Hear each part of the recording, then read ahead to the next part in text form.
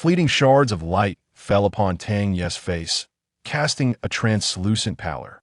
With a sharp crack, a slap resounded. The girl's fair visage instantly swelled with redness. Tang Yu, you vixen, daring to steal the top rank from Brother Xuanwen. You wish to attract his attention, do you? Struggling, are we? I warn you to keep your distance from my brother Xuanwen. Otherwise, I shall ensure you are unable to sit for the college entrance examination. The relentless assault continued, fists and feet raining down upon her. Tang Yu curled up on the cold ground, her physical agony becoming increasingly numbed by its prolonged duration. This was not the first occurrence. Each time she outperformed her peers, she would be dragged into an alley. Her blue and white school uniform was marred with muddy footprints. Tang Yu remained silent, resembling a sack, patiently enduring their wrath.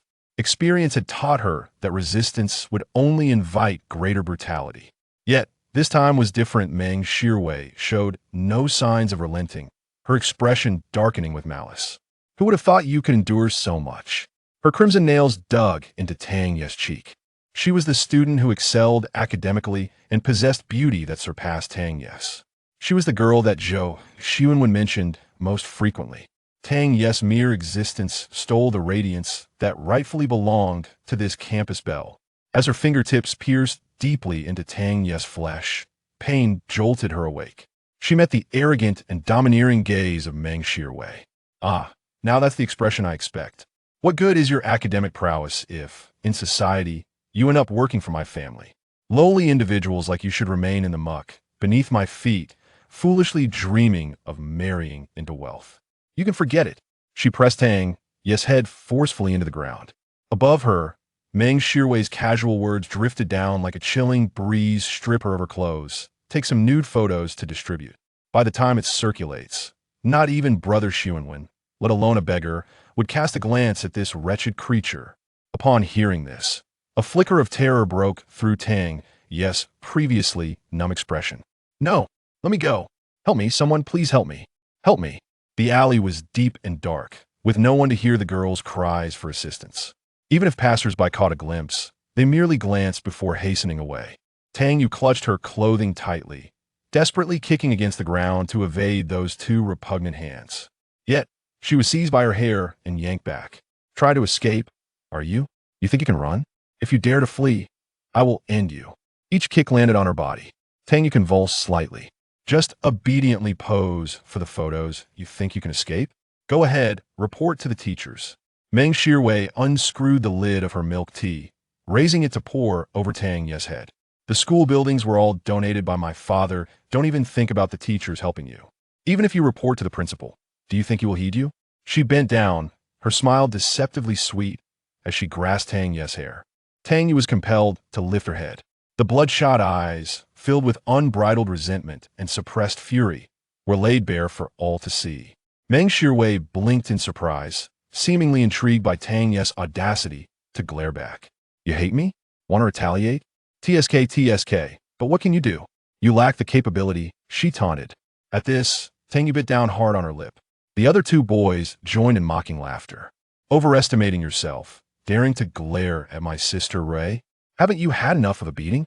Meng Shirwei glanced at her expensive watch. All right, class is about to start. Brother Xuanwen will be teaching us today, so hurry and take the pictures so we can get back to class. Sure thing, Sister Rue, I'm on it. Just as one of the boys was about to lift Tang Yu's shirt, a nonchalant cough echoed from a distance. In the deserted alley, the sound was particularly jarring. The trio instinctively halted their actions and turned towards the source of the noise. The dim light in the alley revealed only a vague silhouette. Meng Shirwei squinted, scrutinizing the figure clad in black, leaning against the wall, with a similarly hued backpack slung over a slender shoulder. The brim of a black cap obscured the person's face, preventing them from seeing the group. The faint light filtering through the cracks of the building illuminated half of the sharply defined face beneath the cap, casting shadows that made it difficult to discern their features, save for the cigarette that flickered at the corner of their lips. Who are you? The individual, not in school uniform but of a similar age, drew the attention of Lu Yaojia, one of Meng Shirwei's sycophants. Mind your own business, this has nothing to do with you. Go play elsewhere. The boy leaning against the wall did not even flinch, casually holding the cigarette and exhaling a plume of smoke before stating, I've called the police. Lu Yaojia smirked. You're asking for trouble, aren't you? 1 minute left, the police will arrive shortly, the boy replied, slightly straightening his posture and turning his neck, continuing indifferently. Countdown. 60 seconds. The last bell for class rang out from the school, and Meng Shirwei, in a rush to get to class, wore an expression that screamed frustration. Forget it, well, let her off this time. There will be plenty of opportunities next time. It wasn't fear of the police, rather. They found the situation tiresome. Before leaving, he cast a glance at the boy and then turned his cold gaze back to Tang Yu.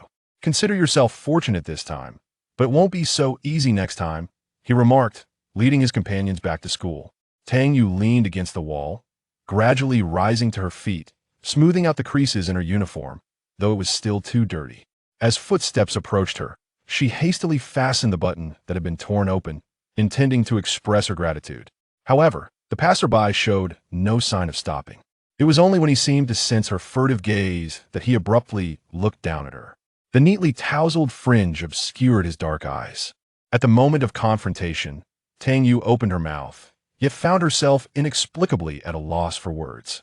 A cigarette hung from her lips as she nonchalantly shoved her hands into her pockets. Have you been struck dumb? Unable to utter even a simple thank you? Tang Yu's lips trembled as she muttered, "Th" before she could finish. The other party leaned down, their cheek abruptly encroaching upon her space. Little girl, mere words of gratitude hold little value without tangible actions. If you don't offer a sweet gesture, who will come to your aid next time? The sudden proximity made her uncomfortable, prompting her to retreat repeatedly. The young man unexpectedly pressed one hand against the wall. Towering over her, his lowered gaze rendered her akin to a trembling rabbit cowering in the corner. Speak, have you lost your voice? He mocked her silence, having refrained from speaking while scolding or striking her, only to realize her cries for help when it was time for the photograph. He was curious to see just how timid she could be. With her back against the cold wall, she found herself with no further retreat. As he leaned closer, she suddenly pushed him away with force. Taken aback, the young man stumbled, and Tang Yu seized the opportunity to flee. He pressed his tongue against his cheek, watching her hasty retreat, scoffing, such little ambition. Having returned to her dormitory to change into her school uniform, Tang Yu hurriedly ran back to class, already half a lesson behind. Inside, Zhou Xuanwen had just concluded the final math problem, met with enthusiastic applause. This drowned out the sound of a knock on the door and a faint report. Zhou Xuanwen, positioned near the door, was the first to hear, glancing toward the homeroom teacher of Class 2. Teacher, someone is knocking outside, he informed. The homeroom teacher, brow furrowed, tersely replied, come in. Tang Yu gently pushed open the classroom door. Instantly, all eyes fell upon her.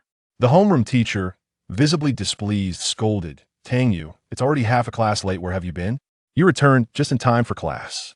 With only 3 months until the college entrance examination, you should be focusing on your studies. This is your sole chance to alter your family's fate.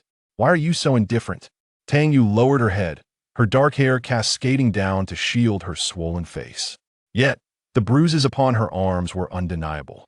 The homeroom teacher's gaze flickered momentarily before hastily shifting away, choosing to overlook her injuries. Enough standing there, hurry back to your seat, she commanded.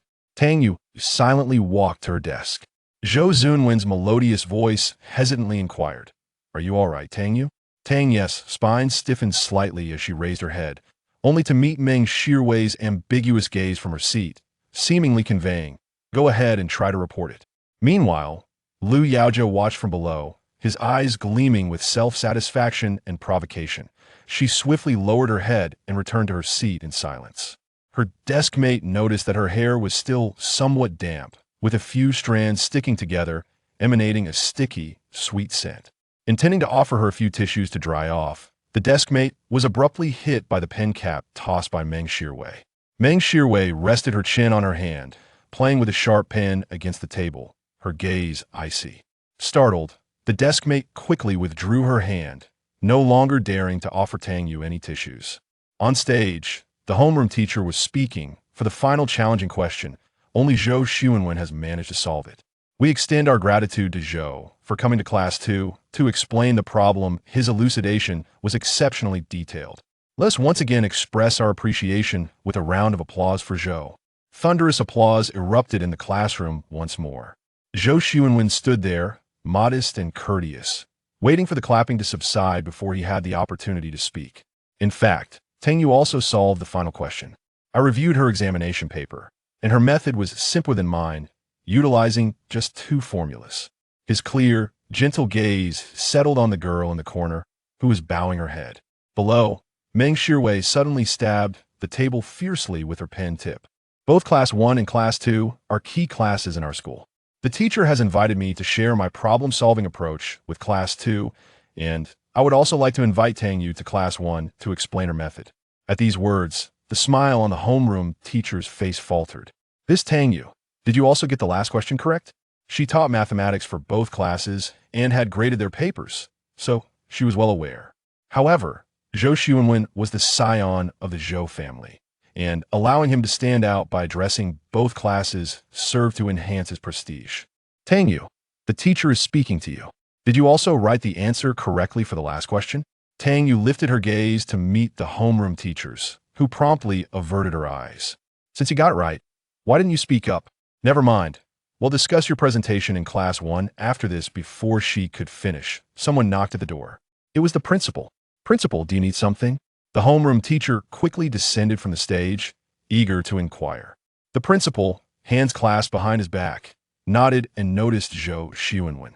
Am I interrupting your lesson? No, not at all. We have already finished.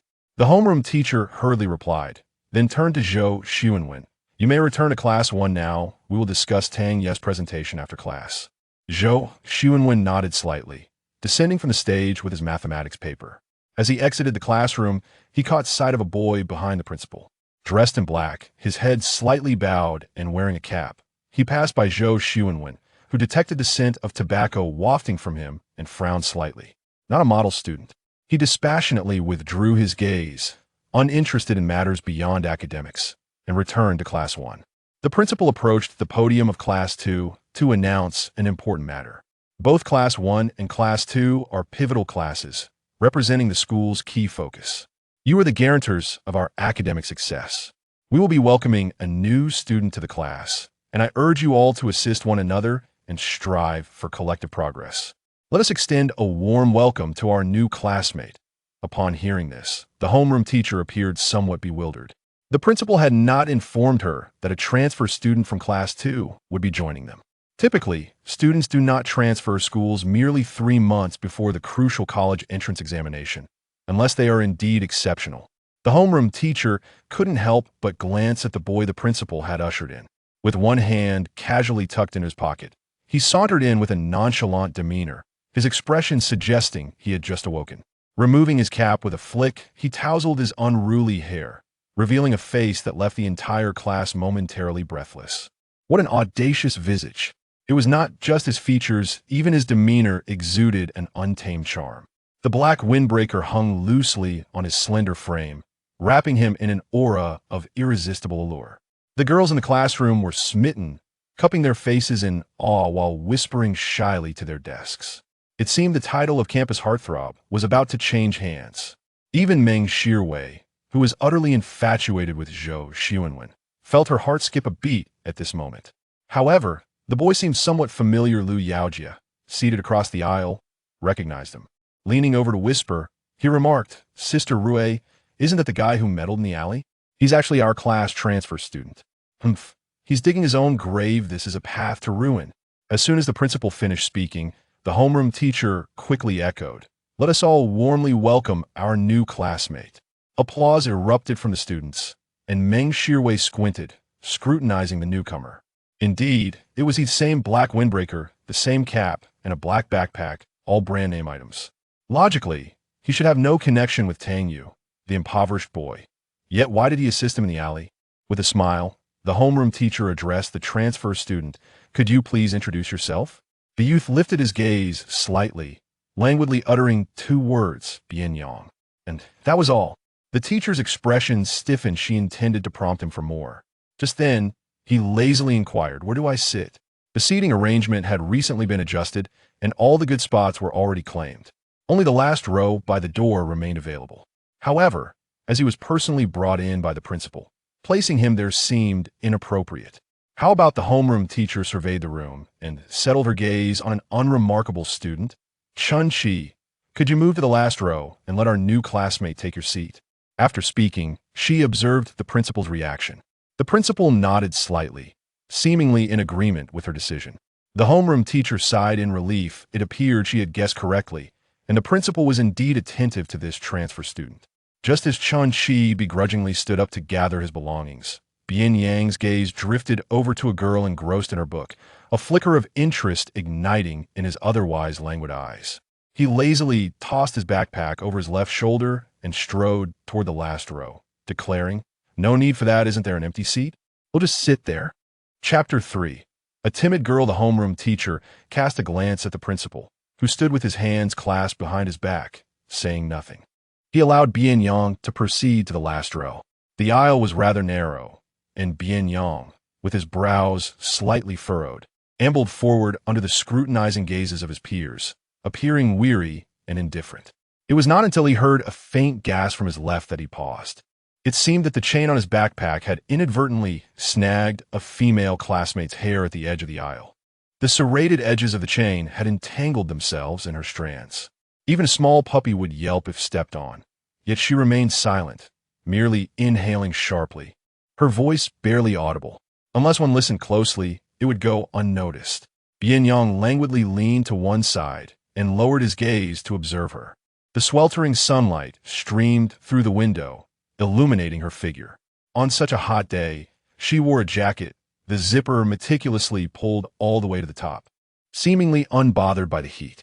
Noticing her frozen in place, Bian Yang rapped his knuckles on her desk, his lips curving slightly as he prepared to apologize and suggest she adjust her hair.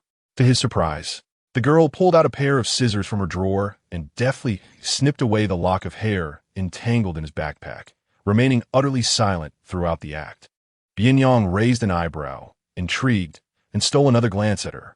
The sunlight cast a warm glow on her damp, soft hair as she bent to return the scissors to the drawer. In doing so, she inadvertently exposed her neck near the collar, its alabaster hue almost blinding. This stark contrast accentuated the redness of her cheeks, which appeared flushed, perhaps from the sun or a previous encounter. After placing the scissors away, she resumed her original posture, her gaze fixed on the test paper, her demeanor tranquil and undisturbed, never once lifting her head. "What's the matter with Bian Yang?" the homeroom teacher inquired upon noticing him standing still. Bian Yang glanced at the severed hair on the zipper, tossed his backpack onto the desk behind the girl, and flashed a brief smile, assuring, "It's nothing." He then slouched into his seat, appearing boneless as he leaned back. Nevertheless, his playful gaze occasionally drifted toward the girl in the front row, finding her somewhat intriguing. Seeing this, the homeroom teacher chose not to press further, while the principal nodded in satisfaction. "I shall not interrupt your class any longer. I will take my leave," he announced. "Thank you, principal." "Safe travels," the homeroom teacher replied, escorting him to the door before returning to the lesson. Having completed the previous set of test papers yesterday and just finished explaining the last major question, the teacher instructed the class representative to distribute a new set of papers. Amidst the cacophony of complaints from the students, the homeroom teacher forcefully struck the desk with the eraser. "What are you all shouting for? You have 3 months until the college entrance examination. Each question you tackle reinforces your foundational knowledge. Perhaps one of the problems you solve will be a prototype for this year's mathematics exam.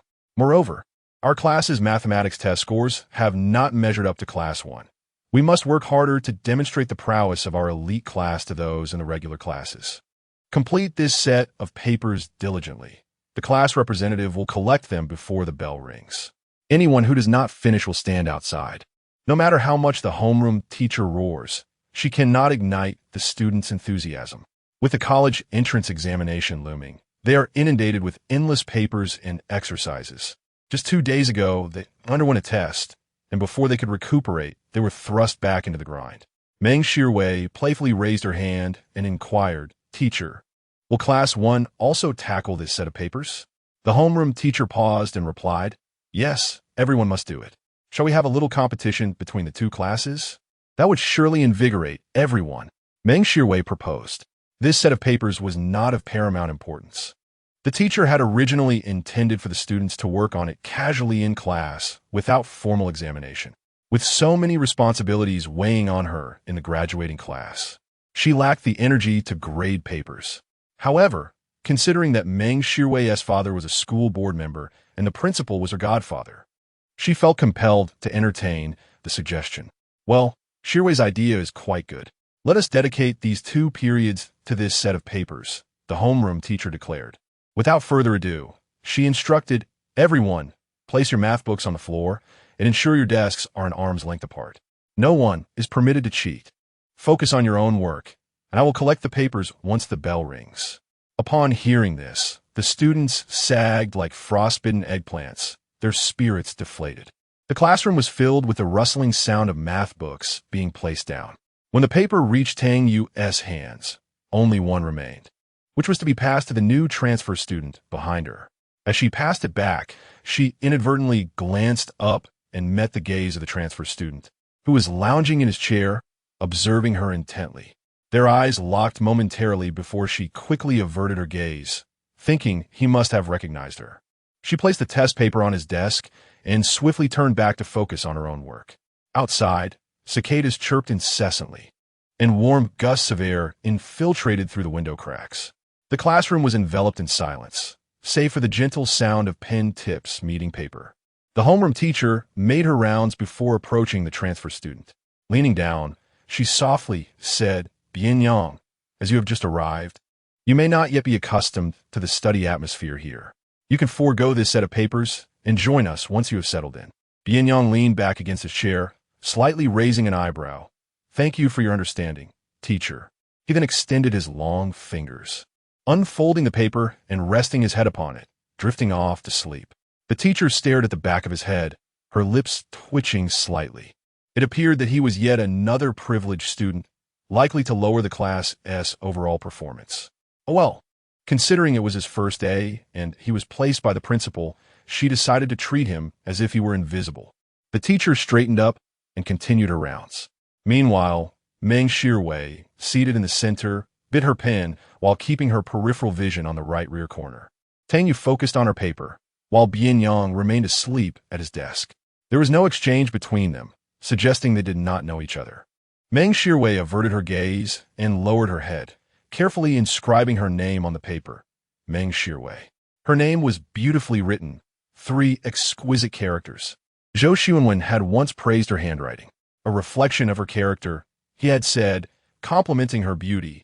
She believed this praise to be unique and cherished this blossoming sweetness privately. Who knew that day, when Zhou Xuanwen similarly praised Tang Yu? "Tang Yu, your handwriting is truly exquisite, and your solutions to mathematics problems are remarkably elegant. This time, you secured the first place in the grade, and I concede my defeat with utmost respect." A rare and precious sentiment was torn into 2. Hence, it lost its value. Meng Shiwei had always desired to be unparalleled. So how could she allow Tang Yu to be the thorn in her side? The strokes of her pen grew increasingly forceful, penetrating the paper and etching deeply into the tabletop. Just then, the homeroom teacher stepped out to take a call. In a sudden twist, she turned and hurled her pen viciously at the person in the corner. Tang Yu, caught off guard, was struck on the head, leaving a bloodied mark upon her forehead. It seemed she recognized the assailant, but chose not to lift her gaze. The surrounding students gasped, glancing briefly before hastily averting their eyes. Meng Shiwei was the school belle, a figure not to be trifled with. Many had suffered her bullying, yet even those who reported her to teachers or the principal ultimately found peace through silence. No one wished to be targeted by such a person. Everyone yearned to navigate the remaining 3 months unscathed, even those who felt sympathy for Tang Yu at that moment. Taking a deep breath, Tang Yu pulled out a sheet of draft paper and began transcribing the answers from the exam, passing it along. When it reached Meng Shiwei, she exchanged a knowing glance with Tang Yu, acknowledging her understanding, and began copying the answers. As the time to submit the papers approached, Tang Yu, with a black pen, crossed out the correct answers to 2 multiple-choice questions on her paper before handing it in. Chapter 4, Do Not Disturb His Slumber. The next lesson was English, and the desks had all been returned to their rightful places. During the break, Wang Qing, seated beside Tang Yu, cautiously expressed her regret while packing her belongings. I'm sorry. Tang Yu, I intended to pass you a tissue, but Meng Shirwei. Her family wields considerable influence, and we all fear her.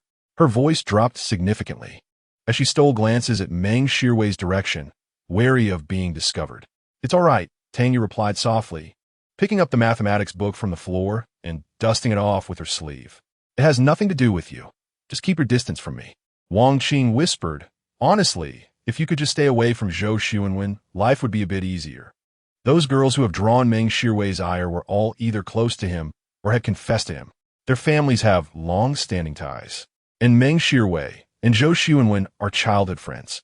Before she could finish, a knock sounded on the window from outside. It was Zhou Xuanwen. Wang Qing jolted, immediately lowering her head and sealing her lips. The window was open, and Zhou Xuanwen, clad in his blue and white school uniform, appeared as if he were a princely figure. Tang Yu, the English teacher, has asked you to come to the office during lunch to collect the papers, he said, his gaze gentle and his voice soft. Tang Yu instinctively glanced towards Meng Shirwei, who was indeed staring at her with a darkened expression. Tang Yu quickly responded with a okay, before bowing her head again. Zhou Xuanwen was about to inquire about her injuries when he was suddenly enveloped by Meng Shirwei, who had just exited class 2. Brother Xuanwen, I am certain I will surpass you in the upcoming math exam. Just wait and see. Meng Shirwei exclaimed. Zhou Xuanwen affectionately ruffled her hair. With your severe subject bias, just passing math would be commendable. Aim lower. I am not. I've been studying diligently lately, Meng Shirwei muttered, clinging to his arm in a playful manner. Let us compare our math answers after school tonight. Zhou Xuanwen turned to Tang Yu. How about you join us, Tang Yu? Your math skills are excellent, and we could discuss the problems together. In that moment, Meng Shirwei's expression twisted with a hint of malice, as if daring Tang Yu to accept. Just then, the class bell rang. Zhou Xuanwen had no choice but to bid Meng Shirwei farewell and return his own class. As Meng Shirwei walked back to her seat, she cast a cold smirk at Tang Yu, her face shadowed, fingers anxiously tapping on her phone screen. Until lunchtime, when all the classmates headed to the cafeteria, Tang Yu and Wang Qing also intended to join them, but were intercepted by Meng Shirwei and her 2 minions.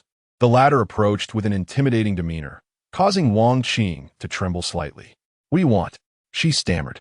Meng Shirwei tilted her head, feigning innocence as she glanced at Wang Qing. Wang Qing, I need to discuss something private with Tang Yu. You can leave now. Wang Qing hesitated, but lunch is about to start. Her words were abruptly cut off by a book that Meng Shirwei slammed onto the table, casting a dark glare at her. Since you seem so protective of Tang Yu, how about we have a little talk?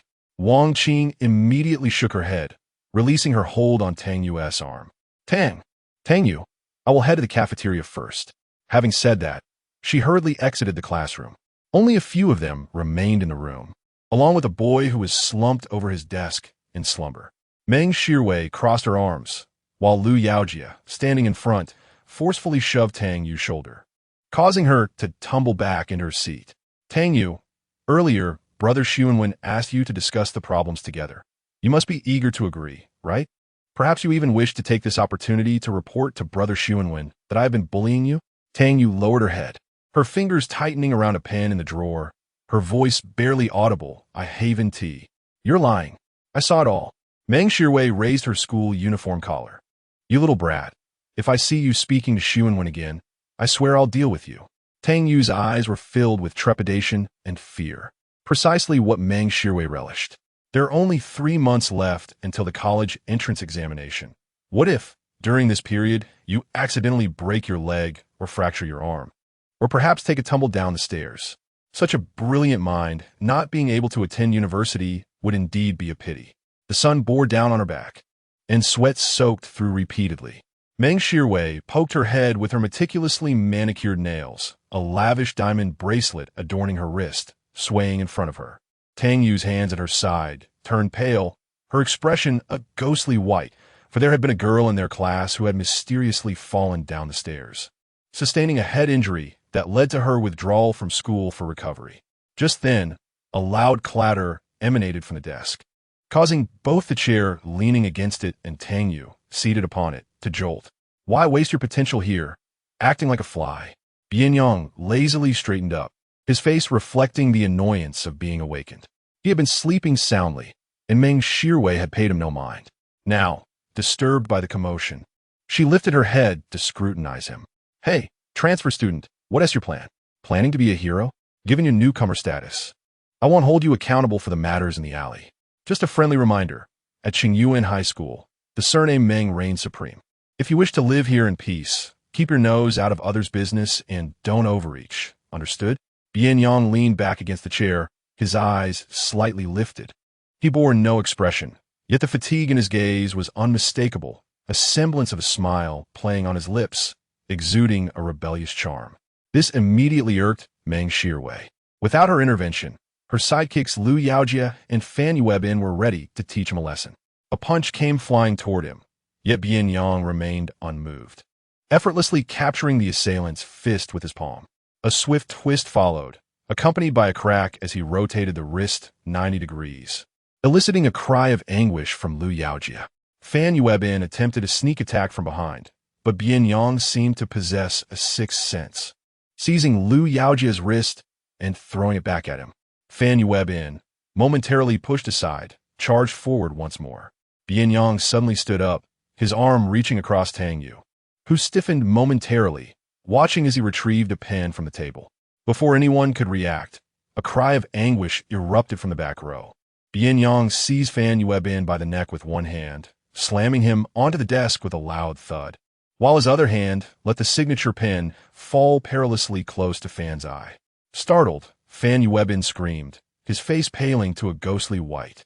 Meng Shirwei was equally taken aback, stumbling backward several steps until her back collided with the desk.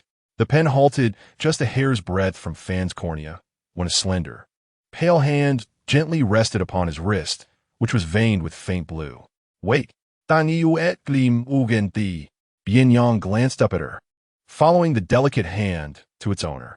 The youth's eyes were laced with fine threads of bloodshot, a subtle yet menacing glare brewing within. "You intend to stop me?" Tang Yu's voice was barely above a whisper.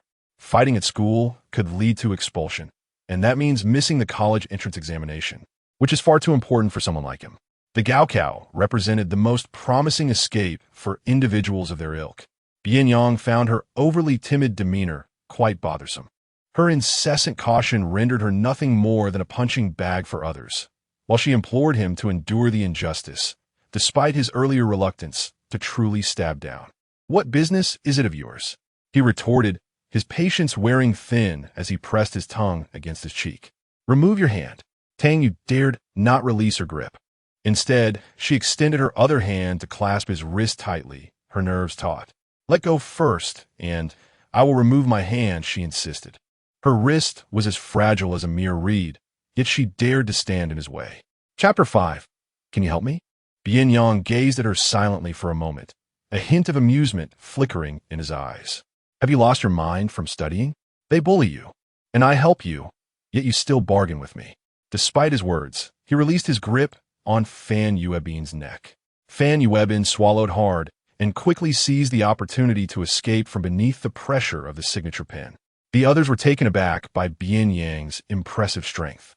Lu Yaojia, nursing his wrist, leaned closer to her and whispered, "Sister Ray, during recess, I asked my dad's mistress about this person.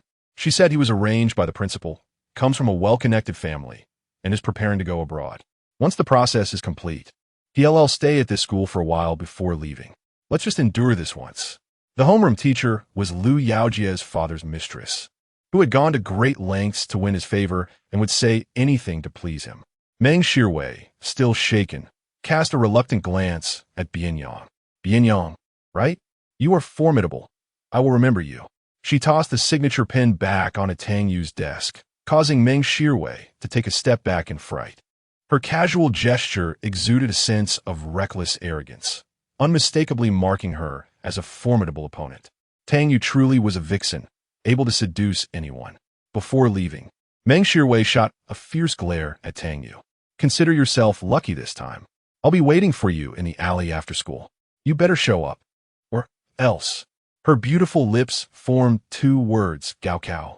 A chill ran up Tang Yu's spine, making her shudder abruptly. Meng Shirwei let out a cold laugh. leaving with a meaningful air. Outside, the cicadas continued to chirp as Tang Yu's fingers dug deep into her palms, taking a long time to calm her inner turmoil. When she turned to thank Bian Yang, she found only emptiness behind her. She exhaled softly, bent down to pick up the paper that lay on the ground, now covered in dust. After wiping it clean with a tissue, she carefully placed it back on Bian Yang's desk. Returning to the office to collect the English papers for distribution, she noticed that the students who had gone to lunch were back. The seats in the back row remained empty until the class bell rang. The first English class concluded without Bian Yang's return. As the English class representative, Tang Yu collected yesterday's homework and took it to the office. In the hallway, she spotted a youth basking in the sun. His black jacket hung casually over his well-defined arms, revealing a pristine white t-shirt beneath. Leaning against the railing, his relaxed arms rested idly, slightly tilted back, the prominent atoms apple evident. Sunlight bathed his youthful face, and perhaps having basked too long, a fine sheen of sweat formed around his collar, hinting at his collarbone. An inconspicuous mole sparkled on his fair collarbone. Perhaps sensing her gaze, Bian Yang slightly lifted his eyelids, casting a sidelong glance in her direction. Tang Yu quickly averted her eyes, lowering her head as she walked toward the office. Upon exiting, she saw the homeroom teacher standing before Bian Yang, wearing a friendly expression. "Bian Yang, where have you been during lunch and English class?" Bian Yang twisted open a bottle of mineral water, tilted his head back for a sip, and ignored her. The homeroom teacher was not upset. The fact that the principal personally escorted the student suggested she held some significance. The principal mentioned that she did not reside on campus, choosing instead to live alone in an apartment off-site. He advised her to exercise caution, reminding her to contact a teacher if any issues arose. Should she reconsider and wish to board, the school could arrange a private room for her, albeit at an additional cost, which might prove convenient should she require it. Bian Yang lazily acknowledged this, his gaze inadvertently drifting towards a girl sauntering a few meters away, her demeanor somewhat furtive. The homeroom teacher instructed him to complete and submit the necessary documentation promptly, assuring him that the school would assist with the overseas application process. Bian Yang responded with a languid murmur. After the teacher departed, Tang Yu quickened her pace. Upon reaching the back door, a long leg obstructed her path. "What are you eavesdropping on?" Bian Yang leaned against the door, hands tucked into his pockets, one leg propped up on the door frame. Tang Yu shook her head. "I didn't mean to overhear." Bian Yang lowered his leg, scrutinizing her for a moment before returning to his seat to retrieve a book from his backpack. Tang Yu exhaled softly, catching a glimpse of him scribbling in the book. When he looked up, she quickly averted her gaze back to her own seat. The afternoon classes dragged on, monotonous and tedious. As evening study approached its conclusion, Tang Yu's phone vibrated. Glancing at the screen, a wave of panic washed over her as she read the message. Raising her head, she saw Meng Shirwei with her chin raised, brandishing her phone with a smirk that resembled a devil cloaked in beauty. The message read, "Little vixen, waiting for you in the alley."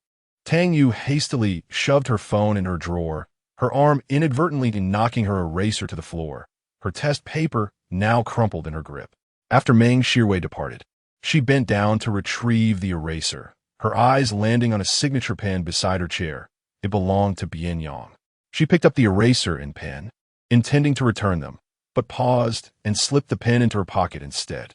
As evening study ended, students began to rise, some heading back to the dormitory, others home, creating a bustle within the classroom. Those who had been dozing in the back lazily donned their jackets, stuffing books into their bags, and sauntered off. Tang Yu immediately followed suit. Initially oblivious, Bian Yang lit a cigarette as he left the school, the smoke curling from his lips. Sensing a presence behind him, he turned to see the girl trailing him, who promptly lowered her gaze. He squinted slightly, exhaling a puff of smoke, hands buried in his pockets as he continued walking. The girl matched his pace, step for step. Bian Yang leaned against a tree, licking his cheek and beckoning her with his slender fingers holding the cigarette. Tang Yu bit her lip and cautiously approached him. "What do you mean?" Bian Yang assessed the girl before him, noting she barely reached his shoulder. The long fringe hung over her eyelashes, her lengthy black hair concealing half of her profile, devoid of the vitality one would expect at her age. leaving her seemingly shrouded in shadows. Tang Yu retrieved a pen from her pocket and handed it to him, stating she had found it. Bian Yang raised an eyebrow slightly, accepted the pen, and thanked her. After taking a few steps, the girl blocked his path. Bian Yang, with a cigarette stub between his lips, stood beneath the streetlight where its glow mingled with the shadows of the trees, casting a layer of light and shadow over the youth. The girl before him lifted her gaze, her trepidation evident despite her attempts to maintain eye contact, revealing the bruises on her cheeks and neck, evidence of a beating received earlier in the alley. It is rare for someone to transfer to Qingyuan South Elite class so close to the college entrance exams. You were brought in by the principal, and both the class teacher and Meng Shirwei seemed to fear you. Bian Yang yawned, indifferent, and asked, "So what?"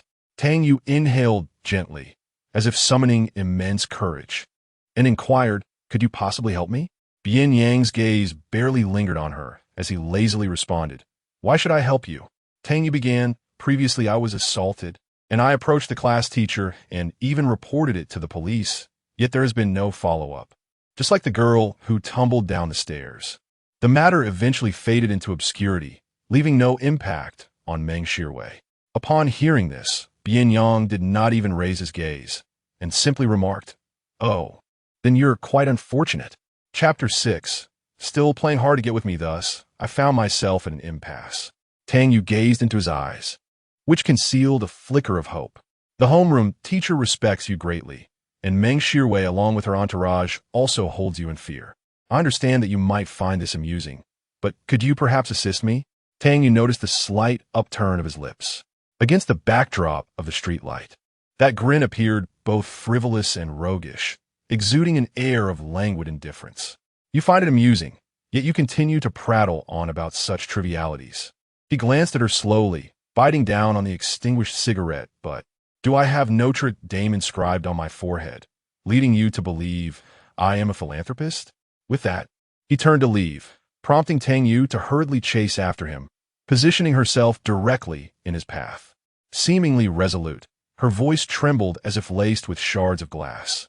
"If I can just endure these 3 months leading up to the college entrance exams, I will do anything you ask during this time." Bian Yang maintained an indifferent demeanor, not sparing her a glance as he continued his leisurely pace. "I have nothing for you to do. All you can manage is to keep your distance from me." He hailed a taxi and departed.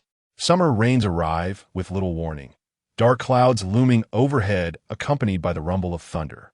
Many students, burdened with backpacks, hurried past her.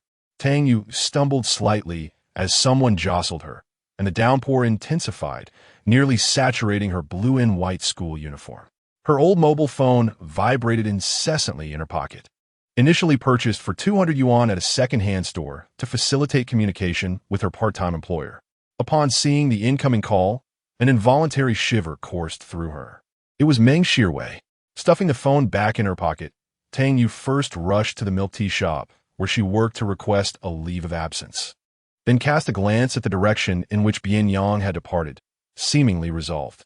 She cradled her bag of books protectively and plunged headfirst into the rain, racing towards where Bian Yang had vanished. Bian Yang had just emerged from the bathroom, drying his damp hair while glancing at messages on his phone as he made his way to the living room. He heard a gentle knock at the door. A quick glance at the time revealed it was already 10 o'clock. He casually tossed the towel onto the sofa, approached the entrance, and opened the door to find a drenched girl resembling a drowned rat. Initially taken aback, he then suppressed his impatience with a soft click of his tongue. "How did you manage to find this place? Are you ever going to stop?" Tang Yu stood motionless, clutching her cloth bag, gazing up at Bian Yang, who was a considerable height above her. At this moment, he leaned against the doorframe, his upper body bare, the light casting an overwhelming glow that rendered her breathless. Unintentionally, her gaze fell upon the elegant contours of his abdomen, which disappeared into the gray sweatpants, exuding an irresistible youthful allure. Tang Yu averted her eyes, taking a slight step back. I wanted to ask how you consider my request." Her voice was as delicate as a kitten's. Bian Yang did not respond, lazily straightening up. "How did you even know I lived here?" "While delivering my homework, I chanced upon your transfer documents, which contained his address." A lingering presence remained. Bian Yang's patience was wearing thin. Just as he was about to close the door, Tang Yu suddenly placed her hand against the frame, striving to look up at him. Locking eyes with his deep, dark gaze, she implored, "What can I do for you? I can clean, do laundry, cook. I'm willing to undertake any menial task. In Liangsheng, cleaners earn 80 yuan an hour, hourly workers 50, and janitors 15. I do not seek your money. I only wish for your assistance to help me through these 3 months. This would not be a loss for you." Upon hearing this, Bian Yang shot her a glance, questioning, "Is this all?" He crossed his arms. "Do you think my time is less valuable than money? That is not what I meant." She quickly corrected herself. "What I meant to convey is that I won't let you suffer any loss. I assure you, I will perform better than any cleaner or maid." Bian Yang eyed her, observing the young girl, tense and drenched as if she had just emerged from a downpour, gazing at him with a tentative expression. Strangely, this reminded him of their first encounter in the alley. She possessed a remarkable endurance. Such a person, if not foolish, must be exceedingly hard on herself. Intriguingly, Bian Yang found himself curious to discern which category she truly belonged to. "Very well," he said, suddenly stepping closer to her. The pressing aura around him made Tang Yu instinctively retreat. He continued, "However, what I desire extends beyond mere needs. If I consent to your proposal, you will frequently traverse my territory. Are you not afraid of what I might do to you?" He closed the distance, cornering her against the wall, his tone laced with amusement. "You can address my practical needs, but what are my physical desires? In a secluded space, with the door shut when the moment arrives, you might find escape impossible." Bian Yang believed this would frighten her away, ensuring she would never dare to trouble him again. To his surprise, her lips tightened, and she grasped her bags strapped firmly, refusing to flee. After a moment, she spoke with a slightly trembling voice, "I will turn 18 on the 15th of next month." This statement left Bian Yang momentarily stunned. The young girl bit her lip until it bled, yet she maintained her composure, adding, "If you wish, I can comply." It seemed to her that this was merely an inconsequential body. Before she could finish, Bian Yang interrupted, "No wonder you're top of your class. At such a tender age, you grasp concepts swiftly, even mastering the art of selling oneself." His gaze lingered on her, a mixture of amusement and disdain, despite the smile on his face. His voice was chillingly cold. "But you have chosen the wrong buyer. I detest individuals like you, lacking resolve." Tang Yu felt a wave of embarrassment wash over her. Yet she met his gaze with immense courage. "Is this not what you requested? I have fulfilled your demands, which should equate to no loss for you." Bian Yang replied, his tone deliberate. "Let me be clear. I'm not saying you're unattractive, but you certainly overestimate yourself. How have I not incurred a loss? I want to let you take advantage of me." To assert that she is not spineless would be misleading. Whenever others bully her, she lacks the courage to fight back. Yet, to label her as spineless would be equally inaccurate, for she dares to harbor intentions towards him. With a swift motion, she slammed the door shut with a resounding thud, her hand narrowly escaping as it wedged between the door and its frame, almost risking the flattening of her face. Bian Yang assumed the door was securely closed, only for it to be unexpectedly flung open again. Turning to glance back, he discovered Tang Yu's fingers pressed against the door, trembling and rapidly swelling from being caught. After a brief moment of shock, Bian Yang cursed her foolishness. "Are you willing to sacrifice your hand?" Tang Yu's hand remained firmly against the doorframe, her voice quaking even more. "Even if you disdain me, all I ask is for 3 months of your assistance. I am capable of anything, and once the college entrance examination concludes, I will not disturb you further." She reiterated, only to be met with a faint chuckle from above. He chose not to respond, instead retreating into the room, crouching before a cabinet in search of something, creating a cacophony in the process. Bian Yang approached the coffee table with a medical kit in hand, clearing away the disarray with the box, and seated himself on the sofa, legs spread, observing her as she stood motionless at the door. He slightly rotated his neck, impatience evident in his tone. "Do you truly wish to forego your hand?" Tang Yu gazed in, perplexed by his words. Bian Yang lifted his chin, tapping lightly on the medical kit with his fingertips. How could someone so foolish rank first in the class? "I dare say, without your hand, how will you face the examination?" Perhaps she misinterpreted his meaning. Was he suggesting she enter to apply the medication? Tang Yu raised her hand, pointing to herself. "Are you asking me to come in?" Bian Yang smirked. "Or do you wish for me to step outside?" It was evident that he intended for her to enter. Tang Yu hesitated at the threshold, peering inside. The apartment was vast and elegantly adorned, with a polished wooden floor that gleamed as beautifully as those on television. However, this pristine surface was marred by scattered coats and books, while the table was in disarray. The shoe cabinet, cluttered with an assortment of footwear and trinkets, suggested he seldom tidied up. Tang Yu glanced down at her own shoes, worn for several years, the tips polished from use, and now damp with rain and mud from her hurried arrival. She took a small step back, wary of soiling the immaculate floor. Bian Yang observed her actions with a bemused expression, having just argued passionately, yet now she feigned reluctance. Blushing, Tang Yu shook her head. "I am not." With a finger tracing her brow, Bian Yang, growing impatient, questioned, "What are you waiting for? Should I roll out a red carpet and set off some fireworks to invite you in?" Chapter 7. Purely due to my good character, Tang Yu tightened her grip on the strap of her backpack and bent down to remove her shoes. Her feet, clad in white cotton socks, stepped onto the threshold of light and shadow cast by the floor as she entered. This was her first experience walking on wooden flooring. It felt softer than the concrete at home, warm against her soles. Bian Yang leaned casually against the sofa, slightly raising his chin as his gaze fell upon her. Despite the calm expression on his face, his presence in the spacious living room was striking. Tang Yu stood 2 meters away from him, her backpack slung across her front, her hands awkwardly unsure of where to rest. Bian Yang opened the medicine cabinet and retrieved an anti-swelling ointment, his impatience growing as he observed her standing there, motionless and hesitant. "What is the meaning of standing so far away? Are you waiting for me to kneel before you to apply the medicine?" Tang Yu fidgeted with her clothes, shaking her head as she explained, "I'm wet. I'm afraid of dirtying your nice sofa." "Why do you have so much to say? Hurry up and come over. Your hand is swollen like a pig's trotter.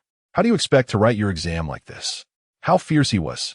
However, such intensity was preferable to the company of Meng Shirwei and the others. Tang Yu stepped closer to him. The dim light outside had prevented Bian Yang from observing her closely earlier. Now, as he casually glanced up, he noticed that she was nearly drenched. Her blue and white school uniform shirt clung to her slender form, subtly revealing the outline of her undergarment. At this moment, she placed her backpack on the floor, and the slight protrusion at her chest became somewhat conspicuous. She stood before him obediently, her school uniform neatly tucked in her knee-length blue skirt. It was uncertain whether there had been an error during the measurement, as her waist appeared noticeably looser, giving it a delicate look as if it could snap with a gentle touch. Her legs, visible beneath the skirt, were proportionally elegant. Her calves and arms were remarkably pale, so fair that they seemed likely to flush with the faintest pinch. Perhaps it was this very complexion that made the bruises on her skin all the more glaring. The two of them exchanged glances under the light for a moment. His fingers rested against his lips, his Adam's apple rolling slowly on his neck as he unabashedly scrutinized her. At that moment, Tang Yu felt like a prey under a keen gaze. Her fingers clenched tightly in front of her. Yet, she maintained her rigid posture, forcing herself to meet his eyes. It was as if they were engaging in some form of probing or examination.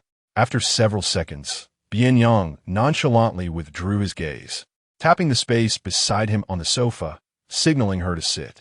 Tang Yu settled a short distance in front of the sofa, watching as he unscrewed the lid of the ointment, intending to express that she could apply it herself. However, Bian Yang spoke first. "Extend your hand. Could you please show a bit of initiative?" She swallowed her words. Tang Yu raised her hand, revealing her swollen fingers, which exhibited an unnatural shade of red. To prevent her from fidgeting while he applied the ointment, Bian Yang grasped her wrist with his other hand. The coolness of his palm seeped into her skin, and as her body stiffened, she tried to suppress the slight tremor in her fingertips. Bian Yang glanced at her, asking, "Why are you trembling? Is it hurting that badly?" He was bare-chested, and the proximity between them made her lower her gaze, too timid to look around. Fortunately, however, when the ointment was applied, it felt as if flames had licked at her skin, causing her to involuntarily draw in a sharp breath. "Does it hurt?" Bian Yang paused his actions, glancing at her. Tang Yu replied softly, a little. Bian Yang chuckled. It's either fortunate or a little. You were a master of carrying water in your past life, weren't you? Don't you know if it hurts or not? Tang Yu shrank back slightly, insisting it really doesn't hurt much. All right, just bear it, and don't scream. Bian Yang's long, elegant fingers dipped into the milky ointment, his eyelids drooping as he continued to apply it to her swollen area, albeit with a gentler touch. With your bony hands, how dare you block the door? Do you know that this door could sever a person's fingers? Tang Yu silently observed him as he applied the ointment. His fingers were fair and exquisite, the knuckles distinctly shaped like bamboo joints, akin to a flawless piece of art, clearly untouched by labor. I didn't think so much back then. I was afraid that if you closed the door, I wouldn't have another chance, she murmured softly. Bian Yang lazily continued applying the ointment without lifting his gaze. You guessed wrong. Whether the door is closed or not, you had no chance. Letting you in was simply a testament to my good character, understand? Upon hearing this, her head drooped, and she instinctively tried to withdraw her hand. Yet Bian Yang swiftly grasped her retreating hand. Tisk, it's not finished yet. Why are you fidgeting? Did you not say you wouldn't help me? Why are you still applying the ointment? At her words, Bian Yang smirked. I already stated it's merely a reflection of my good character. He released her hand, stood up, and tossed the ointment aside. Now that the ointment is applied, my responsibility is fulfilled. Once you exit this door, whatever happens to you is no concern of mine. Just remember to close the door behind you. He casually grabbed a shirt from the sofa, loosely draping it over his head, as if to dismiss her presence entirely, then washed off the residual ointment before retreating to the study. The door slammed shut with a resounding thud, isolating her from him. Tang Yu hung her head, glancing at her ointment-covered hand before turning her gaze back to the tightly shut door of the study. The air conditioning inside was intensely cold, penetrating deep into her pores. He still refused to assist her. Tang Yu let her eyelids droop. Meng Shirwei would not let her off easily. Inside the study, Bian Yang switched on the desk lamp, focusing on filling out a stack of overseas documents. Hearing the occasional rustling sounds from outside, his pen suddenly halted. What was this person doing in his home? Why did she behave like a thief? Bian Yang rested his chin on his hand, unconsciously dragging the pen across the paper. He couldn't help but admire the girl's endurance. She was tough on herself at her core. Her fingers were swollen like radishes, yet she had not uttered a single word of complaint. This reminded him of a wolf dog he had once raised, which had appeared meek as a pup, not even daring to snarl. However, once grown, its bite could leave a person with nothing but bones. Bian Yang felt this girl was akin to that wolf dog pup. After completing the paperwork, he languidly reclined on the chaise longue, resting his feet upon the table as he perused a book for a while. An hour later, feeling drowsy, he emerged from the study, only to be momentarily taken aback by the scene before him. The floor, under the glow of the lights, gleamed like a mirror, impeccably spotless. The magazines and documents that had once been scattered across the coffee table were now lined up in military precision, arranged chronologically.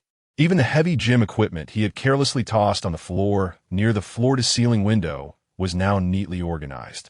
The apparatus was arranged in order of weight on the rack beside the window.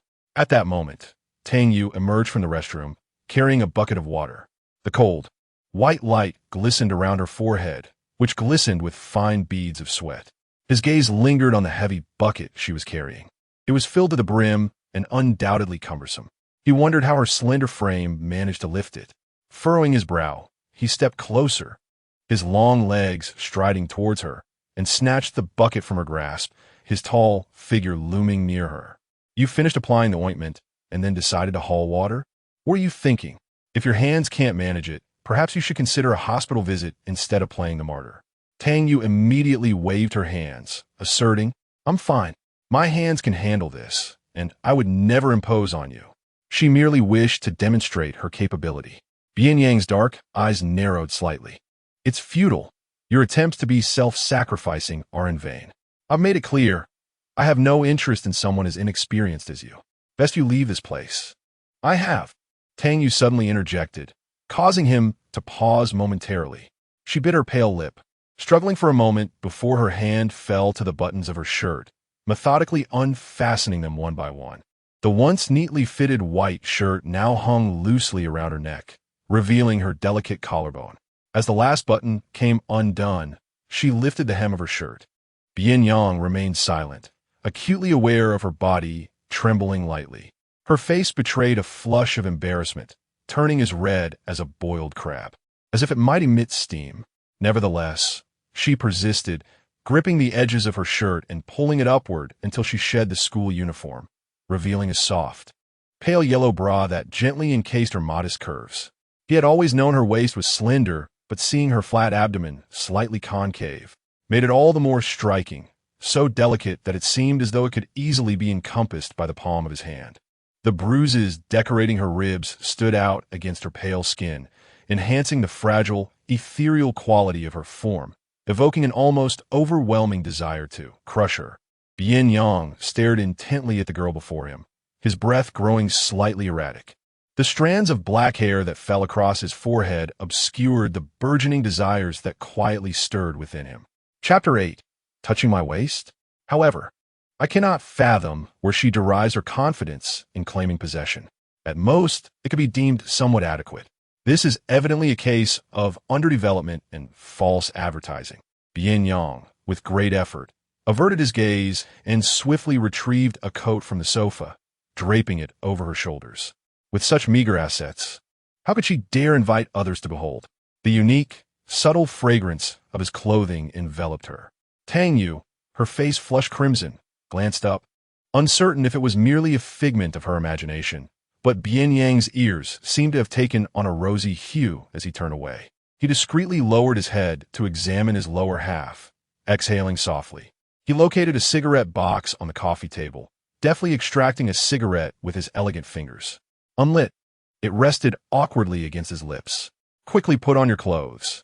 It's as if I'm coercing you into something unsavory, he remarked, his tone tinged with impatience. Tang Yu understood that she had been deemed unworthy. Silently, she donned her school uniform. Only when the rustling of fabric ceased behind her did he turn around. Without casting a glance in her direction, he bent down, revealing the prominent veins in his hand as he retrieved the water bucket, returning it to the bathroom.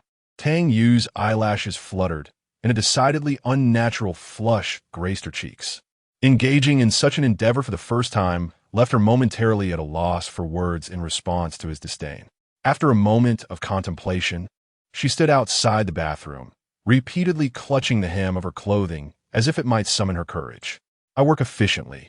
If there is anything unsatisfactory about the room, please inform me, and I shall strive to improve next time. No response emerged from within. Hesitantly, she took a step closer, peeking inside. There, Bian Yang leaned against the marble sink, his back slightly hunched, one hand pressed against his stomach. The cigarette he had bitten into lay broken beside him, and his lips appeared pale and drained of color. Are you all right? Tang Yu sensed something amiss with his condition. What business is it of yours? If I've told you to leave, why are you still lingering? It's infuriating. His tone remained consistent. By this point, Tang Yu had grown accustomed to it. She stepped forward, tentatively reaching out to support his arm. Did you hurt your back while carrying the water? Let me help you to the living room to rest for a while, all right? Bian Yang nearly laughed in exasperation. It was not merely his stomach that ached, but his heart as well. Are you blind? I'm clutching my stomach. Which of your eyes perceive that I hurt my back? Do you think I am as fragile as you? Tang Yu quickly retracted her statement. I must have misjudged. My apologies. Such a swift apology, he mused, leaving him no room to continue his tirade. He glanced down at the delicate fingers gripping his arm. One was swollen and unseemly, while the other was slender and pale. She dared not meet his gaze, bowing her head quietly, her eyelashes trembling, projecting an aura of vulnerability. Bian Yang was certain she was concocting some thought in her mind. Very well, I shall grant you an opportunity to prove yourself. Assist me in moving. His tone was cold and awkward. Tang Yu breathed a sigh of relief, expertly placing one of his arms over her shoulder while her other hand gently supported his waist. The gentle warmth brushed against him, yet it felt somewhat scorching. A tingling sensation spread through him, unsure whether it was her heat or his own. The youth's spine stiffened, his throat bobbing as an itch crept along his waist, akin to an electric current. He glanced at their current posture. which seemingly suggested he was being assisted as if he were incapacitated. "Are you taking advantage of me? Touching my waist?" Tang Yu immediately retracted her hand from his waist, stammering an explanation. "I'm sorry, my grandmother can't stand, and I've always supported her like this, so it was instinctive. I didn't mean to touch you." The withdrawn hand seemed to find no place to rest, eliciting a smile from Bian Yang. He understood her thieving intentions, but recognized her lack of courage. However, given her stature, which rendered her as little more than a walking stick, he could easily overpower her with minimal effort. There wasn't much difference between supporting her or not. Ultimately, it was Bian Yang who exited the bathroom alone. He rummaged through the medicine box on the coffee table, retrieving a box of pills and popping 2 into his mouth. As he lowered his gaze, he caught sight of Tang Yu handing him a cup of water. Lazily tilting his head, he accepted the cup and swallowed the stomach medication. After he drank, Tang Yu hurried to the door to put on her shoes and left. Bian Yang flung himself onto the sofa, one leg draped over the armrest while the other languidly rested on the coffee table, his hand shielding his eyes from the harsh light. With the stammering voice gone, an unexpected silence enveloped the room, punctuated only by the sound of rain outside, the ticking of the second hand on the clock, and the dripping of the faucet in the bathroom that had not been turned off properly. He closed his eyes, yet her stubborn visage, biting her lip and blushing, repeatedly surfaced in his mind, aggravating him further. He lowered his hand from his eyes and stared blankly at the ceiling. By chance, he turned his head and noticed a yellowing cloth bag abandoned at the edge of the coffee table. It was hers. Not only did she harbor ulterior motives, but she also had a penchant for forgetting things. Was this mind of hers ready for the college entrance examination? Bian Yang slowly withdrew his gaze, letting out a cool scoff. The medication began to take effect, dulling the pain in his stomach, just as he was on the brink of dozing off on the sofa. A knock echoed from the door. Irritated, he opened his eyes, his weariness mingling with annoyance. He kicked the coffee table and got up to answer the door, only to find the girl standing there, panting. Her cheeks were flushed, and her clear eyes gazed at him. A damp, rainy scent clung to her, making her appear rather disheveled. After a moment of surprise, she looked down, revealing the groceries she was holding in front of her. "Did you not eat dinner, causing your stomach pain?" "I went to the market and bought some vegetables." Thankfully, a few stalls were still open. As Tang Yu spoke, she bent down to remove her shoes and stepped inside with the groceries. Bian Yang instinctively stepped aside to let her pass. He stood there dazed for a moment before snapping back to reality and closing the door, watching her carry the vegetables into the kitchen. Tang Yu skillfully unpacked the items from the shopping bag: a modest-sized carp, several small greens, 2 tomatoes, and a few eggs. The apartment kitchen was fully equipped with gas, pots, and pans, some of which still bore their original seals. She placed the fish in a basin filled with water. The fish had already been eviscerated by the vendor and appeared lifeless, yet its tail thrashed violently. This was merely a reflexive muscular response. Even in its emptied state, every living cell within the fish's body endeavored to restore its health. As Tang Yu observed the floundering fish, she momentarily saw a reflection of herself. Shaking her head, she suppressed the tightness in her chest and cast aside her disordered thoughts. Just as she was about to immerse her hand in the water to wash the vegetables, an irritable voice interrupted her from behind, warning her about the fate of her hand. Tang Yu turned around to find Bian Yang, his arms crossed and lazily leaning against the wall. The overhead light illuminated his shoulders, accentuating his finely chiseled features. As the young man slightly squinted, he fixed his gaze upon her. Chapter 9. If you're doing this on purpose, it would be quite troublesome, with your hands so soaked. If you can still pick up a pen tomorrow, I'll take your surname. Tang Yu glanced at her hand. It was indeed slightly swollen, but not alarmingly so. "It's nothing. I've injured my hands at home before. It heals in a few days. During that time, I can still sweep the floor and cook without any issue." Before she could plunge her hand into the water, a bony hand firmly grasped her wrist, halting it mid-air. "Are you really trying to damage your hand just to pin the blame on me?" Bian Yang pulled her away from the stove. The girls he knew were all delicate, shedding tears over the slightest scrape. Yet here she stood, like Iron Man, completely disregarding her femininity. Tang Yu stood there helplessly, insisting, "I'm really fine. I've done this at home before." Not only washing dishes and cooking, but I've also fed pigs and sheep. There's no time to nurse an injury. If my hand truly cannot hold a pen anymore, it's not your fault. I want to be a bother to you.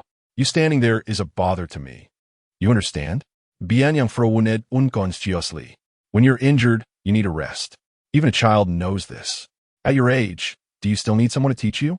He moved towards the stove, lazily extending a hand from his pocket to lift the fish, displaying a hint of disdain. Tell me how to do it, and I'll handle it. But judging by his demeanor, he clearly had no idea how to cook. Tang Yu pondered for a moment and tentatively suggested, how about you help me wash the vegetables, and I'll stir-fry? Does that work? Suit yourself, Bian Yang replied, his languid tone elongated. You're just making things complicated for me. Tang Yu quietly directed him from the side. Bian Yang had never engaged in such tasks. Back in the capital, he had chefs, nannies, and housekeepers, living a life of ease and comfort. Even after arriving in Liang City, he dined out for every meal. His hands, untouched by the labors of spring water, could handle a fight, but not the simple act of washing vegetables. Clumsily, he splashed water everywhere, growing increasingly frustrated, his brow furrowing. Yet he couldn't bring himself to let her see him falter. What should have taken mere minutes stretched into 15 before he finally completed washing the vegetables. Several times, Tang Yu opened her mouth to offer her assistance, but upon meeting his fierce gaze, she swallowed her words. Is that done now? Bian Yang tossed the clean vegetables onto the table. Tang Yu glanced at the broken greens and then at the wet spots on his black t-shirt, which had darkened significantly, clinging to his form and revealing his contours. It's fine now. She averted her gaze and said, thank you. Bian Yang raised an eyebrow slightly and shifted to give her space. Tang Yu stood at the stove, turning on the gas and the exhaust fan. As the oil heated in the pan, preparing to add scallions and ginger, she turned her head to ask, do you have any dietary restrictions? Bian Yang replied that he did not, and only then did she add the ingredients. The oil immediately spat out. Reacting instinctively, he raised a hand to shield himself. But upon noticing Tang Yu's calm demeanor, he cleared his throat, lowered his awkward hand, and slipped it into his pocket. You really can cook? He asked languidly, leaning against the edge of the island. Tang Yu responded with a soft hum, acknowledging that skipping dinner often leads to stomach pains. Uncertain of his culinary preferences, she decided to purchase whatever she encountered, at least to fill her stomach and alleviate any discomfort. She recalled a Japanese restaurant she had previously visited, where the chef prepared dishes right before the guests, artfully arranging them on exquisite plates before serving. Bian Yang cast a sideways glance at her. Her long, raven hair was casually tied back with a rubber band. Heavy bangs obscured her eyes, and a few stray strands framed her pale cheeks. There was no pretense, no delicacy. Yet, her movements in the kitchen were swift and practiced. Soon, 2 dishes and a soup were ready. Tang Yu placed the dishes on the dining table and served him a bowl of rice. Bian Yang glanced down at the scrambled eggs with tomatoes, his gaze wavering slightly. Noticing his stillness, Tang Yu approached and pulled out a chair, her eyes filled with anticipation. Bian Yang raised an eyebrow and sat down. She offered him a bowl of fish soup, coupled with her school uniform. It reminded him of a maid-themed CAF he had reluctantly visited at the behest of a friend in the capital. The girls there, even in their high school uniforms, exuded a captivating allure, whereas she radiated innocence and naivete. At that CAF, he felt nothing and left shortly after. Yet, curiously, he found himself somewhat enjoying this moment. Seeing him gaze at her without taking the soup, Tang Yu felt a pang of anxiety, unsure of what she had done wrong. Classmate? She tentatively called out. Bian Yang's tone rose inquisitively. Tang Yu bit her lip, suggesting, why not drink the fish soup first? I only added salt, so it's quite mild. Bian Yang accepted the soup, thinking that due to her earnestness, he would grant her the courtesy of tasting it. As he slightly tilted his head to receive the spoon she offered, his lips inadvertently brushed against her outstretched hand. Tang Yu's hand trembled, quickly retracting and clasping behind her back. I am sorry. I didn't mean to. The warmth from where she had held the spoon lingered. Bian Yang grasped the spoon, instinctively biting his lip while glancing at her. What do you mean, not on purpose? Not on purpose to take advantage of me? A mischievous smirk played on his lips, revealing a hint of his usual roguish charm. Tang Yu fidgeted, insisting it wasn't intentional. If it were intentional, that would be something else. He sipped the fish soup, noting that the fish had been shredded during cooking, merging seamlessly with the broth. He wondered what method she had used to eliminate the fishy taste. Each mouthful was full of freshness. Having struggled with a poor appetite for the past year, often feeling nauseated and unable to keep food down, his irregular eating habits had led to sporadic stomach pains. To his surprise, he managed to finish the entire bowl. He picked up his chopsticks and began to eat the stir-fried green peppers with meat. It possessed a homely flavor, evoking a sense of warmth as the food and hot soup settled comfortably in his stomach. Tang Yu involuntarily held her breath, meticulously observing his every emotion. After drinking the fish soup and eating the stir-fried green peppers, he had yet to touch the scrambled eggs with tomatoes. Tang Yu initially assumed that he did not enjoy the meal and cautiously inquired, "How does it taste? Is it to your liking?" Bian Yang leaned back in his chair and replied, "It's quite decent."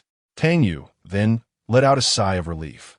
Even if he did not favor scrambled eggs with tomatoes, it was good that he could still eat the other two dishes. "You should sit down," she urged, tapping her knuckles lightly on the table twice. Bian Yang gestured with his chin towards the opposite seat, saying, "I wouldn't want to neglect the representative of our English class." "No, thank you.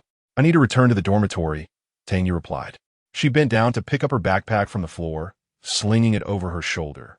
It was already late, and if she delayed any longer, the dormitory supervisor would deny her entry. As she bent to put on her shoes by the door, Bian Yang raised an eyebrow, but made no effort to keep her there.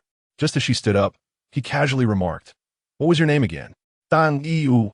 "My name is Tang Yu," she answered softly, her voice clear against the backdrop of the rain outside. Bian Yang rolled the name on his tongue. "Oh." Noticing her readiness to leave, he absent-mindedly twirled a spoon between his fingers and added, "Wait a moment." He gestured towards the medicine cabinet, instructing her to retrieve the medication. "I don't need it," she began, but he interrupted, "Take it. Don't make me repeat myself," his tone familiar and impatient. Tang Yu glanced down at her newly donned shoes, reluctantly removing them once more and tiptoeing back inside. After retrieving the medicine, she heard Bian Yang's indifferent voice again. "There's an umbrella behind the door." Tang Yu looked at him. He had his back turned, sipping on fish soup, not glancing in her direction. She muttered a quiet thank you, put on her shoes, and gently closed the door behind her. The apartment fell silent once more. The steaming dishes emitted wisps of vapor under the light. Bian Yang picked up his chopsticks and began to eat the scrambled eggs with tomatoes, lightly blinking. The restlessness that had accompanied him to the city unexpectedly settled into tranquility. At that moment, the sudden ringing of a phone disrupted the calm, displaying his father's name. Bian Yang chose not to answer, allowing the phone to ring repeatedly as he rose to the living room to fetch cigarettes and a lighter. The click of the lighter ignited sharply. He inhaled deeply, closing his eyes as he slowly exhaled, the hand holding the cigarette dangling lazily, his profile shrouded in a haze of smoke. Once the phone fell silent, he returned to the dining table and quietly finished his meal. Chapter 10. I am drawn to danger stepping out of Bian Yang's apartment. A sudden wave of heat mingled with the dampness of rain struck her face. The alternating sensations of warmth and chill made her sneeze. She unfurled her umbrella without hesitation and plunged into the misty rain. Upon her return to the school dormitory, it was no surprise that the dormitory supervisor had already locked the door. She rapped gently on the glass of the supervisor's window, but there was no response from within. Holding her breath, she knocked once more, only to be met with the supervisor's scolding. "Who is it at this late hour? I've already said the door closes at 11:30. It's past closing time now. I want to let you in. Auntie, could you please open the door for me? I promise to return earlier next time," Tang Yu implored, a hint of urgency in her tone, fearing that the supervisor would indeed refuse her entry. After a brief silence, the sound of keys clinking echoed through the air. The supervisor, draped in a garment, appeared with a stern expression, reluctantly unlocking the door. Upon recognizing Tang Yu's face, she inquired, "You are Tang Yu, aren't you?" "Yes, it's me," Tang Yu replied, carefully stowing her umbrella and shaking off the excess water before stepping inside. The supervisor's demeanor softened slightly. She had seen her on the senior rankings. "It's commendable to be studious," but one must not study too late. Forgetting the closing time is unacceptable. There must not be a next time. Tang Yu offered no explanation, merely nodded softly and expressed her gratitude repeatedly. The dormitory lights turned off at 11:30, and it was now past midnight. The corridor was still alive with whispers and laughter emanating from various rooms. As she reached the fourth floor, she was intercepted by Wang Qing, who was clad in her pajamas. "Xiao Yu, why are you back so late?" "But I'm relieved you've just returned." Meng Shirwei, along with a few girls, probably from another school, came looking for you, and they were quite intimidating. I was terrified, but they left after waiting for you before lights out, cursing all the while. Hearing this, Tang Yu's taut nerves relaxed somewhat. That was good. They had left. No, it's not good at all. Wang Qing retorted through clenched teeth. Unable to find you, they took their frustration out on your belongings. Your bedding has been soaked with water. How will you manage to sleep tonight? Why don't you sleep with me for the night? I saw the weather forecast, and it's supposed to be clear tomorrow. Once your bedding is dry, you can return to your own room. This was not the first time Meng Shirwei had resorted to such behavior. Each time she outperformed Tang Yu or surpassed her in exams. She would unleash her ire upon her or her belongings. Wang Qing's intentions were kind-hearted, but Tang Yu could not allow herself to burden her friend. If you help me, it's tantamount to opposing Meng Shirwei. There are friends of hers in your dormitory. She would certainly complain. It might even lead to you being ostracized as well. I can't worry about that now. How will you sleep with your bedding completely soaked? Wang Qing pressed. It's fine, Tang Yu replied, shaking her head and forcing a faint smile that concealed her underlying sorrow. It's quite warm tonight. I want to catch a chill, even without a blanket. You should head back now. But you, I'm truly fine. As someone approached, Tang Yu maintained her distance, standing a bit farther away. I'll return to my dormitory now. You should get some rest too. Without waiting for Wang Qing to utter another word, Tang Yu waved her hand dismissively and turned towards room 406. As she pushed open the door to the dormitory, the lively chatter within came to an abrupt halt, leaving an eerie silence in its wake. She quietly closed the door behind her and switched on the flashlight on her phone, making her way to her bed. Perhaps the beam had inadvertently caught the eyes of a fellow student in the lower bunk, who let out an exasperated click of the tongue. Instantly, Tang Yu turned off the flashlight and navigated her way in darkness to her bed. The quilt and sheets were entirely soaked, so drenched that one could wring water from them. She hung her umbrella at the head of her bed, bent down to roll up the wet quilt, and stealthily made her way to the balcony, searching for a spot where the sun would shine on it the next day to dry. With only the hard wooden planks remaining on her bed, she was grateful it was summer. A few articles of clothing would suffice for warmth at night. Tang Yu closed the balcony door and sat on the wooden bed, peeling off her damp school uniform. From her pocket, she retrieved the ointment that Bian Yang had asked her to take back. In the pitch blackness of the rainy night, the ointment's container emitted a faint glimmer. She applied some to her swollen hand. Then, feeling her way in the dark, she treated the other sore spots on her body. The rustling sounds were neither too loud nor too soft, accompanied by the faint noise of a nearby bunk shifting. Not wanting to disturb her roommates, Tang Yu refrained from applying the ointment for too long. The following morning, Bian Yang casually tossed his bag onto the desk and glanced at the empty seat ahead of him. How could someone so studious arrive later than he did? He kicked the chair aside, leaned back against it with his long legs slightly bent, and closed his eyes for a moment of respite. He overheard several girls from the back row whispering. How unfortunate for Tang Yu. She offended Meng Shirwei last night and soaked her bed, making it impossible to sleep. Today, she's cornered again. It must be so frustrating for someone who ranks first in our grade. Whoever crosses paths with Meng Shirwei is doomed. She must just be unlucky. Why does Meng Shirwei always target her? I almost feel sorry for her. Did you not know? Meng Shirwei likes Zhou Xuanwen, and he often chats with Tang Yu about math problems. I can only imagine how uncomfortable that must make her. I mean, Tang Yu should really reconsider her actions. Those two have been childhood friends, so why push herself into their dynamic? That's just asking for trouble. Zhou Xuanwen comes from a wealthy family, while Tang Yu's family struggles financially. If Zhou Xuanwen were to notice her, she might not even need to take the college entrance exam. As the two girls continued their conversation, a pair of long legs suddenly appeared before them, resting against the wall. The young man slowly lifted his eyelids, causing the girls to flush with embarrassment.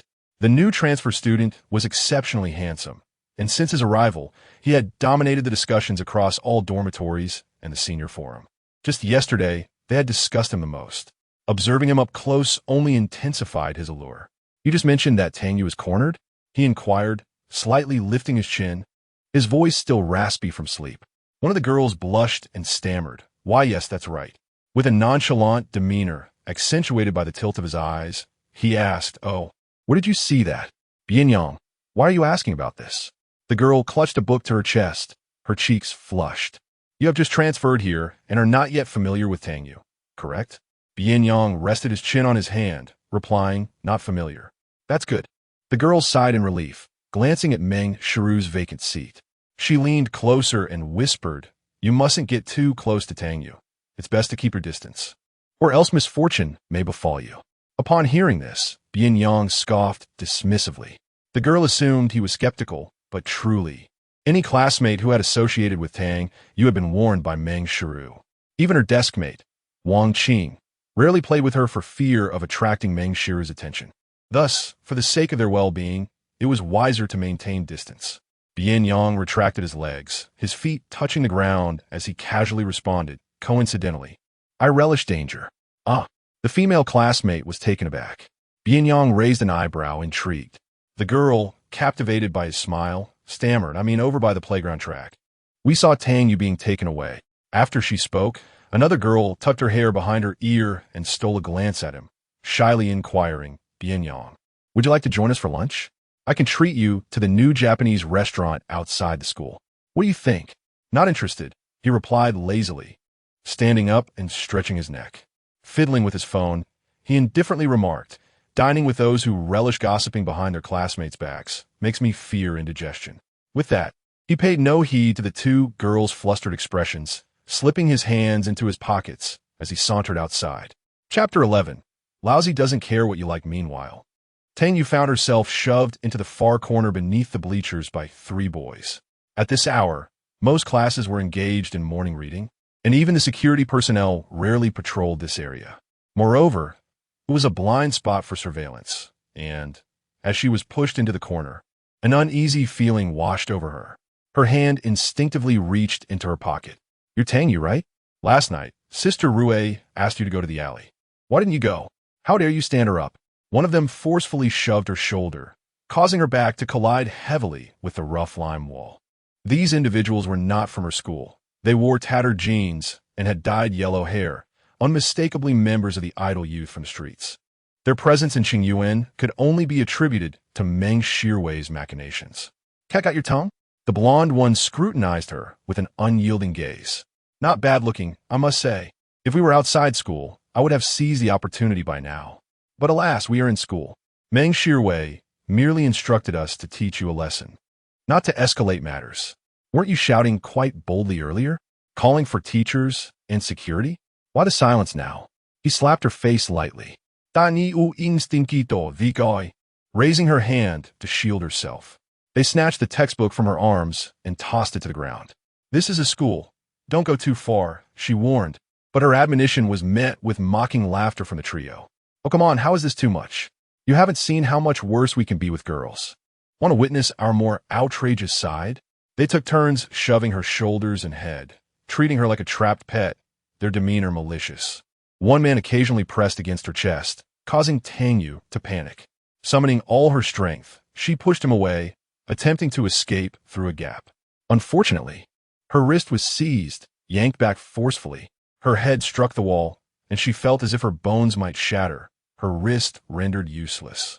"This little brat thinks she can run away. Do you think we're pushovers?" Her fear seemed to amuse them. They exchanged glances, their hands becoming increasingly inappropriate. In her struggle, Tang Yu managed to scratch one of their faces fiercely. He yelped in pain, feeling the blood on his cheek, and, in his fury, he picked up a brick from the ground, poised to strike. Tang Yu instinctively screamed and crouched down, shielding her head with her arms. Instead of the anticipated pain, she heard a pained wail from above. "Ah, my hand." Cautiously lifting her head from the gaps between her arms, she saw the blonde's hand twisted at a 90-degree angle, the brick slipping from his grasp. Bian Yang, who had appeared out of nowhere, remained unfazed as he continued to apply pressure, seemingly exerting immense force without effort. The blonde's hand was easily bent behind him, and the brick fell to the ground. The sound of his anguished cries echoed, and before the other two could rush in, Bian Yang hurled him forward like a sandbag, crashing him into the other two. Bian Yang bent down to pick up the brick and the workbook inscribed with her name from the ground. Her slender, graceful fingers brushed away the dust resting on it. "Who do you think you are? Strutting around like a hero? This has nothing to do with you. Get lost," exclaimed the boy with yellow hair, covering his hand in anger. Bian Yang lifted her eyelids and glanced indifferently at the three of them. "How is this not my concern? I found something." With a casual flick of her wrist, she tossed the brick into the air, teasing, "Is this yours? Tell your father if you lost a gold brick, a silver brick, or just this ordinary one." The boy was significantly taller than the ruffians. Although he maintained an air of nonchalance, his presence was inexplicably imposing. This simple act of playing with the brick made the previously boastful yellow-haired boy take several steps back. The trio faced off against a single individual, yet none dared to advance. "Playing the hero, huh? Just wait, I'll remember you." With that, the three fled. With such meager skills, how dare you mingle in society? Bian Yang tossed the brick aside and dusted off her hands, only then recalling another person. She turned lazily to glance at her, scoffing, "Always making a fool of yourself. Being bullied both inside and outside school. You really ought to seek medical help for that fly-like resilience." Tang Yu's heartbeat had yet to stabilize. As she regained her composure, she lifted her reddened eyes to meet his. The boy stood before her against the light, his relaxed demeanor completely enveloping her. Strangely, her eyes grew even more teary. "What are you staring at? No need to gawk for so long, regardless of how handsome I am." After a few seconds of eye contact, Bian Yang slightly raised an eyebrow before letting his gaze drop. He frowned again. The pig-like hand was swelling even more severely now. It was likely that the ruffians had aggravated her previous injury. Tang Yu leaned against the wall, slowly straightening up, but as soon as she stood firm, Bian Yang grabbed her other wrist and pulled her forward. "Bian Yang, what are you doing? Where are you taking me? Class is about to start." Without glancing back, he replied, "To the infirmary." Tang Yu pulled her wrist free and stood her ground. "No need. I'm not going to the infirmary." Just then, the class bell rang. "Class has started. Let us go back," she insisted, reaching for her textbook. Bian Yang, with one hand in his pocket and the other holding her book aloft, refused to give it back. Even on tiptoe, Tang Yu couldn't reach it and grew frustrated. "Bian Yang, what are you doing? Class has already begun." Bian Yang looked down at her from above, his tone cold and hard. "Still going to class? I wonder what you'll use to take the exam with your hand in this state. Your willpower?" Tang Yu clenched her throbbing hand, unable to counter him, and muttered a barely audible protest. "Even if I go to the infirmary, I need to ask for leave first. Otherwise, the homeroom teacher will note it down." You listen to her, but when others bully you, why doesn't she take note of that? What good is your obedience? Bian Yang's dismissive tone left Tang Yu devoid of any retort. A hint of bitterness spread to the depths of her eyes. Lowering her head, she bit her lip, remaining silent. Bian Yang let out a cold laugh, irresistibly seizing her other hand and striding purposefully towards the infirmary. This time, she offered no resistance. Yet, his grip on her wrist, more slender than a bamboo pole, was rather uncomfortable. Were those three individuals summoned by Meng Shirwei? Recalling the gossip from those two girls, Bian Yang turned slightly, casting a casual glance in her direction. "Is her hostility towards you due to your involvement with her boyfriend?"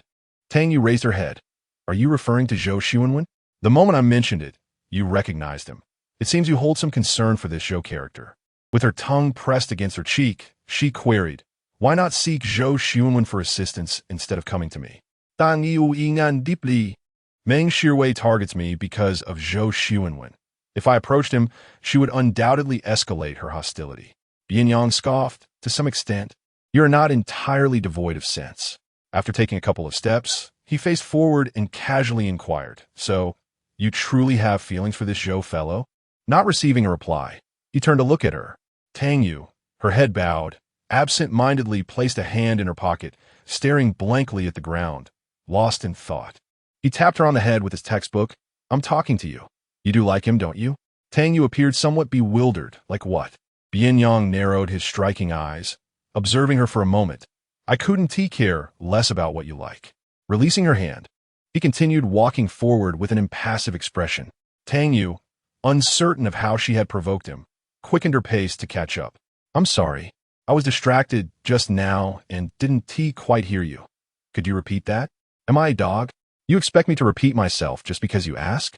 Bian Yang's pace remained unbroken, his long legs carrying him faster, forcing her to run to keep up. Chapter 12. Sweet Points, are you angry, Bian Yang? She inquired, her voice laced with concern. May I apologize to you? Despite her question, her lips were already hastily uttering apologies. I'm sorry. Please do not be upset.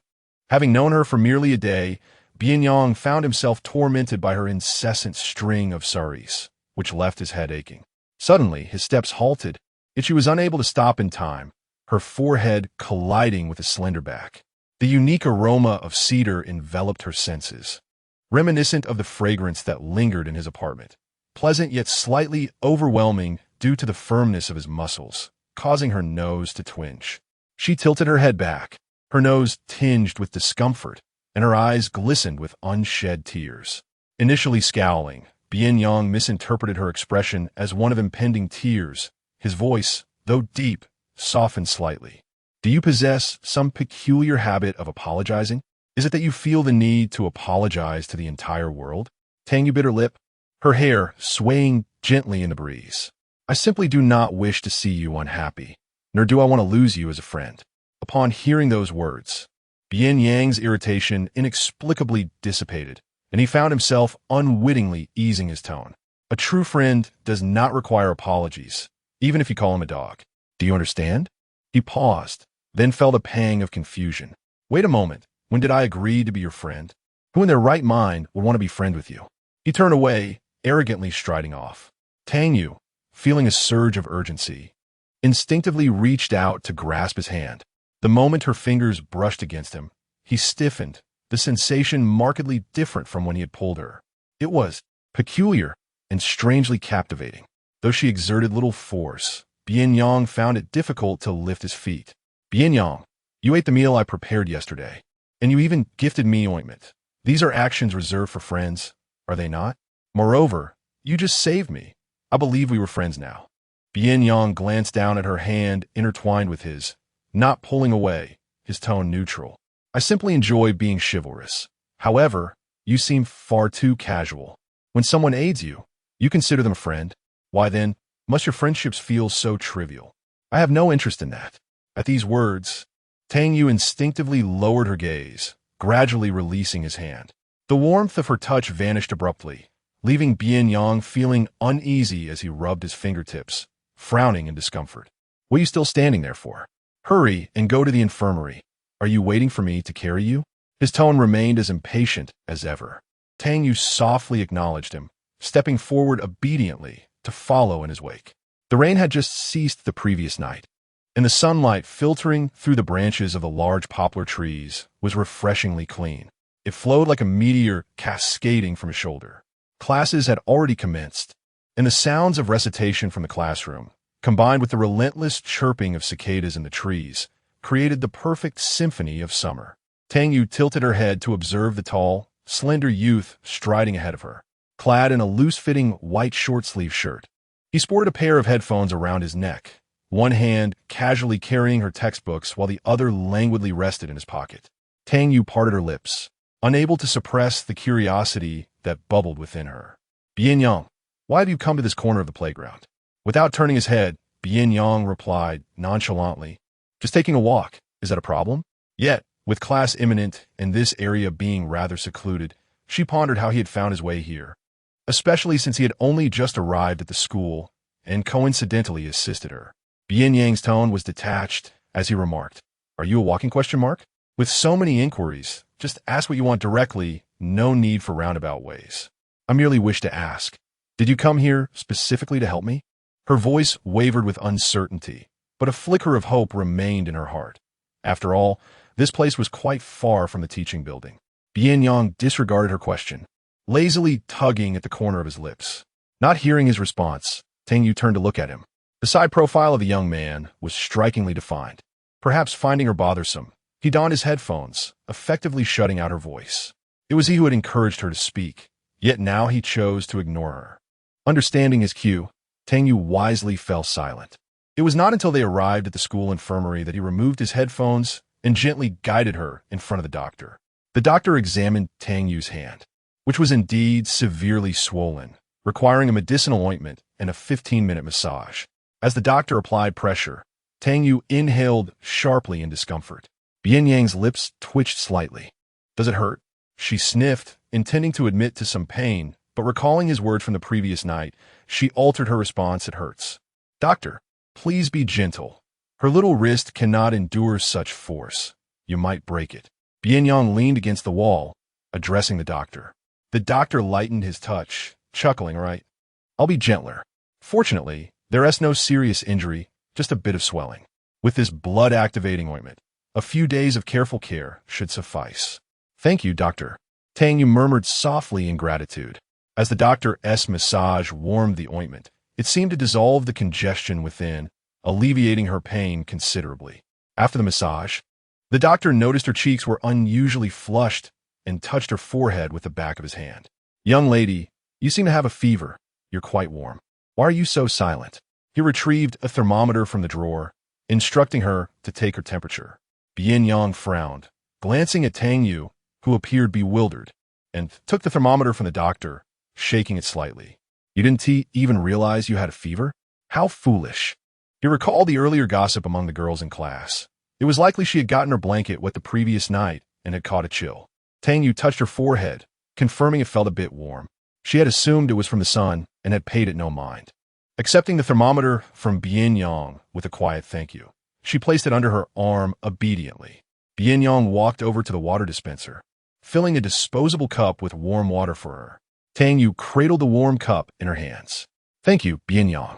I'm sorry for holding you up from class. Perhaps you should head back?" Bian Yang had one hand in his pocket while the other was engrossed in his phone, engaging in trivial chatter. After taking her temperature, he noticed it had soared to 38 degrees. Quite a fever indeed. The doctor advised her to remain for an 4 drip. But Tang Yu insisted against it, opting instead for some antipyretic medicine. Upon exiting the infirmary, Tang Yu remarked, "I will surely repay you the 15 yuan soon." She had already exhausted her living expenses for the week, and Bian Yang had covered her medical costs. Bian Yang playfully tapped her on the head with his textbook, saying, "Are you so lost in your studies that your mind is filled with bubbles? Why worry about 15 yuan when you should be concerned about your recovery and when your fever will subside?" Tang Yu touched her head and lowered her gaze to her hand, lamenting, "I keep troubling you, knowing you are a burden. Think about it. When you came to me yesterday, it was akin to carrying a bomb to blow up a stronghold. Just keep your distance in the future." At these words, Tang Yu fell silent. Despite her fever, her face appeared pale. She softly murmured, "I won't do it again. I won't trouble you anymore." In just one day, she had already caused enough trouble. Anyone would find it vexing. Suddenly, a voice from above broke the silence, languid and relaxed. "Actually, I am not so averse to trouble." Tang Yu instinctively raised her eyes, puzzled by his meaning. She saw him towering over her, casually presenting his homework notebook, his movements deliberate, as he added, "The key is to see what benefits this trouble can bring me." Tang Yu suddenly recalled his words from their first encounter in the alley. What good is mere flattery without substance? If you don't offer some sweetness, why would anyone help you next time? So, what sort of sweetness did he desire? Chapter 13. The lesser which meets the greater which yesterday. She had been in such a state, yet was met with disdain. Tang Yu rummaged through her pockets, unable to produce anything of worth, uncertain of what might bring a smile to Bian Yang's face. Just as she was about to inquire, she noticed Bian Yang gazing intently at her. She touched her face, wondering if something was amiss. Earlier, she had swept aside her heavy bangs, allowing her delicate features to be fully revealed. The bright sunlight outside cast a gentle blush upon her fair cheeks, rendering her appearance exceptionally sweet and innocent. The summer air, fresh after the rain, was notably cool, yet it stirred an unsettling anxiety within. He suppressed the urge to pinch her cheek, his throat tightening as he diverted his gaze from her face. Feeling awkward, he muttered, "What else could it be? Let us head back to class." Her steps were small, and Bian Yang slowed his pace enough to ensure that the unfortunate girl trailing behind could keep up without seeming overly deliberate. Golden rays of sunlight filtered through the corridor, generously showering both of them in warmth. Their intertwined shadows danced upon the ground, moving in harmonious synchrony. Upon reaching the classroom door, Bian Yang paused, retrieving a cigarette from his pocket, resting it on his lips without lighting it, silently urging her to enter first. Tang Yu initially assumed he intended to smoke outside. She was about to caution him against it, reminding him that smoking was prohibited on school grounds and could lead to punishment, when Bian Yang spoke up. "If I told you go in first, then go in. Why are you just standing there?" In a voice as delicate as a kitten's, she replied, "The school forbids smoking. If caught, it could lead to criticism or even expulsion." Bian Yang smirked lazily. "Mind your own business. If you can't even take care of yourself, why bother about me?" Tang Yu was unable to dissuade him, merely hoping he would not be spotted by the school authorities. She raised her hand and knocked gently. "Report." This class was taught by their homeroom teacher, who immediately reprimanded Tang Yu upon noticing her tardiness. "Tang Yu, how is it that you are late again? You might have ranked first in a minor exam, but this isn't the college entrance examination. Look at how you've become so carefree, constantly arriving late. Do you even care about graduating?" Lu Yaojia, seated nearby, was momentarily astonished to see Tang Yu return unscathed. He quickly exchanged glances with Meng Shirwei, whispering, "Sister Rui, I had arranged for someone to deal with her." I don't know how she managed to. Meng Shirwei doodled on her paper, her expression darkening. Last night, Tang Yu had flaked on her for the first time ever. Her audacity was growing. With her head bowed, Tang Yu remained silent under the scrutiny of the homeroom teacher, who only grew more irate. "Tomorrow, I will contact your parents." Before the teacher could finish, a casual figure stood beside Tang Yu, cigarette still in mouth, lazily uttering, "Report." The teacher's words halted abruptly. "Bian Yang, why are you also late and in this state? Smoking is strictly prohibited at school." Just moments ago, she had contemplated making Tang Yu call her parents in front of the entire class. But Bian Yang's actions clearly illustrated that the lesser which had encountered the greater which. Bian Yang nonchalantly flicked the cigarette from his lips, having arrived late due to an unexpected circumstance. "Is there a problem, teacher?" he inquired. The homeroom teacher replied, if she were not a student personally brought in by the principal, she would have already been escorted to the security office and publicly reprimanded. The male students below murmured amongst themselves, believing that Bian Yang had gone too far this time and would likely be expelled. Meanwhile, some female classmates whispered to each other, their faces adorned with a hint of dubious shyness. His countenance was both proud and defiant, exuding a wild yet careless elegance that captivated those around him. His undeniable brilliance was evident, stirring the hearts of onlookers. Some girls felt that a student like Bian Yang, who clearly exhibited a lack of seriousness, should be expelled promptly to avoid tarnishing the class's reputation. The homeroom teacher's lips twitched slightly, and the forced smile on her face appeared somewhat distorted. "Bian Yang, the school prohibits students from smoking. You have violated discipline. Please dispose of the cigarette." "I see," he replied with a smile, snapping the cigarette in half with his knuckles. "I'll be more mindful next time." Seeing this, the homeroom teacher quickly seized the opportunity to ease the tension. Acknowledging one's mistakes and correcting them is a sign of a good student. "Now, please return to your seat, and remember not to bring cigarettes to school again." She then cast a cold glare at Tang Yu.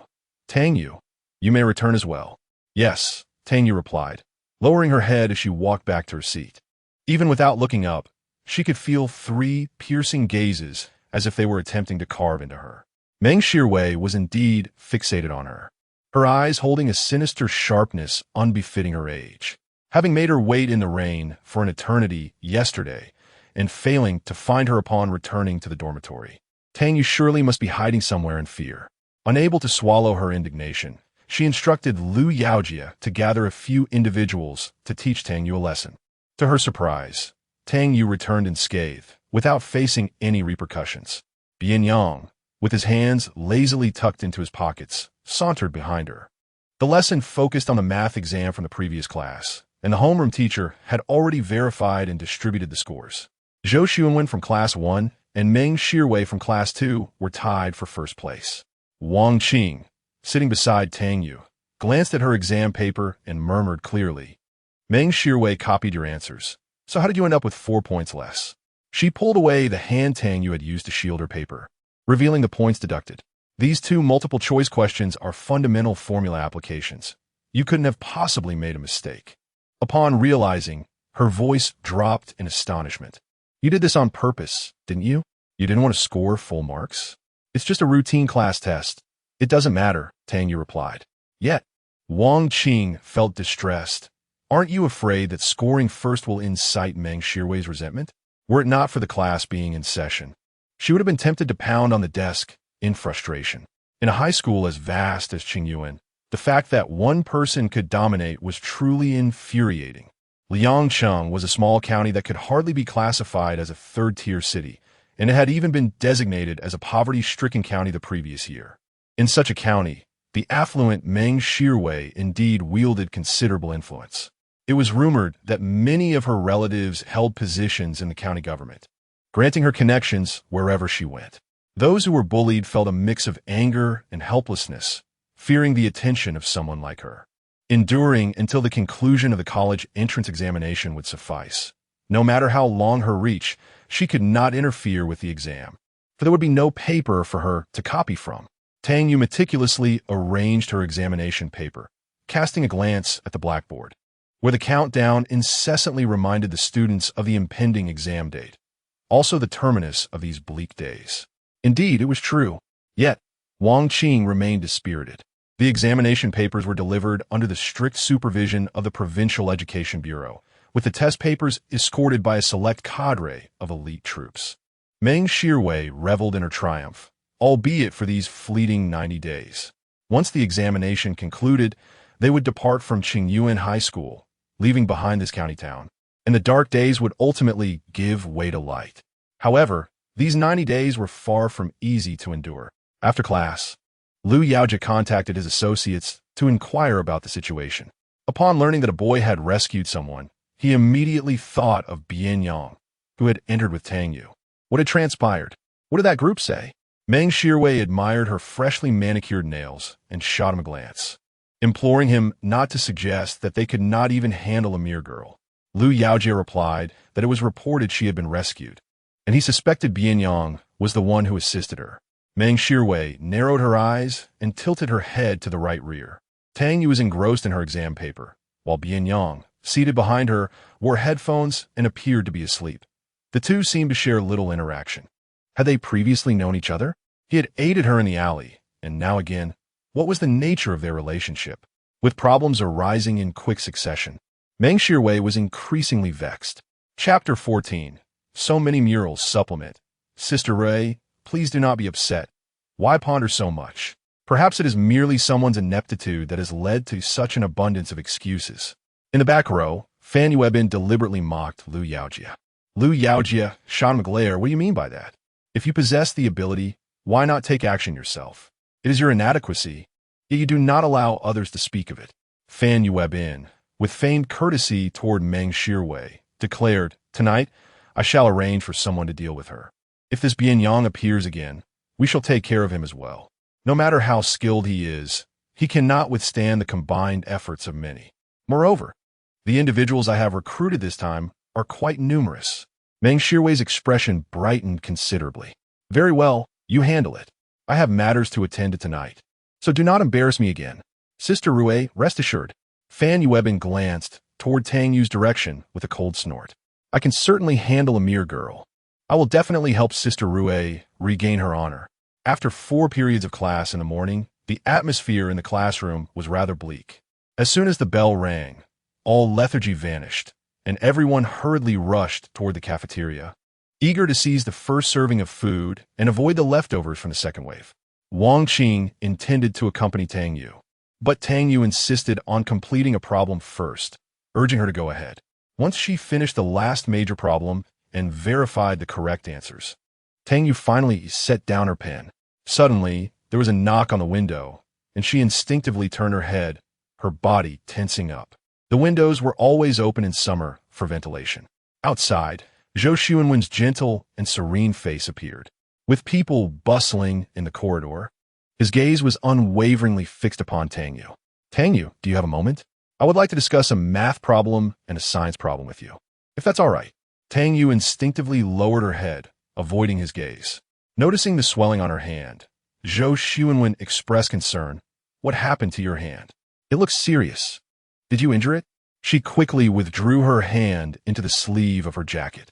Upon seeing Zhou Xuanwen, Meng Shirwei sprang from her seat like a sparrow, linking her arm with his in a playful manner. Brother Xuanwen, you came to see me. Why didn't you call out to me when you arrived? Zhou Xuanwen chuckled. I did not come to find you. I came to ask Tang Yu about a math question. Meng Shirwei's smile faded significantly. Why seek Tang Yu? You could discuss math with me as well. Don't think I'm unaware of how you answered your math paper. Zhou Xuanwen helplessly tapped her nose. The math papers of the two classes were exchanged for grading. Each time, Zhou Xuanwen would intentionally grade Tang Yu's paper, familiarizing himself with a problem-solving approach. Although she had made 2 errors in the multiple-choice section this time, Meng Shirwei's steps mirrored Tang Yu's precisely.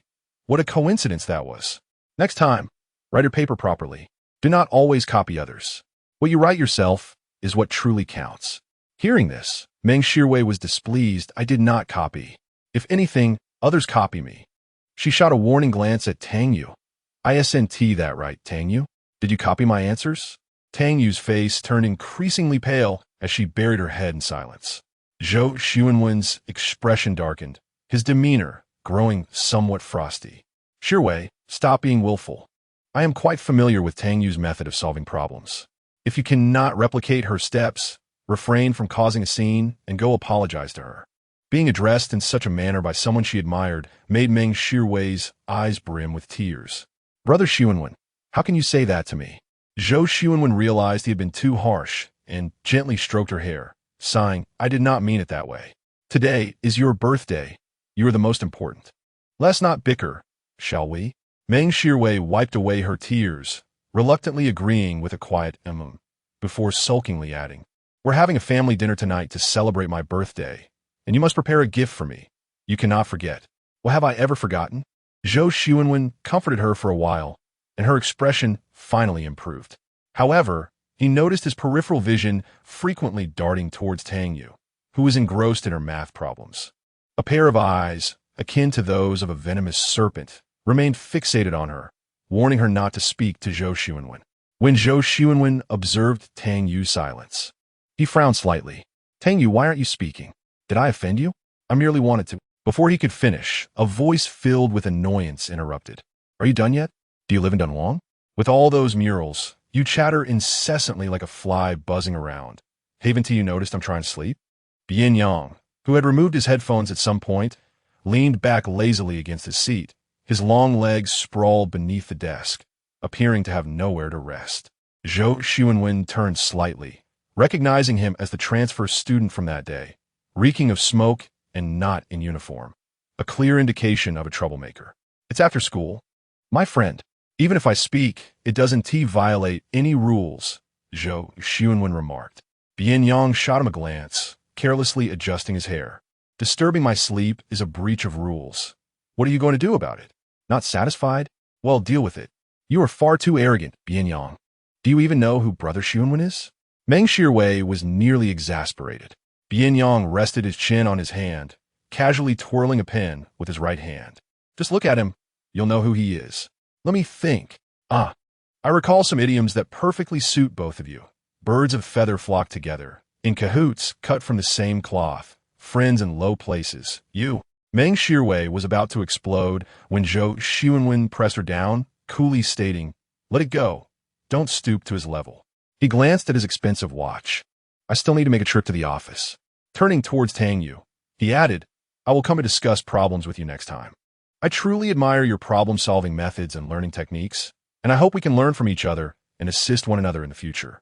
Seeing Tang Yu remain silent with her head down, he chose not to say more and left class 2 with a less than cheerful expression.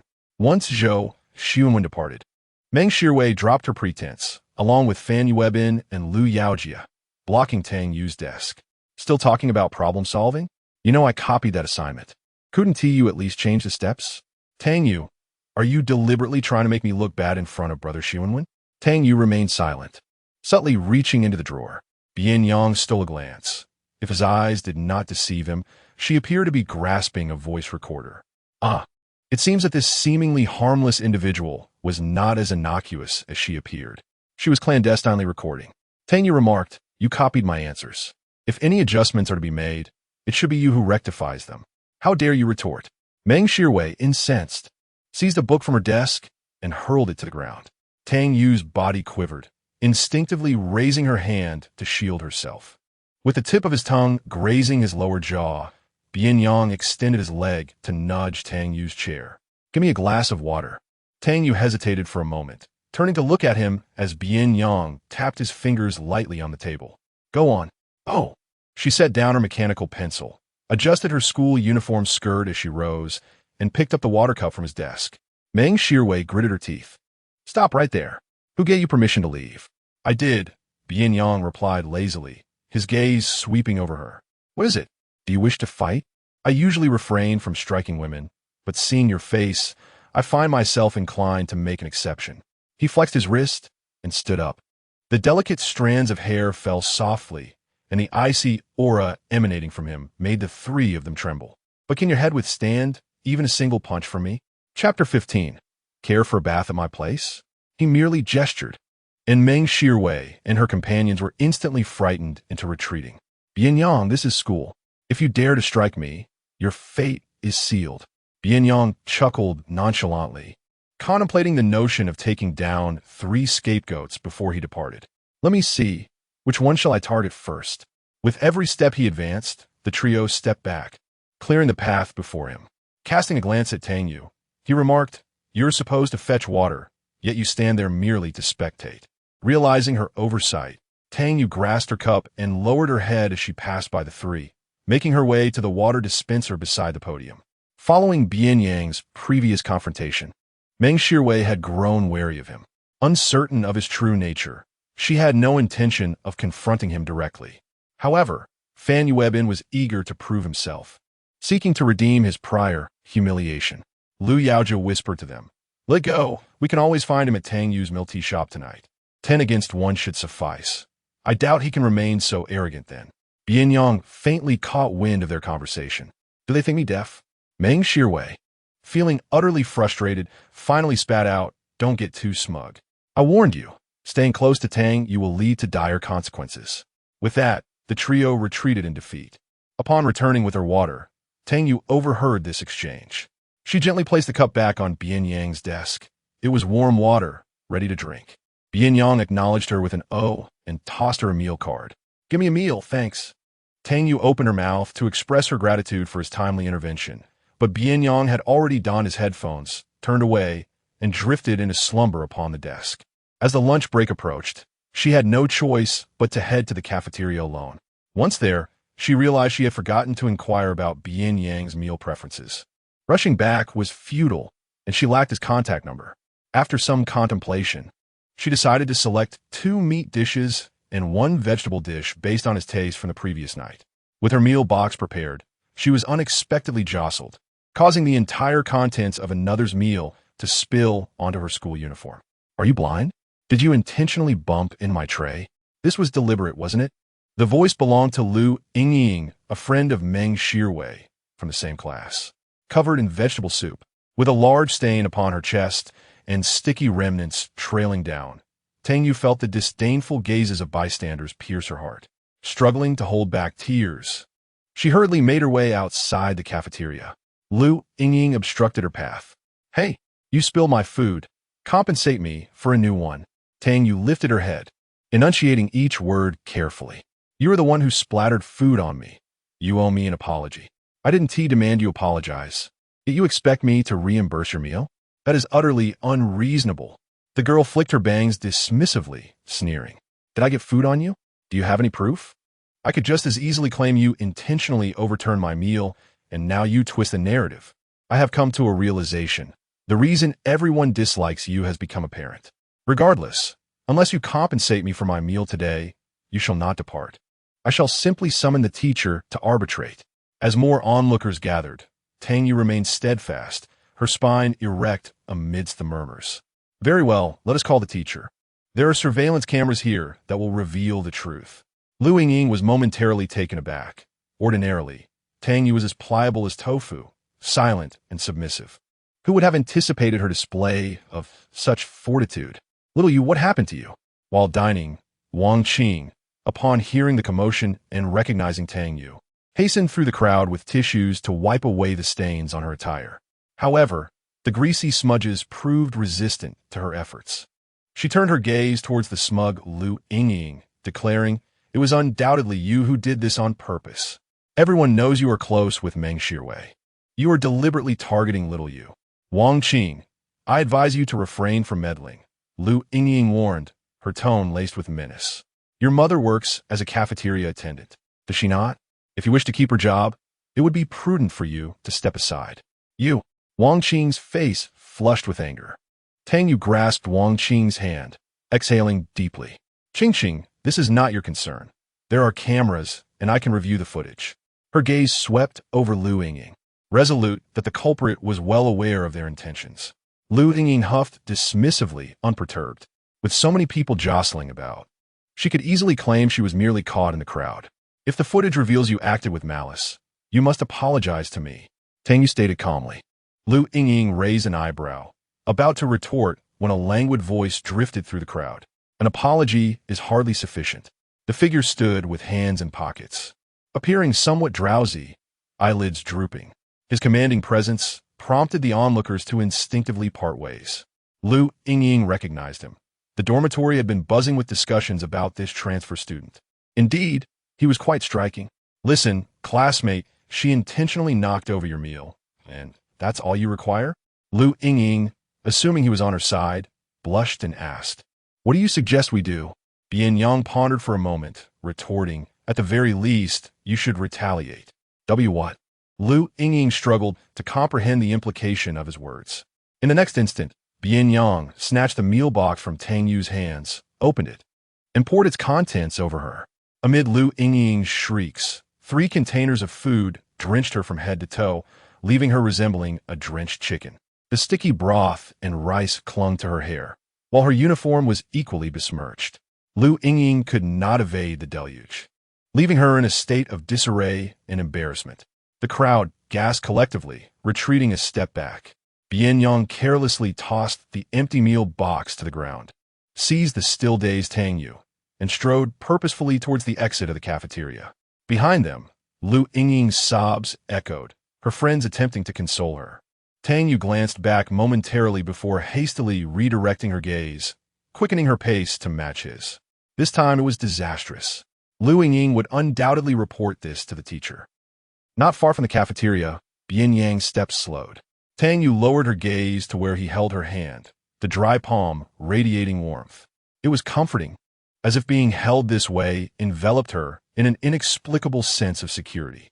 Once they reached a more secluded area, Bian Yang released her hand. "You've shown some spirit this time, resisting a bit, which is an improvement. Had it not been for his sudden pang of conscience reminding him of her fever, he might have instructed her to fetch food, but instead, he found himself witnessing the earlier scene. To his surprise, he even complimented her." Tang Yu placed her hands behind her back and tilted her head. "If Lu Yingying decides to report this to the teacher, you'll take the blame for me. Just say it was my idea to splash her." After all, once the surveillance footage was reviewed, they would both be seen retaliating against each other, which would level the playing field, leaving the teacher with no grounds to admonish either of them. Bian Yang shot her a glance, inwardly thinking, "Do I seem like someone who shirks responsibility? One must face the consequences of their actions. I won't shift the blame onto a girl, assuming I am as spineless as you." To Tang Yu, his words sounded anything but complimentary. "You should help me retaliate.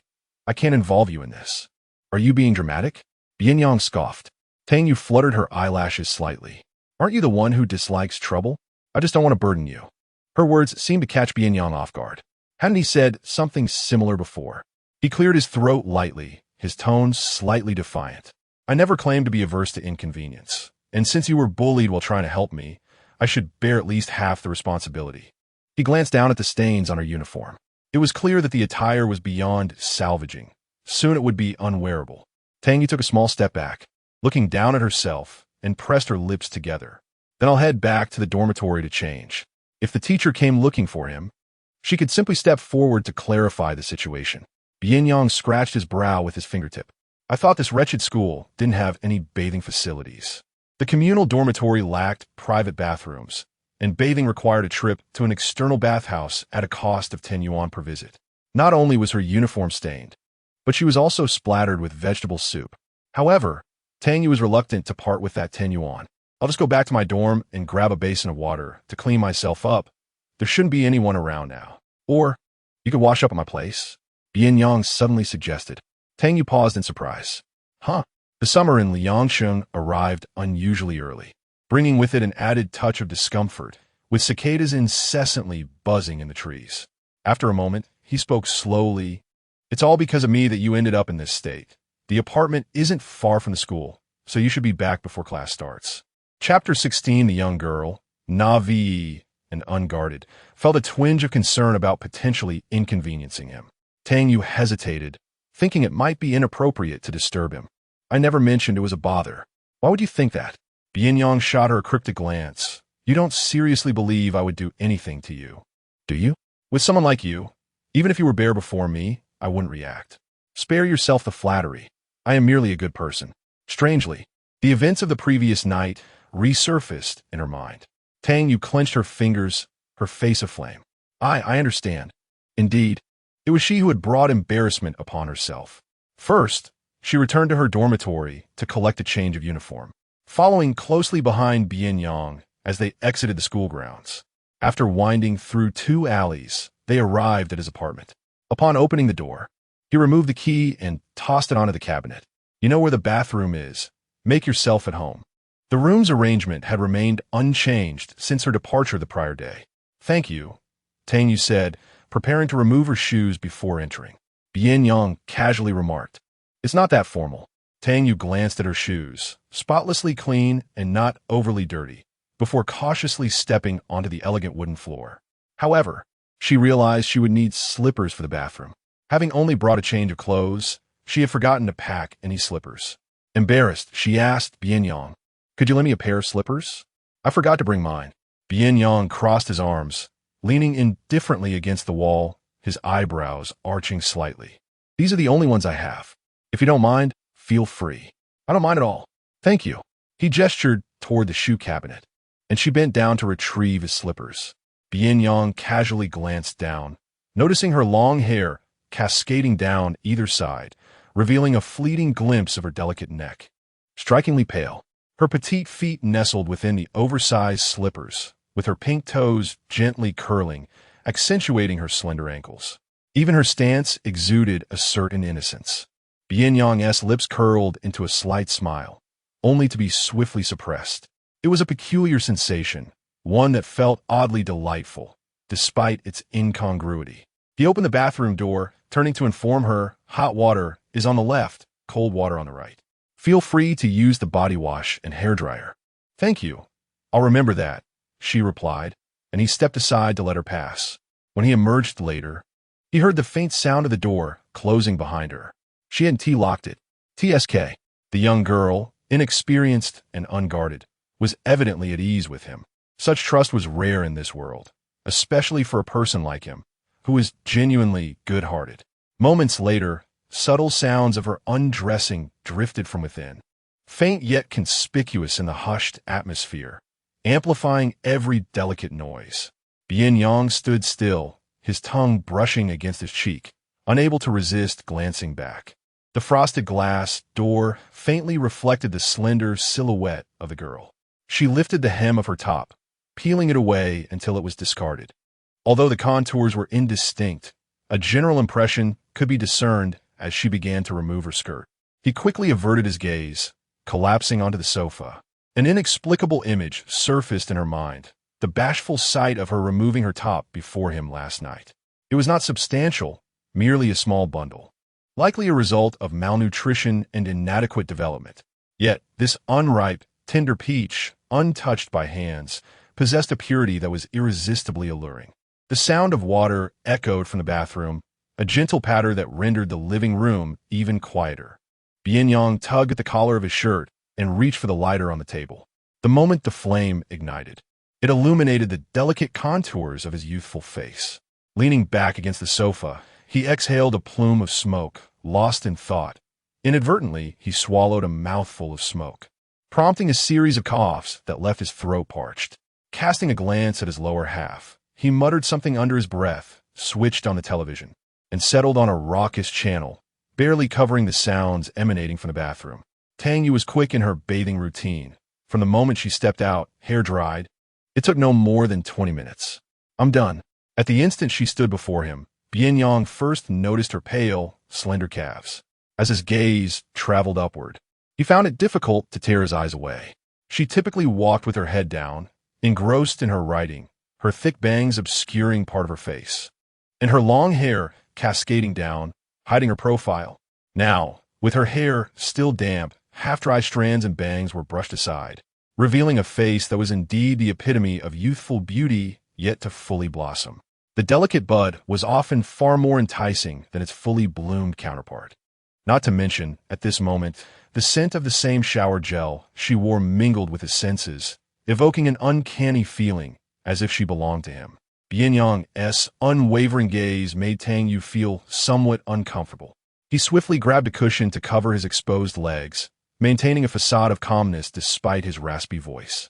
I've finished my shower." She ran her fingers through her hair and suddenly remembered, retrieving her meal card from her pocket. "Here's your meal card.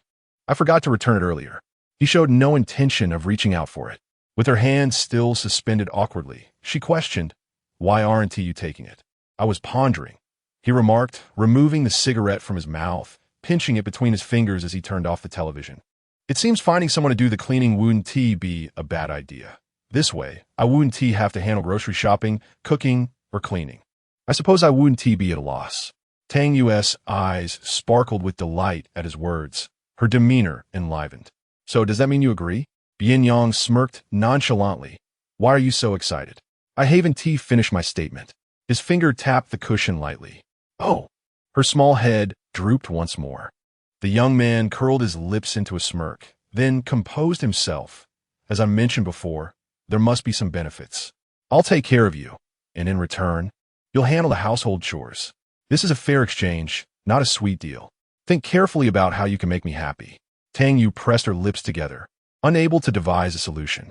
The only valuable possession she had was her second-hand old phone, which he would undoubtedly dismiss. In truth, she had little of worth to offer.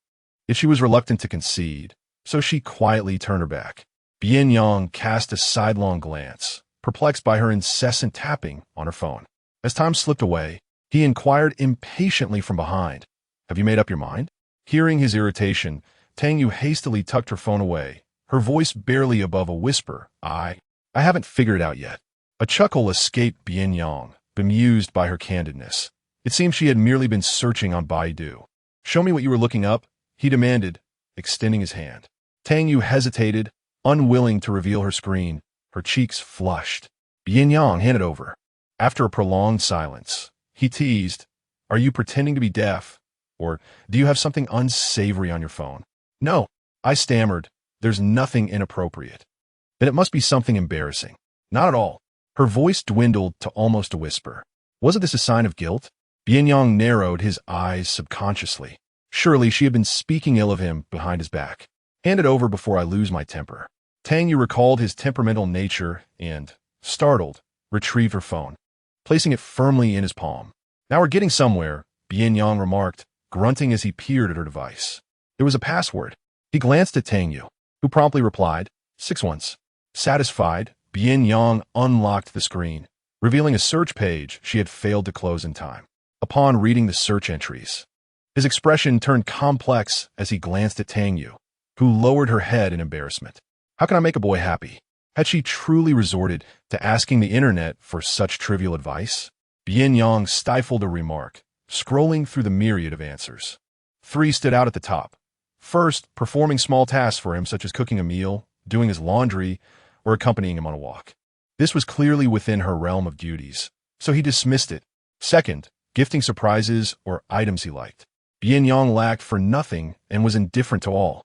Hence this too was irrelevant. The final suggestion made him pause. A kiss, preferably a fiery and passionate one. Bian Yang lingered on this entry, amused that such a brilliant idea was relegated to third place. His gaze flickered to the girl, who was now blushing fiercely, her eyes fixated on the ground, and a subtle smirk formed at the corners of his lips. Chapter 17. Tang Yu. Are you seeking your own demise? I remarked. Bian Yang casually toyed with her phone. The third line, do you know how? Huh? Faced with his teasing expression, Tang Yu's heart inexplicably began to race. Did you not search for this yourself? The suggestions were provided by others. Perhaps you should learn a thing or two. Tang Yu's complexion flushed deeply. For the information on the internet is hardly reliable. Though her voice was barely a whisper, her embarrassment was unmistakable. Observing her demeanor, Bian Yang could not suppress his laughter, his shoulders shaking with mirth. Tang Yu stifled her breath, burying her head deeper. Hey, you wouldn't happen to have never been in a relationship, would you? The school prohibits early romances, she replied softly. Bian Yang, with a half-smile, inquired. Aside from the school's restrictions, have you never had a crush on anyone? That Zhou, wasn't he quite close to you? He seemed eager to discuss math problems with you. And I've heard he is quite popular among the girls. Not to mention he is passably handsome.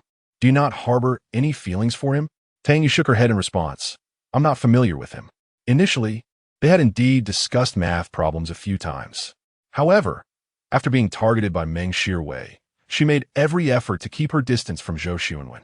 The boy unconsciously curved his lips. Then who are you familiar with? He pointed at the sofa. I'm referring to the opposite sex. Tang Yu pondered carefully and shook her head. Aside from Wang Qing, others had distanced themselves from her due to Meng Shirwei.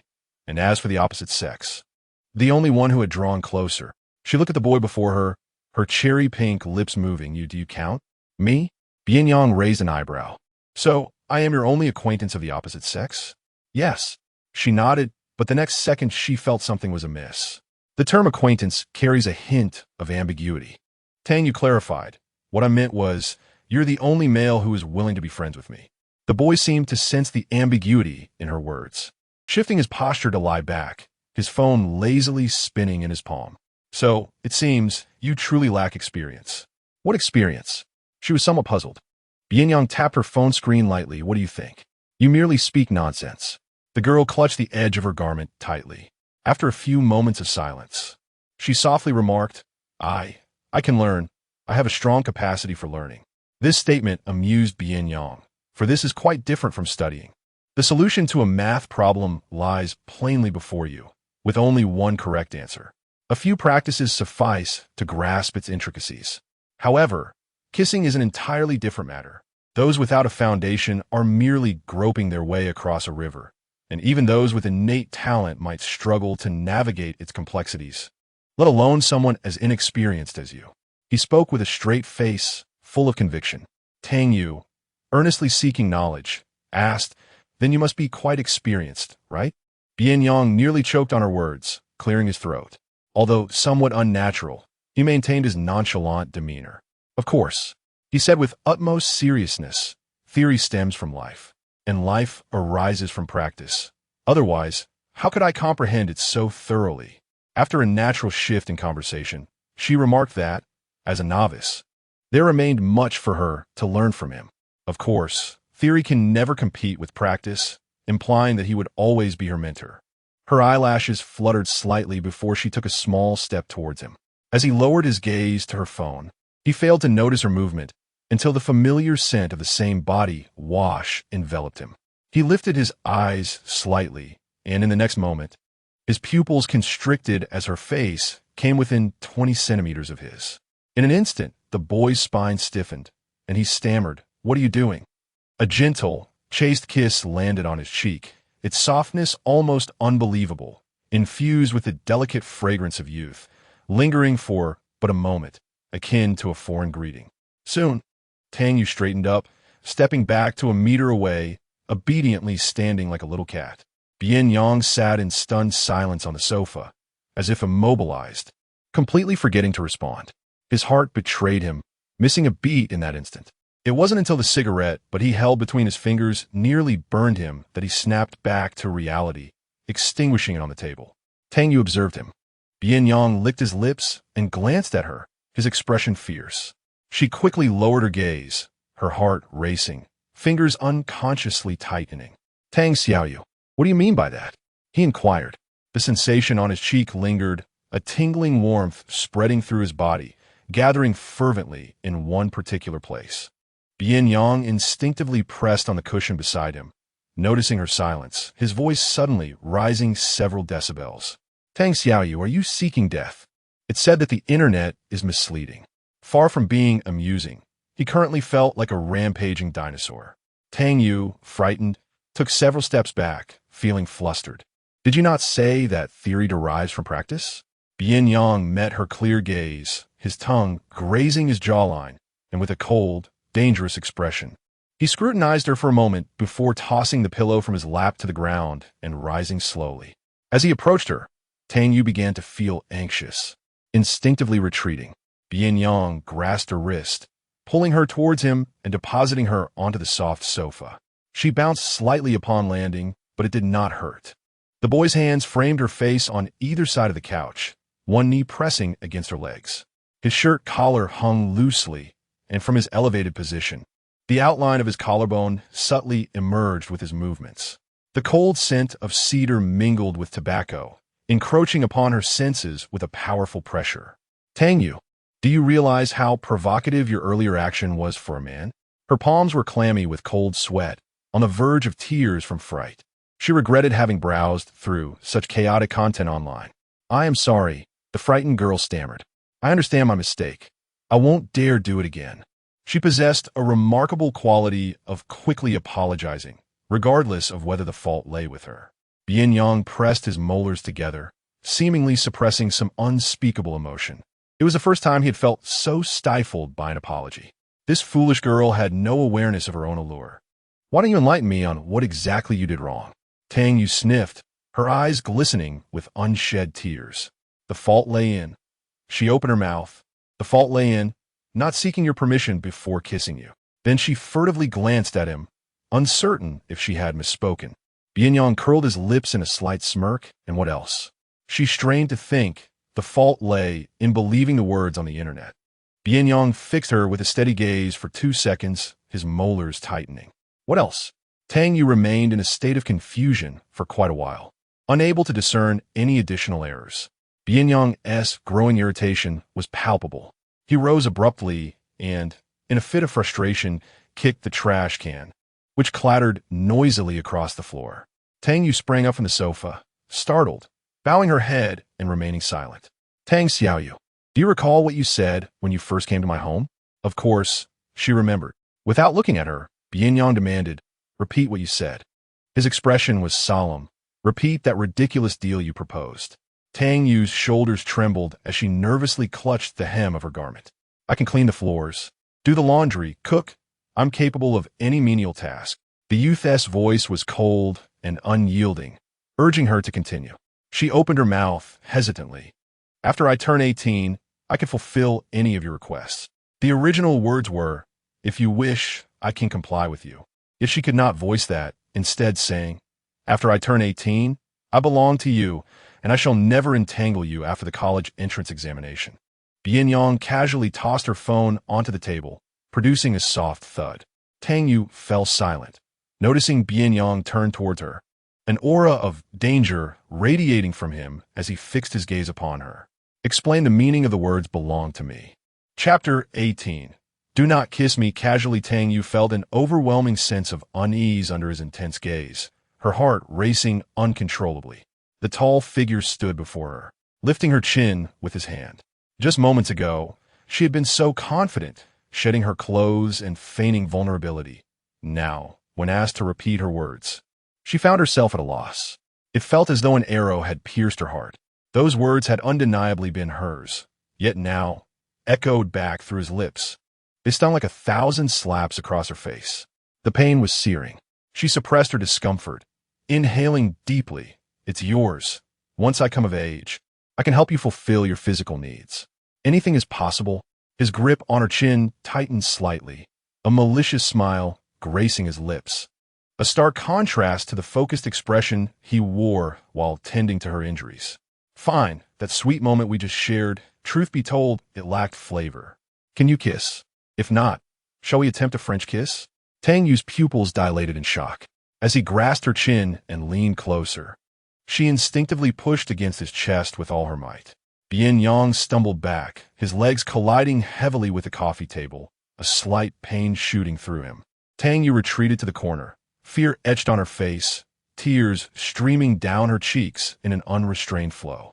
Once Bian Yang regained his balance, he observed her tears falling freely, a lump forming in his throat as he suppressed his frustration.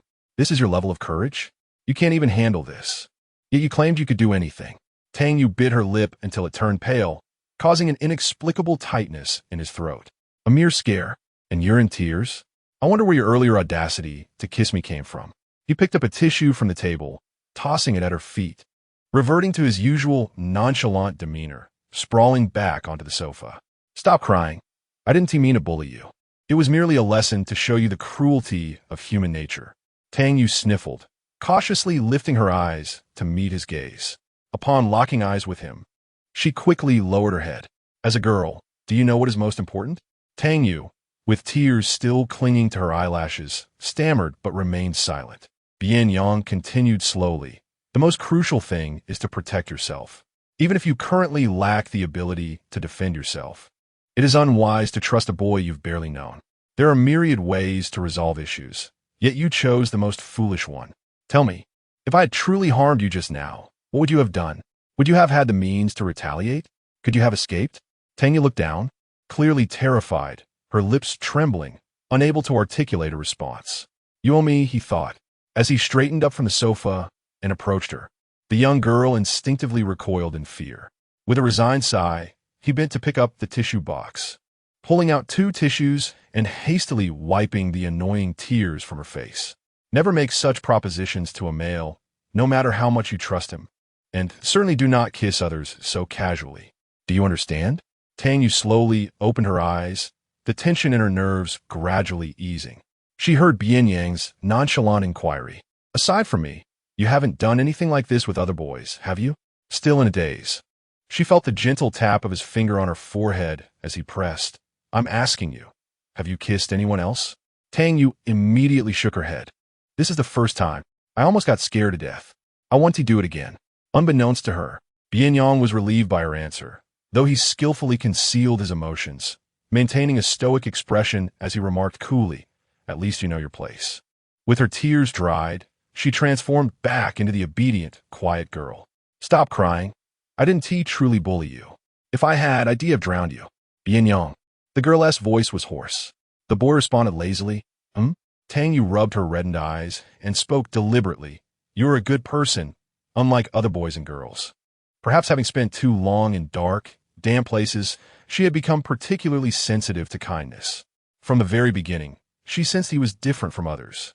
Thus, she mustered the courage to strike a deal with him. He appeared rather wicked, yet in truth, he was exceptionally kind, never bullying her and teaching her not to trust others casually. Bian Yang chuckled unexpectedly, his lips curling in a mischievous grin. Who asked you to give me the good person card? But you are a good person, Tang Yu insisted, one of the top 10 good people I have ever met.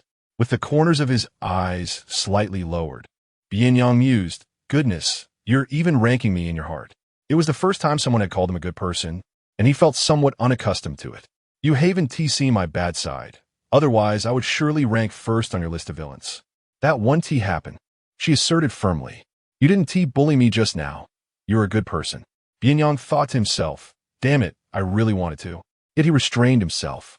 Tang Yu earnestly continued, although you scared me earlier, I believe seeking you out yesterday was not a mistake.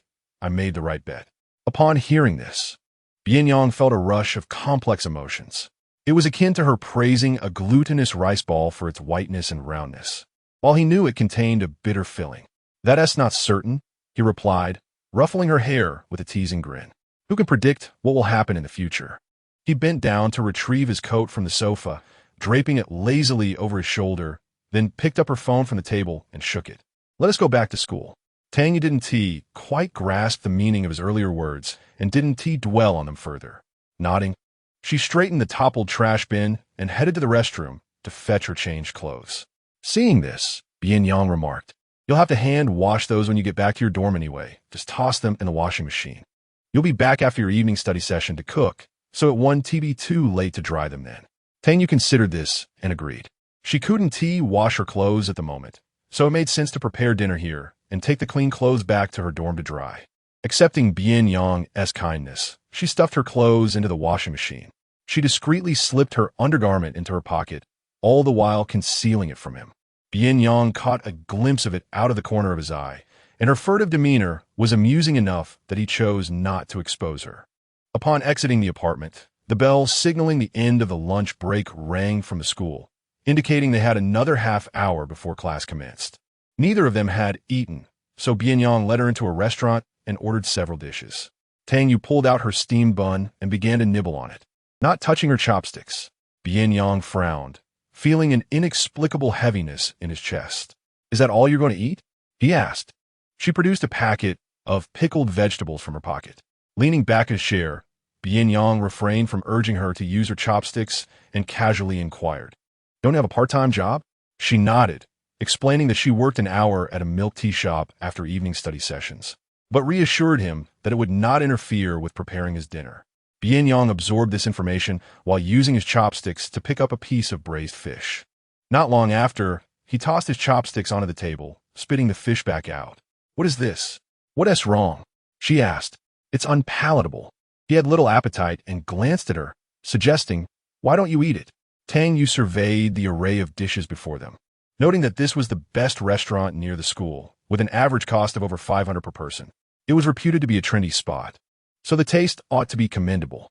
She shook her head, stating, "I'm fine with my steam bun. If you want to eat, then I'll have them cleared away. After all, the leftovers will ultimately end up in the trash." Bian Yang slowly began to rise from his seat. Tang Yu immediately interjected, reluctant to waste the food. "Let us take it to go." Bian Yang shot her a glance. "Are you suggesting that you'll skip dinner tonight and serve me these leftovers?" Tang Yu quickly shook her head, her survival instincts kicking in. "It's just too wasteful to throw it away. This meal costs more than my living expenses for 2 months. Then eat it that way. Nothing goes to waste." Bian Yang handed her a pair of chopsticks. "Consider it a way to save me money." Tang Yu hesitated, but the sight of the plentiful food made her swallow her pride. Finally, Bian Yang firmly placed the chopsticks in her hands, insisting, "Eat. I'm telling you to eat. Don't dawdle. Be careful. If you hesitate, I might change my mind and let Meng bully you." Tang Yu quickly gripped the chopsticks and picked up a piece of sweet and sour fish, her eyes lighting up instantly. Bian Yang rested an arm casually on the back of his chair, idly playing with his lighter as he observed her look of contentment, resembling a small hamster. Amused, he asked, "Is it delicious?" Tang Yu nodded vigorously. "It's delicious." She then carefully placed a piece of crystal meat in his plate. "Your stomach isn't great, and you have a lot of classes this afternoon. You must eat something. Try this, it's really good." Bian Yang glanced at the meat, his expression skeptical, clearly unimpressed. How good could it possibly be? Tang Yu considered for a moment, describing, "The lean meat is crispy and the fatty parts are not greasy. When you bite into it, the savory juice bursts forth, much like indulging in a juicy meatball." With that, she deftly used the communal chopsticks to remove the fatty parts, saying, "Just eat the lean meat. It won't be overwhelming." Bian Yang tentatively placed the meat in his mouth, his brow instantly furrowing at the greasy texture and unpalatable flavor. It was utterly revolting. However, upon observing Tang Yu savoring the dish with delight and an expression of sheer happiness, he unconsciously began to chew. The taste, it seemed, was not as unbearable as he had initially thought. "How is it?" she inquired cautiously, her eyes shimmering with anticipation. Chapter 19. The rebellious phase. Bian Yang reluctantly murmured in agreement, gesturing with his chopsticks towards the sweet and sour fish, indicating that it had bones. Tang Yu immediately grasped his meaning, using the communal chopsticks to select a piece of fish and meticulously removing each bone, until only the tender, pristine flesh remained. She then drizzled some sweet and sour sauce over it and placed it in front of him. "There are no bones left now. Do give it a try." Bian Yang cast a glance at it. The new recruit seems to have a discerning eye. He grimaced slightly as he swallowed the fish. The flavor was mediocre, yet observing Tang Yu's expression, which radiated sheer delight as if she were savoring a gourmet feast, inexplicably whetted his appetite. From then on, he consumed only the dishes that Tang Yu had painstakingly selected. In her effort to encourage him to eat more, she ended up overindulging herself. Bian Yang, sipping the tofu soup she brought over, casually inquired, "What is the name of the shop where you work part-time?" "Mishu at I-City," she replied, casting a puzzled look at Bian Yang. "Why do you ask?" Bian Yang appeared somewhat ill at ease. "I was thinking of getting some milk tea." Tang Yu tucked a few stray strands of hair behind her ear, her eyes sparkling. "The price-to-quality ratio of their milk tea is quite favorable. But you needn't tea by any. The owner is really nice. Every time I finish my shift, he gives me some leftover pearls, milk, or fruits. I can bring you a cup." The prospect of saving some money filled her with uncontainable joy. Bian Yang clicked his tongue. "You're quite adept at managing household matters." Tang Yu smiled, her lips pressed together in amusement. "So, what flavor do you prefer? I can make any kind." She appeared rather proud. In truth, Bian Yang wasn't particularly fond of overly sweet beverages, but having already spoken, he idly twirled his lighter with his fingers and replied, "You decide." "All right." Tang Yu nodded eagerly. With just 15 minutes left of their lunch break, and considering the 10-minute intermission between classes, they had a mere 25 minutes to dine. Tang Yu, keen on ensuring he ate more, had spent considerable time removing the bones from the fish. Consequently, Bian Yang only took a couple of bites before losing interest, displaying a rather picky disposition. Unwilling to waste the plethora of dishes before them, Tang Yu buried herself in her meal. Bian Yang curved his lips into a smile, pouring a glass of warm water and sliding it towards her. "Take your time. No one is competing with you." With her cheeks puffed out, she replied, "I'm afraid I won't finish it all and it will go to waste. Yet if you overeat and end up in the hospital, wouldn't that be an even greater waste of medical resources?" Bian Yang couldn't help but tease.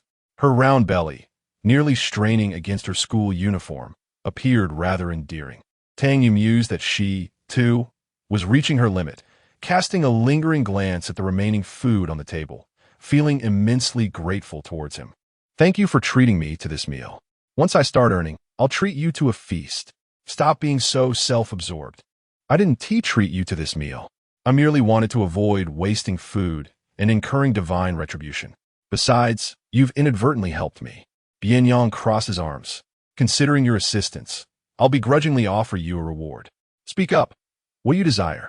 Tang Yu pondered for a moment, reaching into her pocket for her phone. She sought no reward, only the WeChat ID or phone number of Bian Yang. This way, should she need anything in the future, it would be convenient to contact him. Yet, she was unprepared to find the right words when suddenly a tall and attractive girl approached Bian Yang, shyly holding her phone. "Excuse me, could I add you on WeChat? Would you mind being friends?" This street was home to both Qingyuan High School and another institution, Beiyuan High School, and the girl wore the uniform of the latter. Bian Yang did not lift his gaze, exuding an air of indifference. "I'm sorry, I don't use WeChat." "Well, how about your phone number then?" "I'm afraid I don't have a phone." Tang Yu couldn't help but glance at him. It was evident he possessed a phone.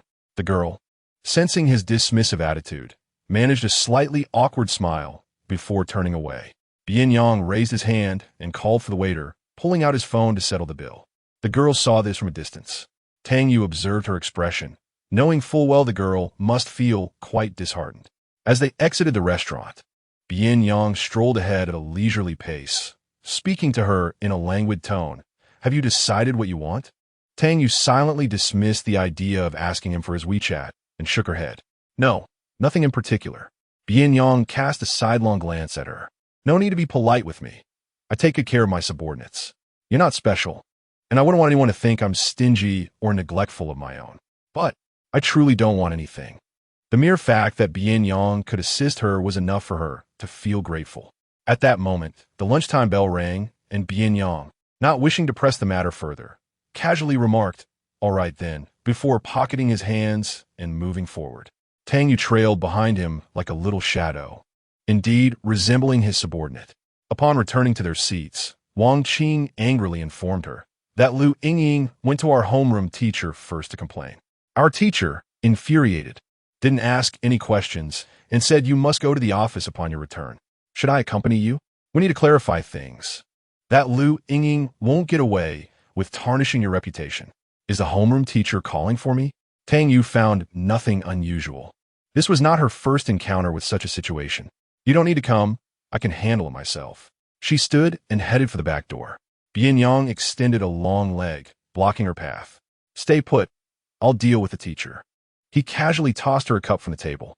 The water's cold. Go fetch some hot water. Tang Yu caught the cup deftly and hurried to catch up with him as he walked outside, but was met with a disapproving glance from his cool eyes. Stay put. Try taking another step. Although she knew he was merely trying to intimidate her, Tang Yu felt a twinge of fear and ceased her movements. Obediently going to fetch the water, Wang Qing watched her return with water, placing the cup on Bian Yang's desk, and nudged her shoulder with hers, casting a meaningful glance between the tables. When did you two become so familiar? At noon, he assisted you in reprimanding Lu Yingying, who was reduced to tears, thoroughly humiliated in the dining hall. Now he has gone to the office to discuss the matter concerning Lu Yingying, and you're fetching him water. The relationship between you two is progressing remarkably. Did you know each other before? Tang Yu took out her textbooks and worksheets, stating that they had not been acquainted prior. After a brief pause, she added, but now we do. I find him rather formidable, yet his heart does not seem malicious. Wang Qing pondered this to herself. Tang Yu nodded, affirming that he is a good person. She gazed through the window towards the office, feeling a twinge of concern. What if Lu Yingying twisted the truth and spread falsehoods? Bian Yang has a notoriously bad temper. What if he fails to provide a proper explanation? The more she contemplated, the more anxious she became, rendering her unable to focus on her worksheets. Just as Tang Yu rose to head to the office, the biology teacher entered. Tang Yu, what are you doing? Class is in session. Return to your seat and pay attention. Wang Qing tugged at her sleeve, indicating that she should wait until after class. Outside, the incessant chirping of cicadas filled the air, and Tang Yu had never been so distracted as she was today. When the biology teacher called on her to stand and answer a question, she was oblivious to the topic at hand until Wang Qing quietly reminded her. As soon as class ended and the teacher left, she dashed from the classroom to the office. Bian Yang emerged nonchalantly, and upon seeing her breathless state, he lazily tapped her forehead with his finger. I told you to stay put, yet you chose to disobey. A rebellious phase, is it? Not even heeding the boss's words. Since taking her under his wing, Bian Yang had automatically placed her in the role of a subordinate. Tang Yu, anxious and nervous, inquired Bian Yang. Did the homeroom teacher give you a hard time? Did she say anything unpleasant? Before Bian Yang could respond, the office door swung open, revealing Lu Yingying. Her eyes were red, as if she had just finished crying. Upon seeing Tang Yu, she scoffed, seething with anger. Tang Yu, this is not over. Bian Yang turned to glance at her, causing Lu Yingying to jump and flee back to her class, a hint of trepidation evident in her demeanor. Let's go. What are you standing there for? Acting as a doorman. Bian Yang placed his hand on her head and turned her around. Chapter 20. Tang Yu gazed at him in astonishment, hesitatingly glancing around the office. Did the homeroom teacher not say anything? Bian Yang withdrew his gaze, nonchalantly stuffing his hands into his pockets as he strolled towards the classroom. That woman bullied you. I am a harbinger of justice. What did she possibly say? Isn't there a need to write a reflection or receive a reprimand? Bian Yang raised an eyebrow. Do you possess a masochistic delusion? Tang Yu found it hard to believe that the matter had simply been brushed aside. However, even after the mathematics class had concluded, the homeroom teacher did not seek her out for a conversation. Both Wang Qing and she felt as though the sun had risen from the west. Xiao Yu, how do you suppose the transfer student managed that? Wang Qing cast a glance at the boy in the back row, who was asleep with headphones on, and the two whispered amongst themselves. That Lu Yingying is the mathematics representative of Class 1. Our homeroom teacher dotes on her. It's astonishing that after such a disgraceful incident, the teacher did not side with her. Tang Yu was equally perplexed. After a day of classes during the 10-minute break, most students rested their heads on their desks. At that moment, the homeroom teacher rapped the desk with a chalk eraser, startling everyone into sitting up straight. The teacher looked toward the door and called out, "Come in." Lu Yingying from Class 1 appeared in Class 2, prompting a flurry of whispers among the students. Meng Shiwei also found the situation curious. The homeroom teacher spoke. Classmate Lu Yingying has been penalized for intentionally spilling food on classmate Tang Yu in the cafeteria. She will now read her reflection aloud to Tang Yu. Let this be a lesson for everyone, especially with the upcoming college entrance examinations. I hope you all focus on your studies and refrain from any distractions. All right, Lu Yingying, you may begin. Lu Yingying, her lips white from biting them, walked to the podium under the gaze of various expressions from her peers. The thin sheet of paper in her hands was crumpled and nearly impossible to read. She could not comprehend why she had been allowed to bully Tang Yu in the past, yet now she was compelled to write a reflection. Meng Shirwei slowly raised her hand, her expression grave. Teacher, this doesn't seem right. Lu Yingying seemed to see a glimmer of hope as tears welled in her eyes. Looking at her friend, the homeroom teacher forced a faint smile. Meng Shirwei, in what way is it incorrect? The surveillance clearly shows that Lu Yingying dirted Tang Yu's clothing. Of course it is wrong. Everyone knows that Lu Yingying is a friend of Meng Shirwei. Forcing Lu Yingying to publicly read a reflection, especially to Tang Yu, is a slap in the face. Meng Shirwei leaned back in her chair, her tone indifferent. If Lu Yingying is at fault, then Tang Yu is not blameless either. Lu Yingying also got dirty. Why should Tang Yu be exempt from writing a reflection? If there is a punishment to be imposed, Tang Yu should also be held accountable. Lu Yaojia and Fan Yuebin joined in the uproar. Exactly. Tang Yu should be punished too. Why should she be exempt? Let her come up and read a reflection. Tang Yu pressed her lips together, her grip on the hem of her clothing tightening. As the situation escalated, the homeroom teacher, Sun Xiumin, found herself in a quandary. Qingyuan High School boasted the highest graduation rates in the city, never lacking in outstanding students. While Tang Yu excelled academically, her familial background was not as strong as Meng Shirwei's. Upon the conclusion of the college entrance examination, these students swiftly departed for various universities. Yet she must remain in Liang City to teach. Moreover, Lu Yaojia's father had explicitly emphasized the importance of cultivating a good relationship with Meng Shirwei, as it would be advantageous for his business endeavors. Consequently, Meng Shirwei often turned a blind eye to the provocations aimed at Tang Yu. The youth, who had originally been dozing with headphones on, now lazily straightened up, his voice languid and relaxed. I never said I would reflect on my actions. Tang Yu turned to regard the standing youth, her lips pressed into a thin line. It dawned on her that Bian Yang had deceived her. He intended to write a reflection, but had not confided this to her. Bian Yang lifted his chin slightly, glancing past a few of the raucous onlookers, his expression apathetic. Since Lu Yingying splashed Tang Yu, she must reflect on it. If I retaliate, I in the wrong? The smugness on Meng Shirwei's face faded. Damn it, it was that Bian Yang again. The homeroom teacher, Sun Xiueming, sensing the tension, attempted to mediate. Both boys were favored by the principal, each holding considerable influence. Indeed, Bian Yang is correct.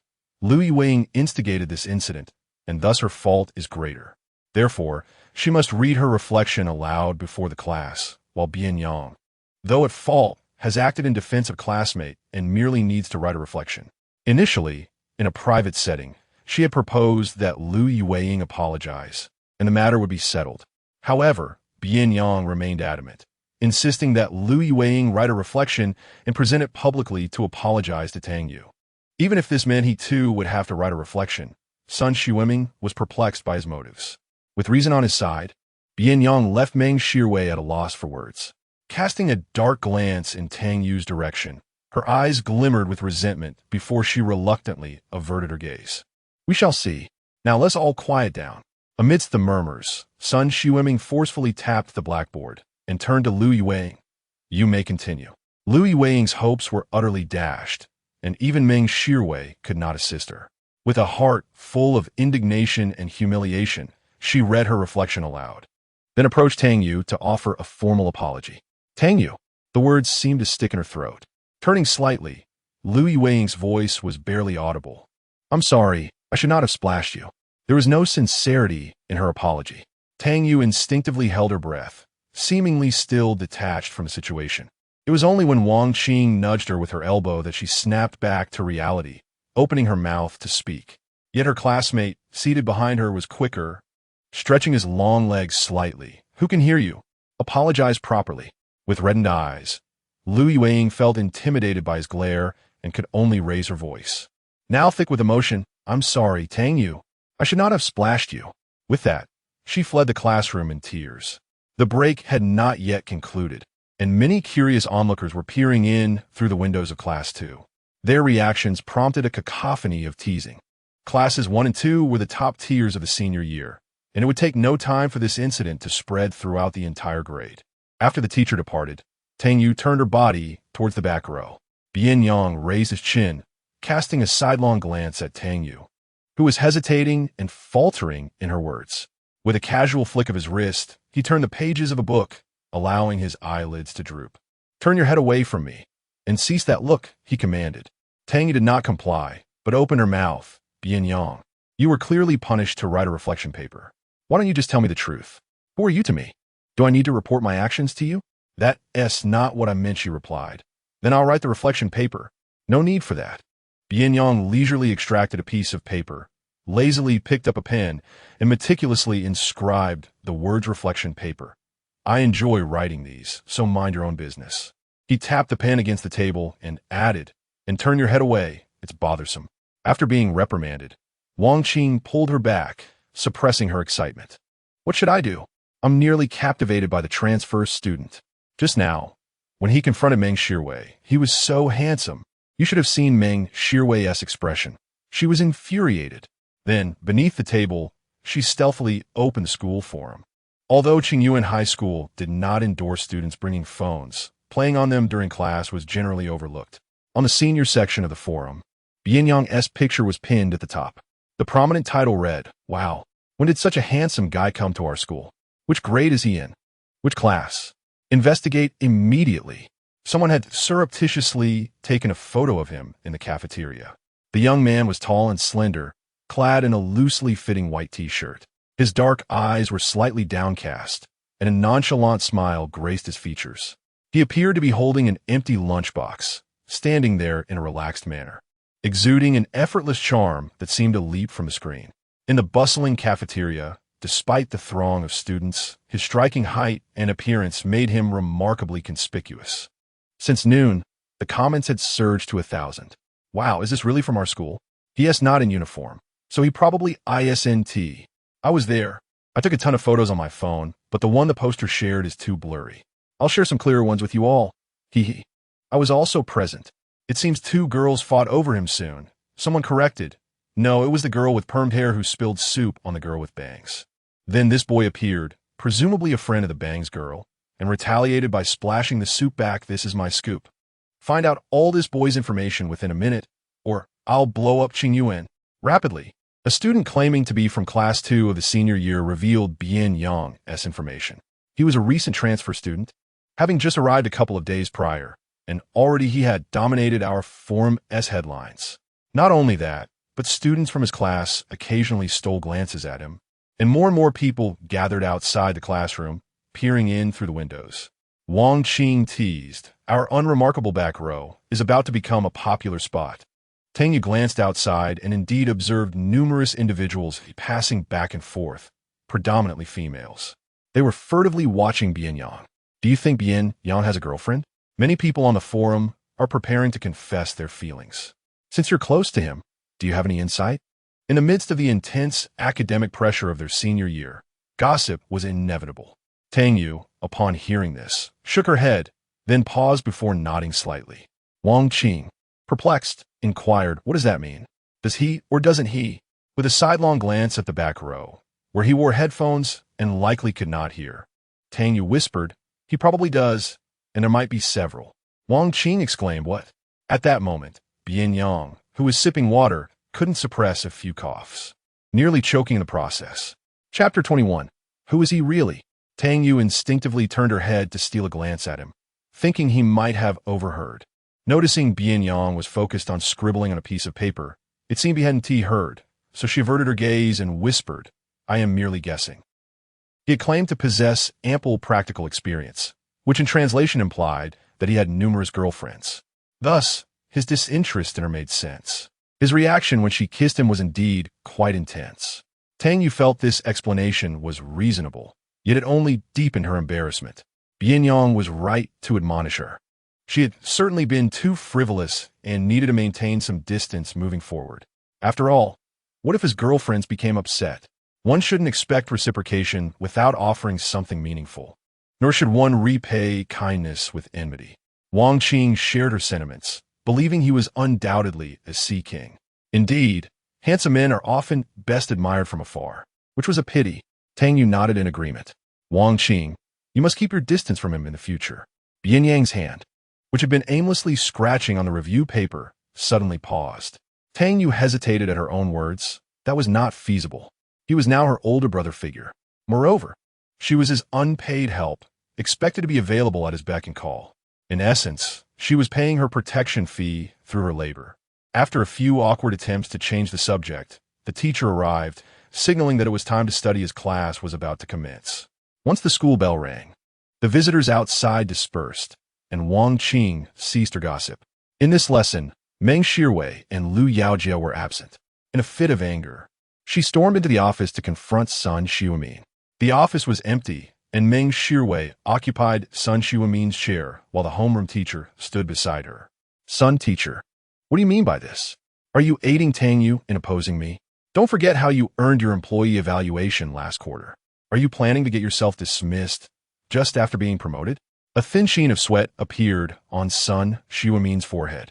Meng Shirwei, I am not opposing you. I simply... Lu Yaojia interrupted with a sardonic tone. My dad asked me about you last night, but I think you should abandon any thoughts of marrying into my family. I certainly don't want an unreasonable stepmother adding to my troubles. Yaojia, you must not say that to your father. Sun Xiumin exclaimed, panic rising within her. The Lu family was affluent, and she was so close to marrying into the family. She could not afford complications at this juncture. You assisting Tang Yu is tantamount to opposing my sister. You, dreaming of marrying my father?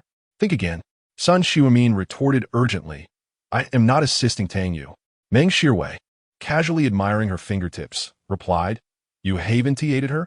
Knowing Lu Yingying is my friend, you publicly let her read a review. Isn't that just a way to undermine me and assert authority over Tang Yu? Sun Xiumin repeatedly waved her hands, insisting that she had no involvement in the matter, which primarily concerned Bian Yang rather than Tang Yu. Initially, she intended to gloss over the situation, but Bian Yang was unwilling to let it slide. He insisted that even if he were to write a self-criticism, Lu Yingying must also compose a self-criticism and apologize. As you know, Bian Yang was brought in by the principal, and he had his reasons. Thus, it was difficult for me to directly undermine his authority. What are Bian Yang's demands? Meng Shirwei asked, her displeasure evident. What is his background?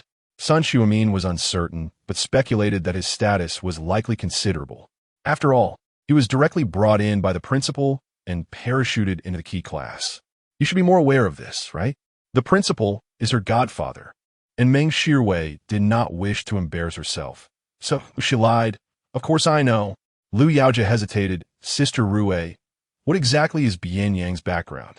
He merely has a little money, she conjectured. Rising from her chair, she decided to confront her godfather for clarity. Before leaving, she shot a warning glance at Sun Xiumin, saying, I can make you the class teacher, but I can just as easily remove you from that position. Recognize your place. Do not assume that being a teacher grants you absolute power in class 2. I detest Tang Yu. If she thrives, I cannot be at ease. Do you understand? Sun Xiumin's figure stiffened slightly. I understand. For ordinary students, this school was merely an average institution, yet for certain social strata, it represented a vast sphere of interests. After Meng Shirwei departed, Sun Xiumin grasped Lu Yaojia's arm. Yaojia, please do not speak carelessly in front of your father. Your aunt loves you dearly. You cannot slander her. Lu Yaojia shrugged off her hand. This woman attempted to flirt with my dad during a home visit. But my father has other women. She merely fantasizes about marrying him. It depends on your performance. After all, my dad stated that a stepmother must pass my scrutiny, and currently, you are not qualified. With that, Lu Yaojia strutted off triumphantly. Sun Xiumin retracted her forced smile, rubbing her face and scoffing. By the time she marries in and bears a son, he would no longer hold any position of influence. Meng Shirwei knocked on the principal's office door, but received no response. Tentatively, she pushed the door open, only to find it empty. How strange. Where could my godfather be? She took out her phone to call the principal, only to be informed that he was out of the service area. As Meng Shirwei pondered this, the principal's secretary approached. Inquiring amiably, "Miss Meng, are you looking for the principal?" Meng Shirwei smiled sweetly. "Yes, Uncle Lu, where has my godfather gone? The principal is on a business trip and should be on a flight right now. No wonder I could not get through." Meng Shirwei thanked him and, as she turned to leave, concealed her smile, her expression growing serious as she headed toward her class. This class was a self-study period, and the English teacher had arrived early, instructing class representative Tang Yu to write the problems on the blackboard for later discussion.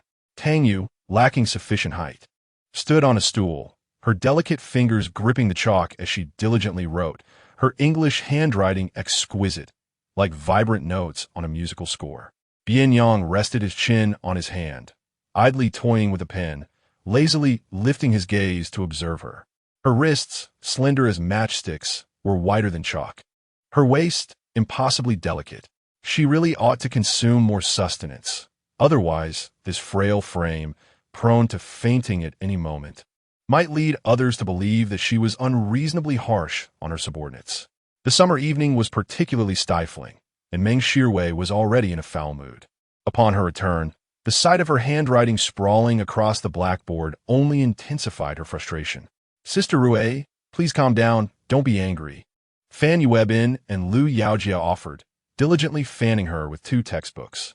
Meng Shirwei found them utterly irritating and waved them away. In her agitation, she pressed down hard with her pen upon her paper, tearing it with a hissing sound. She crumpled the sheet into a ball, ready to discard it, when she caught sight of Tang Yu's silhouette and, without a second thought, hurled it in his direction. Tang Yu was taken by surprise as the projectile struck his head, causing him to wobble on his chair. Had he not managed to grasp the lectern behind him in time, he might have toppled over completely. Meng Shirwei, arms crossed defiantly over her chest, leaned back in her chair, her expression haughty and devoid of any remorse. "Hey, you're blocking my view of the problems. Go right over there." The other students fell silent, anticipating yet another bout of misfortune for Tang Yu. However, in the next moment, a book landed squarely on Meng Shirwei's head. "Ah!" she shrieked, slamming her palms on the desk and springing to her feet. "Who did that?" A languid voice responded, "It was me, your father." "Bian Yang, are you out of your mind? You hit me. Are you crazy?" Fan Yuebin and Lu Yaojia rose in unison. Bian Yang, with a nonchalant demeanor, twirled his pen slowly. "Sorry, my hand just can't resist when it sees someone asking for trouble. Maybe you should stay outside." The English teacher, drawn in by the commotion, entered with a furrowed brow. "What's going on? Can't you manage to write a single problem without causing a ruckus?" Wang Qing raised her hand. "Teacher, it was Meng Shirwei who first threw something at Tang Yu, and then Bian Yang retaliated by throwing something at Meng Shirwei." Meng Shirwei shot a venomous glance at Wang Qing, who immediately bowed her head.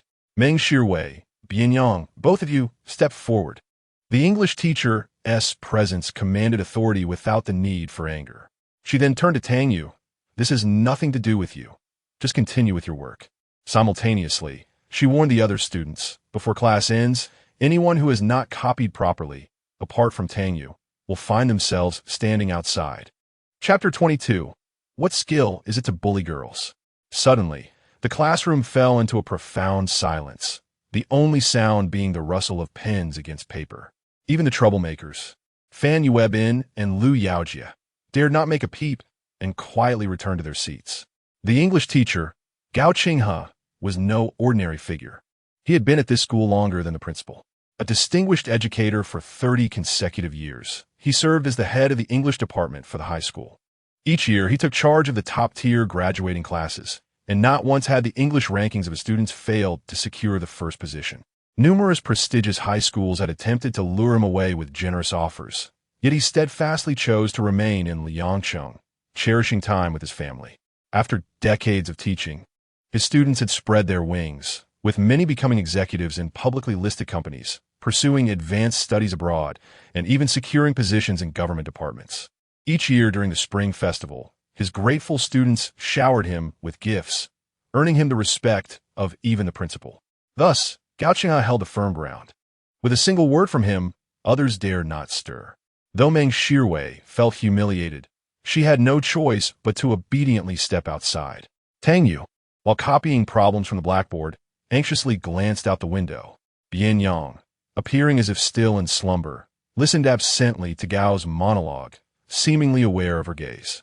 He slightly raised his eyebrows, revealing a hint of casual indifference as their eyes met from afar.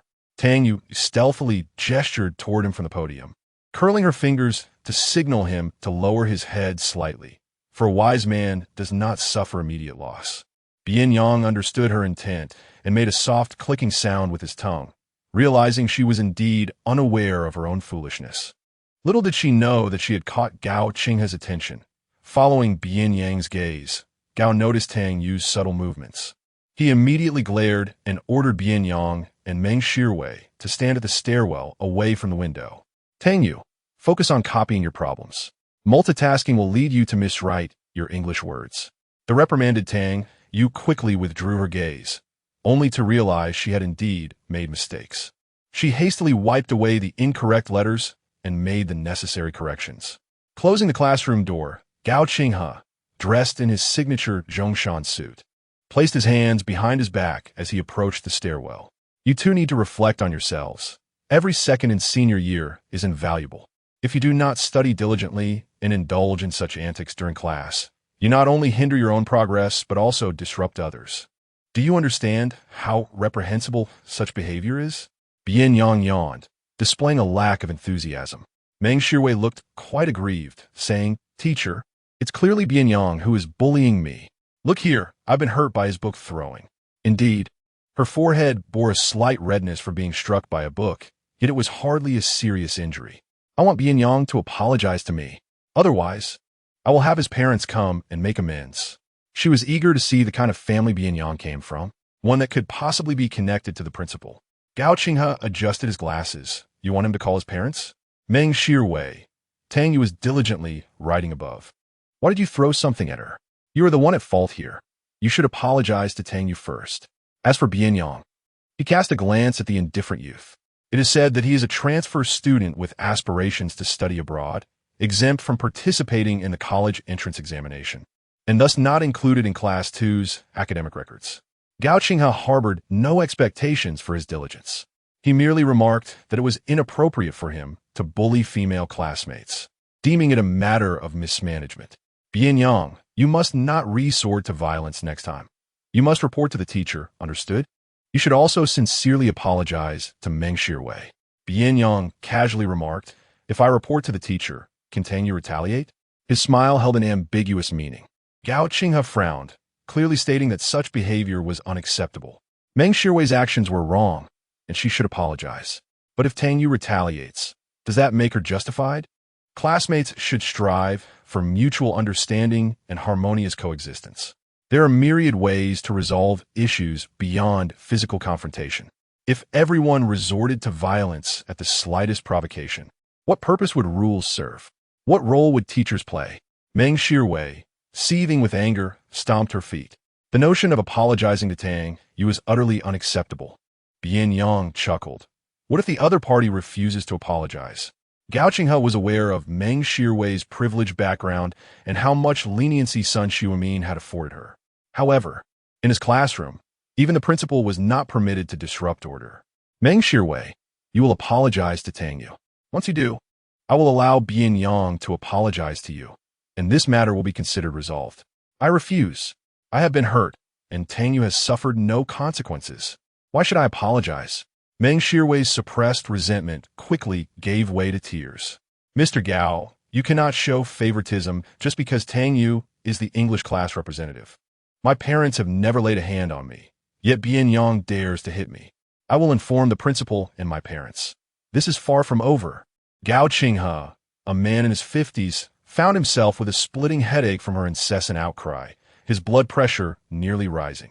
Bian Yang, feeling a surge of irritation, shot her a cold glance. If you keep shouting, do you believe I won't silence you with a stone? Teacher, look at him. He shows no intention of apologizing and threatens me in your presence. Meng Shirwei pointed accusingly at Bian Yang with her sharp finger. I don't care. If Bian Yang and his parents do not apologize today, I will have the principal expel him. Such a wretched person should not remain at Qingyuan. The youth's gaze instantly turned icy, irritation boiling over, as he forcefully bent her hand downward. Meng Shirwei emitted a scream reminiscent of a slaughtered pig. It hurts. It hurts. Woo-woo. This time, her tears were genuine. Bian Yang, let go. You must not resort to violence against classmates. Gao Qinghe was startled and hurriedly stepped forward to restrain Bian Yang's arm. Bian Yang disdainfully cast her hand aside, wiping it with a tissue from his pocket. Meng Shirwei's wails attracted the attention of the neighboring class. Class 1 was engaged in self-study, but now both Class 1 and Class 2 had abandoned their studies, peering curiously out of the windows. Mr. Gao, what's happening? Zhou Xuanwen emerged first, his brow furrowing as his gaze swept over Bian Yang and Meng Shirwei. Seeing her in a state of distress, he frowned deeply. Before Gao Qinghe could respond, Meng Shirwei, finding solace in his presence, collapsed into his arms, crying pitifully. Brother Xuanwen, Bian Yang has been bullying me. He hit my head with a book, and look at my forehead, it's all swollen. My hand too, he nearly broke it. I'm truly terrified.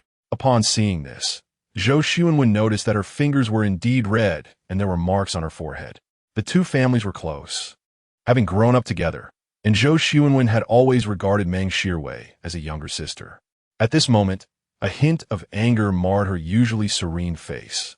Her sharp gaze fixed on Bian Yang, shielding Shirwei behind her. What kind of ability is it to bully a girl? Meng Shirwei wiped her tears, hiding behind Zhou Xuanwen, and raised her eyebrows in defiance at him. Bian Yang leaned leisurely against the wall, one long leg bent slightly, lazily lifting his gaze, unwilling to expend effort, thinking, how could I possibly be considered a bully? The ones I target aren't even human. Zhou Xuanwen endeavored to maintain her composure, exhaling deeply.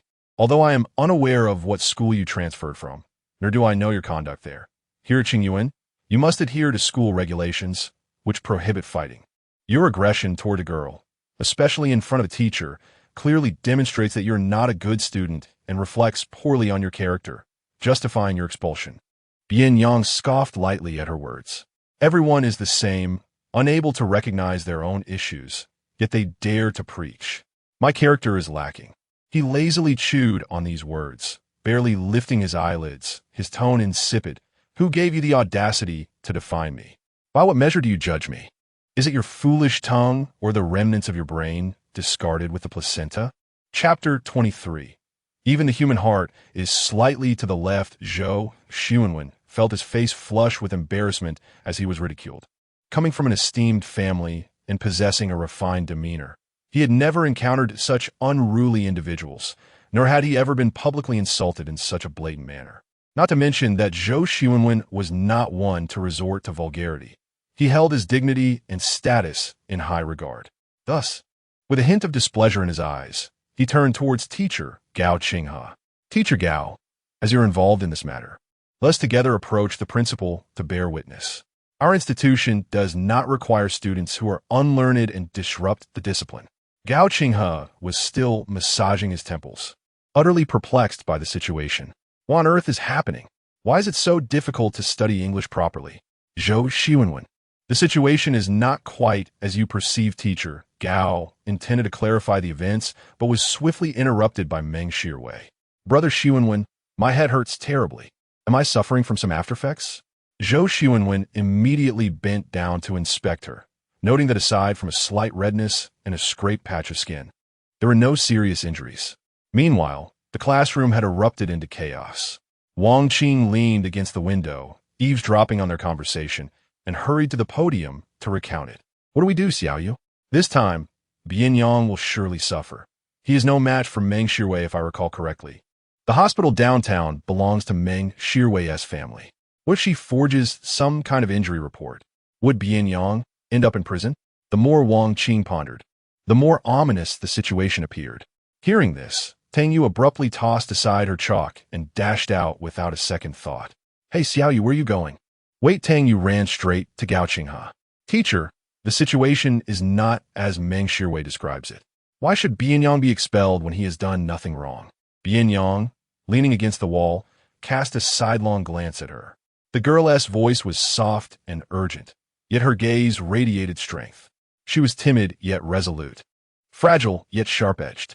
It seemed she was still that little vulnerable one, yet somehow transformed. Tang Yu Zhou Xuanwen's expression softened as he regarded her. This matter does not concern you. You should return to class too. How can it not concern me? Upon seeing Meng Shiwei's piercing gaze, Tang Yu instinctively trembled. Yet, she could not retreat. Summoning all her courage, she spoke. It was Meng Shiwei who first struck me with something. Bian Yang only retaliated after she insulted him with many harsh words. Hey, Tang Yu, what nonsense are you spouting? Meng Shiwei tugged at Zhou Xuanwen's arm. Brother Xuanwen, she is lying. It was not like that at all, is that so? Gao Qinghe, maintaining a serious demeanor, interjected calmly. What Tang Yu said is indeed the truth. Had you not interrupted me, I would have stated this sooner. Upon hearing this, Zhou Xuanwen's expression shifted. Disbelief etched across his features as he looked at Meng Shiwei, who appeared increasingly anxious. Shiwei, why did you strike Tang Yu? How could you lay hands on a classmate so casually? Brother Xuanwen, enough. Do not say another word. With Teacher Gao's assertion, there is no escaping the consequences. Zhou Xuanwen did not anticipate the situation would unfold in such complexity. Casting a glance at Bian Yang, he then turned his attention to Tang Yu. Tang Yu, are you unscathed? His voice was gentle, imbued with concern. Tang Yu pressed her lips together, responding, I am fine. I see that Meng Shiwei is also unharmed, and I do not require her apology. Releasing a small sigh, she added, Bian Yang does not need to apologize to you either. He will not be expelled. Zhou Xuanwen's lips moved slightly, and he said, since everything has been clarified, let be. Upon hearing this, Meng Shiwei became anxious. How can you just let it go, Xuanwen Gij? Zhou Xuanwen reassured her softly, enough. We are all classmates and must coexist harmoniously.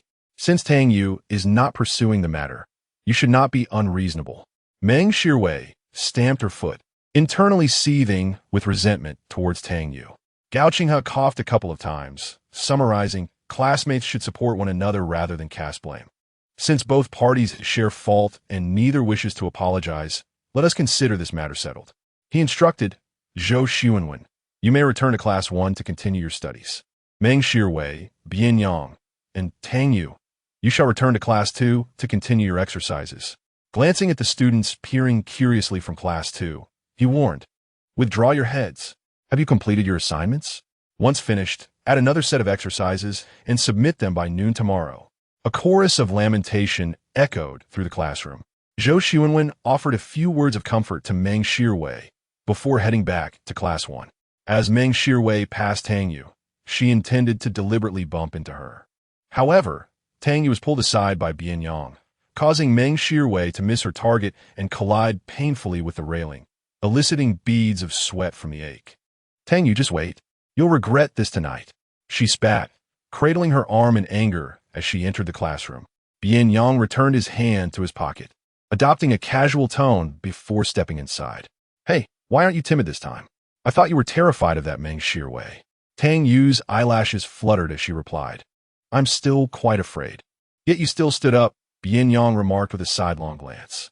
But if I hadn't, what would happen if you were expelled? Tang Yu Yingan deeply. I do not want you to be expelled. Her words were music to his ears. Bian Yang smiled down at her.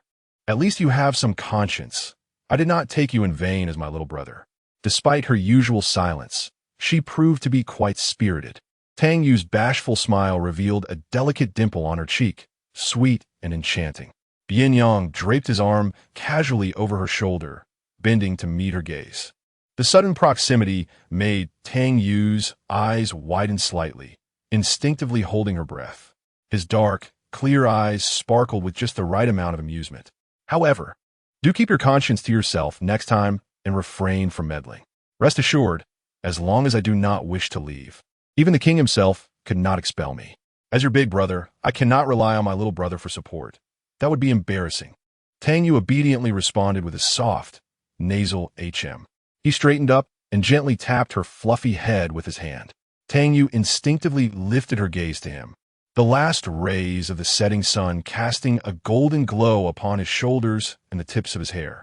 making him appear even more radiant than the blazing sun itself. "You've got chalk dust all over your head. It's quite filthy," he remarked with a hint of disdain. Tang Yu promptly averted her eyes, lowering her head and running her fingers through her hair. The chalk dust had fallen upon her from the blackboard while she was copying the problems. As Bian Yang observed her fidgeting akin to a naive child, he couldn't help but chuckle. "I ask you, are you daft? Your hands are also covered in chalk dust, and yet you continue to touch your hair. Won't that just transfer it all back?" Tang Yu's hand paused mid-motion as she glanced down, realizing her fingers were indeed coated in chalk dust. His words made her cheeks flush crimson. Bian Yang stifled a laugh, just as he was about to offer his assistance, when the sharp voice of Gao Qinghe echoed from the classroom. "Tang Yu, Bian Yang, what are you two dawdling about outside? Hurry and get inside." With that, Tang Yu buried her head and headed in. Bian Yang raised an eyebrow slightly, retracting his hand that was still suspended in the air, and followed her in at a leisurely pace. The first half of the class was spent copying problems, followed by a lecture in the latter half, and then 2 evening study sessions before they were finally dismissed. As Wang Qing packed her belongings, she muttered in dissatisfaction. It was clearly Meng Shirwei who instigated it first. Yet in the end, she didn't even apologize. "That's so unfair." Tang Yu shook her head. "This is just fine. There is no absolute fairness in this world. After all, even the human heart is slightly to the left. If it weren't for Bian Yang standing up for you, you'd probably be the one at a disadvantage again." Wang Qing glanced back, noticing the seat behind her was empty. Bian Yang had stepped out to make a phone call. "And you say you're not close? If you weren't, why would he help you out of the blue?" Wang Qing playfully nudged her shoulder, beaming with curiosity. "Come on, confess. When did you two actually meet? How could such a handsome guy be hidden away without you sharing the news with me? That's just cruel. We really didn't know each other before." Tang Yu replied, a bit helpless, as she remembered she had a part-time job to attend to that evening and was also supposed to cook for Bian Yang. After a moment's contemplation, she gathered the papers she needed to write and a pen. Chapter 24. "You're peeking at me." Wang Qing rested her chin on her hand. Disbelief etched across her face. "Really, Tang Yu?" "Indeed," Tang Yu replied earnestly. Wang Qing chuckled. "The way you two interact feels as though you've known each other for ages." "What is that saying? Meeting you for the first time feels like reuniting with an old friend? I sense that your relationship surpasses ours. Alas, it seems I have misplaced my affections." Tang Yu playfully slapped her open palm. "If only you applied this energy to your studies, your language scores would surely exceed 100. Ah, Xiao Yu, you become wicked, pouring salt into wounds." Noticing Tang Yu rise, Wang Qing inquired, "Are you off to your part-time job again?" "Yes," she replied, flipping the chair onto the table. "You're likely the first to work part-time this close to the college entrance exams." "I truly admire you," Wang Qing remarked, giving a thumbs up. "Tang Yu smai fai li, zhu xin si len se."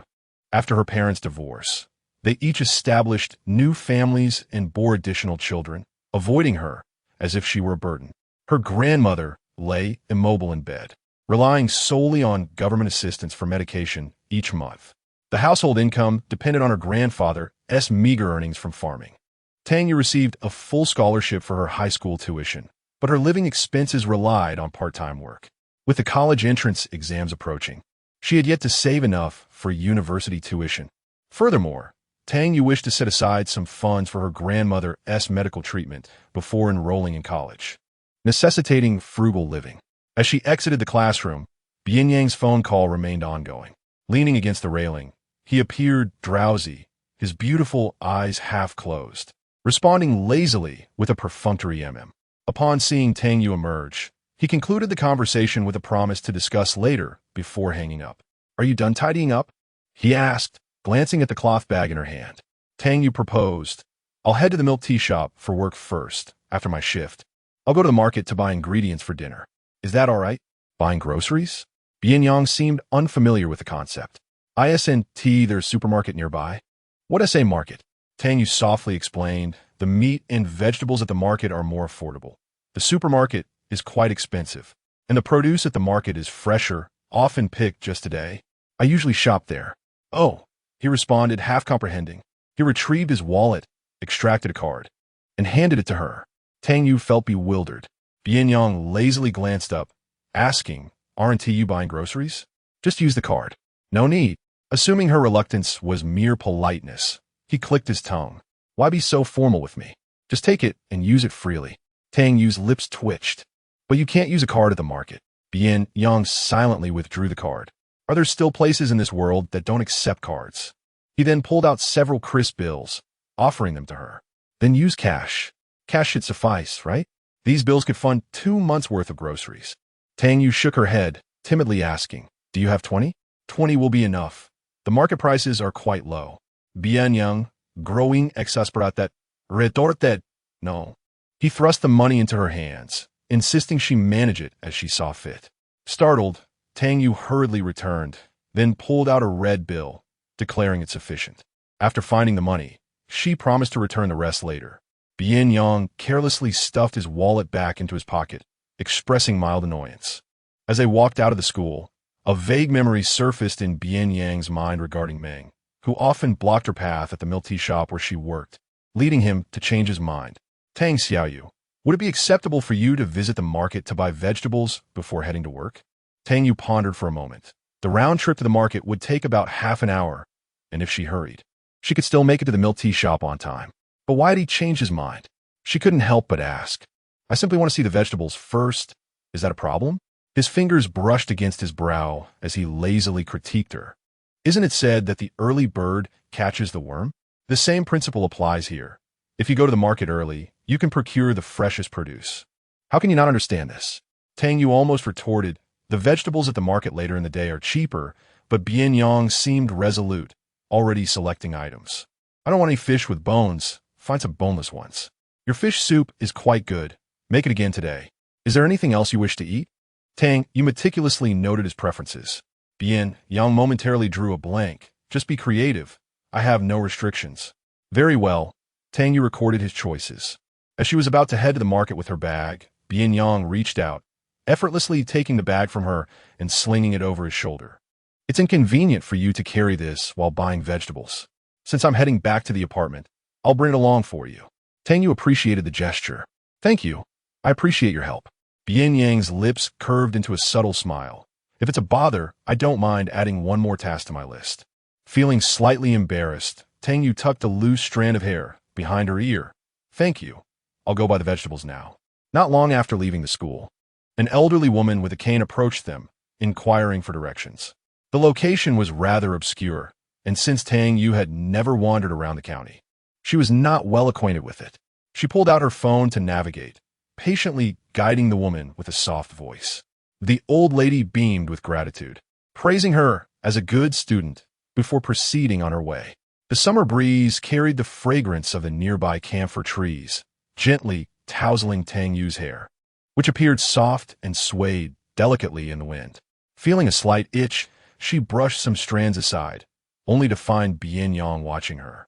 Caught in the act, Bian Yang stood lazily at a distance, his gaze flickering momentarily before he feigned indifference, remarking, "You could have simply said you didn't know the way instead of giving directions. What else with your sudden kindness?"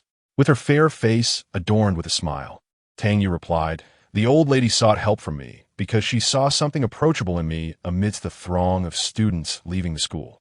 The young man, hearing this for the first time, subtly curved his lips. "So, when you approached me that day, seeking my protection, it was because you found me approachable as well?" "Well, I suppose so," she admitted. Tang Yu hesitated briefly before nodding, moistening her lips. "That day in the alley, you came to my rescue. And when Meng Shirwei bullied me in class, you also lent a helping hand." It was evident that Meng Shirwei and her companions were wary of him. "Moreover, my grandmother always said that those with moles on their collarbones are inherently good people.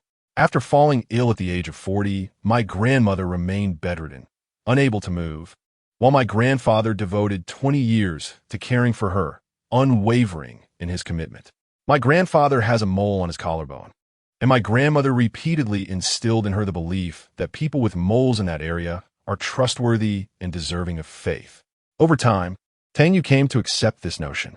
Thus, she wrestled with her thoughts for quite some time before secretly picking up his signature pen and hiding it, seizing an opportunity to strike up a conversation after school. Upon hearing this, Bian Yang raised an eyebrow, catching the crux of the matter. So you were secretly watching me. Tang Yu's cheeks flushed red, insisting no, I wasn't. It was just that your collar accidentally revealed itself. Moreover, when I went to find him that day, he was shirtless. It would have been difficult not to notice. I exposed myself, and you look? Bian Yang squinted sleekly. Tang Xiaoyu, not only do you embellish your own image, but you are also remarkably brazen. Tang Yu, unable to withstand his teasing, felt her face grow increasingly crimson as Bian Yang approached her with his arms crossed, his gaze scrutinizing her. She was blushing so fiercely, it seemed she might burst. Chapter 25. The young girl has quite a few matters aside from these reasons. Are there any others? Tang Yu stood stiffly, her hands clasped in front of her, as if she were a criminal being interrogated. No, there are none. Really? Bian Yang bent down to meet her gaze, his striking eyes narrowing slightly, exuding an air of intimidation. Tang Yu quickly replied, there is one more. What is it? Speak clearly. She pressed her delicate lips together, adding, it's because you look like a good person.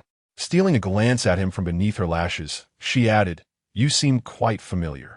Upon hearing this, Bian Yang scrutinized her closely, realizing she did not appear to be lying. He straightened up, unconsciously touching his own face, lost in thought. When had his appearance changed so dramatically? Back when he attended school in the capital, people would run away at the mere sight of him, as if they had seen the king of hell, fearing they would be targeted if they lingered too long. This was the first time someone had described him as familiar after calling him a good person. Bian Yang's emotions became exceedingly intricate, and he found himself amused, thinking, aren't you afraid of misjudging and losing yourself? Tang Yu, feeling tense, relaxed instantly upon hearing his jest, tilting her chin up. But as it turns out, I was not mistaken. My grandmother was right. You truly are a good person. Stop handing out good person cards and go buy your groceries. Bian Yang rolled his eyes and gently flicked her forehead with his slender finger. Tang Yu covered her head with a soft "oh," and though she had initially turned to leave, she hesitated and turned back. What is it now? Bian Yang glanced at her, his eyes lowered. Tang Yu hesitated, and Bian Yang thought this young girl was quite difficult to handle. She should just speak her mind. She took out her phone and, in a soft voice, tentatively asked, what is your phone number? Recalling how impatient he had been with that girl during lunch, she quickly explained, I worry that some vegetables at the market might sell out, and the remaining ones may not suit your taste. So, if there are any changes, it would be convenient to contact you. Is that all? Bian Yang thought it was something significant. He held out his hand, revealing a small mole on his collarbone, and said, give me your phone. Tang Yu obediently handed it over. Bian Yang took it, deftly unlocked it, and stored his phone number. After saving it, he noticed she had WeChat on her screen. Lifting his gaze from the phone, he suggested, adding WeChat would be more convenient. Why do you need my phone number? Tang Yu was taken aback. Didn't you say you don't use WeChat? She replied, recalling his words from the restaurant at lunch. Bian Yang raised an eyebrow. How foolish. At that time, I said I didn't want to give it out. So, he did have WeChat. Tang Yu asked, can I add you on WeChat? Her mobile plan includes some data, and WeChat is indeed more convenient. Moreover, her grandparents are not adept at using smartphones, so she prefers to reserve her call and text message quota for conversing with them. Yet, to her surprise, he declined her request. Tang Yu lowered her head, feeling disheartened. A low chuckle drifted down from above, a playful tease. Tang Yu lifted her gaze, her eyes sparkling, as the corners of Bian Yang's lips curled slightly.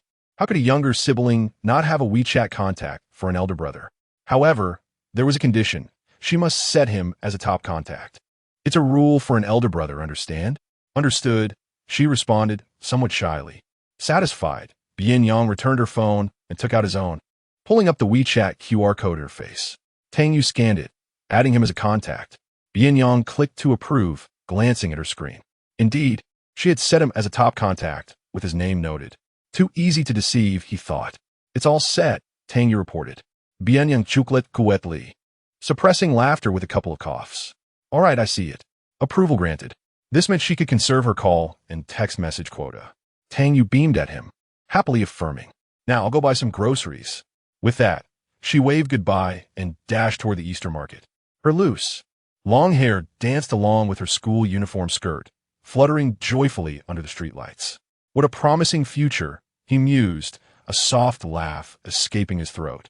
Was it really worth such delight over merely acquiring a WeChat contact? TSK. His charm was simply irresistible. He removed the bag slung over his shoulder, unzipped it, and tucked her cloth bag inside before slinging it back. He donned a black cap, his delicate features obscured beneath its brim, hands languidly resting in his pockets as he walked in the opposite direction.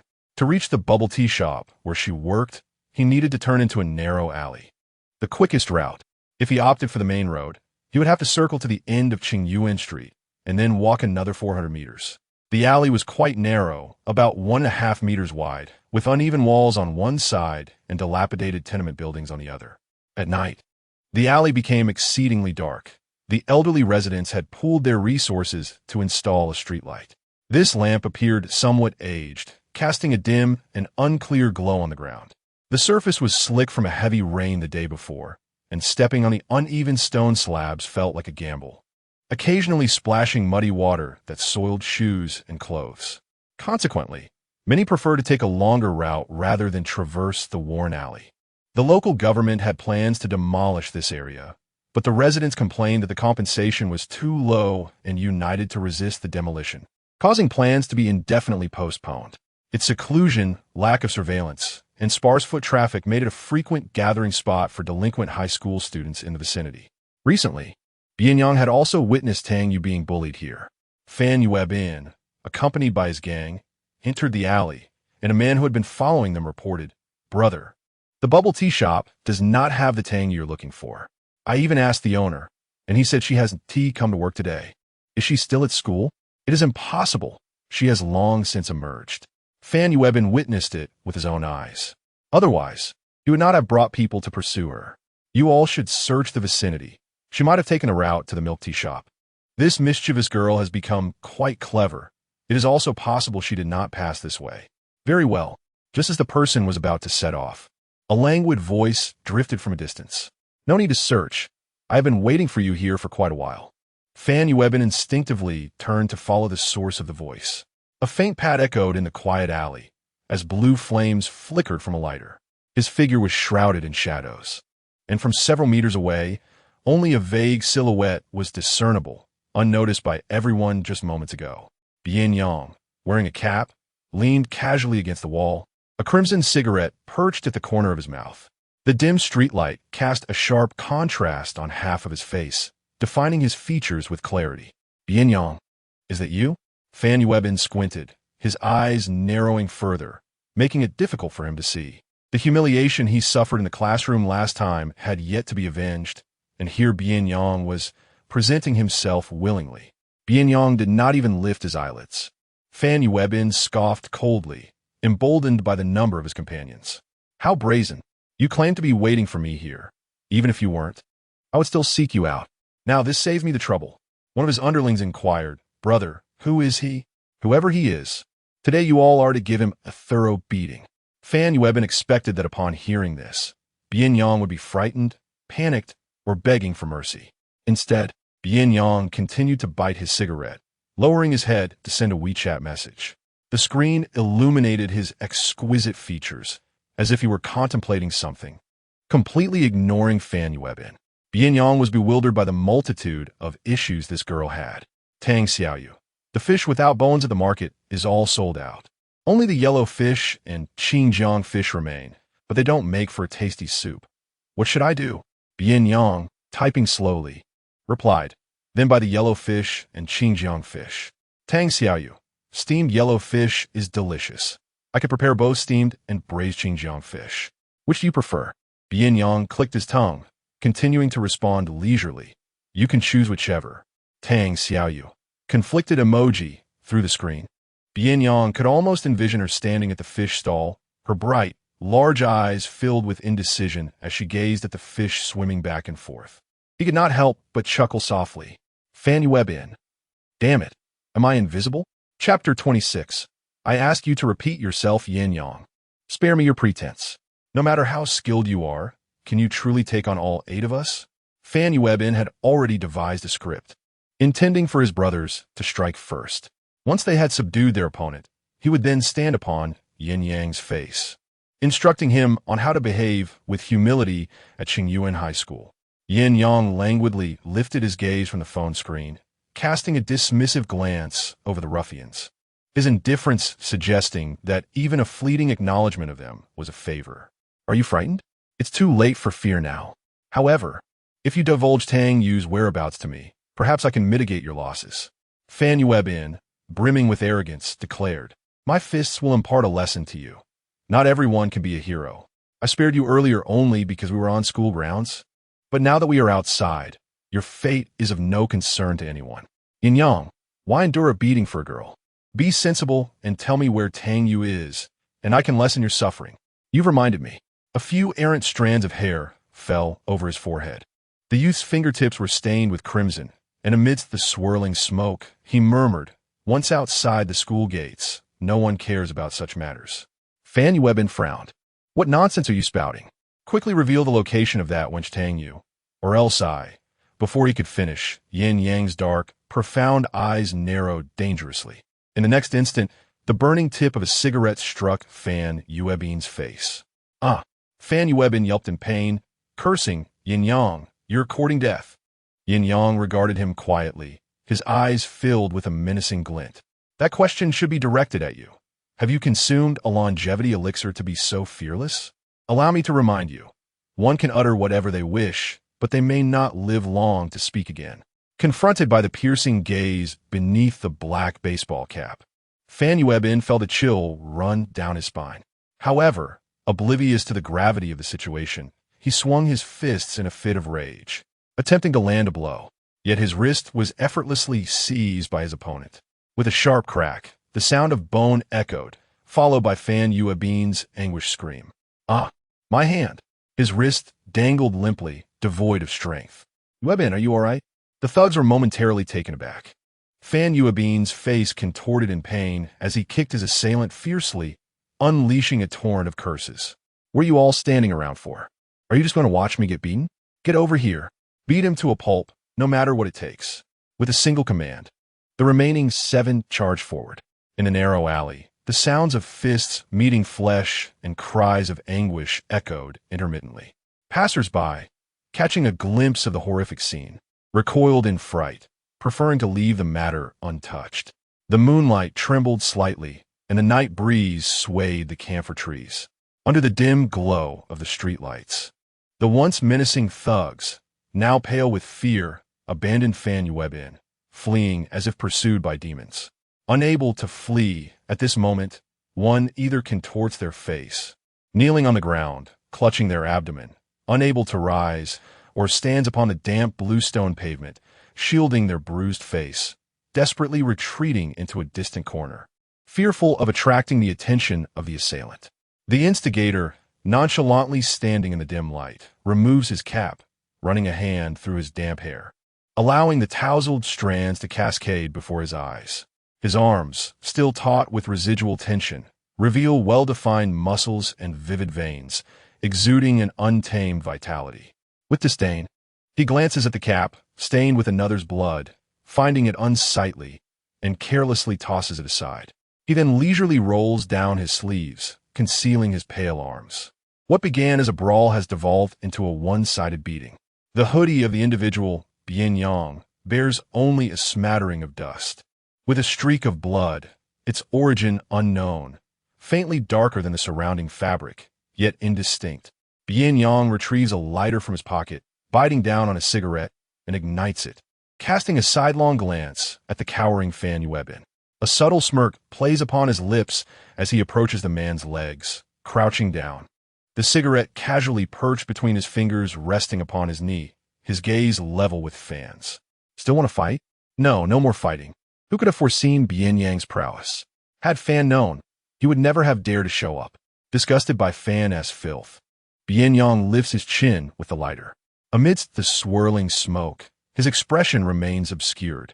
Who were you cursing just now? Repeat it for me. Fan Yuebin swallows hard, unable to meet his gaze. I was wrong. I was wrong. Please don't hit me, didn't I tell you to repeat it? Are you deaf? Bian Yang, expressionless, strikes Fan's face with a lighter, the air thick with menace. Trembling, Fan can only muster the courage to repeat, Tang Yu that.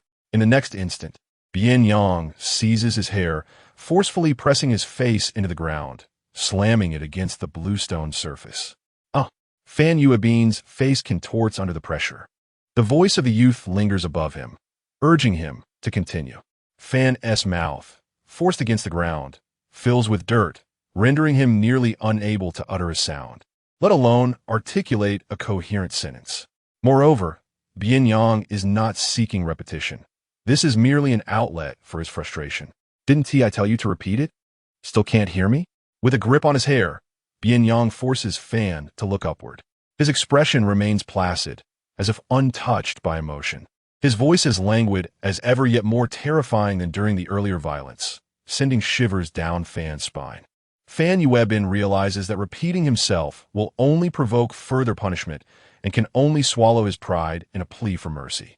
Bian Yang, I was wrong. We are classmates. Just let me off this once. Let today be forgotten, and I report you. Please don't hold a grudge. Bian Yang, his tongue grazing his jaw, smiles, and suddenly slams Fan's face back into the ground, mercilessly crushing him. Regardless of Fan Yuebin's anguished wails, his emotions remain muted. I command you to repeat. Do you not comprehend human speech? I shall repeat myself. Once again, Fan Yuebin, forcibly yanked by his hair and compelled to look upwards, finds his nose gushing blood from the impact. He spits out the muck from his mouth. Tang Yu is. Still, those two words remain unutterable, crushed beneath him. Fan Yuebin, unable to endure any longer, struggles desperately. Even with mud water filling his mouth, he curses vehemently. Bian Yang, you brat, wait for me. I shall remember this grievance today. Sooner or later, I will make you kneel before me and beg for mercy. And what of that, Tang Yu? Surely you cannot have feelings for that wretch. His words abruptly cease. Fan Yuebin is once more seized by his hair. Bian Yang grips his head, the veins on the back of his hand protruding, and with fierce intent, he slams Fan Yuebin against the wall. As Fan Yuebin collapses to the ground, he emits a feeble cry, only to be yanked up by his collar again. Bian Yang raises his leg, delivering a brutal kick. A sharp pain seizes Fan Yuebin's abdomen, causing him to collapse to his knees with a thud, his back hunched, his face contorted in agony, unable to vocalize his suffering. Chapter 27. There are consequences for mischief. The others who had fallen to the ground trembled in fear, struggling to muster their strength as they rolled and crawled away, terrified of suffering the same fate as Fan Yuebin. When bullying others, did they ever consider that they too might one day be subjected to such treatment? Bian Yang's voice floated lightly, bringing to mind the day Fan Yuebin had torn Tang Yu's clothing as he discarded the cigarette he had been biting. He raised Fan Yuebin's right hand, but then reconsidered and switched to the left. Fan Yuebin felt an inexplicable sense of foreboding and recoiled. Bian Yang firmly grasped his left arm, a sardonic smile playing on his lips as he asked, "Are you afraid?" Fan Yuebin's arm trembled in Bian Yang's grip. The swagger he had shown while bullying others now replaced with a cowardly demeanor. Just a moment ago, he had been so brazen. Now, Bian Yang wanted to see just how low he could stoop. Bian Yang laughed, his dark hair brushing against his brow, yet his eyes bore no warmth. He had long been accustomed to the presence of the small-minded who cower before power rather than virtue. They prey on the weak, bullying fragile girls, those without the means to fight back, and those lacking familial support. Oh, aside from physically assaulting them and issuing threats, what else had they done? Did they intend to take photographs of her? What exactly did they wish to capture? What if he had not happened to be smoking that day? Had not fortuitously witnessed the scene? What would have become of Tang Yu? She might have been stripped and photographed, those images becoming leverage for Meng Shiru to coerce her into compliance. Or worse, those photographs could have been disseminated widely. They could have ended up on forums, visible to all. Those who view the images would point fingers at Tang Yu. At such a tender age, a girl's self-esteem is so fragile, and her delicate frame would have to bear the weight of countless taunts and accusations. What then would a battered Tang Yu do in such a moment? Many victims of school bullying find themselves without recourse, ultimately standing atop the school building, gazing down at the world below, the grass, the trees, the faces of their tormentors, and the indifferent passers-by, and then, with arms outstretched, they leap into the void, ending their pain-ridden, shattered existence.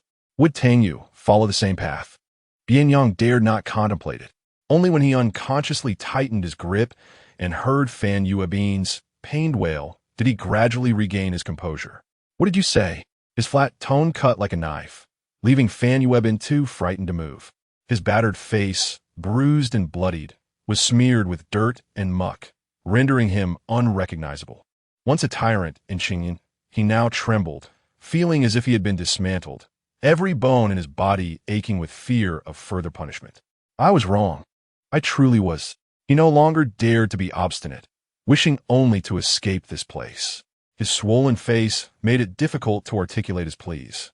He forced words through gritted teeth. "Bian Yang, no, Brother Yang, I was blind to your greatness. I will never provoke Tang Yu again, nor will I bother you." Bian Yang's expression remained inscrutable. Oh, and so, his expression remained unchanged. If one simply uttered an apology after striking another, would that alleviate the pain of the victim? Fan Yuebin's complexion paled slightly. Bian Yang's lips curled into a faint, yet menacing smile.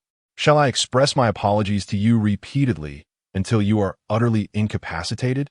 Given my sincerity, enduring a few more beatings seems hardly excessive. Wouldn't you agree?" Upon hearing these words, Fan Yuebin's hands and feet began to tremble, and he pleaded urgently. "Yang, I truly recognize my mistake. Please spare me. Considering we are classmates, I offer my apologies to you and to Tang Yu. Please, do not strike me any longer." Bian Yang slowly raised his eyelids, a smile gracing his lips. Fan Yuebin found this expression far more terrifying than his absence of a smile. "We are classmates. There is no need for such formality." As he spoke, he placed a hand on Fan Yuebin's shoulder in a tone suggesting negotiation. "However, one must repay their debts in this world. You tore the clothes of a young girl, leaving her with psychological scars that will not heal easily. This must be addressed. But since we are both men, I cannot tear your clothes in return, so I shall simply take one of your hands. Is that not fair?" Fan Yuebin's pupils widened in alarm, yet he had not the time to plead for mercy. In the next moment, a sharp crack echoed as screams erupted from the alley. Fan Yuebin's left hand fell limply, and he collapsed to the ground, succumbing to the pain. Bian Yang slowly stood, his gaze lowered in disdain as he extracted a few tissues from his pocket to wipe his hands, tossing them onto Fan Yuebin's face. So filthy, covered in mud. He picked up the backpack hanging on the wall and casually slung it over his shoulder. One hand slipped into his pocket while the other reached for his phone, revealing an incoming call and several unread messages. He first opened WeChat, raising an eyebrow slightly at the messages, all from Tang Yu. "Tang Xiaoyu, I've decided to buy Xinjiang fish for dinner. How does braised sound?" "Tang Xiaoyu, if you don't reply, I'll take it as a default acceptance, with a cute bunny emoji." "Tang Xiaoyu, I also bought some bok choy and green peppers. I remember you didn't like the tomato and egg dish last time, so this time, how about scrambled eggs with green peppers?" After a minute, having received no reply, she sent another tentative message. "If you don't reply, I'll take it as a default acceptance, with a cute bunny emoji." Bian Yang found this amusing and leisurely typed a response. Working at the milk tea shop? After waiting a while without a reply, he assumed she was busy. He then returned to the main screen, tapped the missed call, and strolled casually toward the alley's exit as he redialed the number. The call was answered promptly. "Yang, how have you been lately?" Bian Yang walked with ease, a cigarette pinched between his lips, unlit, as the gruesome scene behind him faded into the distance. "That's good to hear. Your arrival was rather sudden. Your uncle's place is quite far from your school, making it inconvenient for back and forth. Thus, I arranged for you to stay in an apartment near the campus. It may not be as luxurious as your residence in the capital, but I have instructed my assistant to seek a suitable new property. However, renovations will take some time, so you'll have to make do with this for now." "No need. I find this place quite satisfactory." The voice on the other end was taken aback. After all, this nephew had grown up accustomed to luxury, notoriously picky, yet he was surprisingly agreeable this time. He smiled slightly and said, "That works. By the way, I've arranged for the housekeeper to clean twice a week. She will come tomorrow." "No need," Bian Yang replied swiftly. "I dislike strangers entering my living space. Do not send the aunt over." "How can that be?" I've also arranged for a nutritionist to come and specifically help with your stomach. You should tell him what you wish to eat. Do not starve yourself. Your body is suffering." At this point, he gently sighed. Ever since his sister's passing, Bian Yang had developed a mild case of anorexia, vomiting whatever he consumed. His father had previously called to discuss this matter, hence the decision to hire a nutritionist. Without a moment's hesitation, Bian Yang declined, insisting, "I eat quite well."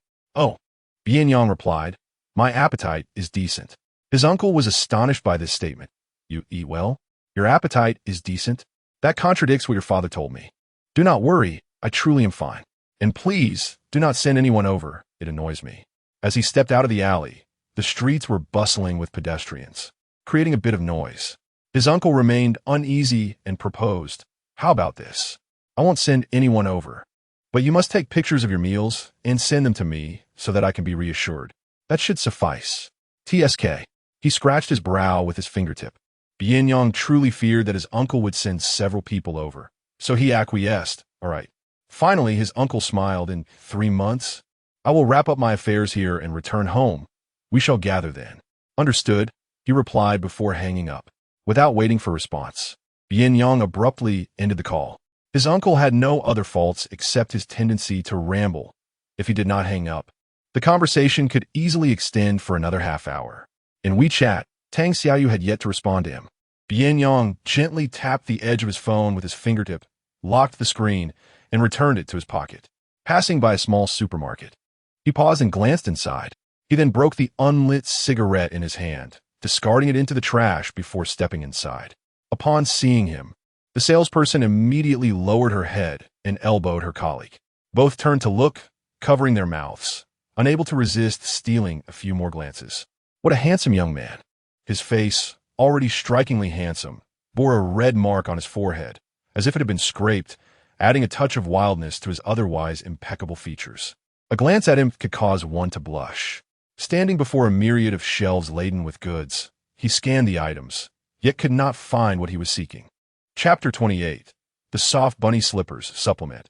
As he was about to leave, the salesgirl approached shyly and inquired, "Excuse me, what are you looking for? I can assist you in finding it." Bian Yang raised an eyebrow slightly, not rejecting her kind offer. "Where are the slippers?" The salesgirl promptly guided him to the slipper section. The supermarket was not particularly large, and the slippers were not hung up, but rather displayed on the bottom shelf, which is why Bian Yang had overlooked them. Just as the salesgirl picked up a pair of men's slippers to introduce a popular style, she noticed the young man kneeling down to retrieve a pair of women's slippers from the very bottom shelf. The pink slippers featured a design of small rabbits, complete with 2 fluffy white ears. For some inexplicable reason, they reminded Bian Yang of a certain young girl. The soles of the slippers were incredibly soft, almost foldable, and they seemed perfectly suited for her. Seeing that the young man was quite taken with the bunny-themed women's slippers, the salesgirl smiled. "Are they for your girlfriend? What size does she wear? I can help you find the right size." "Girlfriend? No, they were for his little sister." Otherwise, the young girl would always take off her shoes whenever she visited, refusing to step on the floor. Bian Yang felt no need to explain further. Yet he truly did not know her shoe size.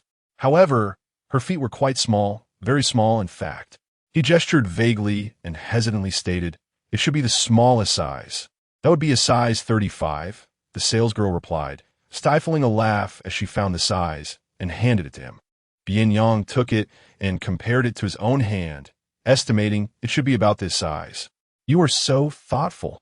Your girlfriend will surely appreciate it," the salesgirl remarked with a smile. Bian Yang curled his lips into a faint smile, imagining the way Tang Yu would look when she smiled. He offered a brief thank you before heading to the cashier to pay. Once he left, the salesgirl behind him expressed her regret. She had initially wanted to obtain his WeChat, but alas, he already had a girlfriend and had come specifically to buy slippers for her. She wondered what his girlfriend looked like. She must be quite fortunate. Another salesgirl chuckled. "That boy is still young. He appears to be a high school student." "What on earth are you thinking? How inappropriate." The milk tea shop was not particularly busy today. Half an hour passed with only 2 or 3 customers. This allowed Tang Yu the time to continue her writing. She leaned over the bar, taking out a pen and paper, diligently jotting down her thoughts. It was not until she noticed someone entering the shop that she quickly tucked away her writing materials. Without looking up, she greeted, "Welcome. What type of drink would you like?" However, upon raising her gaze and seeing who it was, her smile abruptly froze. Zhou Xuanwen was not in his school uniform.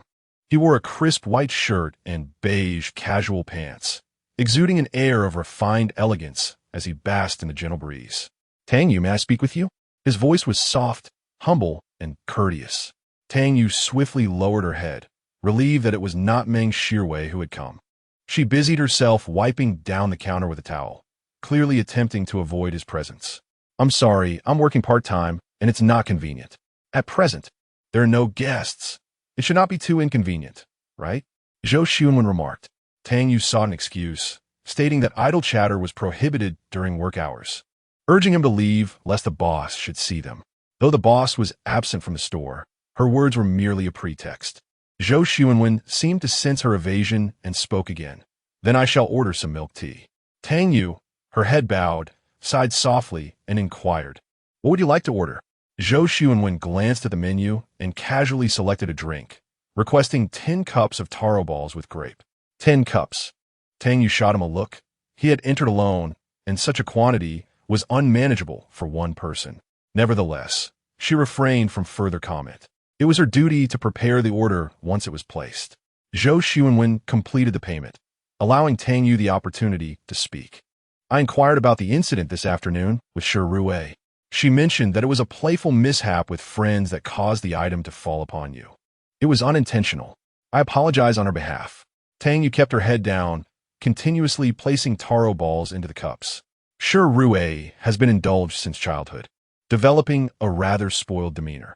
Although her attitude was misguided this time, she meant no harm. "Please do not take it to heart, Tang Yu. I have spoken to her about wanting to be friends with you, to learn from your admirable qualities, and she has agreed." Hearing this, Tang Yu felt a smile rise within her, but remained silent. "I have no siblings, and neither does Shi Ruei.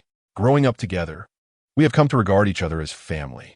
She sees me as an older brother, and I consider her a younger sister. If she has wronged you in any way before, I sincerely apologize." Zhou Xuanwen believed his demeanor was earnest and his words faultless, yet Tang Yu continued to ignore him. "Tang Yu, are you still unwilling to forgive her?" Tang Yu paused momentarily, placing the concentrated grape juice on the table. Her voice was barely above a whisper. "Classmate, she can keep her distance from me in the future." Her lips moved slightly as she looked at him, "And you should maintain your distance as well." Zhou Xuanwen furrowed his delicate brows, perplexed. "Why?" "We had previously formed a study group and participated in competitions together, enjoying our collaboration. Why can't we be friends?" "Why?" It was precisely because he incessantly sought her out that she became the target of Meng Shirwei's relentless pursuit. "I only wish to focus on my studies and have no interest in your affairs." Tang Yu's eyelashes fluttered, disinterested. "Zhou Xuanwen, in partnering together, we can achieve greater results in our studies, can we not?" Tang Yu resumed her task of preparing the milk tea, immersed in her work, no longer engaging in conversation with him. "The mock exam is approaching, and following it, there will be a provincial mathematics competition held in our municipality. If one ranks in the second prize or above, it may offer advantages for the college entrance examination. Our school has 3 slots to be filled from the top 10 in the grade. In the last preliminary exam, you scored full marks in mathematics, ranking first. I specifically recommended you to the teacher in charge of the competition. There will be a training session for 3 participants before the competition." Before he could finish, Tang Yu interjected, "I will not participate." Zhou Xuanwen furrowed her brows more deeply. Why? There was no reason. In the time it took to speak, Tang Yu had already prepared 3 cups. "You must understand that the college entrance examination can alter your destiny, allowing you to escape this small county. Tang Yu, you are truly remarkable. Your approach to problem solving is unlike ours, and you possess the potential for further academic pursuits. If you perform to your capabilities, you will undoubtedly secure a place in Tsinghua or Peking University. Why would you forfeit such a splendid opportunity to advance? Securing additional points would make your path more assured." Tang Yu skillfully prepared the milk tea, seemingly oblivious to the conversation. Even without extra points, she would strive to leave this place. Taking her grandparents to the city for medical treatment, provided that Meng Shirwei did not obstruct her. The thought of competing alongside Zhou Xuanwen filled her with dread at the potential backlash from Meng Shirwei. Tang Yu, noticing her unwavering silence. Zhou Xuanwen grew anxious.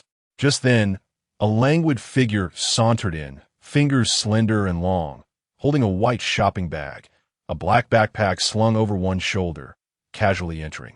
"Oh, busy are we?" Upon seeing him, Zhou Xuanwen felt an instinctive aversion and ceased discussing the competition. It was difficult to articulate this feeling. Perhaps it stemmed from the overwhelming sense of aggression emanating from him or an innate discord in their energies. The first time she encountered Bian Yang, Zhou Xuanwen instinctively labeled him as disagreeable. Following the events of midday, her impression of him had only soured. Thus, the usually gentle, humble, and polite Zhou Xuanwen could not help but respond coldly. "What brings you here?" Tang Yu, too, blinked in surprise, her movements in preparing the milk tea momentarily slowing. Hadn't he already returned to the apartment? He still wore the same clothes, and his bag was not left at the apartment. Moreover, there seemed to be an injury on his forehead. She felt a flicker of concern. Bian Yang brushed past Tang Yu, his gaze finally settling on Zhou Xuanwen. Sneering, "What is this? Is this milk tea shop yours? If you can come, why can't I?" Chapter 29. Do not always oppose the boss in the tea shop. There are high stools placed before the floor-to-ceiling windows, accompanied by a bar for patrons to utilize. Bian Yang carelessly tossed his belongings onto the bar and settled into a high stool, leaning back lazily against it, his long legs extending naturally. "Hey, Tang Xiaoyu, weren't you going to treat me to some milk tea? When can we drink it?" "Wait until I finish my part-time job," she replied softly, glancing at the clock on the wall. "There are still 15 minutes left. Can you wait?" Bian Yang's lips curled slightly, appearing quite agreeable. "All right then." With him present, Zhou Xuanwen found it impossible to voice his thoughts.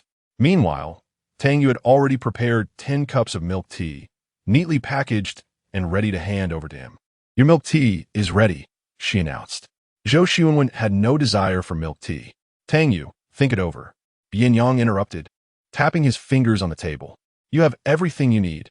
Why are you still lingering here? It's affecting the shop's business. Do you understand? There are customers behind." Indeed, a young woman stood in line behind Zhou Xuanwen. He suppressed his irritation, maintaining a calm demeanor. "I can see if there are other customers in the shop. I don't need you to remind me." Bian Yang smirked. "I thought you were blind." Seeing the two handsome men quarreling because of her, the girl felt a bit embarrassed. It's fine. I can wait a little longer. Watching handsome guys is quite enjoyable." "How is it fine? Time is money, and a girl's youth is even more precious, isn't it?" Bian Yang smiled slightly, leaving the girl utterly entranced, blushing furiously. Tang Yu sighed. Zhou Xuanwen, choosing not to stoop to his level, took the milk tea from her hands and, before leaving, remarked, "This math competition offers a prize.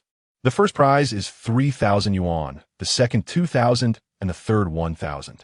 Think it over carefully, don't act impulsively." With that, he cast a cold glance at the nonchalant Bian Yang and exited the tea shop. Bian Yang raised an eyebrow and turned to look at Tang Yu, who seemed unaffected, still focused on making milk tea. When her part-time shift concluded, the shop owner returned and transferred her wages for the day. Tang Yu was immensely grateful for this daily wage. "Thank you, boss. No need to be polite. You always keep the shop spotless, and the counter is immaculate. Since you started working here, the customer satisfaction rate has improved significantly. If anyone should be thanked, it is you." The owner was a kind-hearted man. He approached the preparation area, noticed some leftover fruits and milk, and kindly said to Tang Yu, "Take these home with you. The milk is fresh, and you need to supplement your nutrition as you're in your senior year. At your current state, how can you tackle so many problems?" Tang Yu's eyes sparkled like stars at the mention of the surplus food, and Bian Yang couldn't help but smile at her delight. It was heartwarming to see her so pleased by the little things. Tang Yu stood before the control panel, cautiously addressing her boss. "Uncle, I have one more request. May I use the remaining ingredients to prepare a cup of milk tea to take with me? My friend enjoys this." Fearing his disapproval, she quickly assured him, "Rest assured, I will clean the machine and the counter thoroughly afterward." The boss glanced at the boy sitting at the bar, presumably waiting for Tang Yu. Having worked part-time for quite some time, It was the first instance he had seen her with a friend waiting. "It's fine, go ahead," he chuckled. "I'll take my leave now. Just lock the door once you're done. My wife and child are home, eagerly awaiting my return for dinner." "All right," Tang Yu replied enthusiastically. Once her boss departed, Tang Yu turned to Bian Yang, her eyes sparkling with excitement. He agreed. "What flavor do you prefer? I can mix it for you." Bian Yang, absorbed in his phone, smirked. "Whatever you choose." This posed a challenge for her. The remaining fruits were pineapple and grapefruit, neither of which paired well with milk.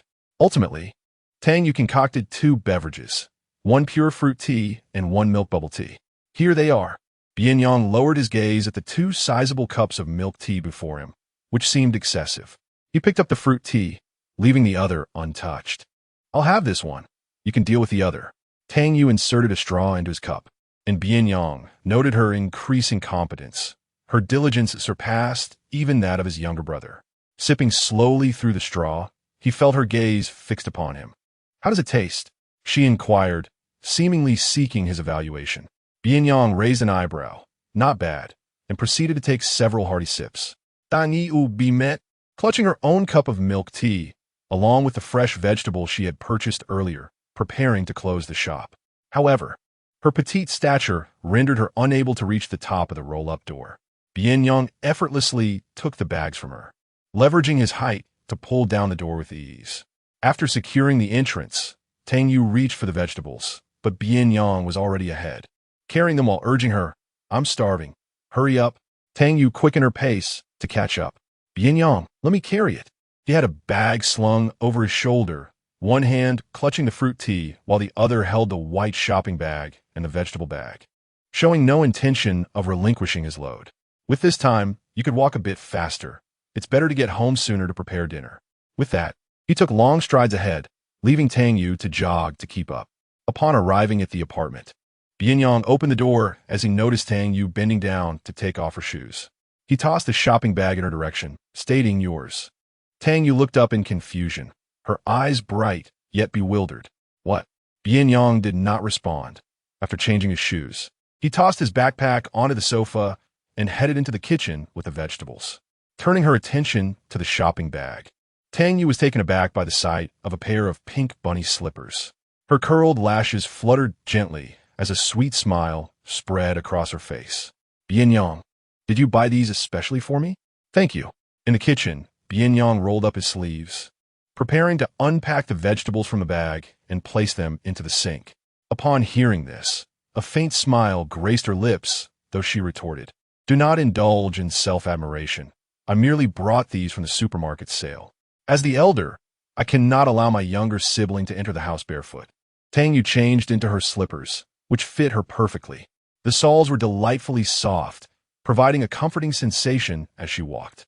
Satisfied after a few steps, she placed her shoes by the cabinet and closed the door behind her.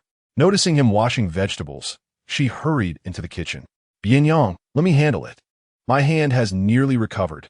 Previously, it was due to her swollen hand that he assisted with the chores. Now, the swelling had subsided, leaving only a slight redness. She could not allow him to continue in the kitchen. Bian Yang remained still, adeptly washing the vegetables this time. "I shall take care of this. You just stay out of the way.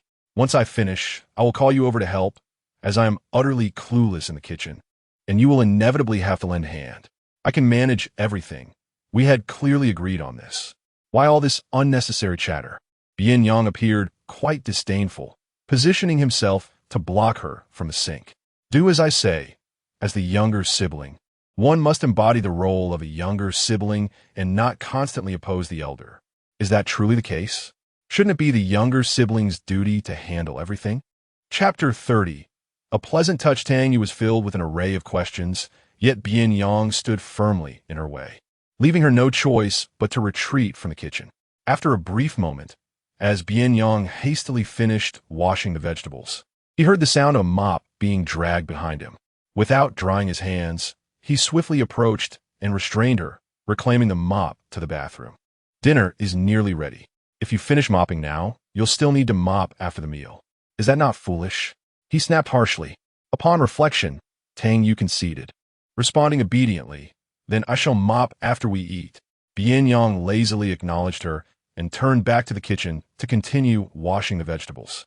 However, once he emerged from the kitchen, he discovered she had vanished, ultimately finding her at the bathroom sink, diligently washing his clothes. Observing her delicate hands submerged in water made him frown. He promptly pulled her out. "Tang Xiaoyu, what are you doing?" "Washing the clothes," she replied, being lifted by the collar of her uniform, which she adjusted nervously. She had gathered her own laundry, freshly cleaned by the washing machine earlier that day, intending to take it back to her dormitory to dry. Upon noticing the pile of his discarded garments in the laundry basket, she felt compelled to wash them. However, sensing the fabric was notably soft and unsuitable for machine washing, she decided to hand wash them instead. Upon hearing this, Bian Yang prevented her from continuing, releasing her outside the bathroom. He was relieved that she had not spotted a certain item. "No need. Those are my clothes, and I prefer to wash them myself. Please don't touch them," he stated, somewhat awkwardly yet composed. Tang Yu assumed he disapproved of her clumsy handling of his garments. "I will be careful and won't ruin them. Besides, I already mentioned that I would handle the cleaning and cooking," she retorted. "So, since you've finished washing the vegetables, shouldn't you be preparing the meal?" Bian Yang deftly redirected the conversation, reminding her, "If you don't start cooking soon, you won't make it back to the dormitory in time." Indeed, glancing at the clock on the wall, Tang Yu realized time was of the essence. Abandoning her laundry, she hurried to the kitchen. Once she was out of earshot, the sounds of cooking filled the kitchen, and Bian Yang finally exhaled in relief. He returned to the bathroom, hastily stuffing all the clothes into the washing machine, then retrieving the last pair of underwear from the bottom of the laundry basket, washing it quickly by hand to avoid her noticing. After Tang Yu finished cooking one dish and placed it on the dining table, she caught a glimpse of Bian Yang still in the bathroom, just as she was about to announce that dinner was ready. He crossed his arms over the hem of his shirt and casually removed it, revealing his well-defined muscles. He raked his long fingers through his tousled hair and tossed the black sweatshirt into the washing machine.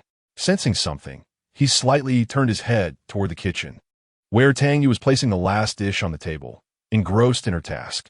He averted his gaze and lazily poured detergent into the washing basin, pressing the start button. After leaving the bathroom, he made his way to the bedroom. When Tang Yu finally emerged after preparing the last dish, she found him in a loose-fitting black sleeveless shirt, just stepping out of the bedroom. The lower half of his attire had also changed, now adorned with a pair of casual black trousers. His hand, cold and slender, clasped a green bottled mineral water, while his arm bore a distinct bone structure, reminiscent of relaxed yet taut strings of a musical instrument. As he twisted open the cap and approached her, he inquired, "Do you need assistance?" It was only when he stood before her that Tang Yu regained her senses, her focus shifting to serving the rice. "No need. The meal is already prepared. You should go eat," she replied, passing him the bowl of rice. Upon receiving it, Bian Yang glanced at her empty hands and remarked, "Is this all? Aren't you eating?" Tang Yu shook her head, noting the time was now 11:10. With the dormitory lights set to turn off at past, she added, "I must return immediately." Then, tilting her head to look at him, she asked, "By the way, where did you put my backpack?" Bian Yang placed the rice and mineral water on the table and walked over to the living room sofa, unzipping his backpack to retrieve hers. It was a light, almost weightless bag containing little. "Here it is," he said, lifting the fabric strap with his fingers. Tang Yu approached to take it, extracting an English test paper along with a folded sheet from her pocket, both of which she handed to him. "I've already completed the English test. Teacher Gao is quite strict. If you don't finish his paper in class, you'll be punished with standing outside. If you don't wish to write it, just put your name on my English test, and I'll handle it in the dormitory." She meticulously laid out her plan, anxious to prevent him from facing punishment in class. Bian Yang, however, refrained from accepting her paper, a wry smile playing on his lips. "What if you don't do well? It would be quite embarrassing for you to stand outside, and, as your elder brother, I would share in that embarrassment. That won't happen. I will definitely finish it before class," Tang Yu asserted, confident that she had memorized all the answers. Bian Yang raised an eyebrow. "Oh, quite impressive." He took a quick glance at her paper. All the multiple-choice questions were correct, and she had even completed the essay portion. Yet, with a gentle motion, he gestured for her to retract it. "I don't need it." Standing tall, Bian Yang required Tang Yu to tilt her head slightly to meet his gaze, her eyes reflecting uncertainty. Given that he slept through classes daily while wearing headphones, it was reasonable to assume he hadn't paid attention and wouldn't be able to complete the test. He lazily lifted his eyelids and added, "Don't worry, I won't be punished either." Observing her doubtful expression, Bian Yang lightly clicked his tongue. "Take it back, or else I might fold it into a paper airplane and send it to your school." "All right then." Tang Yu quietly placed the test back into the fabric bag. "What is that other item in your hand?" Bian Yang inquired, casting a glance at the object, which seemed to bear some writing. Tang Yu presented it to him, explaining, "This is a self-reflection paper. I've completed it as well." Bian Yang picked it up from her palm and unfolded it, revealing a sprawling text of at least 1,000 words. Regarding Lu Yingying, "It was my fault that you got involved, so I should be the one to write the self-reflection. When you hand it to the homeroom teacher tomorrow, try to do so when she's busy. That way, she won't have time to verify the handwriting." Her considerations were quite thorough. However, Bian Yang chuckled. "This is rather lengthy. Are you writing a self-reflection or a manifesto against thieves?" Whether in class or out of class, Tang Yu was wholly engrossed in her studies, leaving one to wonder from where she had managed to carve out the time to write this. The more words she penned, the less her homeroom teacher would find to criticize. She believed that the greater the quantity of her writing, the better. Yet, Tang Yu remained blissfully naive. Those who sought to nitpick would do so regardless of the word count or the aesthetic appeal of her handwriting. "Nevertheless, I appreciate your earnest effort." Bian Yang carefully folded the reflection paper and tucked it into his pocket. "Having written it, it would be a shame to let it go to waste." "Well, I had intended to invite you for a meal, but seeing your eagerness to return, I shall refrain and escort you to school instead." Tang Yu hurriedly replied, "No need. Please enjoy your meal. I can make my way back alone. By the time you return, the food will likely be cold. It can simply be reheated." Observing her obedient stance, he felt an inexplicable urge to touch her. Bian Yang raised his hand and gently patted her head. Her hair was soft and fluffy. Indeed, a delightful sensation. Chapter 31. Her eyes are the clear waters of Vita Bay. Tang Yu's eyelashes fluttered as she lifted her gaze, bewildered by his actions. Bian Yang, realizing what he had done, paused momentarily, then cleared his throat, feigning nonchalance as he continued, "At this hour, with the roads shrouded in darkness. Should anything happen on your way back, I would be held accountable."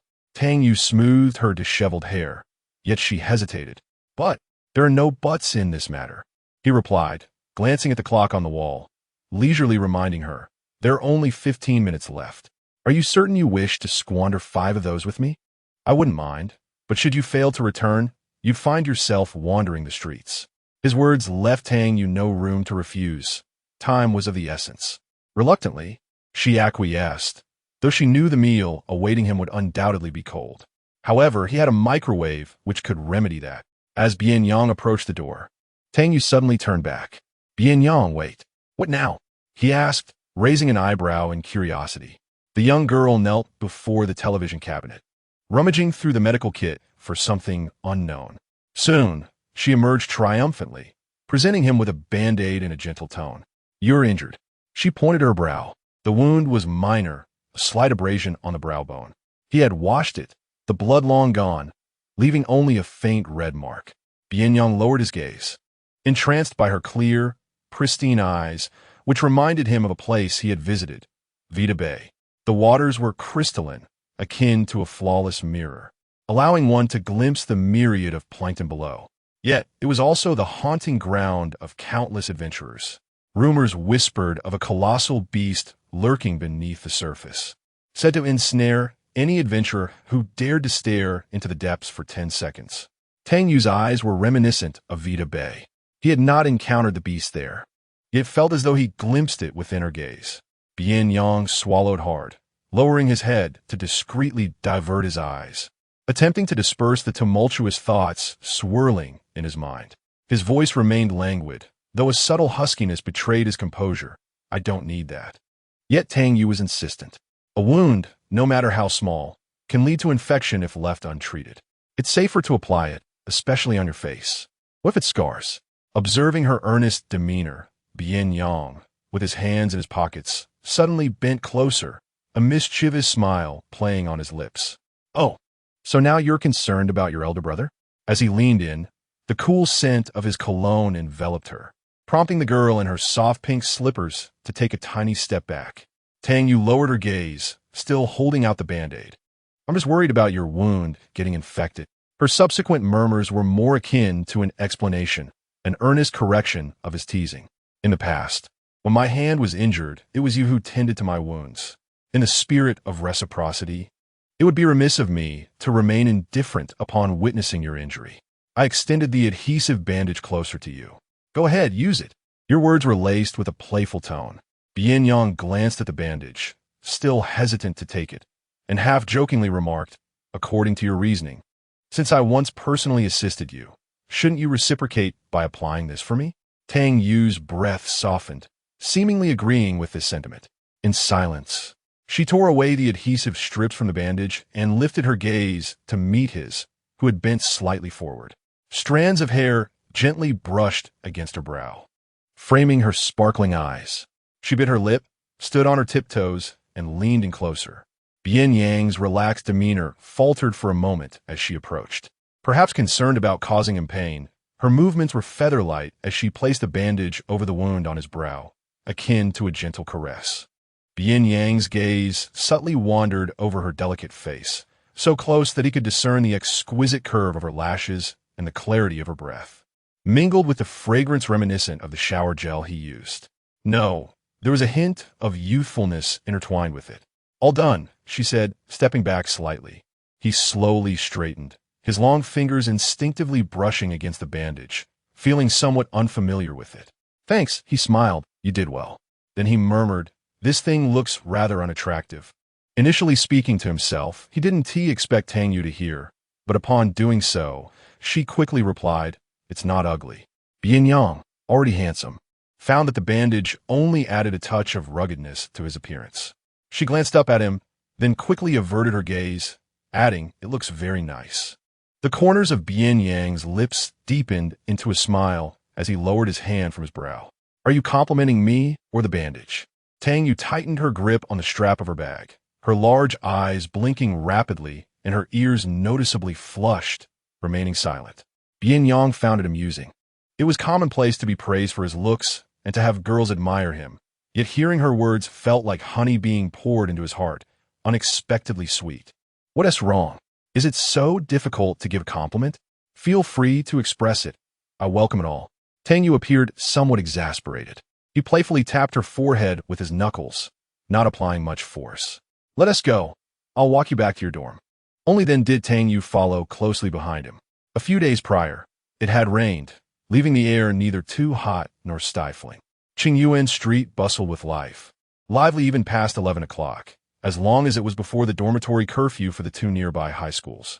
The night market along the street thrived with activity. The small stalls adorned with twinkling lights brightening up much of the street without the need for street lamps. The sounds of vendors calling out their wares created a vibrant atmosphere of humanity. The streetlights filtered through the lush branches of the camphor trees, casting a gentle glow upon the refined profile of the youth. Tang Yu lowered her head, silently counting his footsteps while stealing glances at him, attempting to articulate something, yet always falling silent at the last moment. As they approached the girls' dormitory, Bian Yang slowed his pace and glanced at her sideways. What was it that she wished to convey? Her hesitance suggested he was somehow inhibiting her words. Tang Yu pondered her phrasing briefly, gesturing to the area above her brow. Her softly tinted lips pressed together as she tentatively inquired, "Did you get into a fight today?" Moreover, when he visited the milk tea shop, his backpack remained with him, indicating he had not returned to the dormitory. Bian Yang chose to bypass her question, retorting, "What did Zhou Shouwen say when he came to your workplace today?" "I believe I overheard something about a competition. Are you planning to participate with him?" In truth, Tang Yu had yet to finalize her decision regarding the competition. She lifted her gaze and murmured, "I was the one to ask first. You ought to respond to me first." Anxiously, she speculated, "Did Meng Shirwei cause you trouble? She seems to be acquainted with many dubious characters. Is it possible she is bothering you because of me?" Chapter 32. What is the mindset of girls who love to share emojis? Bian Yang, I am the elder brother here. You will answer whatever I ask. That is the rule. Do you comprehend? Furthermore, even if Meng Shirwei has caused me trouble, what concern is it of yours? I have already stated that I will protect you. That is my duty. You ought to focus on your studies, diligently complete your assignments, and prepare my meals without prying into other matters, understood? Tang Yu's brows furrowed deeply. They were numerous and imposing. Despite their youth, they carried a heavy burden of worries. Upon reaching the dormitory building, as the doors were about to lock, few remained. He escorted her to the street lamp's glow, their shadows elongated beneath the light. The incessant cicada song filled the air, while Bian Yang stood before her, hands lazily tucked in his pockets, surrounded by a motley crew, resembling a collection of oddities. What are you fretting about? Or perhaps, are you concerned for me? He smirked, his demeanor playfully roguish. Tang Yu found herself momentarily at a loss for words. The bell rang, and the lights in the entire building extinguished in an instant. Without the encroaching light, even their figures beneath the street lamp seemed to fade into the dimness. The dormitory matron called out from within, urging everyone to return before the doors closed. Many girls hastened their steps toward the dormitory. Bian Yang offered rest early and departed. He walked away from the streetlight, his tall silhouette gradually merging with the night. Suddenly, the girl standing under the street lamp called out to him. Bian Yang. He turned slightly to regard her. Tang Yu waved, reminding him to be cautious on the road, thanking him for the ride home, and requesting him to send her a WeChat message upon his arrival. Bian Yang's lips curved slightly before he quickly suppressed the smile, calling her repetitive. Tang Yu chuckled, her cheeks adorned with delicate dimples, sweet and endearing, as she hurried back into the dormitory before the matron closed the door. Not until her figure vanished did Bian Yang slowly retract his gaze and head back. Upon reaching the apartment, he bent down to change his shoes and noticed her obedient pink slippers to one side. He placed her slippers into his shoe cabinet before proceeding inside. His fingers brushed against the cool dishes. The meal had long since cooled. Lacking any appetite, he decided against eating. After hanging his previously washed underwear and clothes from the washing machine on the balcony, his phone vibrated in his pocket. A WeChat message from Tang Yu. Are you home? He had forgotten to inform her after returning. Bian Yang unconsciously smiled and replied, Yes, I'm home. Tang Xiaoyu. Remember to heat the food in the microwave before eating. Bian Yang glanced at the dishes on the dining table, typing as he placed the food in the microwave, then snapped a photo to send her. Heated. Tang Xiaoyu. Awesome emoji. Upon seeing the comical cartoon cat giving a thumbs up, Bian Yang couldn't help but chuckle. With a light tap on the screen, he saved the emoji. Do not be deceived by her usual silence. She appears to have a penchant for expressing herself through emoticons. The microwave is diligently working. With 2 minutes remaining, he leans casually against the marble countertop, waiting for the microwave to finish heating the meal while nonchalantly browsing the internet. What is the mindset of girls who adore emoticons? The responses he encounters are diverse, some suggesting it is merely a habit, while others assert that such girls possess intriguing inner worlds. Is Tang Xiaoyu interesting? Quite the contrary. She often seems rather dull. However, her smile is genuinely sweet, which could be considered a form of charm. With a beep, the microwave signals that the food is ready. He places the dishes back on the dining table, snaps a photo, and sends it to Tang Yu. It's ready. He pulls out a chair, sits down, and begins to eat, savoring each dish before sending another message. Tastes good. This time, Tang Yu does not respond. She is likely busy washing up. Bian Yang keeps the WeChat interface open, placing his phone beside him, occasionally picking up a piece of fish, glancing at the screen as if anticipating a message. Meanwhile, Tang Yu, having returned to the dormitory, stands silently outside, her hand holding a cloth bag hanging by her side. Scattered across the ground are her belongings, her toothbrush, cup, wash basin, and clothes, along with damp bedding, all strewn about.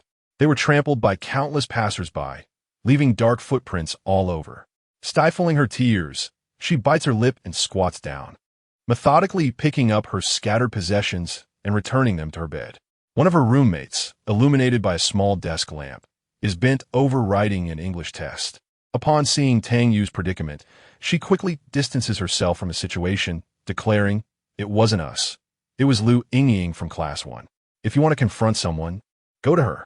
Everyone is aware of Lu Yingying's visit to the class to deliver a self-criticism, and the news has spread to the school forum. In just an afternoon, the entire senior class is in the know. Lu Yingying, unable to let go of the situation, seeks revenge in the manner of Meng Shirwei, coming to Tang Yu's dormitory to vent her frustrations by taking her belongings. The other dorm residents, seeing this unfold, do not intervene. Each prefers to mind their own affairs, not wishing to offend Lu Yingying, and thus pretend not to notice. During their washing routines, the items left in the corridor are similarly disregarded. One by one, they carelessly step over them. Tang Yu's clothes are rendered unwearable, and her bedding, still damp, is now marred with muddy footprints impossible to clean. As she bows her head, she discreetly wipes away her tears, her lips pale from biting them, and she organizes her belongings in silence. A gentle voice calls from outside the dormitory, "Xiao Yu, come out for a moment. I need to talk to you." It is Wang Qing. Tang Yu steps outside, where Wang Qing holds a blanket and a new toothbrush. Wang Qing exclaims that Lu Yingying is utterly despicable. "I returned late today and only just heard from our roommates about her taking your things out of spite. Tonight, you can use my blanket. My roommate and I will manage for one night. Also, this toothbrush is brand new. I haven't used it. Let us go report her to the teacher tomorrow." Lu Yingying must be held accountable. The blanket and toothbrush were thrust into her hands, and Tang Yu felt a pang in her nose, tears swirling in her eyes. Yet they did not fall. "Thank you, Wang Qing. It's nothing. We are desk mates after all." In truth, Wang Qing had always harbored a sense of guilt. When Meng Shirwei first bullied Tang Yu, she had witnessed it. After being threatened by Meng Shirwei that day, she dared not inform the teacher. Subsequently, she could only watch helplessly as Tang Yu continued to be mistreated, too afraid to confront Meng Shirwei and her cohorts. Thus, she could only perform these small acts to alleviate her conscience. Tang Yu expressed her gratitude once more, prompting Wang Qing to take her leave. Sitting on the wooden bed, she curled her arms around her knees, gazing vacantly out the window, lost in thought. Suddenly, her phone rang. It was her grandfather. She hurriedly wiped away her tears in the darkness, covering the phone to avoid disturbing others, and stepped out onto the balcony, shutting the door behind her. Forcing a sweet smile, she feigned happiness as she answered the call. "Grandfather." His loving yet anxious voice came through. "Xiao Yu, how are things at school? I haven't received a call from you in several days. Am I disturbing your rest by calling at this hour?" He and his wife were genuinely worried, tossing and turning for quite some time, ultimately unable to resist the urge to call in the middle of the night. Chapter 33. Boldly moving forward, Tang Yu felt a sharp pang in her nose, and the tears she had been valiantly suppressing cascaded down her cheeks. She covered her mouth, stifling any sound, and gazed up at the starless sky, as if that would somehow compel her tears to retreat. "Xiao Yu, what troubles you? Why are you silent?" Her grandfather's voice was tinged with concern. Tang Yu grasped the railing of the balcony, inhaling deeply before exhaling slowly. Were it not for her reddened eyes, one might easily be deceived by her sweet and innocent smile. "Grandpa, I'm perfectly well. You needn't worry. With the college entrance examination approaching, your aunt mentioned this period would be arduous. Take care not to overexert yourself. Ensure you rest adequately. Do you understand?" "Yes, I understand, Grandpa.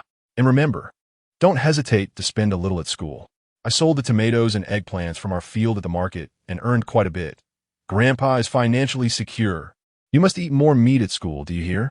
His repeated admonitions caused Tang Yu to lower her head, the bittersweet ache in her nose seeping into her eyes. She blinked and replied softly, "Grandpa, I know. I've saved the fresh eggs from the hens just for you. Grandma said she would cook them for you when you return." A rustling sound emanated from the other end of the line, and her grandfather chuckled, "Your grandma insists on speaking with you. Let her have a word." Soon, the phone was passed to another hand, and her grandmother's affectionate voice filled her ears. "Xiao Yu, how are things at school? Are you getting along well with your classmates?" The night breeze crept in through her collar, sending a chill from head to toe. Tang Yu smiled in response. "Everything is quite well. You've always been shy. Make sure to interact positively with your classmates. Last time, did you share the walnuts and mulberries I asked you to bring for them?" She had distributed the walnuts and mulberries to her roommates, only to find them discarded in the trash the next day. "I did. Tang Yu feigned a light-hearted tone. Yet each word felt as though it were being forced from her throat, her voice trembling with unintentional quivers, laden with discomfort. They like them very much. That's wonderful. You must remember to frequently express gratitude and apologies at school. This way, everyone will perceive you as a polite and amiable child, making them eager to engage with you. Do you understand? It was not so simple. No matter how many times she reiterated, the aggressors showed no mercy. Her fragility and timidity only emboldened their cruelty. Initially, Tang Yu had fought back, reporting to teachers and even the principal, contemplating contacting the police. Yet, without tangible harm, the police merely offered counsel, leading to more severe reprisals from Meng Shiru. With the college entrance examination looming, each day felt like a countdown. Yet amidst this ticking clock, Tang Yu seemed to find a glimmer of hope, wishing for the exams to arrive swiftly so she could escape this place. Shall you? Do you harbor any worries? Is your allowance insufficient? Her grandmother's perceptive tone hinted at her unease. Tang Yu wished to spare her grandparents from unnecessary worry, for they had endured enough hardships. I'm fine, Grandma, she said, gazing up at the boundless night sky. At school, both the teachers and classmates treat me well and often lend a helping hand. Recently, I made a new friend. He's a transfer student. Grandma always says that those with moles on their collarbones are good people, and he truly is wonderful.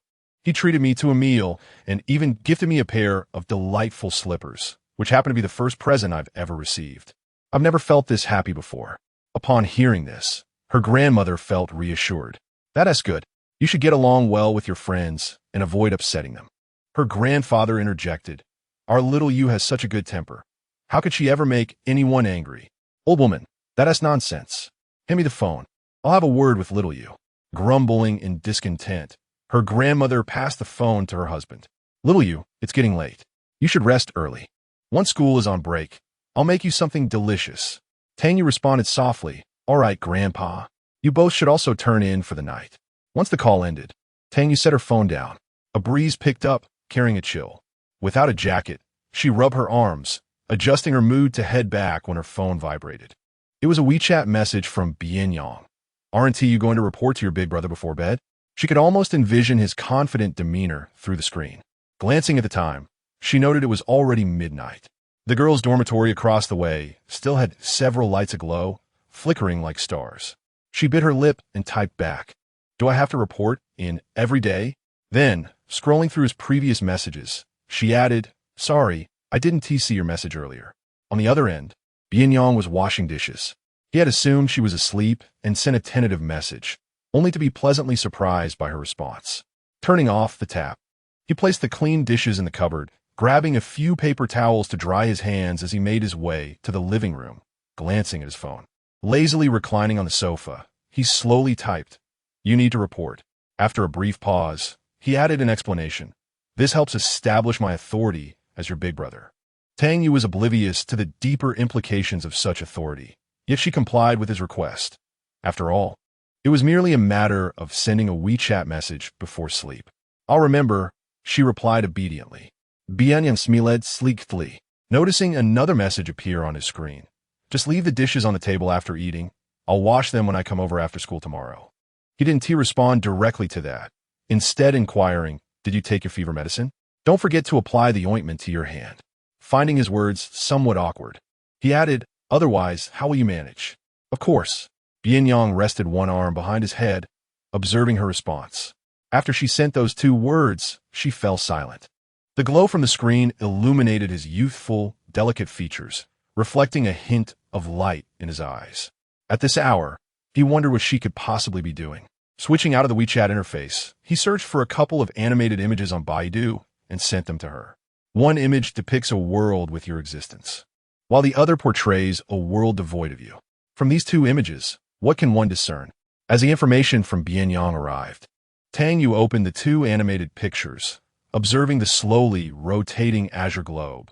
There was no discernible difference between the two. The sole distinction lay in the presence of you or the absence thereof. Tang Yu suppressed her eyelashes, remarking, It seems that my existence makes little difference in this world. Humanity is but dust in the cosmos, mere droplets in the river of time. Thus, regardless of her state, the world remains indifferent and unaffected by her presence. She assumed Bian Yang intended to convey this sentiment, urging her not to take herself too seriously. Her heart, once barren, now felt even more desolate. However, in the next moment, he sent a voice message. Tang Yu, why are you so pessimistic? This is clearly meant to impart a truth. A world without you remains stagnant. You might be able to do without the earth, but the earth cannot do without you, silly. His voice was magnetic and deep, laced with a light-hearted laugh, akin to a current that could penetrate one's ears. It evoked the aroma of wheat wafting through the summer air during harvest, permeating every pore and fiber of her being. Tang Yu was momentarily taken aback. In that instant, from the desolation of her soul, a tender blade of grass emerged, striving to absorb nourishment and grow fervently. The same two images, yet their meanings diverged vastly.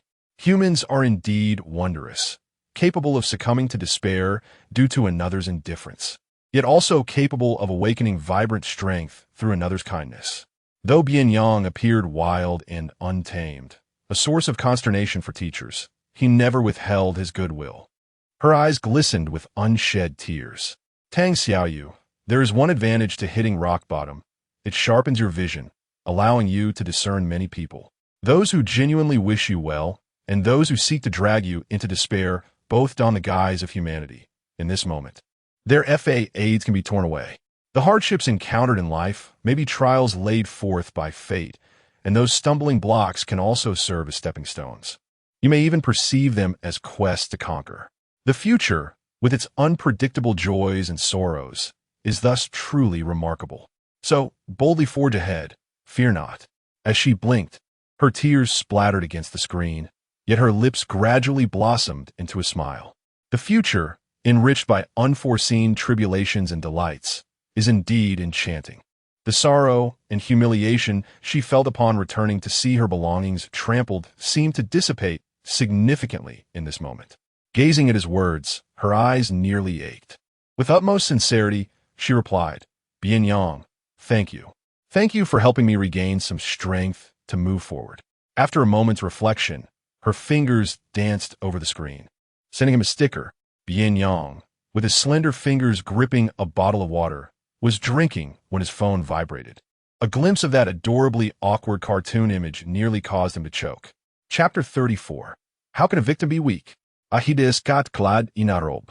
With its hands clasped in prayer, stands alongside an equally unattractive chick clutching a string of prayer beads. Above them, a line of text reads, a good person enjoys peace throughout their life.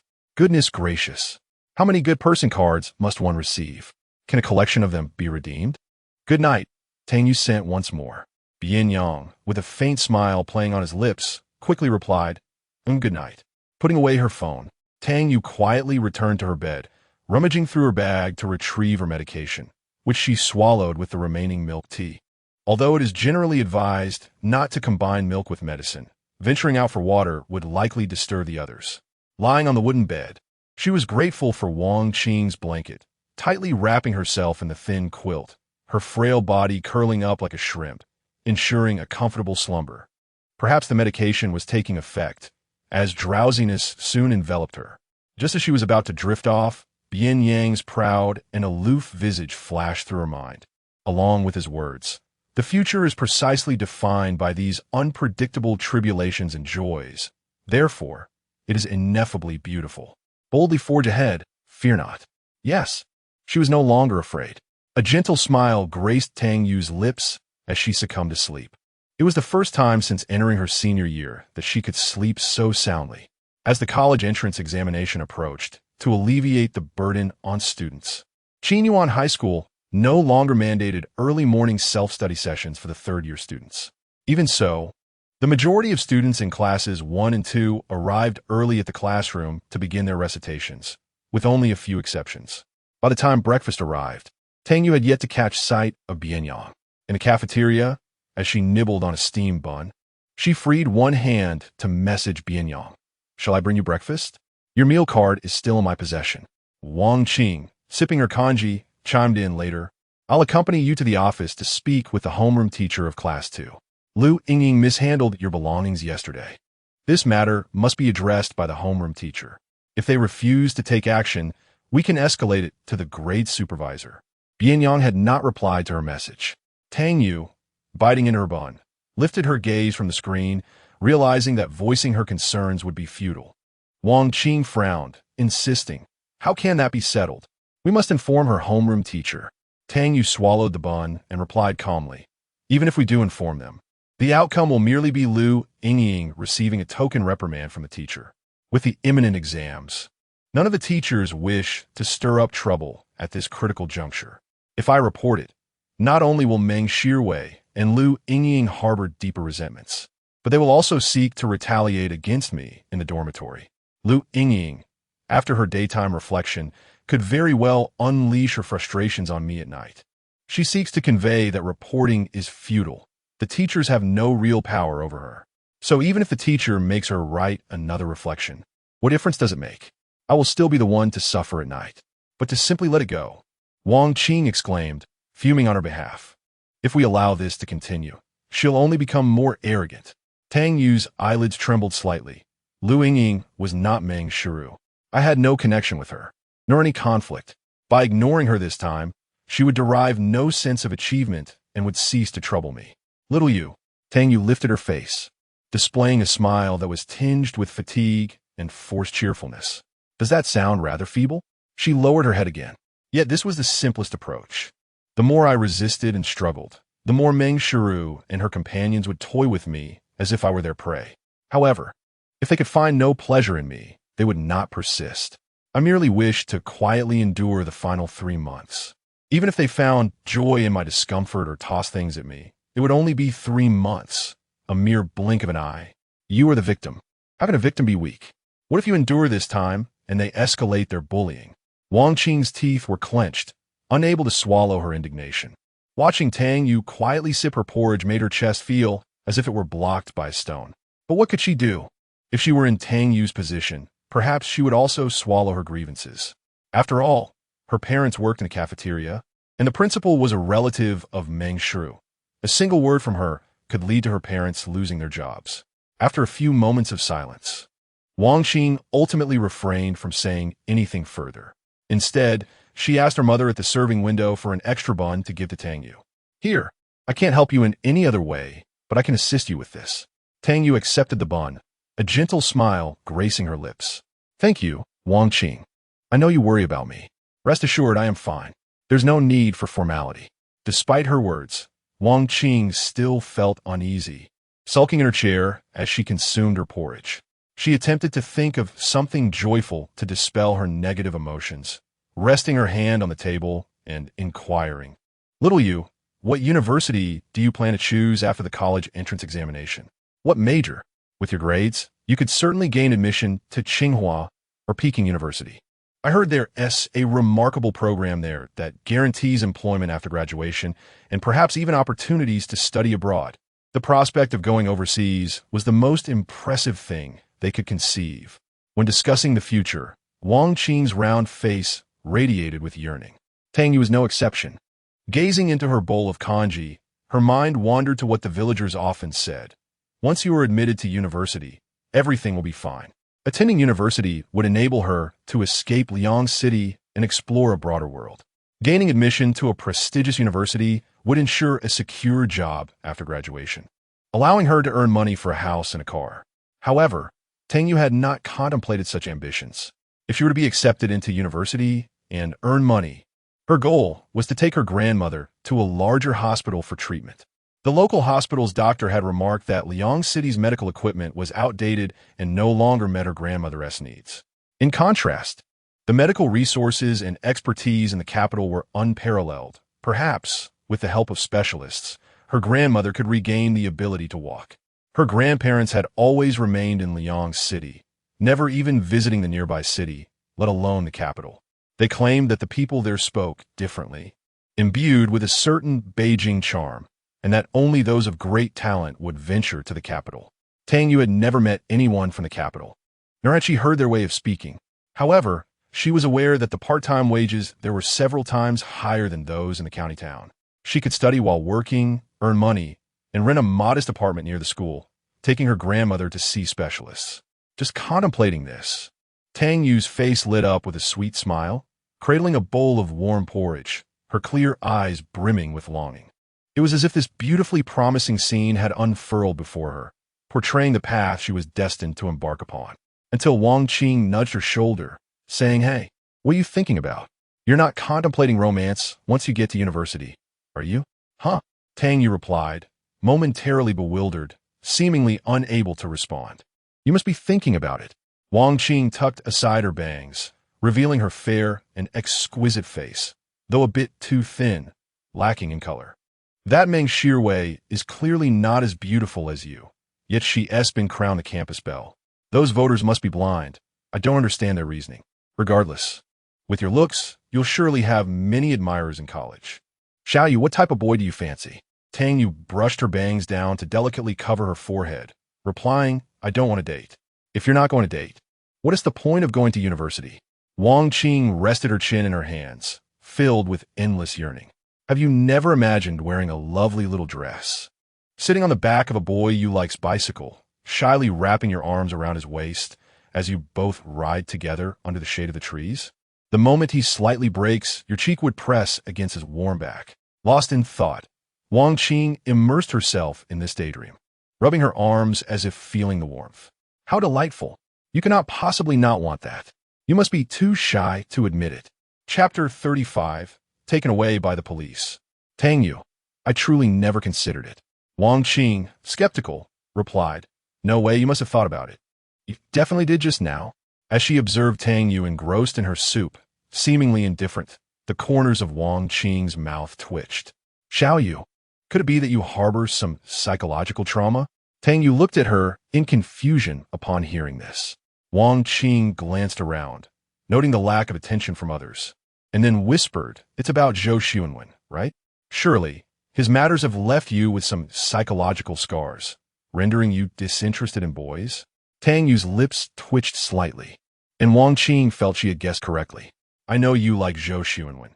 He indeed attracts the affection of many girls, but he is toxic, a veritable carnivorous flower. Let me put it this way, Meng Shirwei would rather tether him to her waist, taking him wherever she goes. As long as Meng Shirwei is by his side, he cannot entertain feelings for anyone else, which is nothing short of a disaster for other girls, given Meng Shirwei's personality and their matching social standings. Now that they've both reached university and legal age, it's likely they'll soon be heading to the registry office to marry. Meng Shirwei has expressed this to her dubious friends, which Wang Qing occasionally overheard. Tang Yu knitted her brows slightly. "I don't like Zhou." Suddenly, someone tapped her shoulder. The two instinctively turned to find Zhou Xuanwen, clad in a neat school uniform, standing gracefully behind them. Politely, he inquired, "Is anyone sitting here? May I join you?" Wang Qing promptly silenced her chatter and focused on her meal. The dining hall was filled with four-person tables, bustling with breakfast patrons, leaving no other seats available. 2 seats remained opposite them, and it was unreasonable to occupy them and deny others a place. "No one," Tang Yu replied softly. They were about to finish, ready to depart upon finishing their kanji. Zhou Xuanwen took a seat across from Tang Yu, a gentle smile illuminating his face. "You seemed quite cheerful just now. What were you discussing?"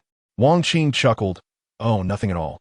Zhou Xuanwen exhibited impeccable dining etiquette, his every gesture reflecting good upbringing. He glanced at Tang Yu's slightly swollen hand, concern evident in his voice. "Is your hand all right? I know a skilled doctor in this field. I can invite him to school to examine it." "No need," she replied, quickly retreating her hand into her sleeve. "I'm already fine." Wang Qing, cradling her bowl as she sipped her kanji, found her gaze drifting towards Zhou Xuanwen intermittently. Why did it seem that Tang Yu was disinterested in Zhou Xuanwen, while Zhou Xuanwen appeared more intrigued by Tang Yu? "What about the matter I mentioned yesterday?" Wang Qing immediately inquired. "What matter?" "This will soon be public knowledge." Zhou Xuanwen spoke candidly. "After the mock exam, the school will select 3 students to participate in this year's provincial mathematics competition. I recommended Tang Yu, but it seems she is reluctant to join. The provincial competition." Wang Qing immediately turned to Tang Yu, inquiring why she was not participating. The provincial competition holds significant potential for enhancing one's college entrance examination scores, and given your exceptional mathematics skills, you are certain to secure an award. Why would you refrain from entering? Zhou Xuanwen's gaze softened as he added, "Indeed, this is an excellent opportunity. It is said that professors from Tsinghua and Peking University will also be involved in organizing the competition and grading the papers, making it a splendid chance to expand one's network." Wang Qing hastily patted Tang Yu's arm, saying, "Xiao Yu, don't you aspire to attend Tsinghua or Peking University? If you can engage with the professors ahead of time, and by some stroke of luck, earn their recognition, it would undoubtedly benefit your future endeavors at these esteemed institutions. You must participate in this competition." Tang Yu sipped her porridge slowly, her eyes downcast, remaining silent, observing her reluctance to express her thoughts. Zhou Xuanwen pondered for a moment before cautiously asking, "Tang Yu, do you have any other concerns? Perhaps you could articulate them, and I would assist you in resolving them." After all, in previous competitions that offered prizes, she would independently enroll without his prompting. He simply could not fathom why Tang Yu would decline this particular event. Wang Qing glanced at Tang Yu, then at Zhou Xuanwen. She understood the underlying reason. Zhou Xuanwen would undoubtedly participate in the mathematics competition, and Tang Yu likely wished to avoid any association with him, fearing further targeting from Meng Shiru, hence her decision not to enter. She muttered softly, "Isn't it because of Meng Shiru?" Zhou Xuanwen did not catch that. What? Wang Qing was about to respond when Tang Yu swiftly pressed her hand down and gently shook her head. "I'm finished eating. Shall we head back to the classroom?" Wang Qing gleaned some information from her complex expression and quietly remarked, "I'm done as well." "Then let us go." Tang Yu picked up her tray and walked directly to the utensil return area. Zhou Xuanwen observed her slender silhouette, her cool demeanor seemingly lost in contemplation. Wang Qing shared an awkward smile with Zhou Xuanwen before chasing after Tang Yu. "Xiao Yu, why didn't you allow me to speak earlier? You're not participating because of Meng Shiru, right? Just tell Zhou Xuanwen to do what?" Tang Yu handing her tray to the lady at the return station and stepping towards the exit of the cafeteria. "To let him know that Meng Shiru has been bullying me and then have him educate her?" Wang Qing suddenly fell silent. "He has no standing to assist me." Tang Yu shook her head. "He has known Meng Shiru since childhood, and their families share a close bond. Just as you mentioned, they're likely to marry in the future, so why would he aid an outsider like me against his future wife? What if Zhou Xuanwen is willing to help you?" Wang Qing insisted. "He seems quite sincere." Tang Yu's expression remained unchanged. "I cannot gamble on such an uncertain possibility. If I lose that bet, Zhou Xuanwen, alongside Meng Shiru, would turn against me, exacerbating my current predicament." Wang Qing wanted to argue that Zhou Xuanwen's previous demeanor was quite favorable and did not appear to align with Meng Shiru. However, considering their limited interaction over just one senior year, it paled in comparison to the long-standing relationship between Meng Shiru and Zhou Xuanwen.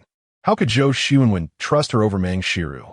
With a resigned sigh, Wang Qing chose to let the matter rest, though a sense of dissatisfaction lingered within her. Such a splendid opportunity for extra credit had vanished without a trace, and it was indeed a pity. As for me, it matters little. After all, even with added points, I would still struggle to gain admission to Tsinghua or Peking University. Yet you are different. During crucial moments, those few points could potentially prove to be a lifeline. The scores for the esteemed programs at Tsinghua and Peking University are notoriously high. And what if you miss out on your desired field by just a few points? If I am unable to enroll in the program I aspire to due to a mere handful of points, it simply reflects my own inadequacy. And there is nothing to regret. To comfort her, Tang Yu feigned an air of tranquility, suggesting that instead of dwelling on uncertainties, they should return and tackle a few more exercises. Who knows, they might just hit upon the major topics of the college entrance examination, which could yield substantial scores, far more beneficial than a mathematics competition. Wang Qing was in awe of her dedication to study, giving her a thumbs up and acknowledging, "When it comes to attitude, you truly excel." As the two conversed while exiting the cafeteria, they inadvertently overheard their classmates discussing, "The police came just now, looking for Bian Yang. What could he have done to warrant such attention? Could he have committed an offense outside of school? I have no idea. Bian Yang has only been here for a few days, and already the class is in disarray.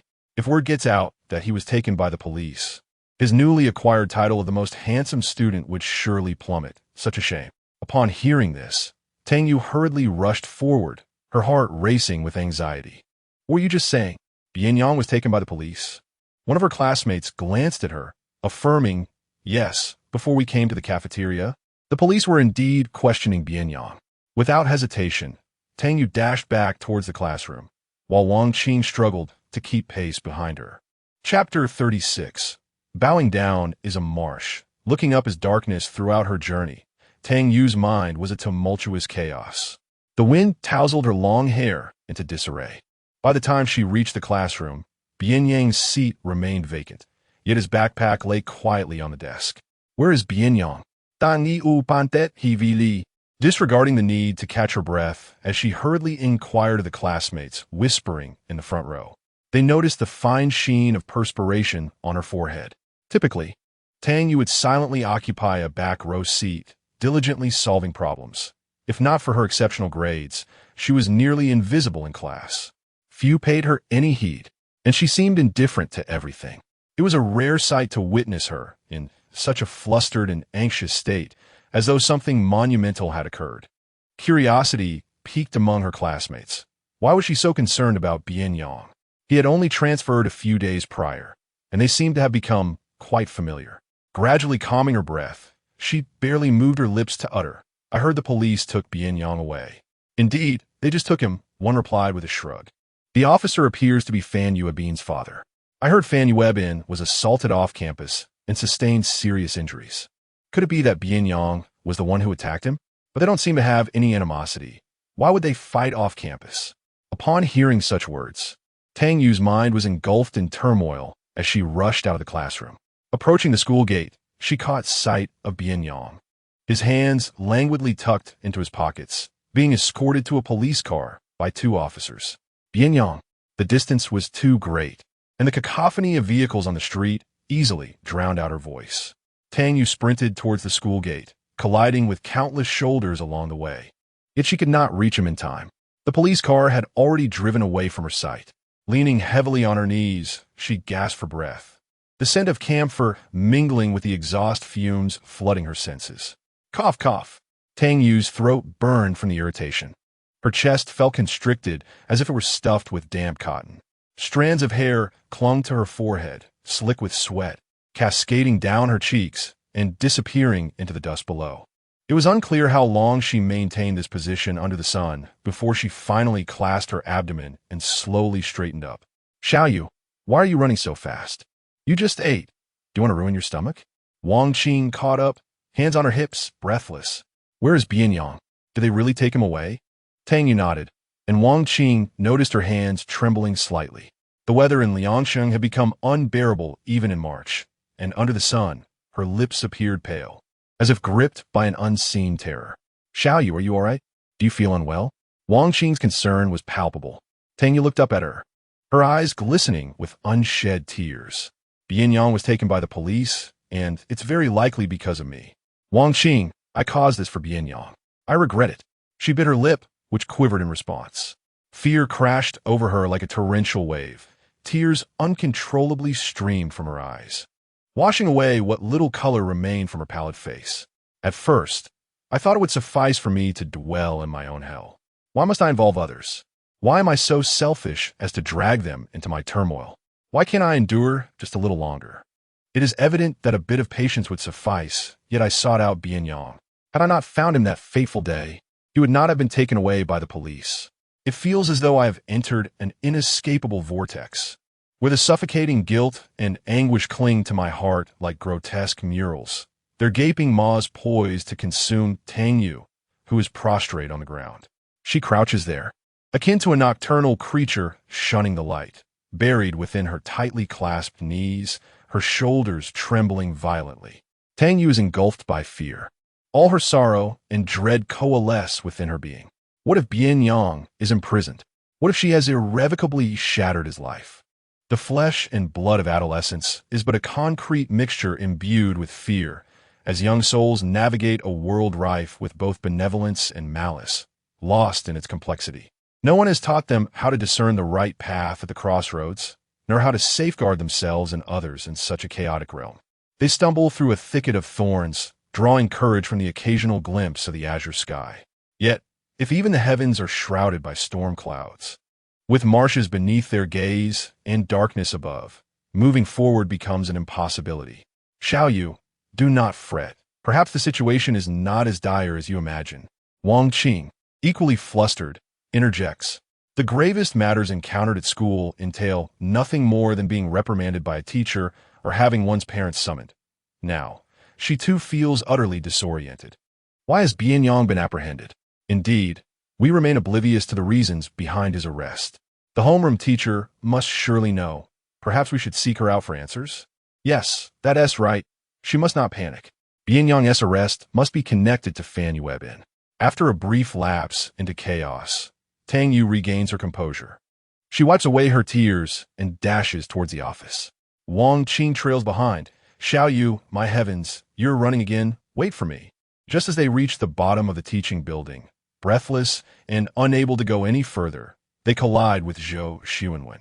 He barely steadies himself, noticing her hurried demeanor. What is the matter? In the corridor, he only glimpses the hem of Tang Yu's garment as she vanishes from sight. What has happened to Tang Yu? Wang Qing gasps. It's not Tang Yu, it's Bian Yang. He has been taken away by the police. Zhou Xuanwen furrows his brow upon hearing this. Bian Yang's apprehension bears no apparent connection to Tang Yu. This, Wang Qing struggles to articulate. Regardless from Tang Yu's words, it seems she regarded Bian Yang as a close friend. The fact that Bian Yang was taken away by the police appears to stem from her involvement. Otherwise, why would she be so distraught? Tang Yu first heads to the classroom, gathers the English test papers collected during the morning study session, and strides towards the office. She knocks gently before entering, her head bowed as she approaches the desk of the English teacher. Several teachers congregated in the office seem to be discussing the matter of Bian Yang as well. Teacher's son, what happened in your class this morning? The police have arrived.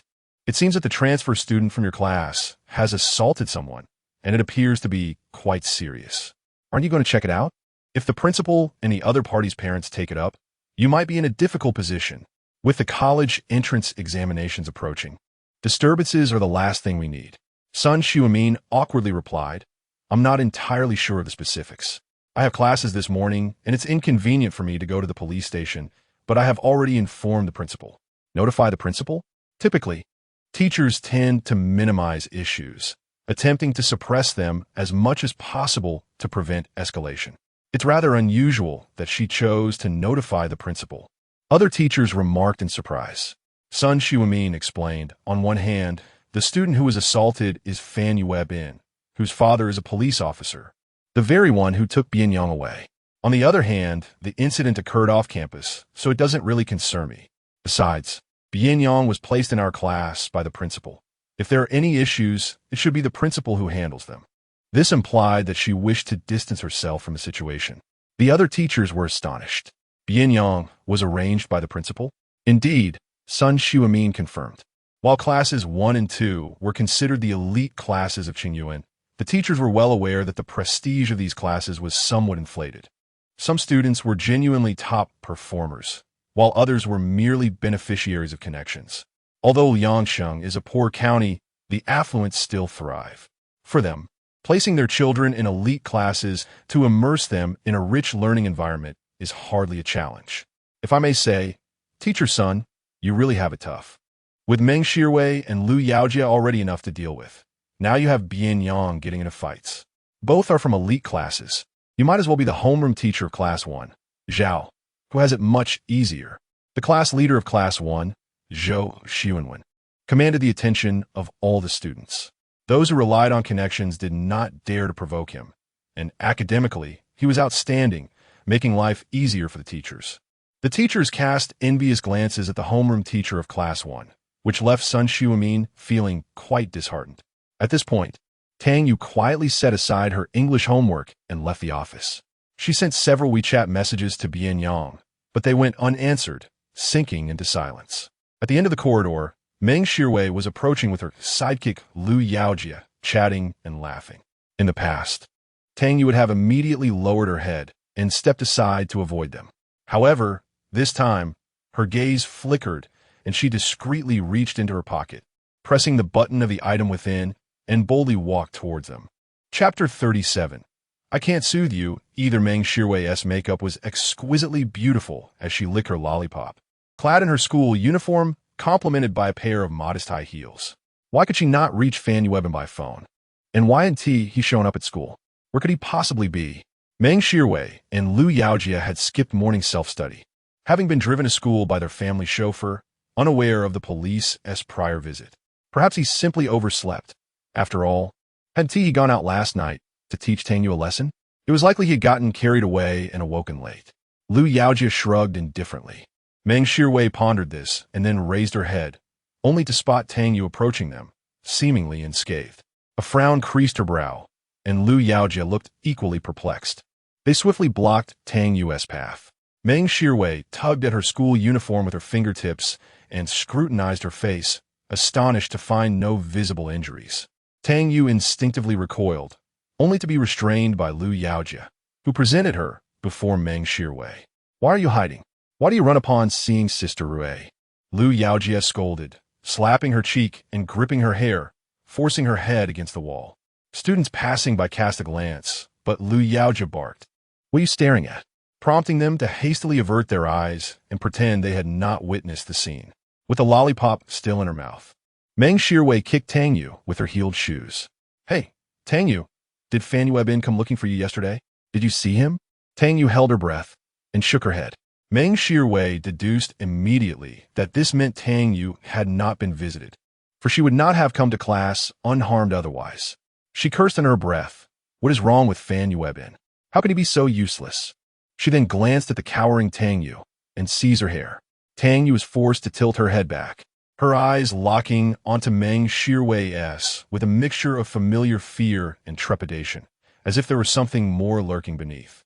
It was an unsettling change. She seemed emboldened, daring to meet her gaze. Meng Shirwei tightened her grip, eliciting a pained response from Tang Yu as her head was forced back. Her damp bangs swept aside to reveal her flawless forehead and delicate features. A flicker of jealousy sparked within Meng Shirwei, quickly followed by a cold smirk. It seemed that with someone backing her, Tang Yu had grown fearless. However, what was Bian Yang to her? Did she truly believe that enticing a boy would afford her protection against Meng Shirwei? Did she not realize that Meng Shirwei could easily ensure they both faced expulsion from Qingyuan? Tang Yu bit her lip, resolutely fixing her gaze upon Meng Shirwei, which irked her further.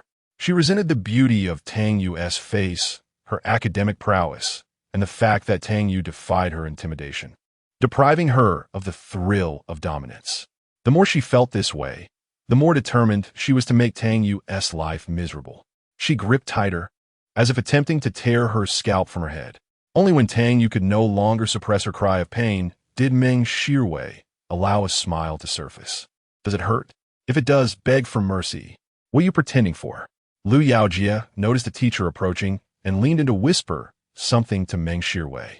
With a look of discontent, she finally relinquished her hold, casting a knowing glance at Lu Yaojia.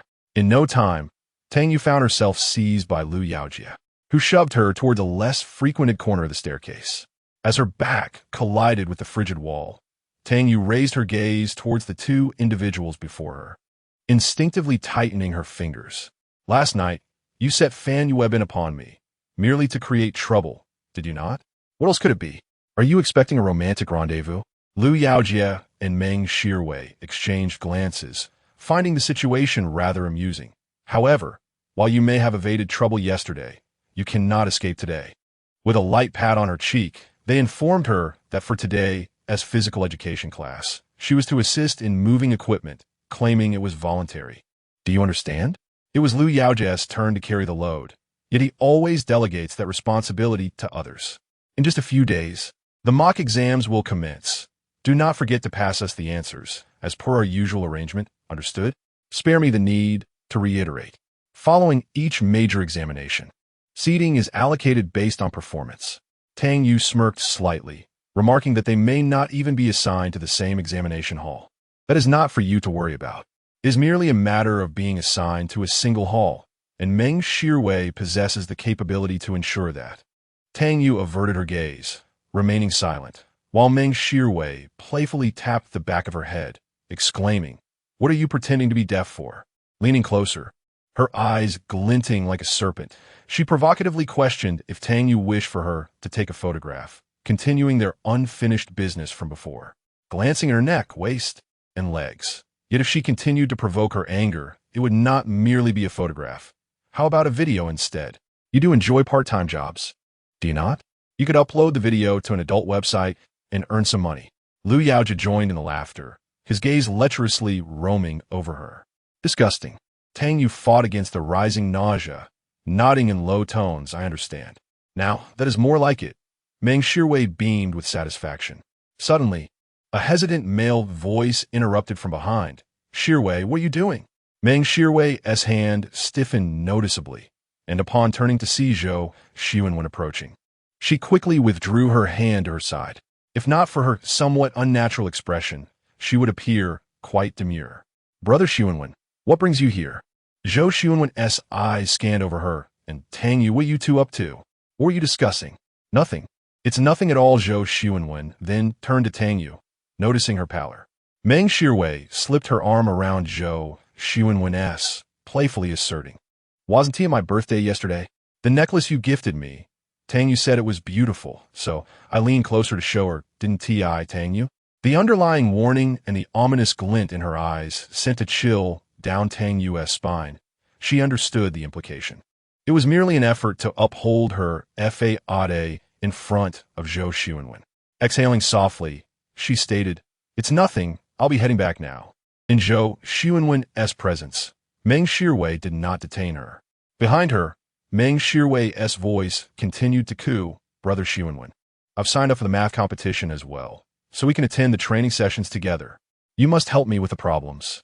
"There are so many I cannot solve," Zhou Xiwenwen responded with a non-committal his gaze lingering on Tang Yu, oblivious to the fleeting glimmer of resentment in Meng Shirwei's eyes. Upon returning to the classroom, Tang Yu began to gather her belongings, preparing to head to the police station. In her pocket lay a voice recorder, capturing every word spoken by Meng Shirwei moments ago.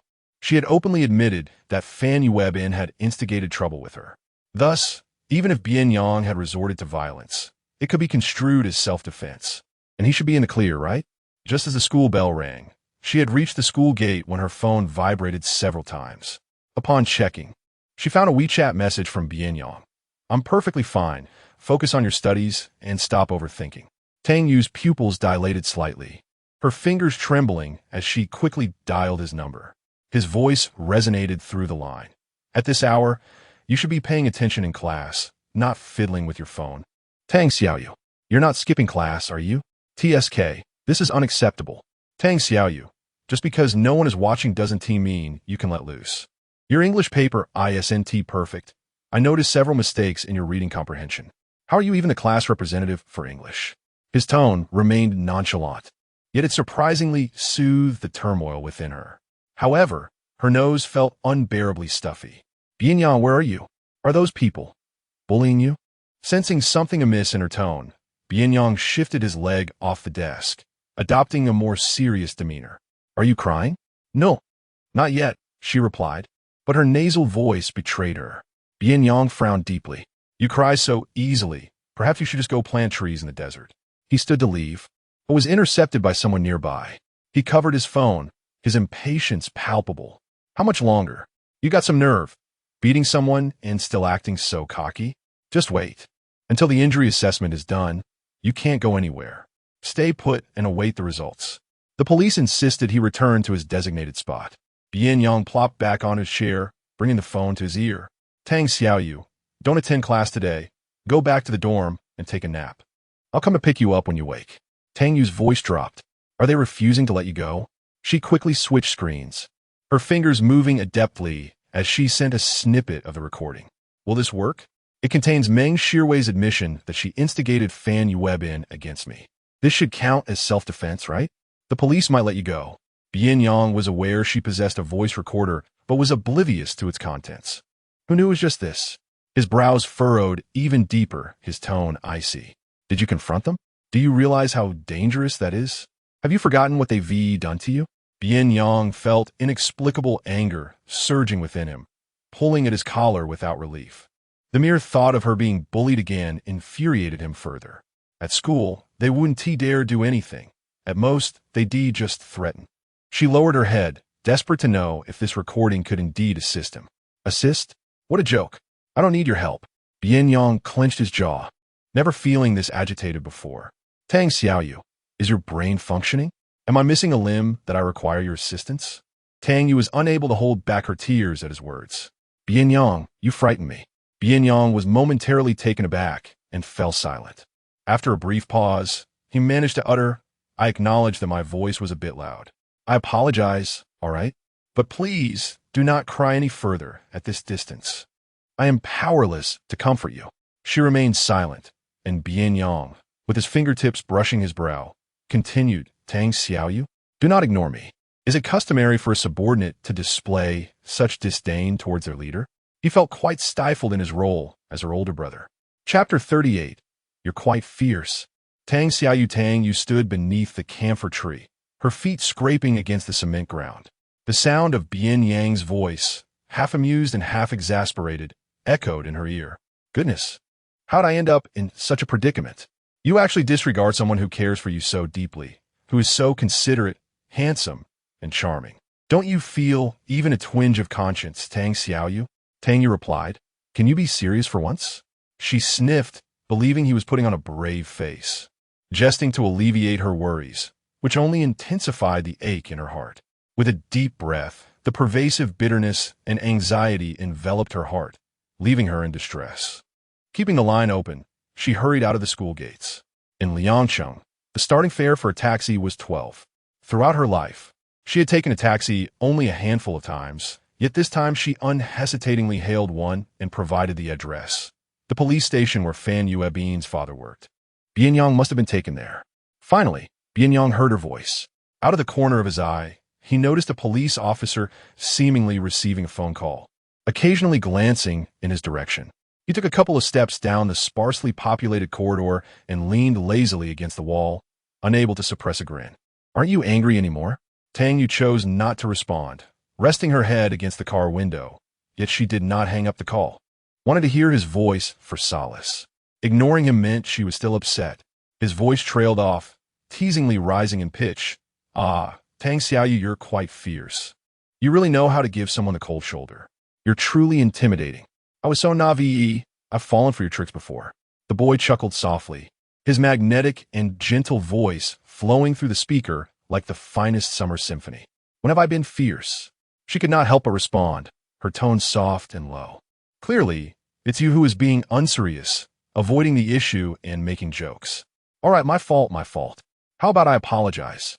His tone was unusually swift, without hesitation. To accommodate her, he cleared his throat, feigning a deeper and more serious voice. Classmate Tang Yu, I apologize. Could you perhaps give me a break? With his playful banter, the tension and fear that had previously gripped her began to loosen. His lightheartedness suggested he hadn't endured any hardships at the police station, causing a weight to lift from Tang Yu's heart. She covered the phone and politely asked the driver, Excuse me, how much longer until we reach the police station? There's a bit of traffic right now. It should take about 10 minutes, the driver replied. Tang Yu nodded, releasing her hand from the speaker. Bian Yang's voice came through again. Why are you ignoring me again? Did you tire yourself out from being angry? Bian Yang, I'm not angry. The warm breeze filtered through the gap in the car window. Tang Yu lowered her eyelids, her hair gently brushing against her cheek as she softly confessed. I'm just very worried about you. The phone remained silent for a moment, and she could not see the corners of Bian Yang's lips, which he could hardly suppress. It is a well-known truth that worry equates to concern, and concern signifies care. Should numerous instances of care coalesce, they become the fertile ground for the blossoming of youthful affection. If you're not angry, then show me proof. Dressed in a white short-sleeved shirt, Bian Yang's tall and slender figure toyed with a lighter. His smiling eyes and brows were exquisitely detailed. This threshold is too elevated for me to descend. Why not grant me a smile to confirm your tranquility, and we shall reconcile? Tang Yu, how could she possibly smile in such a situation? Bian Yang, Please stop jesting. She spoke earnestly. What did the police say? Bian Yang did not hear her laughter and merely clicked his tongue softly. Tang Yu pressed on. Will Fan Yuebin's father, being a policeman, make things difficult for you? A dark array of thoughts flooded her mind. Each time she broached this subject, Bian Yang es entusias wanted. Just focus on waiting for my return at school and do not concern yourself with this matter. The policeman who had answered the call approached him, and Bian Yang informed her that he would hang up, turning his attention to the officer. Hey, Tang Yu called out urgently. The response was the sound of the call disconnecting. Her grip tightened around her phone and recorder, her palms growing clammy with sweat. Bian Yang, you must not come to harm. The policeman arrived before Bian Yang, observing him as he idly played with the lighter, his demeanor seemingly devoid of fear or trepidation, as if he were already aware of the report's outcome. The officer scrutinized him in silence, furrowing his brow. Bian Yang arched an eyebrow, slightly straightening his posture, and inquired with a smile, Officer, has the injury assessment result been released? At this, the officer's expression grew even more complicated.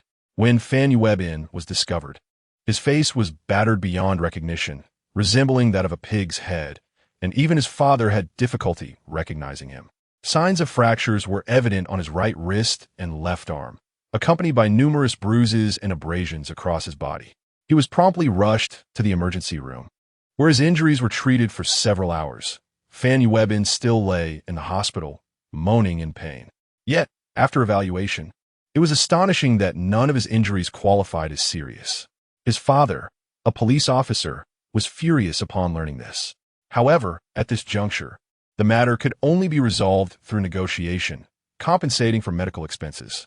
Clearly, this lad was adept at inflicting harm, targeting areas that would not be classified as injuries, evading a criminal record and accountability, while inflicting pain in places that tormented. The agony was unbearable even for adults, let alone for boys of 17 or 18. You, come with me. The officer led him into a small, dark room. Bian Yang stood at the entrance, scanning the interior, his hands buried in his pockets. He remained at the threshold, stating, I have disclosed everything that needs to be said, and all necessary registrations have been completed. Officer, according to procedure, since this does not constitute a serious injury, you should now summon the parties involved to discuss compensation matters, rather than prolonging this fruitless dialogue. The officer, upon hearing this, was equally infuriated. What kind of count was this? Why did the altercation occur? Because he deserved a beating. Do you have a history with him? Observing his servility stirred a sense of irritation within him. Was this merely an explanation? He was on the verge of confining the individual for a thorough interrogation when a colleague whispered something in his ear and cast a furtive glance at Bian Yang. The director interjected, advising him to refrain from involvement and to ensure the individual was settled first. Now, the officer was perplexed. After all, it was a colleague's son who had been assaulted, and the matter involved minors. Even if it didn't qualify as minor injury, it was unavoidable that a few words of admonition would be warranted. Hurry along. Spare me the chatter. I'll handle things here. The colleague nudged him away while ushering Bian Yang into a well-lit room. Classmate, please wait here for a moment. He casually offered a bottle of mineral water. Are you hungry? Bian Yang settled into a chair, resting the back of his neck against the seat, gently closing his eyes to rejuvenate. Sunlight streamed through the window, cascading onto his shoulders. No, thank you. The other party placed the water on the table before him and gently closed the door upon exiting. Meanwhile, in the director's office, upon hearing the director's words, Fan Yuebin's father, Fan Zeng, was instantly engulfed in fury. Release him? Why would you release him? He has assaulted my son to this extent. It is clearly an act of deliberate harm. Chapter 39. Are other people's children not treasures? It cannot be dismissed simply because they are minors. Does that mean my son has suffered in vain? If I cannot even protect my own child, what right do I have to be a police officer? Director, I can comply with your directives on most matters, but when it concerns my son, it is non-negotiable. You are a father too. Surely you can empathize with the plight of another parent.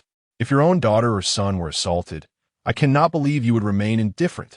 In contrast to Fan Zheng's outburst of indignation, the director calmly took a sip of tea and discreetly spat the leaves out. He then regarded him with a measured gaze. Do not rush.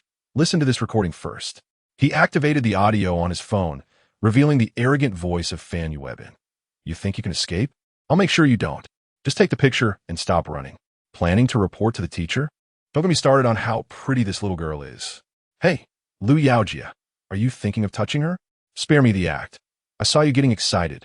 Just stay out of it. Sister Rue is quite annoyed with her, so don't get involved unless you want Sister Rue to deal with you. Damn it. If I say be obedient, then be obedient. If you run again, I'll beat you senseless. And don't even think about telling the teacher. Even calling the police won't help. My dad is a cop. What is wrong with this Fan Yu? He can't even handle a simple task. What a useless person. He has plenty of friends outside. And isn't his father supposed to be formidable as a police officer? Yet, when it matters most, none of them are of any use. The recording continued with a string of similar audios, all concerning Fan Yu, the son of Fan Zeng. The excitement that had once surged within Fan Zeng suddenly dissipated. His face turned slightly red with embarrassment at the profanities echoed in the recording. Before the audio could conclude, the director switched it off. He tapped his desk and looked at Fan Zeng, an old comrade who had served in the police department for over a decade. That voice belongs to your son, does it not? Fan Zeng forced a smile. Director, with today's advanced synthesis technology, even a celebrity's face can be seamlessly merged with that of an ordinary person, let alone their voice. This must be fabricated. Haven't we dealt with cases of synthesized voices used for scams? Should I fail to discern which is synthesized and which is genuine, I might as well resign and hand the position over to you. The director, adorned with gold-rimmed glasses and appearing to be in his 50s, expressed a demeanor of fairness and scrutiny. These recordings date back to November of last year. Given such a lengthy period, I refuse to believe you were unaware of your son's bullying. What is this? Your son is precious, but other children are not? Fan Zeng, how can you, a police officer, not grasp this fundamental truth? Director, I do not know. Who provided you with this recording? I will confront him for clarification. The director snorted coldly, striking the table with force. Confront? What do you intend to do? Are you planning to intimidate him? Do not forget your duty as a police officer. The role of a police officer is to serve the people, to protect the community, not to shield the darkness. Were it not for the many years you have served under my command, I would have long since dismissed you. Fan Zeng felt utterly humiliated, beads of sweat accumulating on his forehead. Fan Yu, however, had been negligent.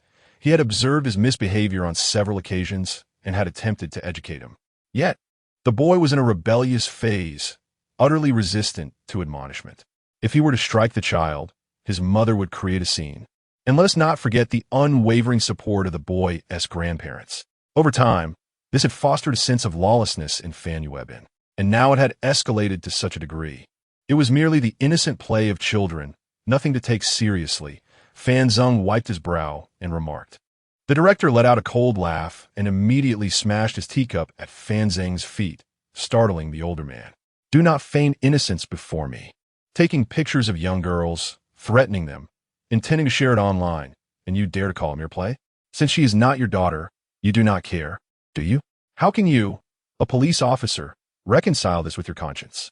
Fan Zeng swallowed hard, wiping his sweat once again with his sleeve. The director stood up and approached him. The boy who struck your son did, so only because he could no longer tolerate your son's bullying. Your son brought this upon himself. If he doesn't bully others, how can he expect not to be bullied in return? Let me be clear. If you harbor any ill intentions toward him, your son will not escape unscathed, and his behavior is even more reprehensible. You must consider your actions. Director, Fan Zeng stammered. What if I choose not to pursue this matter? I could let that person go, as if nothing ever happened. My son is about to take his college entrance examination. We cannot afford any complications at this time, or else his mother and grandparents will surely cause a ruckus at home. The director observed the panic etched across the face of this grown man, clearly anxious about his family. He let out a resigned sigh. Your son is preparing for his exams. Have you considered that the child he bullied is also facing the same circumstance? The child you brought to the police station is also preparing for his exams. Now, I am not one to criticize, Fan, but you usually handle cases with fairness and integrity, earning respect within the department. Why then do you become so muddled when it concerns your own? Fan Zeng, in a state of urgency, exclaimed, "Director, I acknowledge my mistakes. What do you propose we do?" The director glanced at him, returned to his chair, opened a document, and slid it across the table. "This is a labor dispatch contract. The department will temporarily assign you to Tongsheng for 6 months. A change of environment may do you good, and the schools there are commendable as well. It might be beneficial for your son to have a different learning atmosphere. I believe it is unwise for you to remain here for the time being." Upon hearing this, Fan Zeng grew frantic. He was on the cusp of a promotion. How could he hope for advancement if dispatched elsewhere? He protested, "That is unacceptable."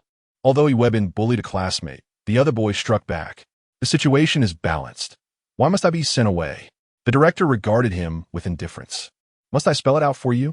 A young girl has come to the police station multiple times seeking help, only to be turned away by you. I had no intention of exposing you, yet you insist on complicating matters for yourself. In the realm of power and personal gain, Fan Zeng, had it not been for the contributions you made to the station over the years, it would be entirely justifiable for me to dismiss you." Upon hearing these words, Fan Zeng felt a flicker of guilt. Indeed, just a few months prior, a young girl had approached the police to report that Fan Yuebin, Meng Shirwei, and Liu Yaojia had bullied her, seeking assistance from the authorities, only to have her pleas thwarted by him. He had believed that his actions would go unnoticed. Yet the chief was evidently aware. His gaze fell upon the chief's mobile phone, and Fan Zeng seemed to grasp the situation. The recording must have been provided to the chief by the young girl. He had never anticipated that she possessed such cleverness, even going so far as to document the incident. This was irrefutable evidence. "Fan Zeng, I observe that you have been enduring considerable hardship lately. Perhaps it would be wise for you to depart for Tongqing sooner than later." The chief's expression remained impassive. "And do take your ineffectual son with you. A police officer who cannot even instill discipline in his own child. How utterly useless you are." Fan Zeng opened his mouth, utterly mortified. At this juncture, any further arguments would be futile. He could only leave the office in despair. He was filled with profound regret for his indulgence of Fan Yuebin. Not only had he harmed his own child, but he had also wronged others and jeopardized his own future. Chapter 40. He, indeed, possesses a remarkable background. After Fan Zeng departed, the director opened the inner door of his office. At the expansive desk sat a youth adorned in a white shirt with hair tinged in a haze of blue. The young man casually rested his legs upon the table, reclining against his chair, entirely unbothered by propriety, as his nimble fingers deftly manipulated a Rubik's cube. The vibrant, chaotic colors of the advanced cube seemed to come alive under his elongated fingers, swiftly aligning into order.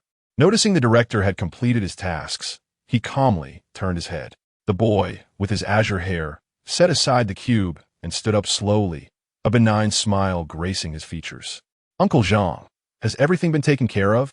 "Such flattery, young Master Qin," the director promptly replied. "The police department's significant oversight is indeed my responsibility.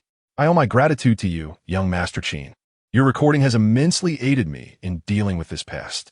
Having spent considerable time in this position, Fan Zeng was well acquainted with many individuals, and it was likely he could stir up sentiments among them. However, the arrival of the recording from the youth simplified matters considerably. "Such achievements are solely your own doing. Uncle Zhang, I dare not claim any credit." The one referred to as young Master Qin raised his thumb in approval. "Indeed, Uncle Zhang's efficiency is commendable. It is a pity that someone of your caliber is overlooked in such a small place as Liang City. I shall certainly mention your remarkable accomplishments to my father. After all, the capital is in dire need of talents like you." Upon hearing this, the director's wrinkled face brightened with joy. His years of service in Liang City had been fruitful, yet he lacked a guiding figure. The Qin family has a long history in governance, and although Qin Mingyu was but a youth, his father held a position in the political arena as solid as an ancient tree. A mere suggestion from him would pave the way for a smoother journey ahead. Qin Mingyu was indeed his guiding light. "Thank you, young Master Qin. If I truly manage to transfer to the capital, I shall surely pay my respects." Qin Mingyu smiled, narrowing his eyes. Those familiar with him understood he was a charming schemer, always amiable. "Of course, time is of the essence," he remarked, tapping his watch. If there is nothing further, I shall take my leave with my friend. Shall I arrange a vehicle for you? Qin Mingyu waved his hand dismissively. No need, I drove myself. The director wished to inquire further. Is your friend also from the capital? After all, anyone worthy of Qin Mingyu's immediate attention must be of considerable significance. Qin Mingyu blinked a few times. He, indeed, possesses a remarkable background. Those words left the director pondering the weight of this individual's significance. It seemed that Fan Zeng would soon need to depart for Tongcheng. Upon locating Bian Yang, Qin Mingyu found him basking in the warm sunlight. A newspaper shielded his face as he reclined comfortably, his long legs slightly bent, exuding an air of ease. He appeared less like someone in custody and more like a dignitary on an inspection. Yang. He lifted the newspaper from the young man's face. Dark hair fell across the boy's delicate brow, and as he squinted through the hazy light, he seemed to awaken slowly. A band-aid on his brow added a touch of rebellious charm. Goodness, who on earth has harmed my brother Yang? His visage is marred, Qin Mingyu exclaimed, his heart heavy with concern. Bian Yang pinched the stiff nape of his neck, irritated, and kicked him lightly, urging him to silence. Qin Mingyu reached out to peel off the adhesive bandage on his brow bone, catching Bian Yang off guard for a moment. The wound had already formed a light scab, soon to heal completely. Qin Mingyu's lips twitched in disbelief, remarking, Goodness, it's nearly healed, and you still have this bandage on. I thought it was more serious and was ready to confront that kid at the hospital. Bian Yang frowned, extending his hand. Give it back to me. What? This bandage? You're all better now, just toss it. The youth slightly straightened his body and snatched the bandage back before Qin Mingyu could throw it away, reapplying it with a defiant, Mind your own business. Qin Mingyu was equally baffled by this behavior. Bian Yang's fingertips grazed the site of the injury as he asked, Is everything taken care of? Well, have I ever failed to accomplish what you assigned me? I've reassigned personnel, and the one in the hospital has transferred schools. Qin Mingyu rolled up his sleeves, still grumbling. This place, Liangcheng, is much hotter than the capital. You could have given me a heads up. It's sweltering. Bian Yang didn't even lift his eyelids. Slower than I anticipated. This time, I didn't resort to underhanded tactics. I adopted a more conciliatory approach. Qin Mingyu observed as Bian Yang stretched and, without hesitation, fetched the phone from the table, embodying the role of an obedient follower. Yet you, my dear Yang Gu, he continued, I've heard from the locals that the person you struck has only 3 months until the college entrance examination. You were rather heavy-handed. Will he even be able to participate with that injury? Indeed, Bian Yang replied, his tone laced with a languid indifference. I dislocated his left hand. But even if it were his right, Fan Yuebin is such a dullard that he wouldn't find the answers even with an open book. Qin Mingyu's flattery flowed effortlessly. You're truly formidable. You've left him bedridden without even inflicting a light injury. After all, my Yang Gu is invincible in the capital. There are no rivals for you here in Liangcheng. Friends in the capital were well aware that Bian Yang had been the champion of the international amateur Sanda competition for 3 consecutive years. Although the title was amateur, his training had always been rigorous, holding a value comparable to that of professional Sanda practitioners. Bian Yang lazily lifted his eyelids, his profile exuding youthful defiance, casting a languid glance at Qin Mingyu as he strolled slowly. Qin Mingyu, aren't you the least bit curious about my conciliatory approach? Why are you not inquisitive at all? The glimmering gaze of the youth seemed to implore him. Ask me, do ask. Bian Yang reluctantly responded with feigned interest. Oh, what conciliatory approach do you have? Fine, whatever, he replied, rather dismissively. Qin Mingyu, unfazed, cleared his throat twice and began to showcase his talents. Actually, I gathered a trove of bribes that Fan Zeng and his family have collected over the years, intending to make a move against him. But you won't believe what happened at the police station in trance. I encountered a little girl being blocked by the gatekeeper. She was absolutely stunning, radiant as water, yet oddly insistent on meeting the director. You know me well. I have a penchant for meddling, especially when it comes to matters concerning lovely young ladies. I couldn't resist asking a question, and what do you think happened next? Bian Yang became impatient, exclaiming that he had no desire to listen to my tales, urging me to get to the point. Having grown up together, Qin Mingyu was accustomed to his temperament, which did not deter his spirited enthusiasm for storytelling.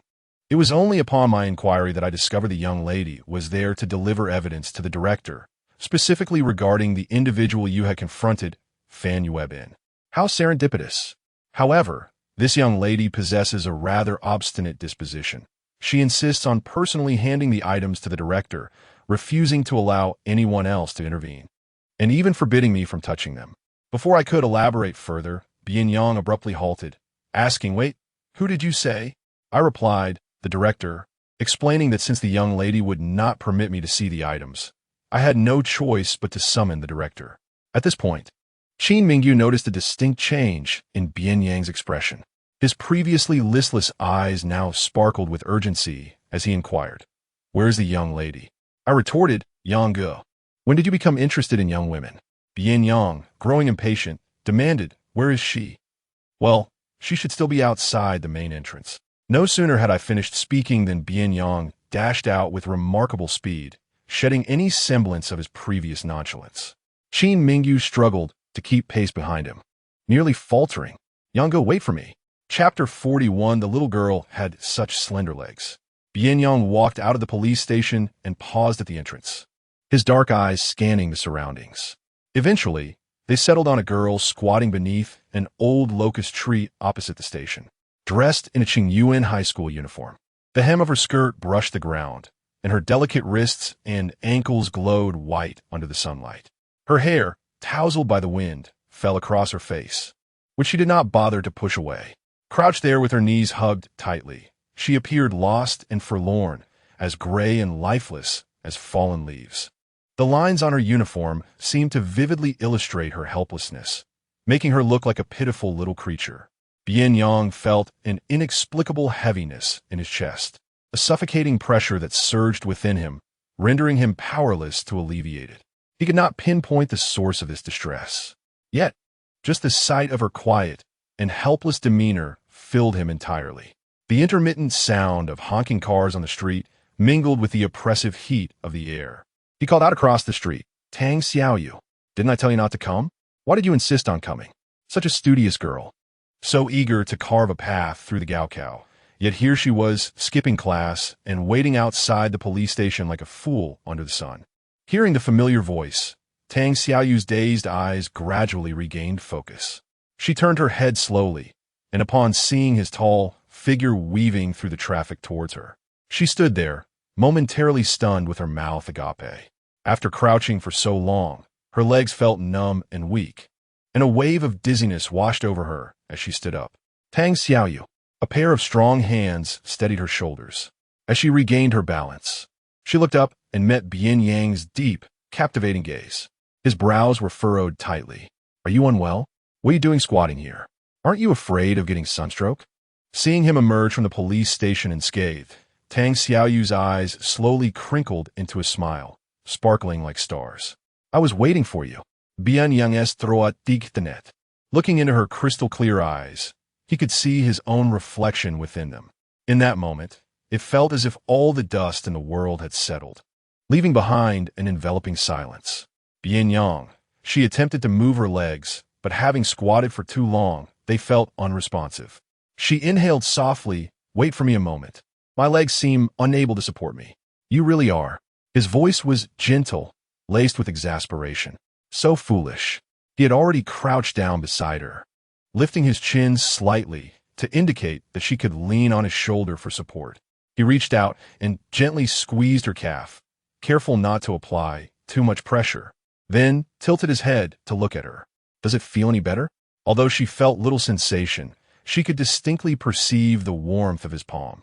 It was a tingling sensation, almost as if she could burn from it. Her heart raced, threatening to leap out of her chest. Throughout her life, she had never experienced such intimate contact with anyone, not even with girls. Tang Yu suddenly felt her face ablaze, her nerves taut as she took small, unnatural steps backward. "No, it's fine. I'll recover in a moment. Don't move."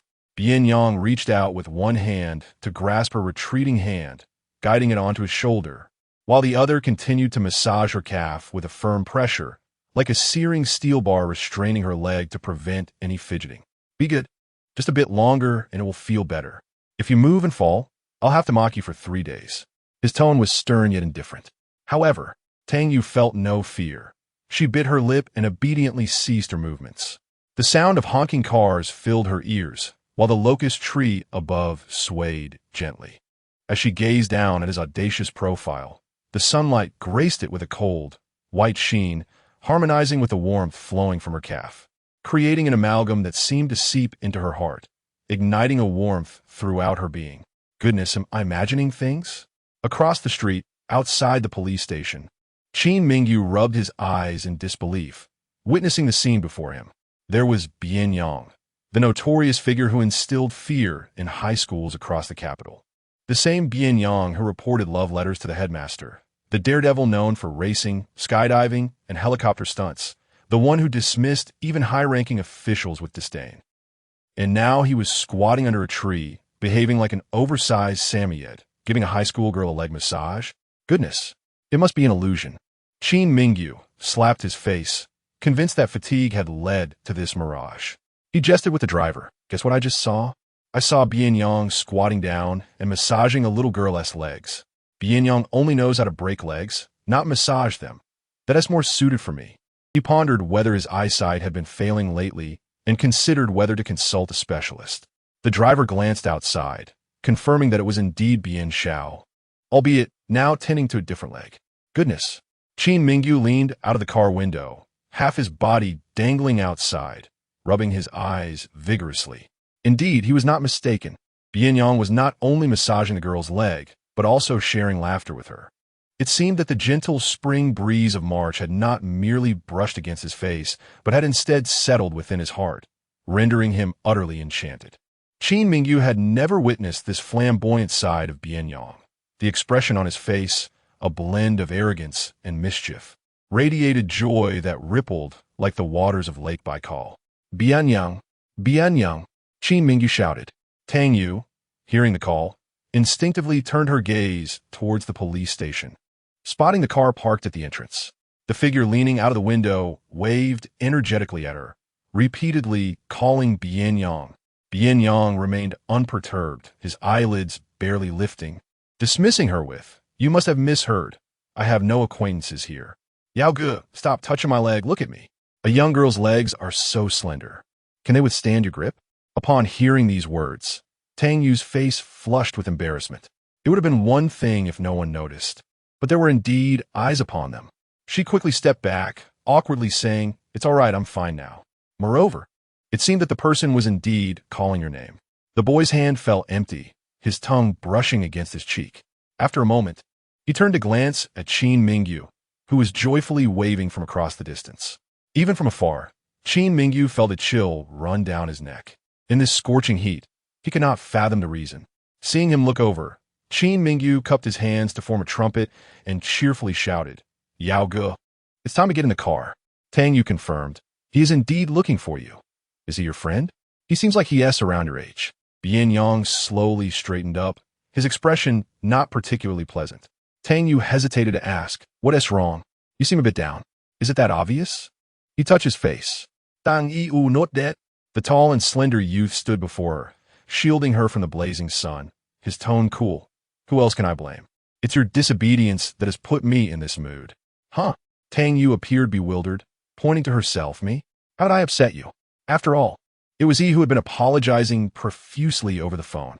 Bian Yang was being unreasonable, noticing that she had no inkling of the seriousness of the matter. The boy maintained a stern expression, his voice firm. "I told you to attend class properly, yet here you are. Do you think you can disregard my words? Do you realize how dangerous the roads can be? What if you encounter a black car and are taken to a remote place? With your petite frame, do you think you can make it back?" She lowered her gaze, staring at her toes, her hair framing her face on either side. "Others learn from their mistakes, but you seem to relish in them, thinking it's a blessing to endure them, right?" Tang Yu pinched the hem of her clothing, rendered silent by his admonition. Bian Yang had been holding back his emotions until now. It was only upon exploding that he could no longer restrain himself. Observing her pitifully drooping head, he realized that most of his worry had dissipated. However, he still crossed his arms, turning his back on her, unwilling to engage. He wanted her to reflect on her actions. Time passed in silence, and Bian Yang fiddled with his phone, keeping an eye on the clock. 1 minute had elapsed. She should have had ample time to reflect. He raised his finger and lightly tapped her forehead. Do you understand your mistake now? Tang Yu looked up at him, puffing her cheeks. I did nothing wrong. You think too little of me. Moreover, her expression clearly indicated that she felt he was being unreasonable. Bian Yang's lips curled into a smirk. Very well. Your reflection is exemplary. He gently brushed the hair from her face, tucking it behind her ear, and then playfully pinched her soft cheek. You ungrateful child. Who do you think I'm doing this for? Not even a pleasant expression to show me appreciation. Chapter 42. Hello, Tang Xiaoyu. You were so concerned about me. I'm not angry with you. Her cheeks puffed up defiantly. She was quite justified in her indignation, especially since it was he who had come to confront her first. She pushed away his hand that was pinching her face. Little did she know that as she shoved him, Bian Yang inhaled sharply, clutching his arm and exclaiming in pain, Ouch! Tang Xiaoyu, not only are you fierce with me, but you also laid hands on me. Oh, my life is unbearable. Tang Yu, upon witnessing this, grew anxious, fearing she had inadvertently struck a wound left from his previous scuffle. She fumbled in her apology. I didn't mean to. What does it hurt? Let me see. It hurts here. Bian Yang grasped her small hand and placed it on the concealed area of his left arm. It's killing me. Tang Yu cautiously rolled up the sleeve of his white shirt. To her dismay, the skin beneath was immaculate, devoid of any injury. Above her, the low laughter of the boy echoed, mischievous and teasing. Tang Xiaoyu, you are genuinely concerned about me. The girl, realizing she had been tricked, flung his hand away in frustration, her teeth gritting in anger. Bian Yang, how would you be like this? Bian Yang, his hand resting against his lips, chuckled heartily, nearly doubling over with laughter. You took the liberty to come here and scold me once. Now I am returning the favor. We are even now. No more anger allowed. Come, let us shake hands and make amends. Tang Yu. Bian Yang extended his hand, only to have it forcefully swatted away by Tang Yu. She felt as though she might burst from exasperation, her back turned to him, her silhouette radiating indignation. Her fingertips gently brushed against the warmth they had just shared. While over there, Qin Mingyu was calling out for someone again. Bian Yang, with a smirk on his lips, remarked, That's my childhood friend. He has come to Lucheng to visit me. Would you like to join us? Tang Xiaoyu remained unmoved, ignoring him. Clearly, they had settled the score. Yet the young lady's vexation had not yet dissipated.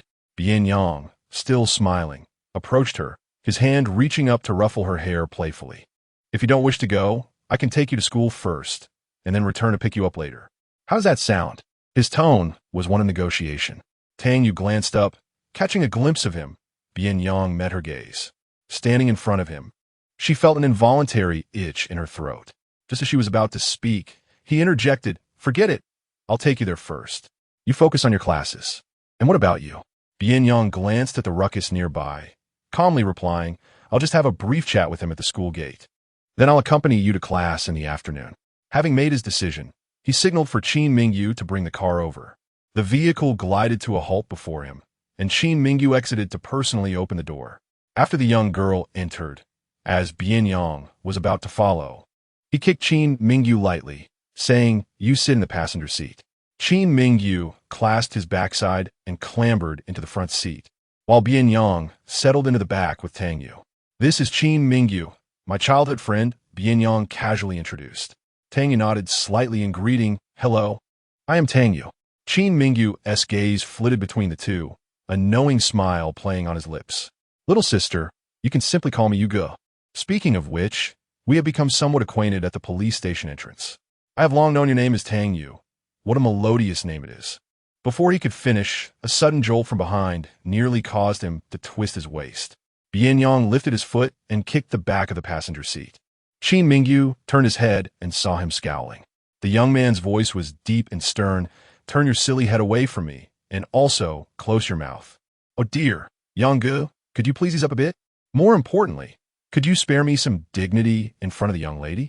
Qin Mingyu complained, yet obediently turned his head away, sneaking a glance through the rearview mirror. Bian Yang clicked his tongue. I plan to quit smoking. Do you know why? Qin Mingyu, puzzled, asked why. Bian Yang lifted his eyelids slightly. Because I intend to smoke you. Qin Mingyu zipped his lips, silenced. Tang Yu lowered her head, unable to suppress a smile. The interior of the car was spacious. There were hardly any vehicles of this kind in Liang City. Even though Tang Yu knew little about cars, she could easily distinguish this one from a taxi. Her slender legs were neatly together, hands resting on her knees, back straight, sitting obediently without causing Bian Yang any trouble. Bian Yang lounged back in the seat, his long legs stretched out casually, appearing restless. Noticing her tense posture, he propped his chin with his right hand and observed her for a moment before tapping the car window. Uncle Chun, please pull over. Since taking the passenger seat, Qin Mingyu had been stealing glances at the young lady in the back through the rearview mirror. Hearing Bian Yang speak, he could not help but turn around. Yang, what is the matter? I'm going down to buy something, Bian Yang replied before exiting the vehicle. Qin Mingyu watched as Bian Yang headed to a nearby milk tea shop, his eyes nearly popping out in disbelief. Goodness, having grown up together all these years, he had never seen him drink that stuff. It was evident for whom he was buying it. While Bian Yang was occupied purchasing milk tea, he turned around and offered Tang Yu a friendly smile, his striking blue hair looking rather flamboyant. Sister, don't be afraid. This is just how Yang and I interact. Although he appears fierce on the surface, he's quite kind to me privately. He's just going through a rebellious phase now. Tang Yu remained silent. By the way, how long have you known each other? Qin Mingyu inquired. Tang Yu pondered for a moment. Not long, perhaps around a week. A week? And you've already gotten that close? The progress was astonishing. As a notorious figure in the elite circles of the capital, he had initially thought it would take a bolder and more audacious girl to tame Bian Yang's rebellious nature. To his surprise, the young lady appeared gentle, her voice soft and delicate. Dressed in a blue and white school uniform, she exuded an air of scholarly elegance, exuding tranquility as if she might shatter with a mere touch. Though undeniably beautiful, the question remained, how had she managed to make Bian Yang so compliant, even prompting him to buy her milk tea? Qin Mingyu could not comprehend the situation, and with a twinkle in his eye, he remarked, you know that Yang is not a local, right? Tang Yu hesitated but nodded. When he had first joined the class, the principal had mentioned that Bian Yang had transferred from another city. Do you know why he chose to transfer at such a critical juncture? Tang Yu slowly shook her head, uncertain. With a sigh, Qin Mingyu appeared sorrowful, as if he were drowning in grief. It is because his mother passed away not long ago. He could not bear the blow and developed a mild case of anorexia, losing 7 or 8 pounds in just half a month. It was unavoidable. That is why he transferred here to Liangshan for a change of scenery. Tang Yu was taken aback. No wonder Bian Yang had a poor appetite and kept an abundance of painkillers in his apartment. No wonder he ate so little. Qin Mingyu glanced at her worried expression and sighed again. He has no friends here, and his only relative is abroad. He is all alone, so pitiful. Sister, you're the only one he is familiar with. You must take good care of him. Understood? Upon hearing this, Tang Yu immediately nodded. I will. Whether out of friendship or obligation, she felt compelled to reciprocate Bian Yang's kindness. Qin Mingyu adopted a solemn expression, as if entrusting her with a precious task. I can see that you are a kind-hearted girl. With you looking after our Yang, I can rest easy. Just then, upon seeing Bian Yang return with milk tea, he quickly added, this matter must not be mentioned to Yang, lest it brings up his painful memories. Keep it in your heart, and show him kindness silently. Understood? Understand. Tang Yu did not wish to endure the pain of losing a loved one, nor would she ever intentionally reopen Bian Yang's wounds. As Bian Yang settled into the back seat, Qin Mingyu turned away, resting his hands behind his head and humming a tune, pretending as if nothing had transpired. Here you go. Tang Yu gazed at the milk tea Bian Yang offered, momentarily taken aback. Noticing her hesitation, Bian Yang raised an eyebrow, extracted a straw, inserted it, and then placed it firmly in her hand. Spoiled, needing to be served. He teased. That's not what I meant, she protested softly. The milk tea was warm in her palms as she tugged gently at his sleeve and asked in a low voice, Did you go out to buy this? Bian Yang glanced sideways. What is wrong with that? Tang Yu pressed her lips together, a faint smile curving them as she replied, Thank you, Bian Yang. Quit the pleasantries. Just drink, he urged. Tang Yu took small sips of the milk tea, the initial tension within her easing as the sweet floral notes of jasmine spread across her palate. She began to take interest in the scenery outside the window. The streets of Liangsheng were lined with blooming blue-purple and pink endless summer flowers, swaying gently in the breeze, creating a mesmerizing sight.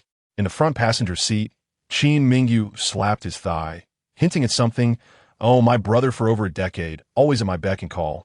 Yet he never thought to buy me a cup of milk tea. Truly, what a decline in societal values. Bian Yang nudged him with his tongue against his cheek and kicked the back of his seat. If you say less, no one will mistake you for a mute. Qin Mingyu let out a couple of hums in response. As Bian Yang's peripheral vision caught a glimpse of the young girl, he noticed her secretly smiling while sipping her milk tea. It was uncertain whether the sweetness of the beverage or something else elicited such joy, but her delicate dimples seemed to hold the essence of honey. Chapter 43. A stone of longing. The vehicle came to a smooth halt at the entrance of the school. It was precisely class time, with only a handful of people milling about. Tang Yu alighted, still clutching her unfinished milk tea. Bian Yang approached and said, "You go on to class first. I'll arrive a bit later." Tang Yu nodded, lifting her gaze as she softly replied, "Then I shall take my leave." With her hands languidly tucked into her pockets, she slightly raised her chin, urging her to take her time. Tang Yu tucked the wind-tousled strands of hair behind her ear and politely nodded to Qin Mingyu, who was grinning as he leaned against the window. "Thank you for bringing us back, classmate." Qin Mingyu responded with a playful smile. "No need for thanks, little sister. We'll see each other next time." Tang Yu smiled back before turning to head into the school. Bian Yang remained standing, watching her sprint towards the entrance until she vanished from sight. Qin Mingyu rested his hand on the car window, propping up his chin with a grin. "Yang, stop staring. She's long gone. You'll see her again later. No need to act like a stone of longing." After a few seconds of standing still, Bian Yang lazily turned his body, casting a sidelong glance at him. "What nonsense are you spouting?" "Well, if only your gaze could wander a tad, I might concede that I'm merely babbling. But I saw it in the rearview mirror. You were keeping a close eye on that young lady. And what was that about? Drink slowly. There are pearls inside. What is she, a child? That she could choke on milk tea? You were trying to strike up a conversation, asking about the names of the flowers by the roadside." Qin Mingyu repeated his earlier observations with a knowing smirk. "I wouldn't bother pointing out that your garden has endless summers. I simply do not believe you're unfamiliar with those flowers." You noticed that she seemed a bit anxious and shy, deliberately initiating small talk. "Your little scheme is no match for my keen eyes, young Master Qin." He playfully gestured to his bright, sparkling eyes before pointing at Bian Yang. The Qin family was well established in the political arena, and he had grown up among numerous politicians, honing his ability to read expressions. Bian Yang, with his arms crossed, leaned against the passenger door, surveying him with a relaxed, aristocratic air. "What are you mulling over? She is not even of age yet. You should purchase a bottle of toilet cleaner to cleanse the filth from your mind, so you don't pollute my surroundings." Qin Mingyu feigned innocence, chuckling. "Hey Yang, why the rush? I merely remarked that you were being kind to her. The young lady is quite charming and lovely, and kindness is only fitting. Beyond that, I have no ulterior motives. Where are your thoughts wandering off to? Who's the one with a dirty mind here?" Bian Yang lowered his gaze, slowly raising a hand from his pocket. Before it could descend, Qin Mingyu instinctively shielded his head in mock surrender. I'm sorry. Yang, spare me. The judicial examination is approaching. Please don't render me foolish." After a prolonged moment without feeling pain, he cautiously peeked through his fingers. The youth's hand casually rested on the doorframe, pale and smooth, with distinctly defined knuckles, clearly devoid of any intention to strike him. "Yang, I knew you couldn't bear to hurt me." Qin Mingyu exhaled in relief, having just lowered his hand from his head when, in the next moment, he received a sharp rap on the skull, causing him to yelp in pain. "Brother Yang, why do you keep contradicting yourself?" Bian Yang retracted his hand and cast a nonchalant glance in his direction. "This is merely a tactic of warfare." Qin Mingyu sighed deeply, realizing that no matter how clever he was, he could not outwit him. If he couldn't, then how could Tang Yu possibly defend herself? The young girl was indeed in a dire situation. Holding his head in pain, Qin Mingyu chuckled. "Brother Yang, speak to me honestly. Is it that girl over there? I have never seen you with any female companion before. During school, No matter how beautiful a girl wrote you a lengthy love letter, you would not only refuse to read it, but would also report her to the grade director, claiming that the girl had improper intentions. The poor girl, who once blushed at the sight of you, now avoids you altogether. After all these years of brotherhood, I have never seen you show an exception to anyone. Yet with her, it seems to be a first. Tell me, do you have feelings for her? The sun blazed fiercely, and the heat seemed to coalesce in the air. The leaves of the camphor trees rustling gently. Bian Yang narrowed his eyes at him, his slender fingers tapping rhythmically on the car door frame, lost in thought. Feelings? Yes, I suppose I do have some thoughts. The girl is too slender. Her delicate arms and legs make her seem as if a gust of wind could sweep her away. She needs proper care. Brother Yang, you haven't denied it. In the past, if I had misspoken, I would have received a slap for it. Yet this time, I have emerged unscathed. Qin Mingyu wore a knowing expression. Suddenly, Bian Yang stepping halted. The incessant chatter of Qin Mingyu filled the air. You are indeed smitten. I thought that after coming to Liangshan for so long, you would at least share your feelings with us. Hundreds of messages in the group called for you, yet you failed to respond. It seems that love has found you here, my fellow brothers, and I even placed bets on your type. Yet none of us guessed this one. It turns out we all lost. Brother Yang, you truly are a silent achiever. Why do you ramble so? Who said I liked her? She is merely my subordinate. I am just showing concern. Bian Yang, irritated, instinctively pulled a cigarette from his pocket, placing it between his lips without lighting it. Qin Mingyu rested his chin on his hand, drawing out his words lazily. Is it true or false? I may not be well read, but do not deceive me. Are you asking for trouble? Bian Yang's voice was slightly hoarse and impatient. Qin Mingyu laughed heartily. As your most devoted follower, I have never enjoyed the luxury of you treating me to milk tea, so your statement holds a credibility of -100. If you wish for me to believe you, you must get me a cup of milk tea. Who gave you the audacity to utter such words? Bian Yang squinted, causing Qin Mingyu to shrink back, offering a dry laugh. Just kidding. Look at you, still the same as before, utterly unamused by jest. Huh. It's not just about buying milk tea. Showing him mercy would be an act of great compassion. The disparity in treatment among the younger brothers is rather excessive. He claims to have no interest in people. Who would believe that? Bian Yang glanced at the time on his phone, feeling irritated and despondent, and let out a frustrated sound. Never mind, I have class, so you can make your way on your own. No need for farewells. What? Yango, wait a moment. With your qualifications, what class are you attending as a high school student? Bian Yang walked towards the school without looking back.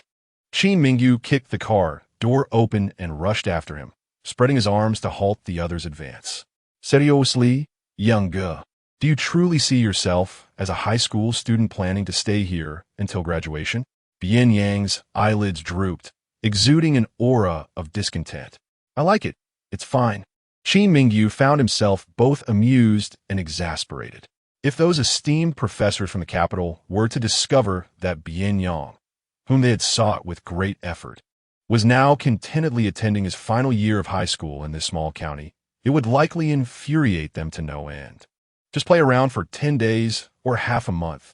There's still 3 months until graduation. That's ample time for you to manage a company. Why waste your time here? Bian Yang retained his languid demeanor, his voice slightly nasal. I enjoy it. Very well then. As the saying goes, how can one know the joys of fish if one is not a fish? Qin Mingyu pondered for a moment. So, you truly have no intention of returning to the capital? Not at the moment, Bian Yang replied, taking the cigarette from his mouth and absent-mindedly playing with it. All right then, Qin Mingyu said. However, I traveled quite a distance to help you with that troublesome fan fellow. You ought to at least treat me to a meal, or perhaps you could graciously accept my invitation for dinner. Bian Yang patted his shoulder lightly. I'm in class. It's inconvenient to skip. Points will be deducted. Qin Mingyu rolled his eyes in exasperation. What are you pretending for? You've never been serious in class since childhood. You must be eager to return to that girl. You ungrateful fellow. That, Bian Yang interrupted the words left unspoken, taking a step forward and waving his hand without looking back. There will be plenty of opportunities for meals in the future. Take your time on the way. But Qin Mingyu was thoroughly vexed. Chapter 44. Whom were you just commanding? Bian Yang returned to the classroom and, upon surveying the room, was perplexed to find class 2 entirely deserted.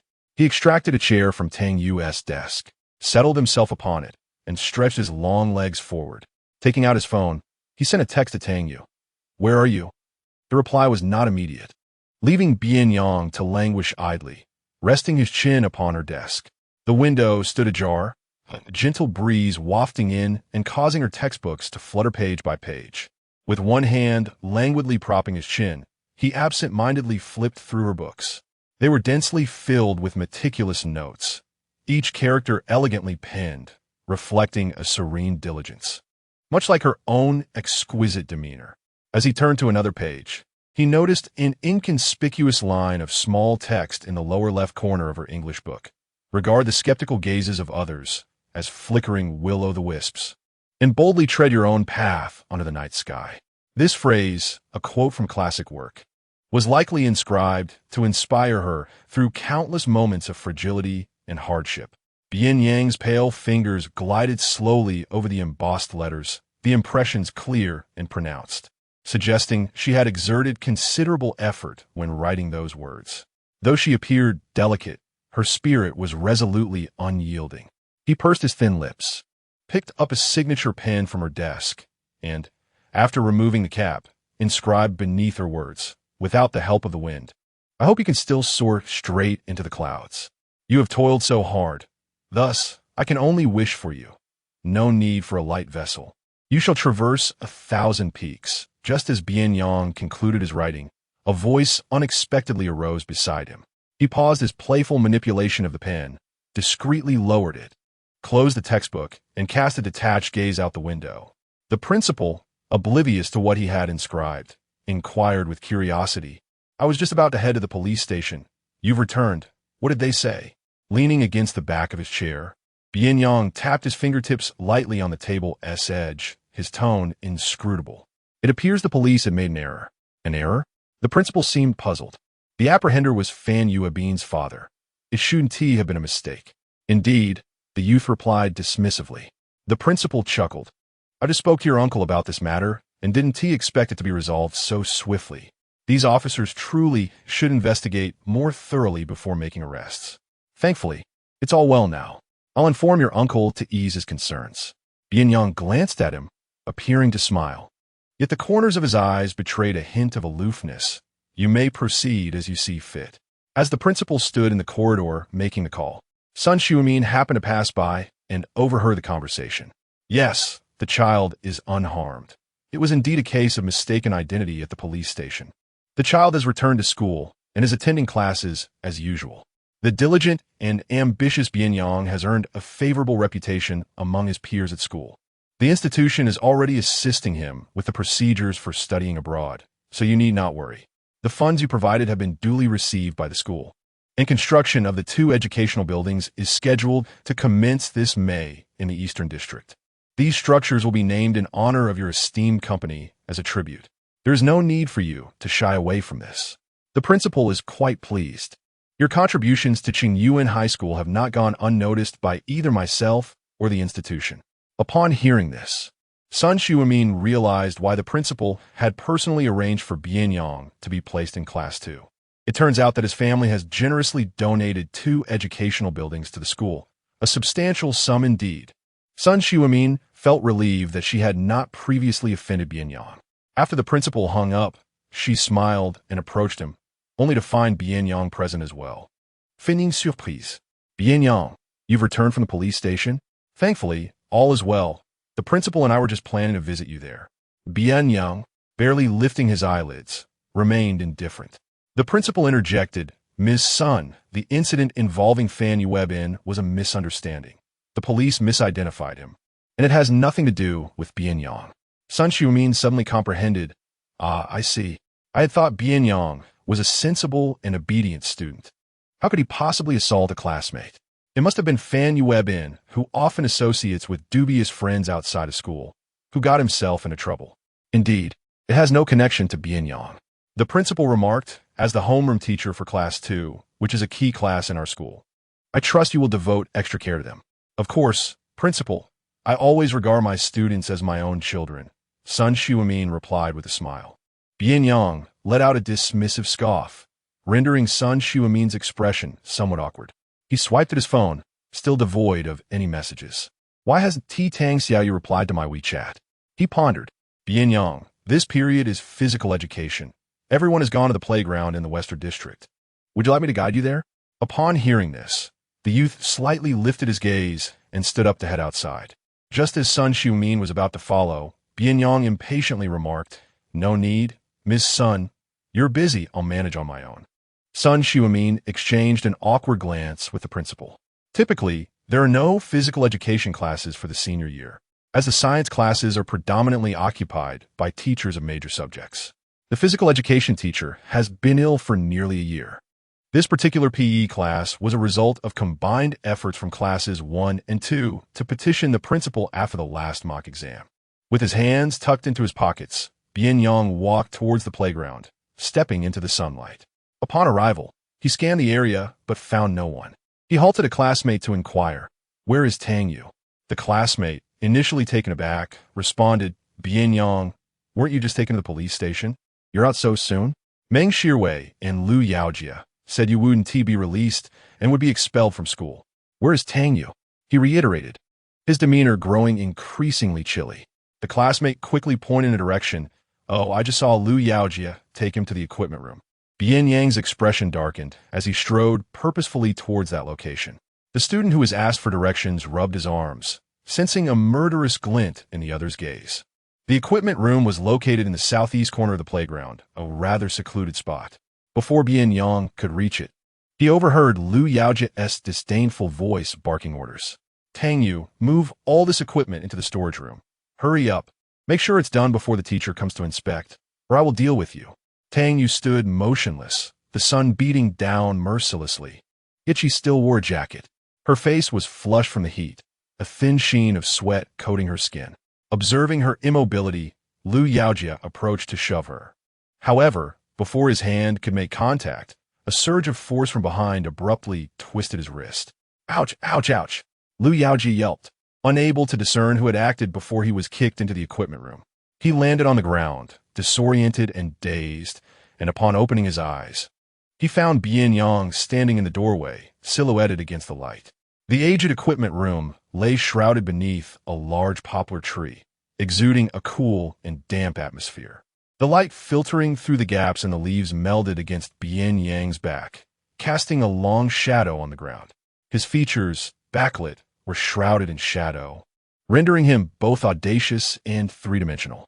He seemed to be in a foul mood, his dark eyes slightly lowered, creating a heavy, oppressive atmosphere around him.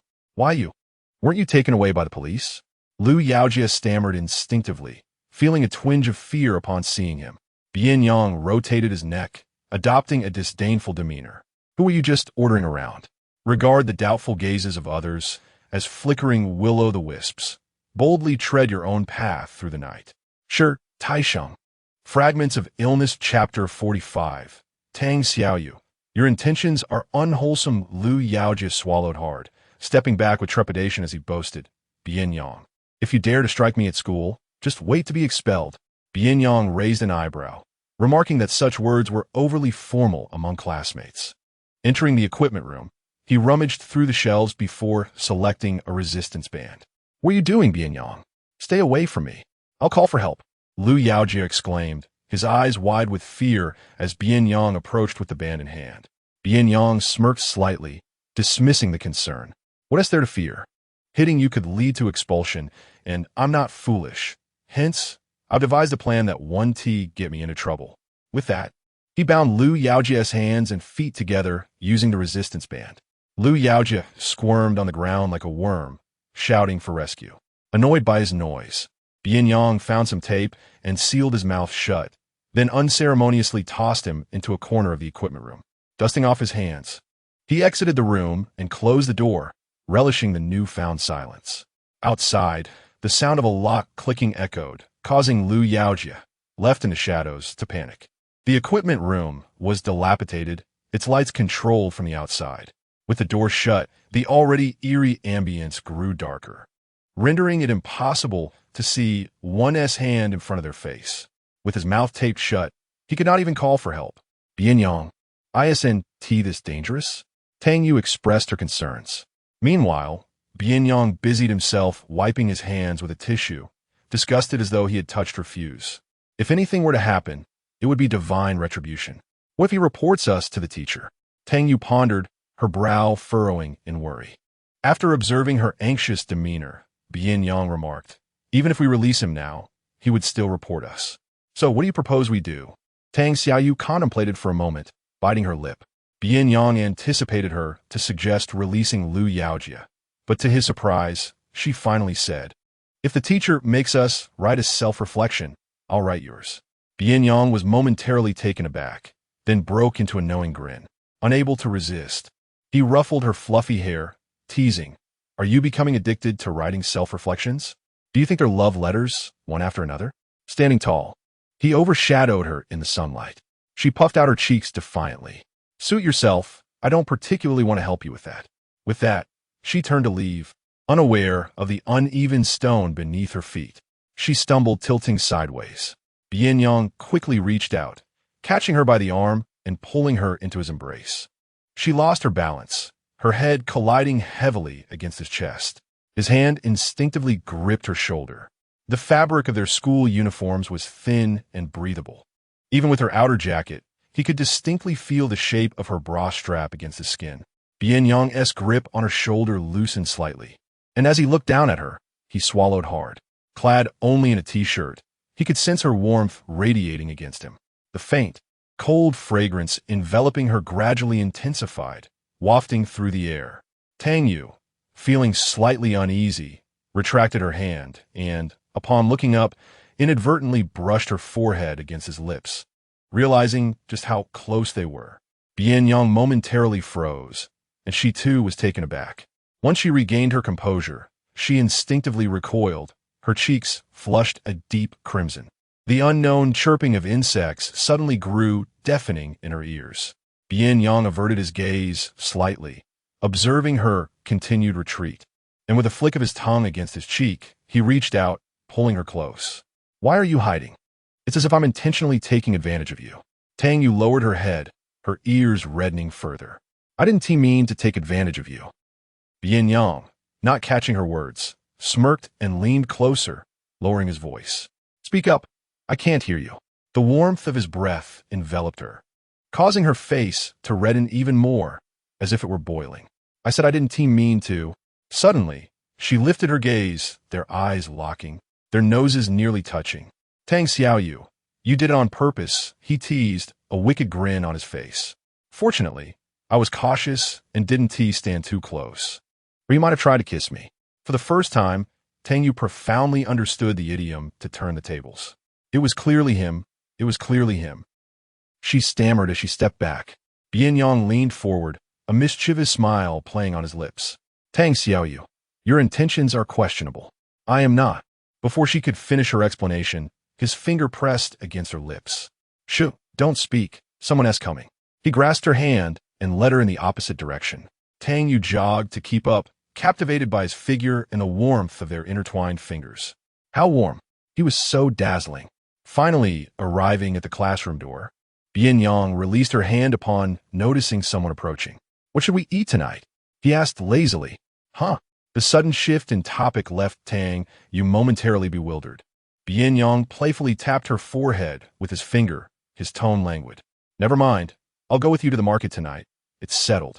Tang Yu watched him enter the classroom, still standing in a daze.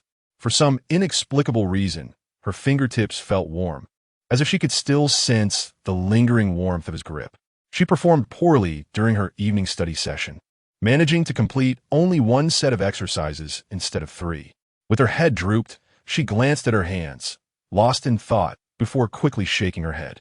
Her phone vibrated, a message from the milk tea shop owner, informing her that they would be closing for the night to visit an ill elder in the countryside. This meant she could not work at the milk tea shop this evening. Tang Yu stuffed the remaining 2 sets of exercises into her backpack, planning to complete them in the dormitory. Are you ready? Bian Yang called from the back door, watching her. Tang Yu stood up, bag in hand. All right, let us go. It was tea until they reached the market that Bian Yang realized how far it was. It took them 20 minutes to walk there at normal pace. She had likely made a round trip in half an hour, most probably running. The vegetable market was not as immaculate as the supermarket. The ground occasionally bore remnants of stagnant water and decaying vegetable leaves. Tang Yu glanced at his pristine white shoes and said, "Bian Yang, wait here for a moment." Bian Yang observed her as she dashed into a shop, returning with 2 plastic bags in hand. "Here, put this on to protect your shoes from getting dirty." Bian Yang curled his lips, retorting, "I'm not that fussy." With that, he stepped into the bustling market. Tang Yu hurried to follow him. The vendors seemed to recognize Tang Yu. As soon as she approached, they cheerfully began selecting vegetables for her. Remarkably, she filled an entire bag for just over 10 yuan. At the meat stall, she even haggled, managing to procure 12 yuan worth of meat for only 10. Bian Yang watched her, amused by her earnestness in negotiating over a mere 2 yuan. "Is it really worth it?" He chuckled. Tang Yu placed the meat into her bag, insisting, "Don't underestimate 2 yuan. It can buy quite a bit here." Bian Yang shrugged, saying that even 200,000 yuan didn't seem significant to him. Yet, observing her serious demeanor, he inquired, "For instance?" "Well," Tang Yu pondered, 2 yuan can buy 4 stalks of coriander, 3 heads of garlic, or a kilogram of potatoes, enough to make a meal of shredded potatoes. Or it could buy 3 eggs and a couple of carrots, sufficient for another meal." Her eyes sparkled with enthusiasm, prompting Bian Yang to smile and remark, "Tang Xiaoyu, you're quite impressive." "What is so impressive about that?" She replied modestly. Bian Yang ruffled her hair and took the vegetables from her hands, adding, "Being able to accomplish what others cannot is what makes one impressive." Tang Yu looked up at him, feeling an unexpected warmth in her heart, akin to a fluffy cotton candy. It was the first time someone had praised her for doing what she was accustomed to. Together, they returned to the apartment, where Tang Yu began preparing dinner. Despite her reluctance, Bian Yang insisted on helping, prolonging the cooking process considerably. After their meal, as Tang Yu prepared to wash the dishes, Bian Yang swiftly occupied the sink, proclaiming, "Men wash dishes. I'm destined to be a boss. Don't hinder my future." With that, he gently but firmly pushed her out of the kitchen. Tang Yu was taken aback, recalling how they had initially agreed that she would handle all the household chores. With no choice left, she wiped her hands and sought out other tasks. However, the apartment seemed different from her last visit. The cumbersome gym equipment was neatly arranged on its designated rack, and the magazines on the table were stacked in an orderly fashion. Even a laundry basket in the bathroom was clean. It appeared there was little for her to do. After searching for a while and finding nothing, she decided to mop the floor. As she soaked the mop and began cleaning the living room, a sudden tempest brewed outside. Within moments, dark clouds loomed ominously overhead, and the rain began to pelt against the floor-to-ceiling windows like pebbles. Tang Yu shut the window and leaned against it, gazing outside. With such torrential rain, how would she get home? "You can't go back in this downpour," she thought to herself. Bian Yang seemed to perceive her innermost thoughts and leisurely remarked, as his shadow was cast upon the floor-to-ceiling window, while he pulled out a tissue to dry his hands. He approached her side, gazing out at the torrential rain and fierce winds, lamenting, "I recall the only umbrella at home was lent to someone, and that someone never returned it." "Tang Xiaoyu, what are we to do now?" Chapter 46. A wave of purity upon hearing those words. Tang Yu felt a wave of regret wash over her as she lightly tapped her forehead. The umbrella, which she had carefully stored after using, was still in her dormitory. However, the events that transpired yesterday had left her so disheartened that she momentarily forgot about returning it. "I shall certainly return the umbrella next time. My sincerest apologies." Bian Yang lowered his eyelids, remarking that he was not upset with her, so there was no need for her to feel remorseful. Nevertheless, he advised her that if she wished to avoid becoming drenched or falling ill again, it would be best to wait until the rain subsided before setting out. He casually took the mop from her hands and, as he made his way to the bathroom, teased her, saying it was quite a stretch to think of mopping the floor on a rainy day. Tang Yu looked at her empty hands, realizing that now there was no work left for her to do. The rain continued to pour outside, and she was uncertain when it would cease. Bian Yang emerged from the bathroom, having set aside the mop. Tang Yu stood there, nervously fidgeting with her fingers, softly inquiring, "May I write my exam paper here?" Bian Yang raised an eyebrow slightly, affirming of course. The dining room was filled with a warm, orange light, rather dim. and the lower table in the living room made it uncomfortable to write while hunched over, rendering it unsuitable for studying. He guided her to the study, clearing away magazines, documents, and an ashtray from the desk, pulling out a chair for her and gesturing with his chin. Is this acceptable? The desk lamp in the study was designed to be gentle on the eyes, making it ideal for writing. Tang Yu nodded softly, preparing to sit in the chair, as Bian Yang placed a soft cushion upon it. Her school uniform, ordered collectively during her first year, would be replaced annually. However, Tang Yu had not ordered a new one and had been using the same one for years. Over the course of 3 years, she had grown a bit taller, and the skirt had shortened by a few centimeters. As she sat down, the hem of her skirt slid up slightly along her thigh, revealing her slender, pale legs. Instinctively, she reached down to tug at the skirt's edge. Bian Yang cast a fleeting glance before quickly averting his gaze, tossing a blue, thin velvet blanket over her shoulders. Tang Yu glanced at the blanket draped over her, then looked back at him in confusion. Bian Yang had already reclined on the sofa, his posture rather unrefined, with his long legs sprawled out. He casually lifted a cushion to cover his abdomen and then rested his head upon it, his other hand scrolling through his phone. The screen's glow illuminating his sharp, youthful features with a cold clarity. He appeared indifferent, not sparing her a glance. Bian Yang, the girl called out softly. He finally turned his head slightly to look at her. With a gentle smile, her eyes crinkled at the corners, and she expressed her gratitude. Thank you. Bian Yang let out a light scoff. Focus on your homework. He shifted his gaze back to his phone screen, adding, I'll check it later. Tang Yu's expression was one of astonishment, mixed with skepticism, as if questioning whether he was truly capable. After all, this was someone who spent class time sleeping and never engaged in assignments or exercises. Now he intended to review the work of the top student in the class. Well, she didn't mean to look down on him. She simply felt it unnecessary. No need, she said softly, her voice barely audible, yet in the quiet study. Her words resonated clearly between them. Bian Yang observed her subtle expressions with keen interest, tossing her phone aside. With a cushion still pressed against her abdomen, her long, slender fingers propped up on the sofa, she straightened her posture slightly. What? Are you embarrassed for me to see the numerous mistakes on your paper? Tang Yu mumut. It's not that. Bian Yang chuckled. If that's the case, what are you afraid of? Are you worried I might disdain your handwriting? Tang Yu opened her mouth, but ultimately remained silent. She couldn't very well say, you don't study, so even if you make mistakes, you wouldn't know. Could she? Then I'll begin writing. She retrieved the paper and a pen from her cloth bag, spreading it out on the table. She then immersed herself in writing the paper with unwavering focus. Outside, the sound of wind and rain was quite loud within the room. Apart from the ticking of the clock, the only sounds were the gentle rustle of the pen against the paper. Her left hand rested on the table, while her right hand held the pen, her fingers pale and elegant, the nails neatly shaped and unpolished, showing a delicate hint of pink with a small white crescent. As she bent over her writing, a few strands of hair fell, brushing against her cheek. Perhaps it was a bit itchy. She unconsciously tucked the strands behind her ear with her pen, revealing her fair, beautiful face and slender neck. Bian Yang found himself gazing at her for a moment, his throat inexplicably tightening, feeling a touch restless. He rose to randomly grab a book from the shelf, flipping through a couple of pages before finding it tedious. He then pulled out a cigarette and a lighter, preparing to light up when Tang Yu suddenly coughed a few times.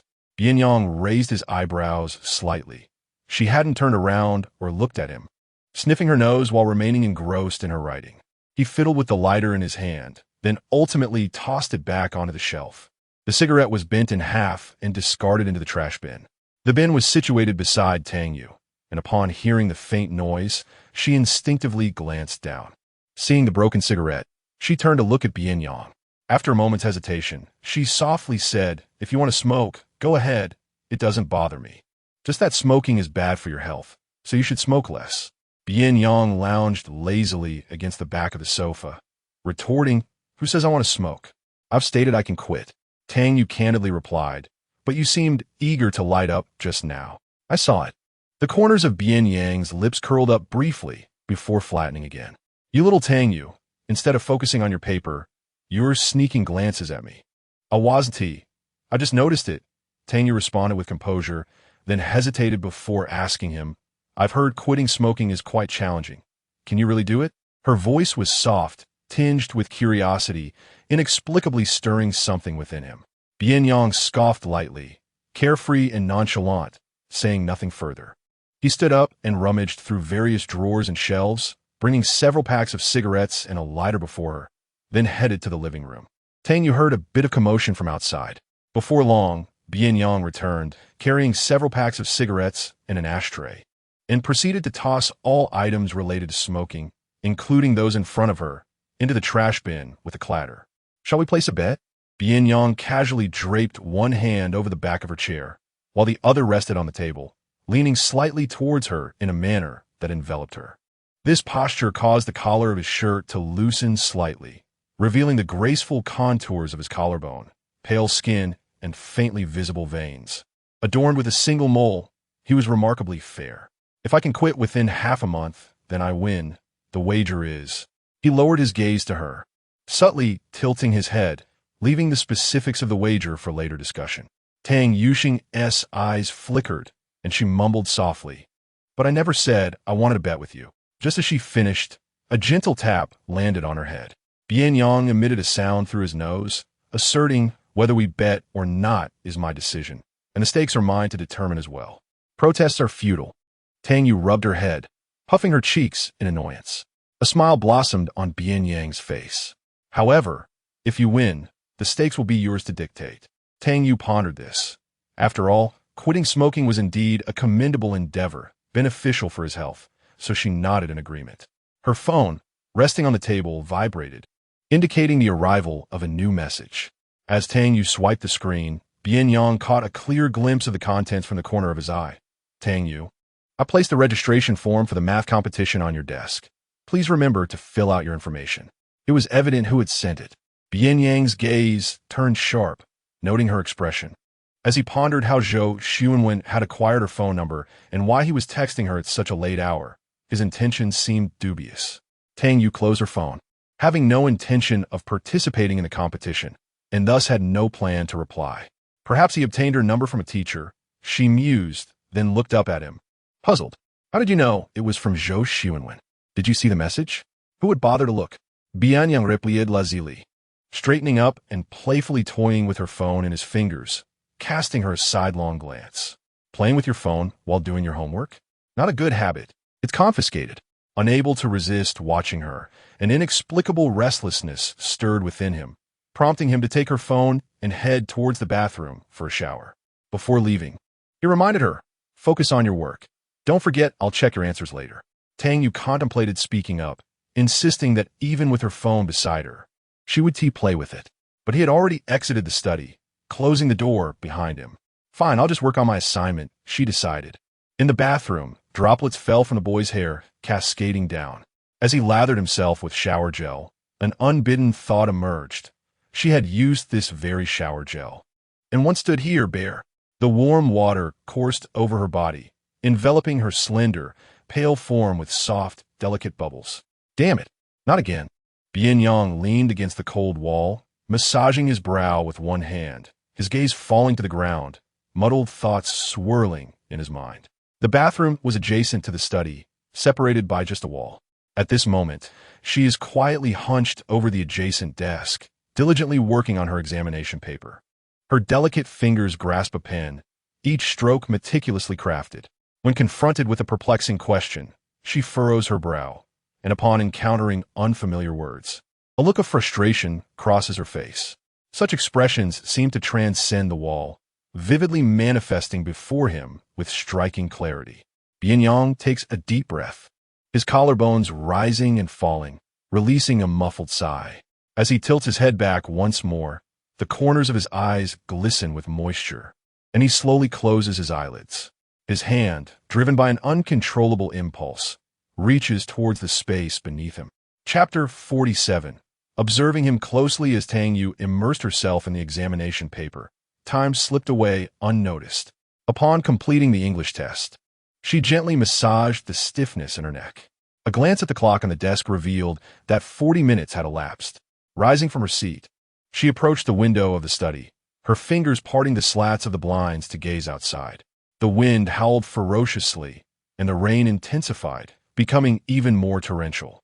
The saplings in the garden bent at a right angle, as if they would snap in the next instant, and the bustling commercial street, usually teeming with vehicles at this hour, was eerily devoid of any traffic.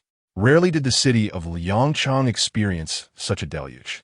The water accumulated by the roadside seemed to reach knee level. Furrowing her brow, she suddenly remembered the laundry still hanging on the balcony. It was unlikely her roommate would retrieve it for her. Instinctively, Tang Yu reached for her phone to contact Wang Qing, asking her to check if her clothes were still there, only to recall that Bian Yang had taken her phone. After adjusting the blinds, she stepped out of the study, glancing around the empty living room. The sound of water trickling from the adjacent bathroom indicated that he was still bathing. Had it really been 40 minutes? Was it common for boys to take such long showers? With a soft sigh, she paced the living room, waiting for him to emerge so she could borrow her phone. Yet 5 minutes passed, and he showed no sign of coming out. Tang Yu decided to boil a kettle of water and, cradling a glass cup, sat cross-legged on the carpeted floor beneath the low table, turning on the television. The news reported on the deluge. Liangcheng was currently facing a once-in-a-century rainstorm from 10 to 11 o'clock tonight, with heavy to torrential rainfall across the north, west, and southwest, and some areas experiencing extraordinary downpours. Due to the intense rainfall and low pressure, river levels in the northern mountainous regions surged, reservoir levels rose sharply, and the downpour caused flooding, leading to the destruction of several roads. 30,000 people in flood retention areas urgently needed relocation, and 20,000 had already been affected by the disaster. The rainfall persisted, with a plea for citizens to refrain from venturing outside to ensure their safety. Though Liangcheng was known for its rain, such a scenario was rare. Fortunately, her home in the southern part of the city was situated on higher ground, and her grandparents should be safe.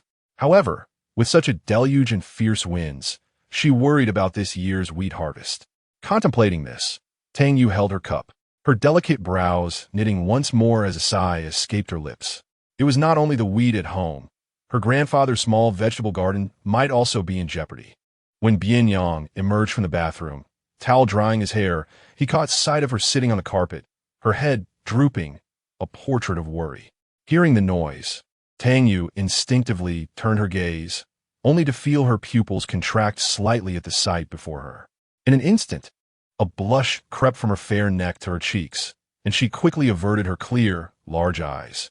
He had just finished bathing, his upper body bare, clad only in loose, grayish sleep pants that hung casually at his waist. Enveloped in the mist of the bathroom, droplets of water lingered on the defined contours of his body, cascading down with clarity. One hand leisurely dried his hair, while the other hung idly by his side, his long, slender fingers pale as alabaster. His dark, damp hair obscured his eyes, which lazily lifted to her direction, inquiring if she had completed her exam. His voice carried a slight nasal quality, sounding rather hoarse. Tang Yu, hesitant to turn her head, clutched a cup of water, her gaze fixed unwaveringly on the television, murmuring that she had finished. "Ah, then bring that exam over for me to see." After he spoke, footsteps echoed from behind. It seemed he was approaching. Tang Yu straightened abruptly, her back as rigid as steel.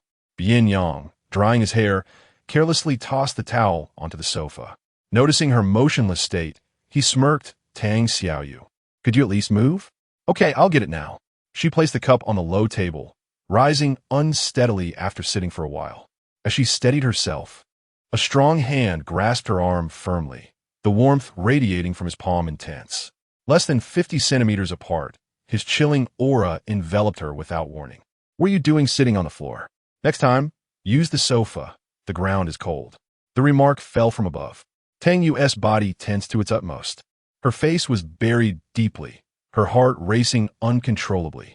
Fortunately, the sound of the television masked some of her anxiety, as she feared Bian Yang might hear her. What Tang Yu did not realize was that if she were to raise her head at that moment, she would unmistakably see the unmasked desire and darkness lurking in Bian Yang's eyes. Yet, without a shirt, she dared not look up. Her voice barely audible, she mumbled, The floor has a carpet. It's not cold. So, you do possess a constitution that withstands the chill. The boy's voice trailed off, rich and slightly husky. But if you are so resilient to the cold, why are your arms so icy? Are you not lying? He tapped her forehead lightly. Caught in her deception, Tang Yu's face flushed. She struggled slightly against his grip, and he raised an eyebrow, releasing her. She concealed her arms behind her back, her palms damp and clenched together. I'll go get the exam. She buried her head and attempted to leave. However, Bian Yang seized her by the collar, preventing her escape. Tang Xiaoyu, are you afraid to look at me? Ah. Tang Yu's eyelashes fluttered, and she feigned nonchalance. I'm not. Bian Yang loosened his grasp and adjusted her collar. Then turn around and look up. But I still need to get the exam. Look up. His tone was almost commanding. Tang Yu swallowed hard, her peripheral vision catching a glimpse of the boy's sculpted abs, only to immediately avert her gaze, her face becoming even redder. Tang Xiaoyu, you're not shy, are you? Haven't you seen it before? Why be embarrassed? The boy bent down, resting his hands on his knees, peering at her, patiently repeating, look up. Tang Yu clenched her palms tightly. Indeed, she had seen it before. When Tang Yu first sought out Bian Yang, he had just emerged from a shower, his upper body bare. After silently fortifying her resolve 1,000 times, she slowly lifted her gaze, locking eyes with his striking, profound orbs. Their gazes met, a mere breath apart. His inky eyes resembled a boundless galaxy, harboring a gentle glow that ensnared the beholder, drawing one into their depths. Within those depths, her own dazed reflection was vividly cast, her fingers clenched tightly, unable to divert her gaze. The only sound was the gentle patter of rain outside. After a few moments, Bian Yang was the first to look away.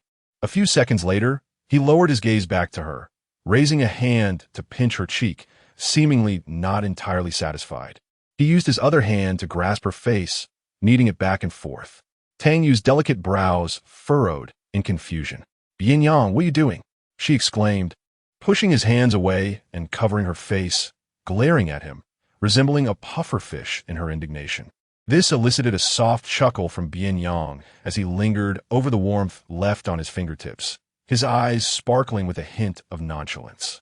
Weren't you going to get the exam paper? Why are you still standing there? Go get it. Tang Yu was at a loss for words, nearly rolling her eyes. She had intended to retrieve the paper before he called her back, and now he was instructing her again. What on earth was he playing at? Frustrated, she turned and walked towards the study. As she reached the doorway, she heard Bian Yang's languid voice behind her. After you get the paper, could you also fetch me a piece of clothing from my bedroom? It's on the bed. There was a pause. It's my shirt. With that, he reclined on the sofa, his legs lazily draped over the coffee table, not even glancing in her direction. One hand propped his chin as he casually watched the news on television. Tang Yu muttered, why don't you go get it yourself? Are you giving orders to your elder brother in the guise of a younger one? She silenced herself, exasperated. After retrieving the exam papers from the study, she made her way toward his bedroom, pausing at the entrance as her steps faltered. Even before stepping inside, she could sense the familiar aura that enveloped Bian Yang. A subtle, crisp scent of cedar mingled with a certain woodiness. Bian Yang caught a glimpse of her standing there, head bowed, seemingly embroiled in a fierce internal struggle. Just as he was about to speak, she resolutely stepped inside.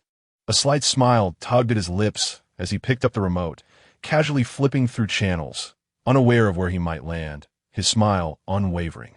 Earlier, knowing that Tang Yu was shy, he felt a twinge of desire for her to look at him, to truly see him, and to not shy away.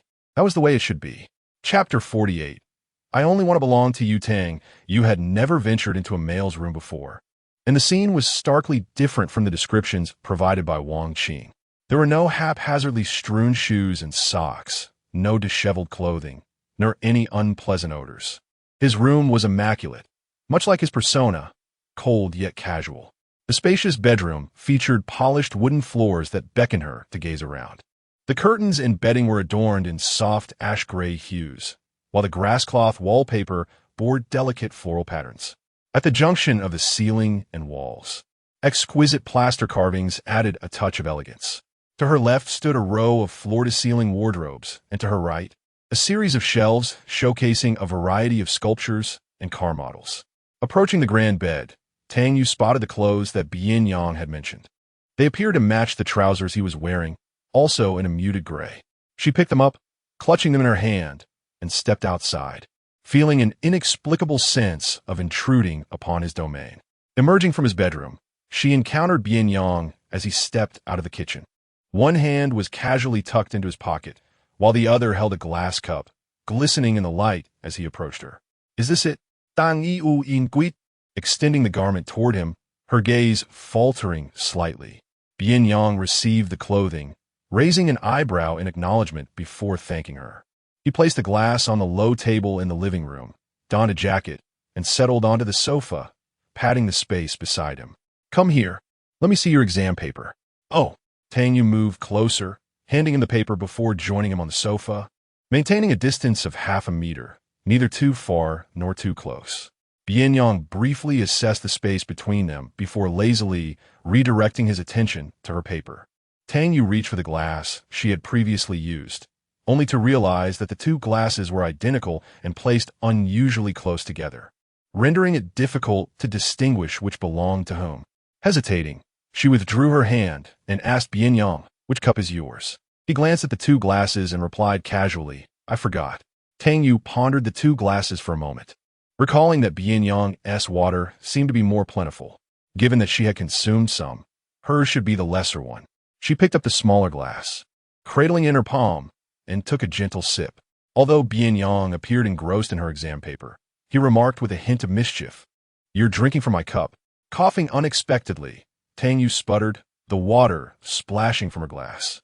Bian Yang swiftly offered her a few tissues, unable to suppress a chuckle as he noticed her reddened eyes and flushed cheeks. "I was just teasing. That cup is indeed yours." "How could you be so mischievous?" Tang Yu grumbled, dabbing at the moisture on her lips with the tissue and wiping the spilled water. She cast him a bewildered yet reproachful glance. "But didn't you just say you didn't know which cup was yours?" Bian Yang, with a mischievous grin, suddenly recalled that he had poured a glass of water but had yet to drink from it, thus leaving a significant amount for himself. The young girl felt somewhat teased. She lightly huffed, turning her face away to watch television, choosing to ignore him. Bian Yang suppressed a chuckle when he overheard Tang Yu asking, "Then what about my phone?" Her delicate, fair hand lay open before him, while her gaze remained fixed on the screen, clearly still vexed. Her frustration was evident, written all over her face. After observing her for a few moments, Bian Yang felt an involuntary itch in his throat. He retrieved his phone from his pocket and placed it in the palm of her hand, prompting a slight improvement in her demeanor. She then lowered her head to open her contacts, dialing her grandfather's number. After inquiring about the situation at home and hearing that all was well, she finally breathed a sigh of relief. She then called Wang Qing, who informed her that she had already taken her clothes to her place. Tang Yu expressed her gratitude promptly. Wang Qing continued, "By the way, Xiaoyu, where are you now? Are you still at the milk tea shop? Don't wander around. The wind outside is quite terrifying." Just now, a few little girls at the bottom of the building were nearly swept away by the wind, if not for the security guard's firm grip. "The water outside is quite deep. I heard many manhole covers have been washed away. One misstep and you could easily fall in. It's dreadful." Tang Yu glanced out at the torrential rain, dark clouds enveloping the city, rendering even the streetlights indistinct. Yet soon, the dormitory would close. What would she do if she didn't return now? Upon hearing this, Bian Yang subtly rubbed his exam paper. "Wang Qing, why not find a hotel nearby to spend the night? I recall there are some hotels down the street from the milk tea shop. Our dormitory doesn't check, so you could manage outside for one night."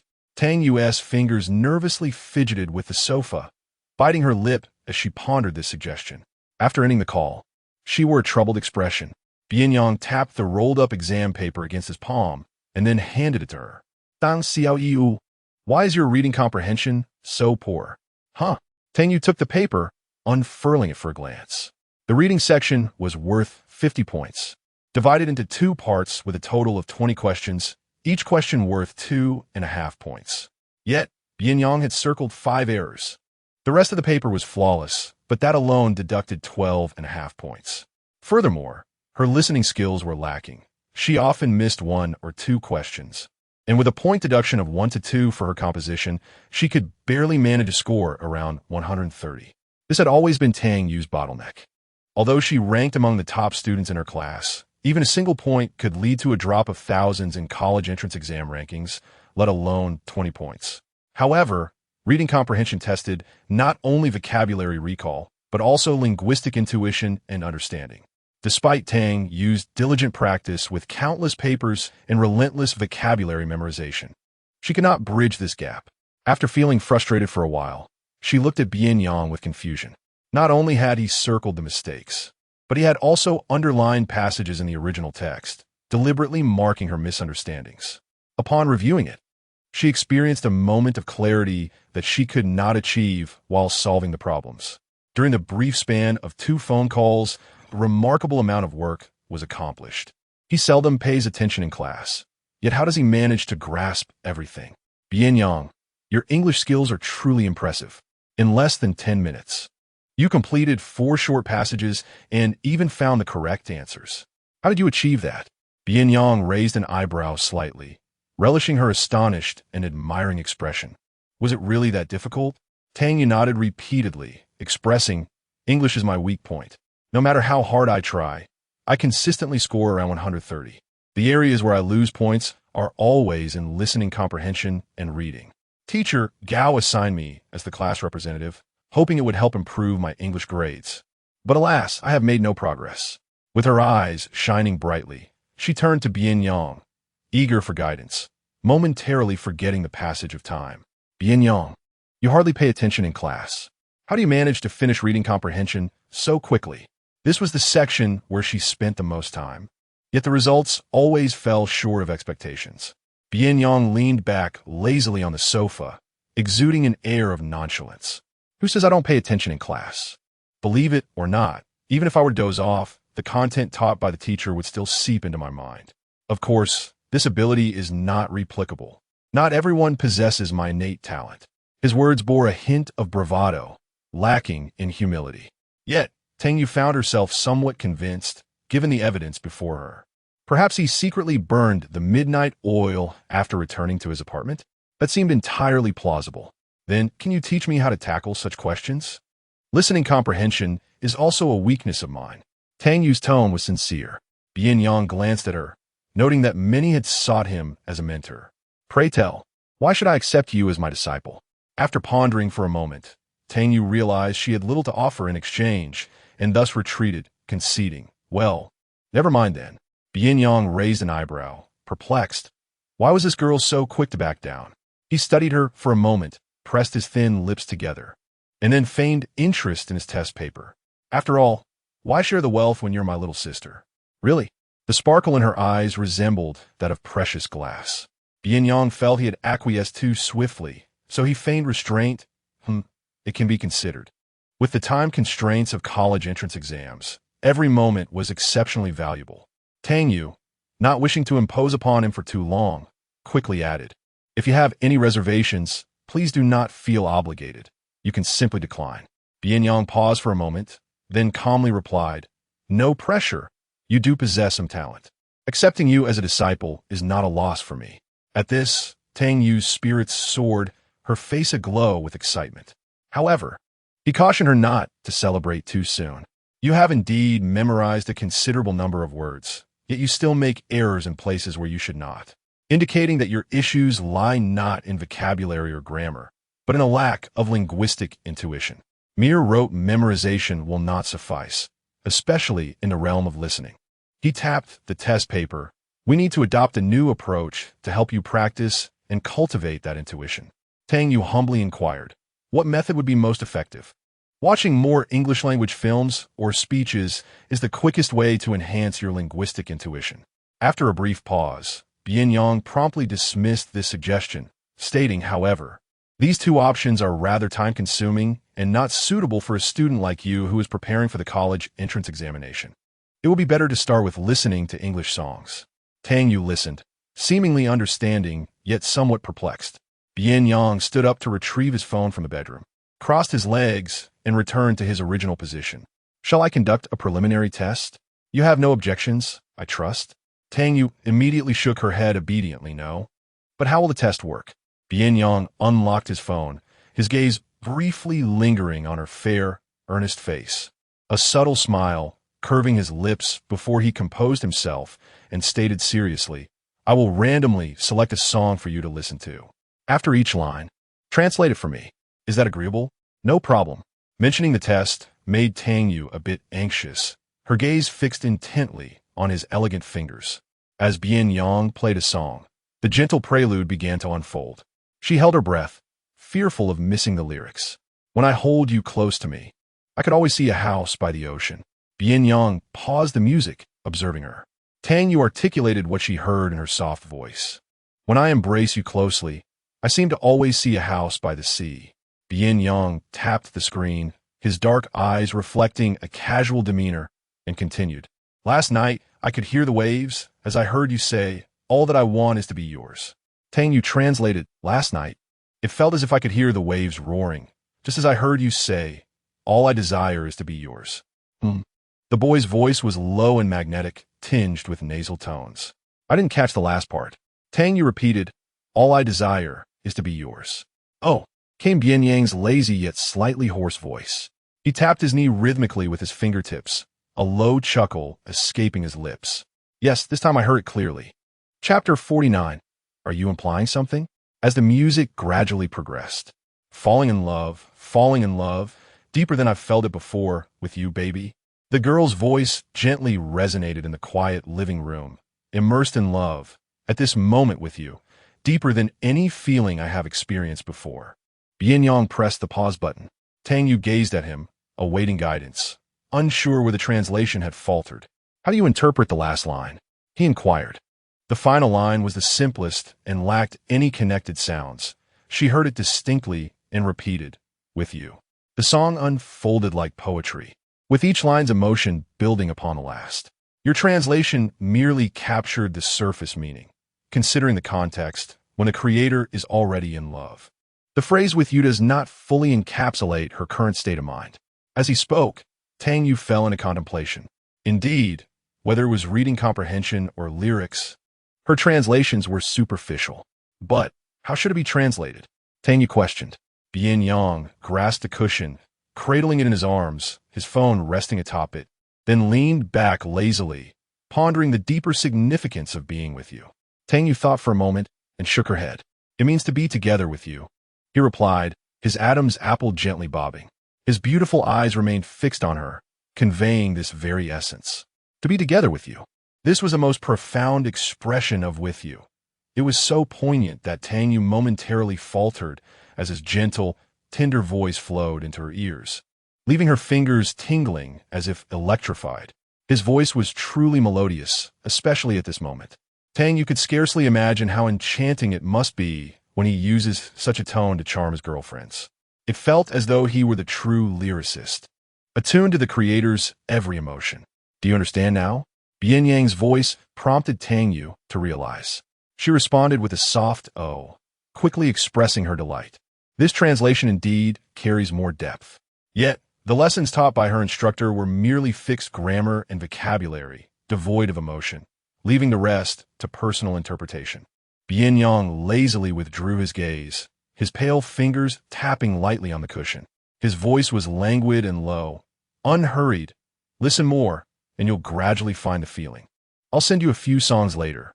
After you translate them, bring them to me, and I'll help you analyze them." "Thank you, Bian Yang. I appreciate your help," Tang Yu said, her clear black eyes fixed on him, filled with gratitude. Bian Yang smirked slightly. "It's no trouble at all." He then glanced at the time, observing her. "At this hour, the dormitory must be closed, and with such heavy rain outside, it seems you cannot return." Tang Yu was still engrossed in revising her lyrics when she suddenly glanced at the time, realizing it was already 11:30. She quickly rose from the sofa, hurriedly exclaiming, "I must leave now." Rushing to the study, she gathered her belongings and scurried to the entrance with her cloth bag in hand. As she hurriedly changed her shoes, Bian Yang leaned against the shoe cabinet, observing her with lowered eyes. "In this heavy rain, where do you think you're going? Haven't you heard the news that it's unsafe to go out?" Bending down to tie her shoelaces, Tang Yu replied, "I plan to stay at a nearby hotel for the night and return to school tomorrow." Bian Yang countered, "With such torrential rain, do you think others aren't thinking the same? Hotels must be fully booked by now. Even if there are a couple of vacancies, the prices will surely be exorbitant. Tang Xiaoyu, you must be quite wealthy to consider being that unfortunate soul. Hearing this, a pang of concern struck Tang Yu's heart. As she opened her phone to book a hotel, she mentally calculated her remaining funds. Indeed, even the most modest of lodgings, typically priced at just a few dozen yuan, had now inflated to 700 or 800, not to mention the slightly more reputable establishments. This was nearly her living expenses for 2 to 3 months. Tang Yu's brow furrowed in distress. Bian Yang took in her expression, a subtle smile forming at the corners of his lips as he leisurely suggested, "How about this? I will begrudgingly allow you to stay with me for the night." Tang Yu felt a mix of hesitation, gripping the strap of her bag tightly. Although she understood his good intentions, was it truly appropriate to stay at his place? She already felt embarrassed for having been brought to the police station and for him helping her with English. Wouldn't this be imposing further? No, that's unnecessary. She said cautiously, "I can't trouble you anymore." Bian Yang fixed his gaze on her for a couple of seconds, his expression calm, even carrying a hint of amusement. "Are you truly concerned about bothering me? Or do you fear that I might do something to you?" That was not her intention. Tang Yu was about to clarify when Bian Yang stepped closer, bending slightly to meet her gaze. "But when you initially sought me out, didn't you implicitly agree that I could do something to you? So why the sudden fear?" Taken aback, Tang Yu found herself rooted to the spot, unable to move as she gazed into his eyes. Over the past few weeks, she had gradually forgotten such thoughts, even considering Bian Yang a confidant. Now, suddenly confronted with this topic, she felt inexplicably ashamed, even though he was technically correct. Yet, she buried her head in embarrassment, her body tensing. "I'm not of age yet." Bian Yang lazily lifted his eyelids, originally intending to tease her, but her reaction piqued his interest. He wanted to see if pushing this little helpless creature would provoke a bite. "I know," he replied, gently lifting her chin with his fingertip. Tang Yu's clear eyes reflected a hint of panic, but he continued, "If you don't say it, and I don't say it, who would know that you're not of age if we were to engage in such activities?" A smile crept upon his lips, accompanied by an air of mischief. Tang Yu felt her heart leap in her throat, rendering her utterly speechless as she stared at him in disbelief. His towering presence loomed over her, exuding a palpable authority that pressed down from above. Her breath became erratic at his unexpected words, her lips turning pale from the pressure of her biting them. "However, Bian Yang, this is inappropriate." He released her chin and stepped closer, his long fingers resting on the shoe cabinet, effectively trapping her between his arm and the furniture. "But I've committed far worse transgressions, so what's one more?" A flicker of fear ignited within Tang Yu, prompting her to take a small step back. With her head lowered, her shoulders trembled slightly, too afraid to utter a sound. He leaned in slightly, suddenly whispering in her ear, the intimacy suffocating. "And you say this is inappropriate, yet you imply otherwise, Tang Xiaoyu. Are you hinting at something?" "No, that's not it. I didn't mean that." She lifted her face, panic-stricken and flustered. It was then that Bian Yang noticed her reddened eyes, almost brimming with tears. Clearly, she was frightened. He straightened up slightly, the playful demeanor fading, and gently touched her eyes with his fingertips, a tender reprimand. "You're such a crybaby, so delicate, no tears allowed." Chapter 50. So difficult to console, Tang Yu sniffled, biting her lip, refraining from tears. Beads of sorrow teetered on the brink of spilling from her eyes, but she valiantly stifled them. Bian Yang observed her with a mix of exasperation and amusement, producing a few tissues. One hand cradled her delicate face, while the other gently wiped her tears away. "I've never seen you cry so much before. Why are you so emotional lately?" "Tang Xiao, are you made of water, you little softy?" Despite his teasing, his touch was tender. Tang Yu herself was puzzled by her own emotions. When Meng Shiru and the others tormented her, she gritted her teeth, forcing herself in a numbness, resolutely holding back her tears, unwilling to appear weak in front of them. Those tears would only escape her in the solitude of her blanket, muffled and unheard. Yet, in Bian Yang's presence, the moment she felt wronged or troubled, her tears flowed uncontrollably, 100-fold more pitiful than when others bullied her. To her, Bian Yang was unlike anyone else. He was her protector. The thought of him turning against her compounded her feelings of injustice and sorrow. It was as if she could endure the bullying from others, silently digesting her grievances. But when it came to Bian Yang, she could not bear it. Tang Yu shielded her eyes with her hands, her shoulders trembling as she sobbed softly. After he spoke those words, her cries intensified. Bian Yang was immediately flustered, clumsily attempting to wipe her tears away, but she resisted his touch, refusing to let him come near. Sorry. Sorry. Please don't cry. I beg you. I apologize. How about you just bully me back? Is that all right? His tone was so sincere in its submission.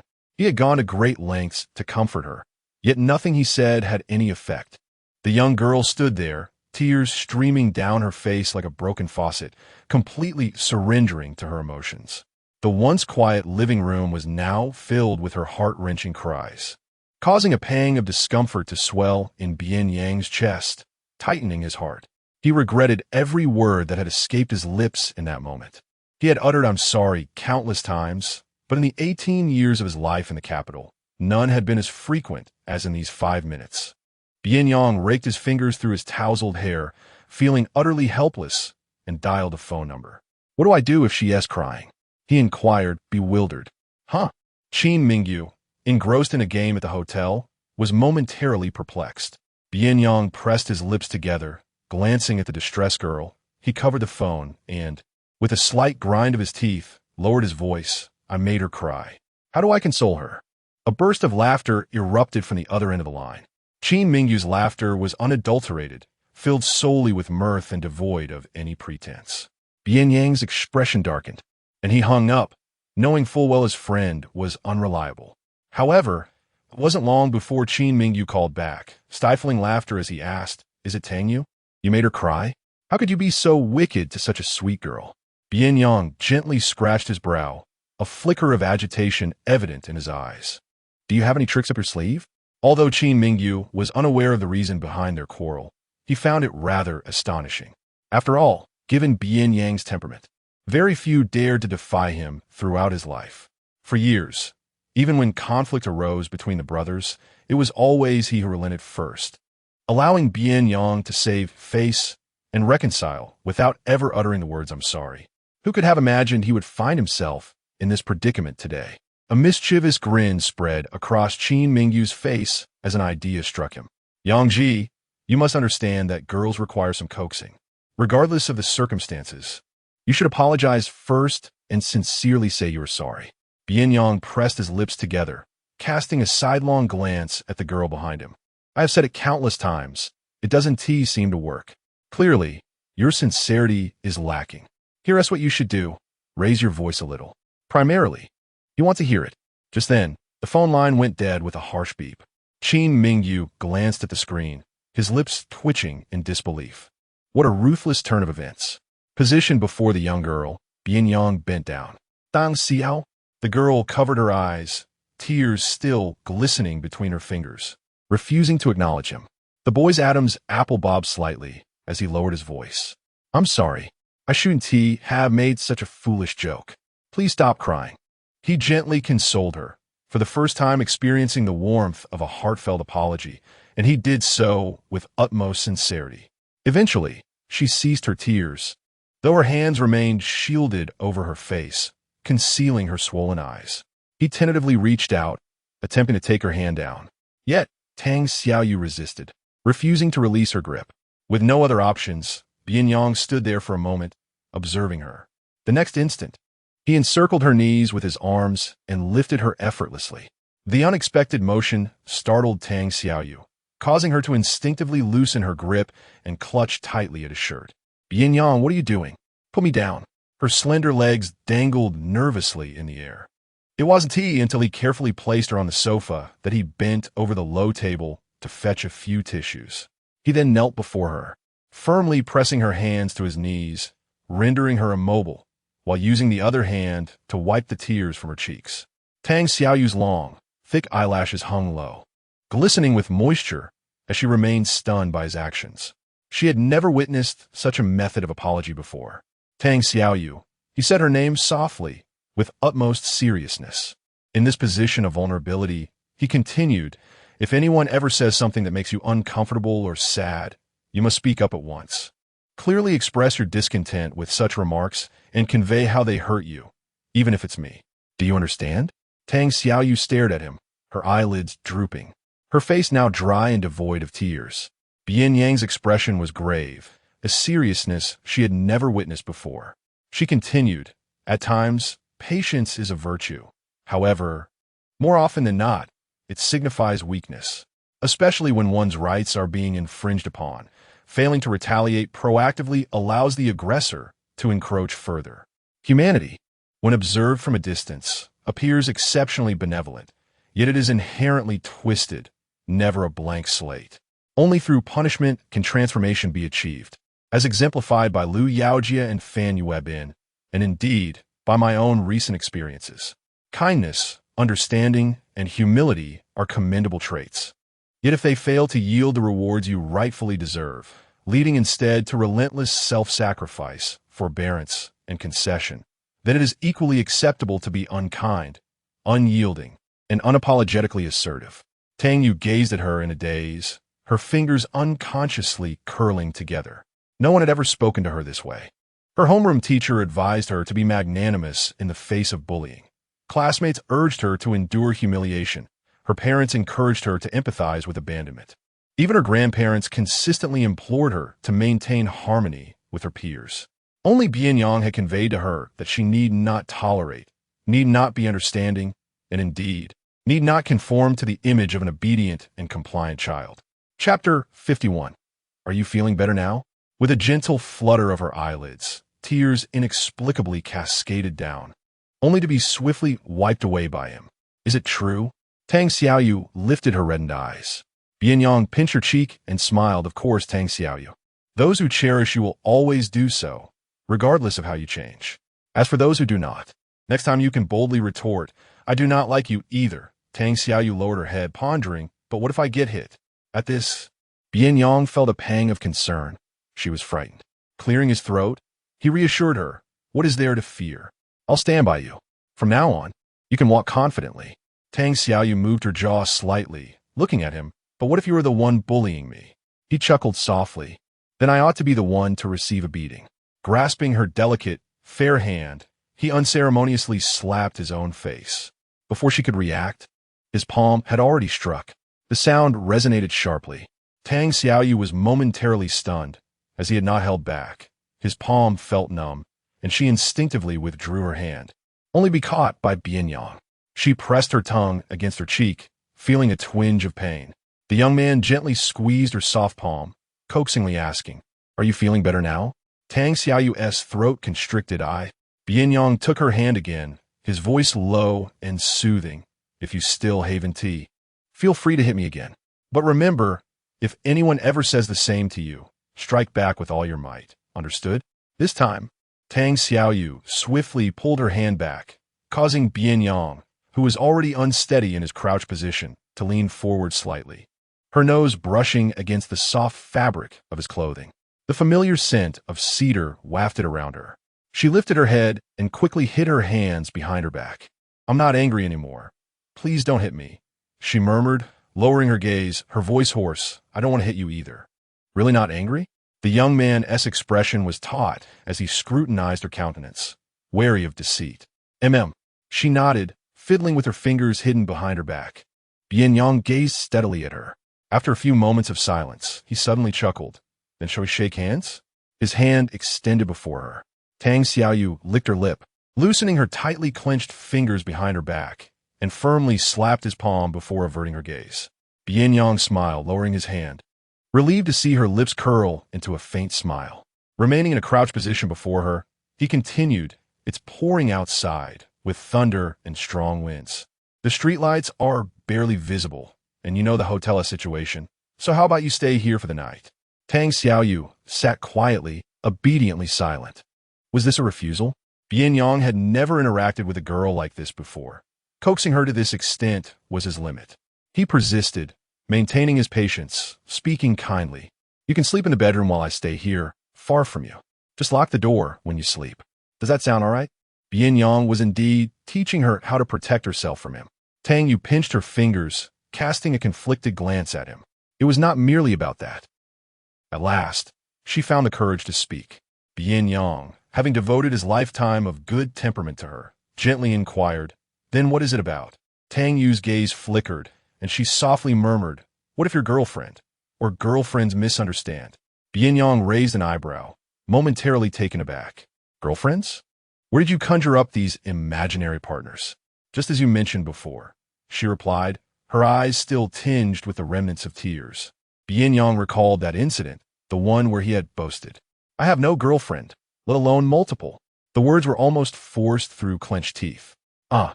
She stared at him, bewildered. Bian Yang, feeling a surge of irritation, retorted, "Of course not. What girl would be worthy of a man as exceptional as I?" After a pause, he cast her a proud glance. "Although, there may be exceptions in the future. But you don't." Upon hearing his denial, Tang Yu felt a strange sense of relief and inexplicable joy. Then, she looked at him. "So, what you told me earlier about having ample practical experience, was that a lie?" Bian Yang fell silent. Tang Yu's voice still carried a nasal tone. "Bian Yang, why did you deceive me? Do you think admitting you can't kiss is embarrassing?" Bian Yang's face darkened significantly. He regretted not allowing her to cry a bit longer. "Who taught you to converse like this?" Tang Yu remained silent. He straightened up, moodily carrying a cup of water to the kitchen. Before long, he returned with a cup of warm milk. "After crying for so long, you must be thirsty. Drink your milk and stop talking nonsense." He thrust the cup into her hands. Tang Yu cradled the cup, sipping delicately while stealing glances at him. Bian Yang retreated to the bedroom, where he seemed to be rummaging for a while. When he emerged, he held a blanket and a pillow, lowering his gaze upon her. "Finish your drink, then go take a shower and sleep." "Oh." She had consumed most of the milk and placed the cup on the low table. "I'm already grateful that you're letting me stay. I can sleep on the sofa." Bian Yang scoffed, letting a young lady sleep on the sofa? "How would I face the world?" He pulled her up from the sofa, tossed a blanket and pillow on top, and then lay down on them, leaving her no space to sit. "Hurry and sleep."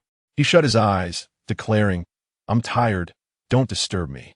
Seeing him close his eyes, Tang Yu sensed he was unwilling to engage further. She couldn't comprehend how his demeanor had shifted so swiftly.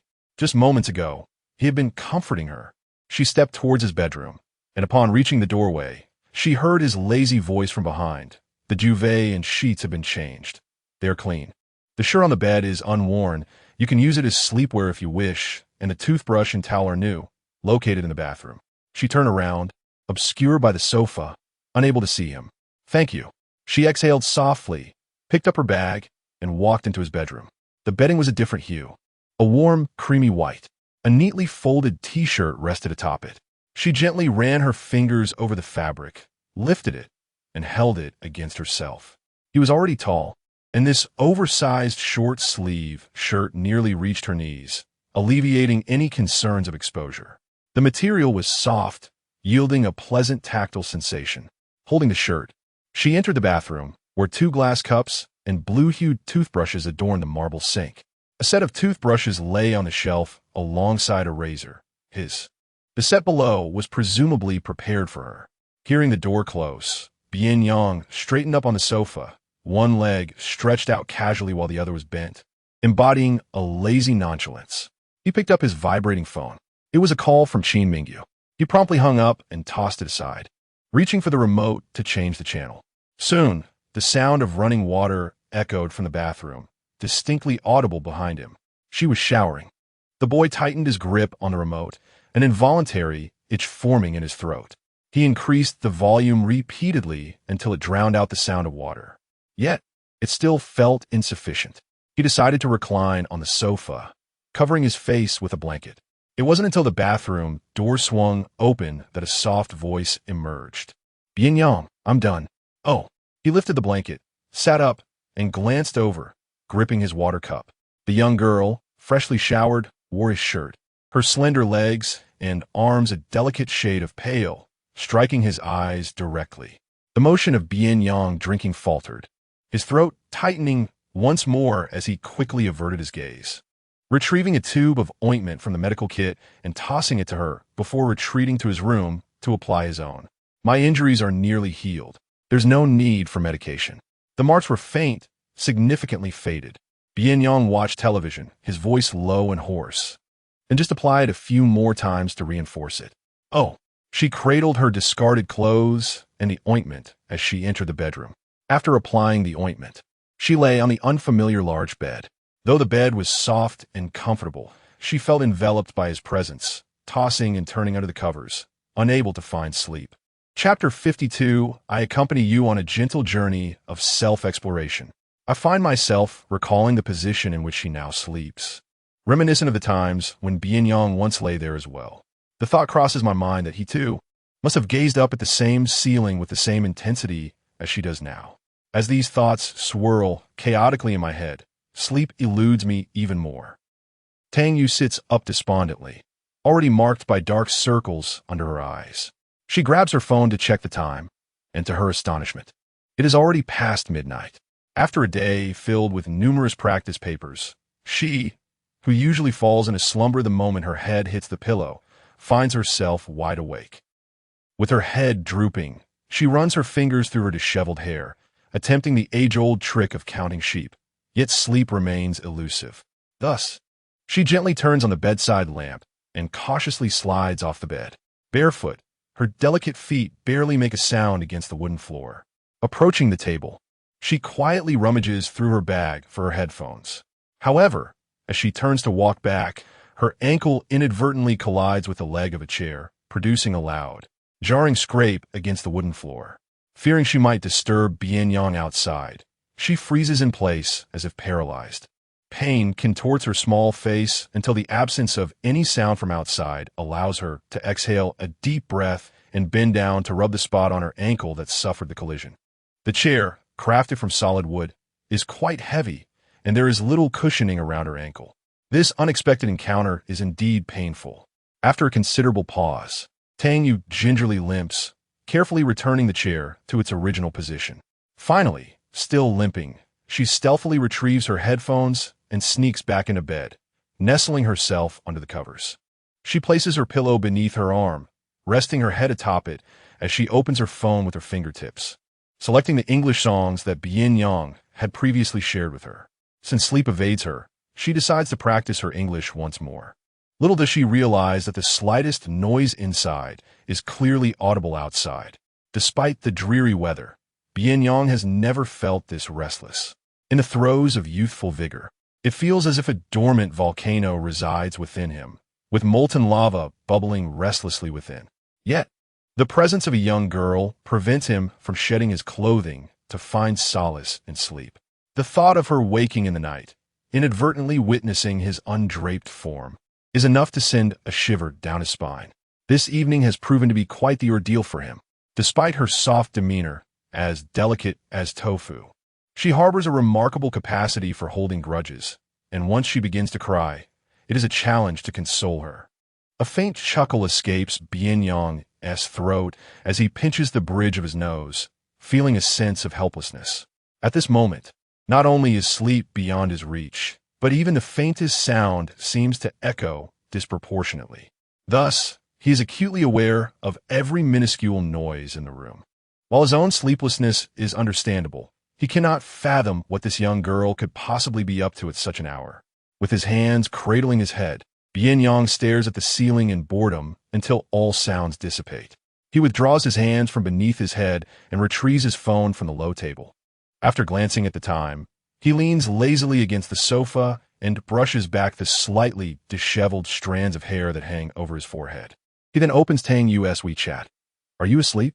Tang Yu, with headphones nestled in her ears, was listening to an English song, translating the lyrics in her mind, when she received a text from him. Momentarily taken aback, she replied, "I'm still awake, struggling with insomnia." The glow of the screen illuminated the boy's sharply defined features as he silently smiled and typed back, "What a coincidence. I too am awake." After a brief pause, he added, "It's not because of you, so don't overthink it." The slight pang of guilt that had begun to form in Tang Yu's heart was swiftly dispelled by his words. Resting her chin on her pillow, her eyes slightly downcast, she texted, "Shall I come out and keep you company for a while? Whenever I can't sleep, my grandparents talk beside me, and I quickly drift off. As she prepared to rise from her bed, Bian Yang promptly replied, "No, stay cozy in bed. Don't come out." Staying inside was safe for both of them. "Oh," she responded obediently, curling back under the covers. The two engaged in light conversation, and the young girl, unsuspecting, soon revealed the intricacies of her family situation to Bian Yang. Ailing grandmother, remarried parents, a farming grandfather, and a studious daughter. For a family like hers, the college entrance examination was the only path to a brighter future.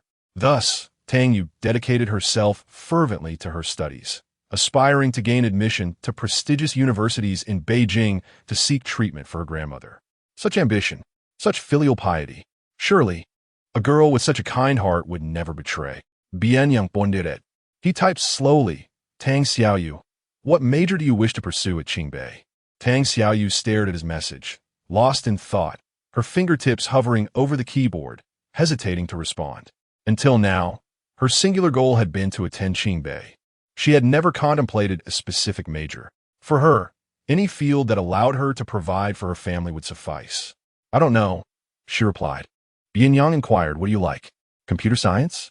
Finance? Mathematics? Or physics? Or perhaps biology and chemistry?" "Tang Yu zet ponde kandili.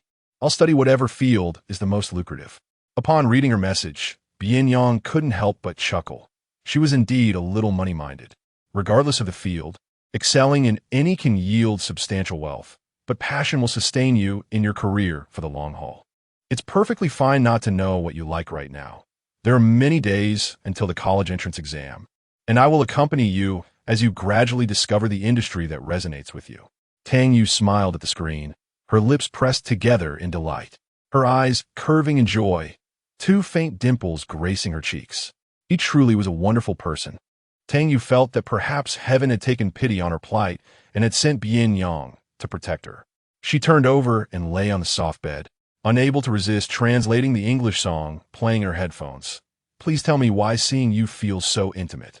I have never reached out to God in prayer as fervently as I do now, for apart from her, I need no one else. Who could have guessed that I would fall in love with my dearest friend? If you seek love, I will be on a plane to see you in a few weeks. Months later, you will move into our home.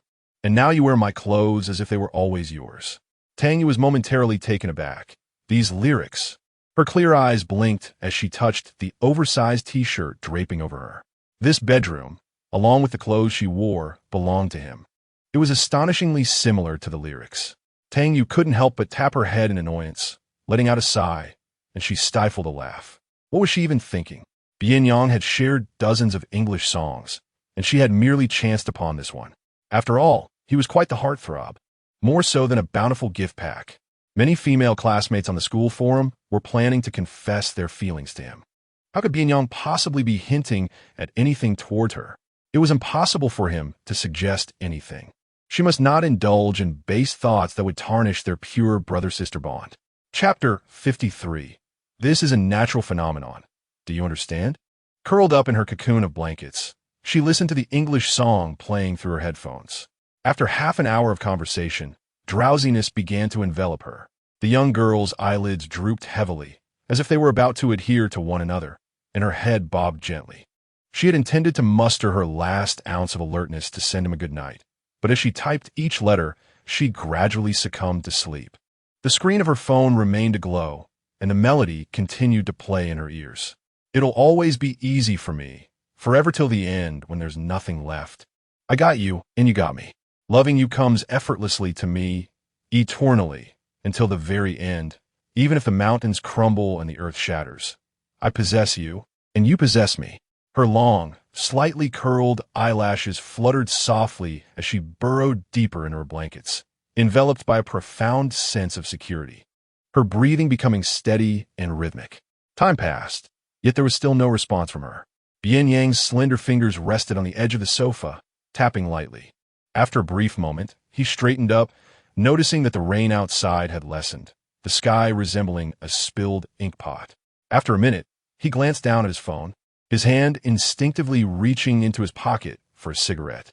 Only upon finding it empty did he remember that not only the cigarettes, but also the lighter and ashtray had been discarded. Leaning against the glass of the balcony, He lifted his gaze toward the bedroom. In the dim light, the contours of the young man's face blurred in the interplay of shadows. Disheveled strands of hair obscured his deep, dark eyes as he fixated on that direction, unconsciously licking his lips. Had she truly lost consciousness after such a long silence? Given her frail frame, she appeared malnourished, making it a distinct possibility. Otherwise, she could not be so heartless as to sleep without sending him a simple good night. Bian Yang spent several seconds persuading himself in silence, then tucked his phone into his pocket and stepped toward the bedroom. It was his room, a place he had traversed countless times, yet he paused at the door. He gently rapped on it. There was no reply. Lowering his voice, he called Tang Yu. Are you unconscious or merely asleep? Still, there was no response. His hand rested on the doorknob. It was not locked, and with a gentle twist, he opened it. The warm amber glow of the bedside lamp still illuminated the room. At the edge of the bed, a pair of pale feet peeked out, alongside a hand that still clutched a phone.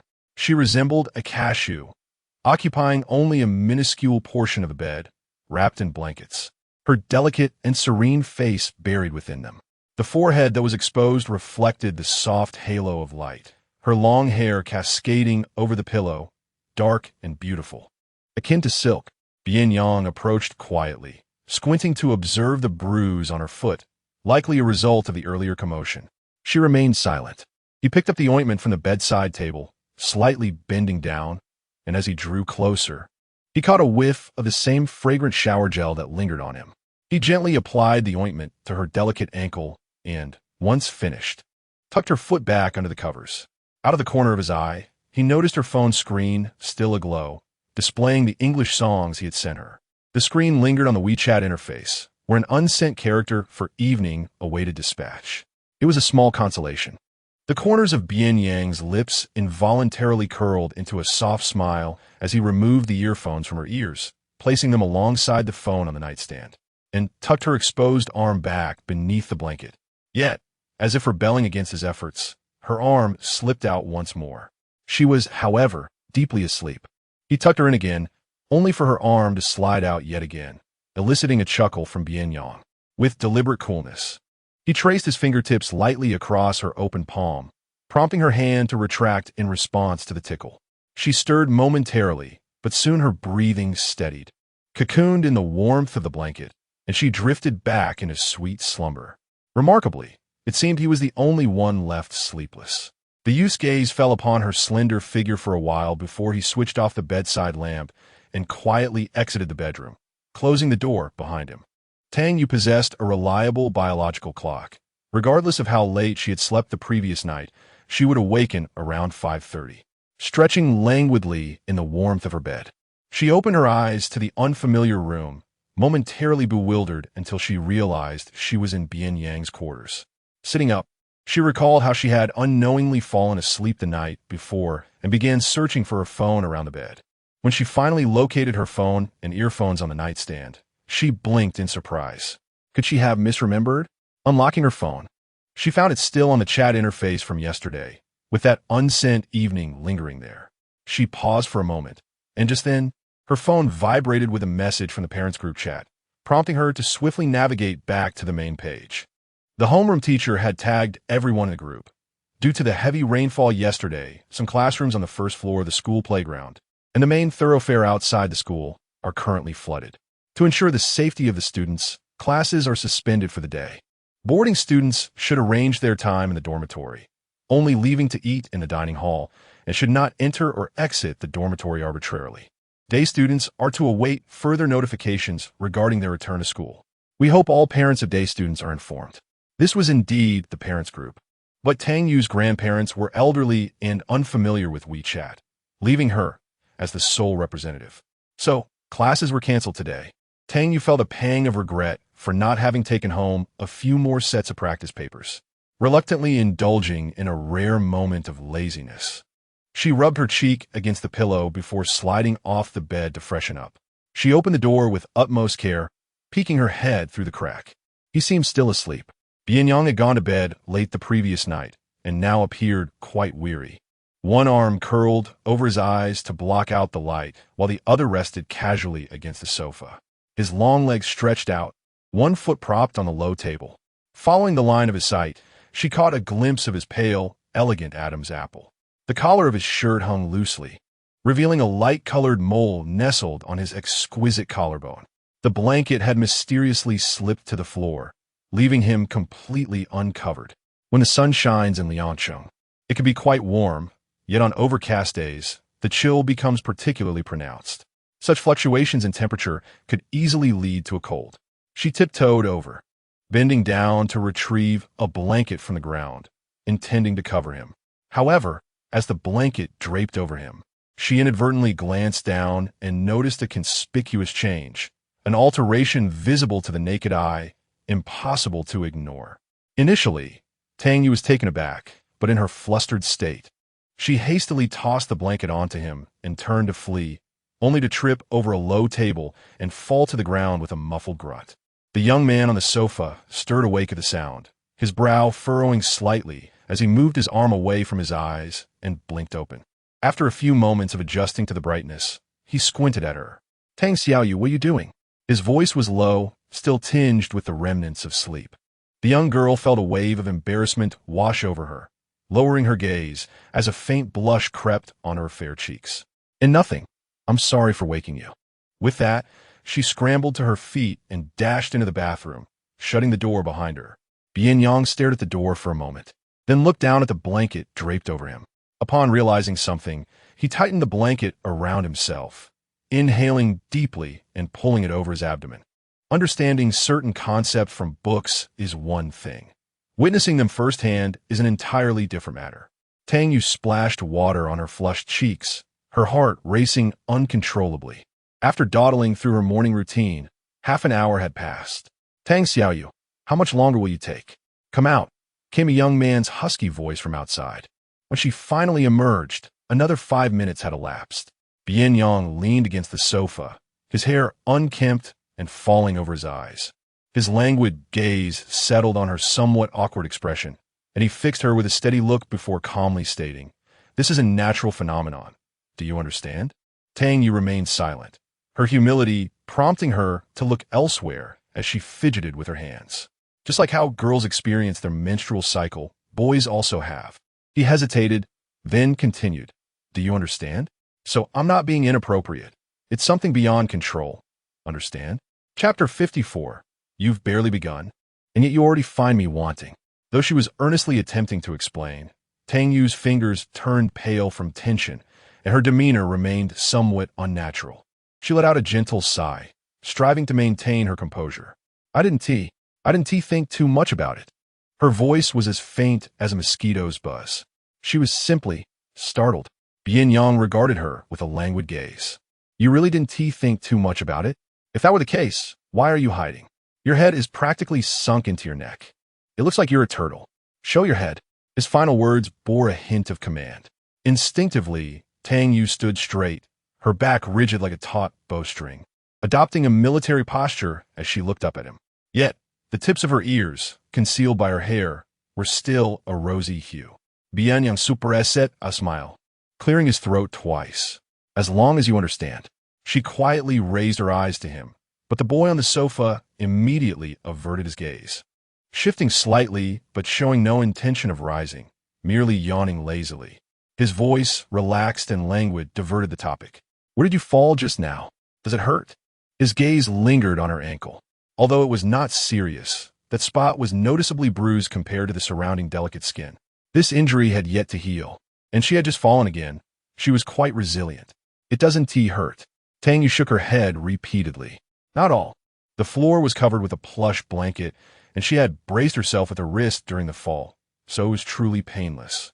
Did she really think herself Iron Man? He propped his arm on the sofa, observing her. "So, did you come to cover me with a quilt?" "Tang Yu, note that. Today is overcast, and it's a bit chilly outside. I saw your quilt had fallen to the floor, and I was worried you might catch a cold." Finally, Bian Yang displayed a hint of satisfaction. She had a conscience, after all. Suddenly, Tang Yu recalled the class group message. "Oh, right. The homeroom teacher mentioned in the group that the flooding outside and at school is severe. We don't have to go to school today.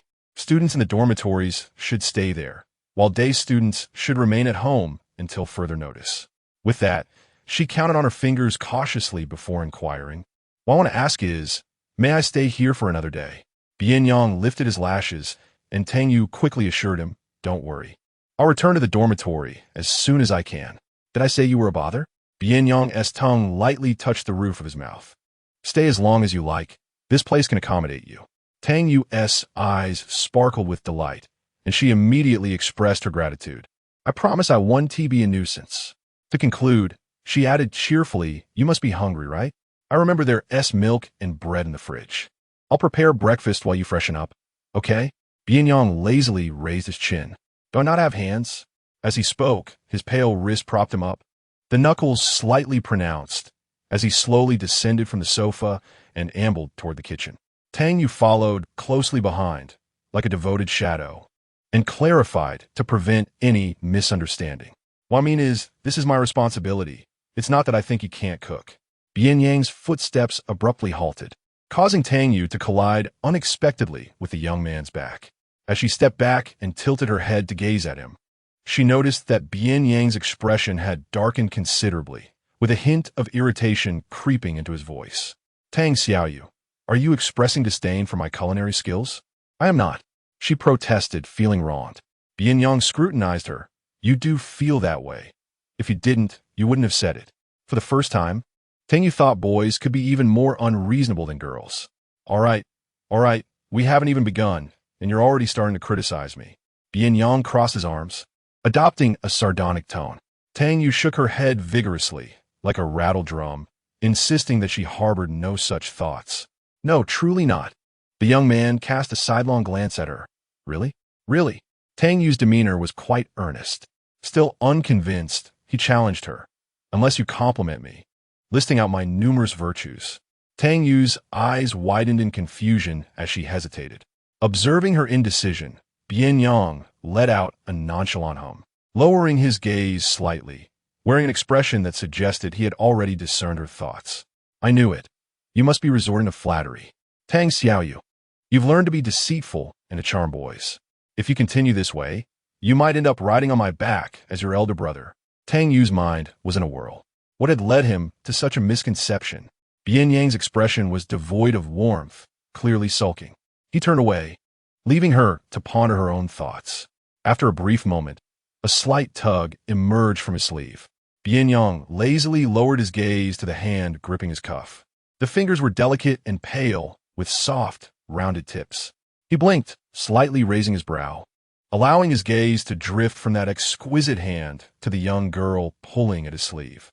She was looking at him, her fair cheeks slightly puffed, insisting, "I am telling the truth. I am not lying." She articulated each word carefully. "You possess many virtues. I was merely organizing my thoughts." Bian Yang shot her a sidelong glance. "So, have you finished your organization now?" Tang Yu nodded earnestly, yes. He smirked slightly, then tilted his face, pressing his finger against his lips, stifling the smile that threatened to emerge. She truly was delightful and irresistibly charming. Bian Yang cleared his throat twice. "All right then, let me hear what you've organized." Tang Yu waved her small fist, speaking earnestly. "You are very upright. You helped me fend off those bad guys." Bian Yang wholeheartedly agreed, chuckling as he replied, "Indeed, as a fine youth nurtured under the red flag, such deeds are second nature." "Tang Yu, you are incredibly kind, bringing me ointment, treating me like your elder brother, and sheltering me during the downpour. You are the kindest person I have ever encountered." Bian Yang, with his long, proportionate fingers, casually tidied his hair, watching her adoring expression, the corners of his lips gradually curving upward. "Being helpful is my inherent nature. You've recognized it, which shows your discernment. Tang Yu, you are also quite formidable. Not only can you fight, but you are proficient in English." She pointed at the row of fitness equipment leaning against the floor-to-ceiling window, her eyes dark and bright, radiating admiration. Those items were particularly heavy, the heaviest weighing 100 pounds, and yet you could effortlessly lift them, even swaying them up and down. "You are truly more formidable than the physical education teacher." The young girl was quite articulate. It must be said that her praise was exceedingly apparent. Bian Yang lifted the corner of his lips, calmly correcting her, stating that the physical education teacher could not compare to him. His physique, TSK, was utterly unappealing, lacking the aesthetic of his own muscular definition. Upon hearing this, an image involuntarily surfaced in her mind. Yesterday, when he had just emerged from the shower. Every inch of his lean frame was delicate and refined, his arms effortlessly sculpted. Water droplets, cascading from his damp hair, traced along his pale collarbone, journeying down past his well-defined abdominal muscles, ultimately disappearing into his slender waist. Indeed, he was quite the sight. Tang Yu felt a warmth rising to her cheeks, swallowing hard. What was she thinking? Was that all? After waiting in vain for his next words, Bian Yang glanced at her with a hint of nonchalance, remarking that it was merely 3 lines. She fluttered her eyelashes, steadied her breath, her voice barely above a whisper, "What about you?" Alas, her train of thought had been abruptly interrupted, leaving her momentarily at a loss for words. "What else?" he inquired, his tone languid. She stammered, unable to continue. What was it again? She had clearly rehearsed her thoughts in her mind. Bian Yang let out a faint chuckle, observing her struggle with such trifles. It was evident she was deceiving herself. "Very handsome." The words slipped from her lips in haste. "He is exceptionally handsome, ranked first on the school's handsome list." Bian Yang's exquisite features remained fixated on her for a moment, before he suddenly bowed his head, letting out a soft laugh, amusement dancing in his eyes. "Oh!" He elongated the sound playfully. The more he observed her rosy cheeks, the more he found it difficult to contain his laughter, which held a hint of mischief. "Just how handsome is he?" Tang Yu gasped, her almond-shaped eyes wide with confusion as she thought of Wang Qing's description of him. So handsome that one might suspect he was juggling multiple romantic interests. However, such a portrayal did not seem entirely flattering, and she hesitated to voice it. Instead, Tang Yu declared, "He is the most handsome, the most charming in the entire school. Anyone who sees him would surely be enamored." Bian Yang's smile lingered, yet he inquired, "Oh, and what about you?" Tang Yu was left utterly speechless. The young man leaned closer, resting his hands on his knees, his gaze level with hers, those captivating, shimmering eyes fixed intently upon her. "If everyone would like him, do you like him?" Chapter 55. Are you certain that such a disgraceful act was committed by me? In an instant, her mind went blank. Tang Yu gazed at the handsome face magnified before her heart pounding like a drum, and she stuttered, unable to articulate a single word. Bian Yang found her demeanor utterly adorable. He raised his hand and gently ruffled her hair, reminiscent of petting a small animal, his smile radiant. "Tang Xiaoyu, I shall let you off this time. Just remember these 4 merits for now. Ponder the rest at your leisure. But do not forget to cast your vote for me each day. The other lists are of little concern, yet I must dominate this one." After saying this, he straightened up, ceasing to tease her, and sauntered towards the kitchen. He feared provoking her to the point of tears, reminiscent of the previous day's emotional outburst, which had been quite difficult to soothe. It was only after Bian Yang vanished from her sight that Tang Yu steadied her expression, vigorously rubbing her face. How had she become so flustered? In a flurry, she rushed into the kitchen. "Bian Yang, I will prepare the milk and warm the bread. This is my task." "You set it down. Preparing milk? Warming bread?" He couldn't contain his laughter, tilting his head to glance at her. "In this state, what can you accomplish? Go out and learn English. I shall manage things here." Tang Yu found herself being gently pushed out by his firm grip on her shoulders. Despite their prior agreement that she would handle the household chores, from yesterday until now, she had only prepared 1 meal. Bian Yang had a modest appetite, often serving her extra food, leaving her to consume the majority of the meal. She had intended to showcase her culinary skills during lunch, yet he had ordered takeout instead. Thus, throughout the day, Tang Yu curled up on the sofa, listening to English songs, accomplishing little else. Meanwhile, Bian Yang sat on the opposite side of the sofa with a laptop, not far from her. The screen displayed a myriad of vibrant curves, indecipherable to her. Yet she observed his swift movements, the keyboard responding to his touch with an almost ethereal finesse, exuding professionalism. They each busied themselves with their respective tasks until nightfall. Eventually, the floodwaters receded outside, and their homeroom teacher sent out a notification in the group chat. Bian Yang was the one to escort her back to the dormitory. The city, washed clean by the torrential rain, appeared revitalized. The sky was a deep blue, adorned with twinkling stars. Street vendors began to set up their stalls, the light bulbs swaying in the breeze, resembling stars scattered across the ground. Bian Yang, with one hand lazily tucked into his pocket and the other holding her bag, walked alongside Tang Yu. The school had managed to clear the floodwaters effectively, yet several puddles remained. Tang Yu tiptoed carefully to avoid the waterlogged areas. But when confronted with a particularly deep puddle, Bian Yang encircled her delicate waist with one arm and effortlessly lifted her across. Her small hands clutched the hem of his shirt tightly, and as her feet returned to the ground, memories of a roller coaster ride at an amusement park with her grandmother, before her grandmother's paralysis, surged to the forefront of her mind. The sensation was akin to the ups and downs of that ride, her heart racing. Well, how much longer do you intend to hold on? Is my waist truly that appealing? His teasing remark caused Tang Yu to retract her hand as if jolted, her face flushed. Thank you. Upon arriving at the dormitory building, Bian Yang handed her belongings back to her and departed. It seemed that he reluctantly told her, "Call me if you need anything." Tang Yu took the cloth bag in her hand, looking up at him with clear eyes. Bian Yang remembered to take the clothes out of the washing machine to dry. As she left, she had put his clothes, which she had worn, into the washing machine, donning her original school uniform. Bian Yang couldn't help but smile, right? And remember to heat up the leftover milk and finish it. Otherwise, it will expire today. He raised his chin slightly, teasingly. You seem so worried about me. Should I just take you back? Thinking he found her bothersome, Tang Yu puffed up her cheeks. Forget you. She turned to head back to the dormitory, only to have Bian Yang grab her wrist from behind. With a lazy smile, he explained, I got it. I will finish it. She then smiled softly, replying with a gentle lowering her gaze to his hand. Bian Yang released her slightly, his palm falling empty as he watched her enter the dormitory building. He gently rubbed his fingers together before turning back, his lips still curled in a smile that had not faltered since earlier. As he reached the school gate, he was suddenly called by Sun Shiwiming from behind. Bian Yang, wait.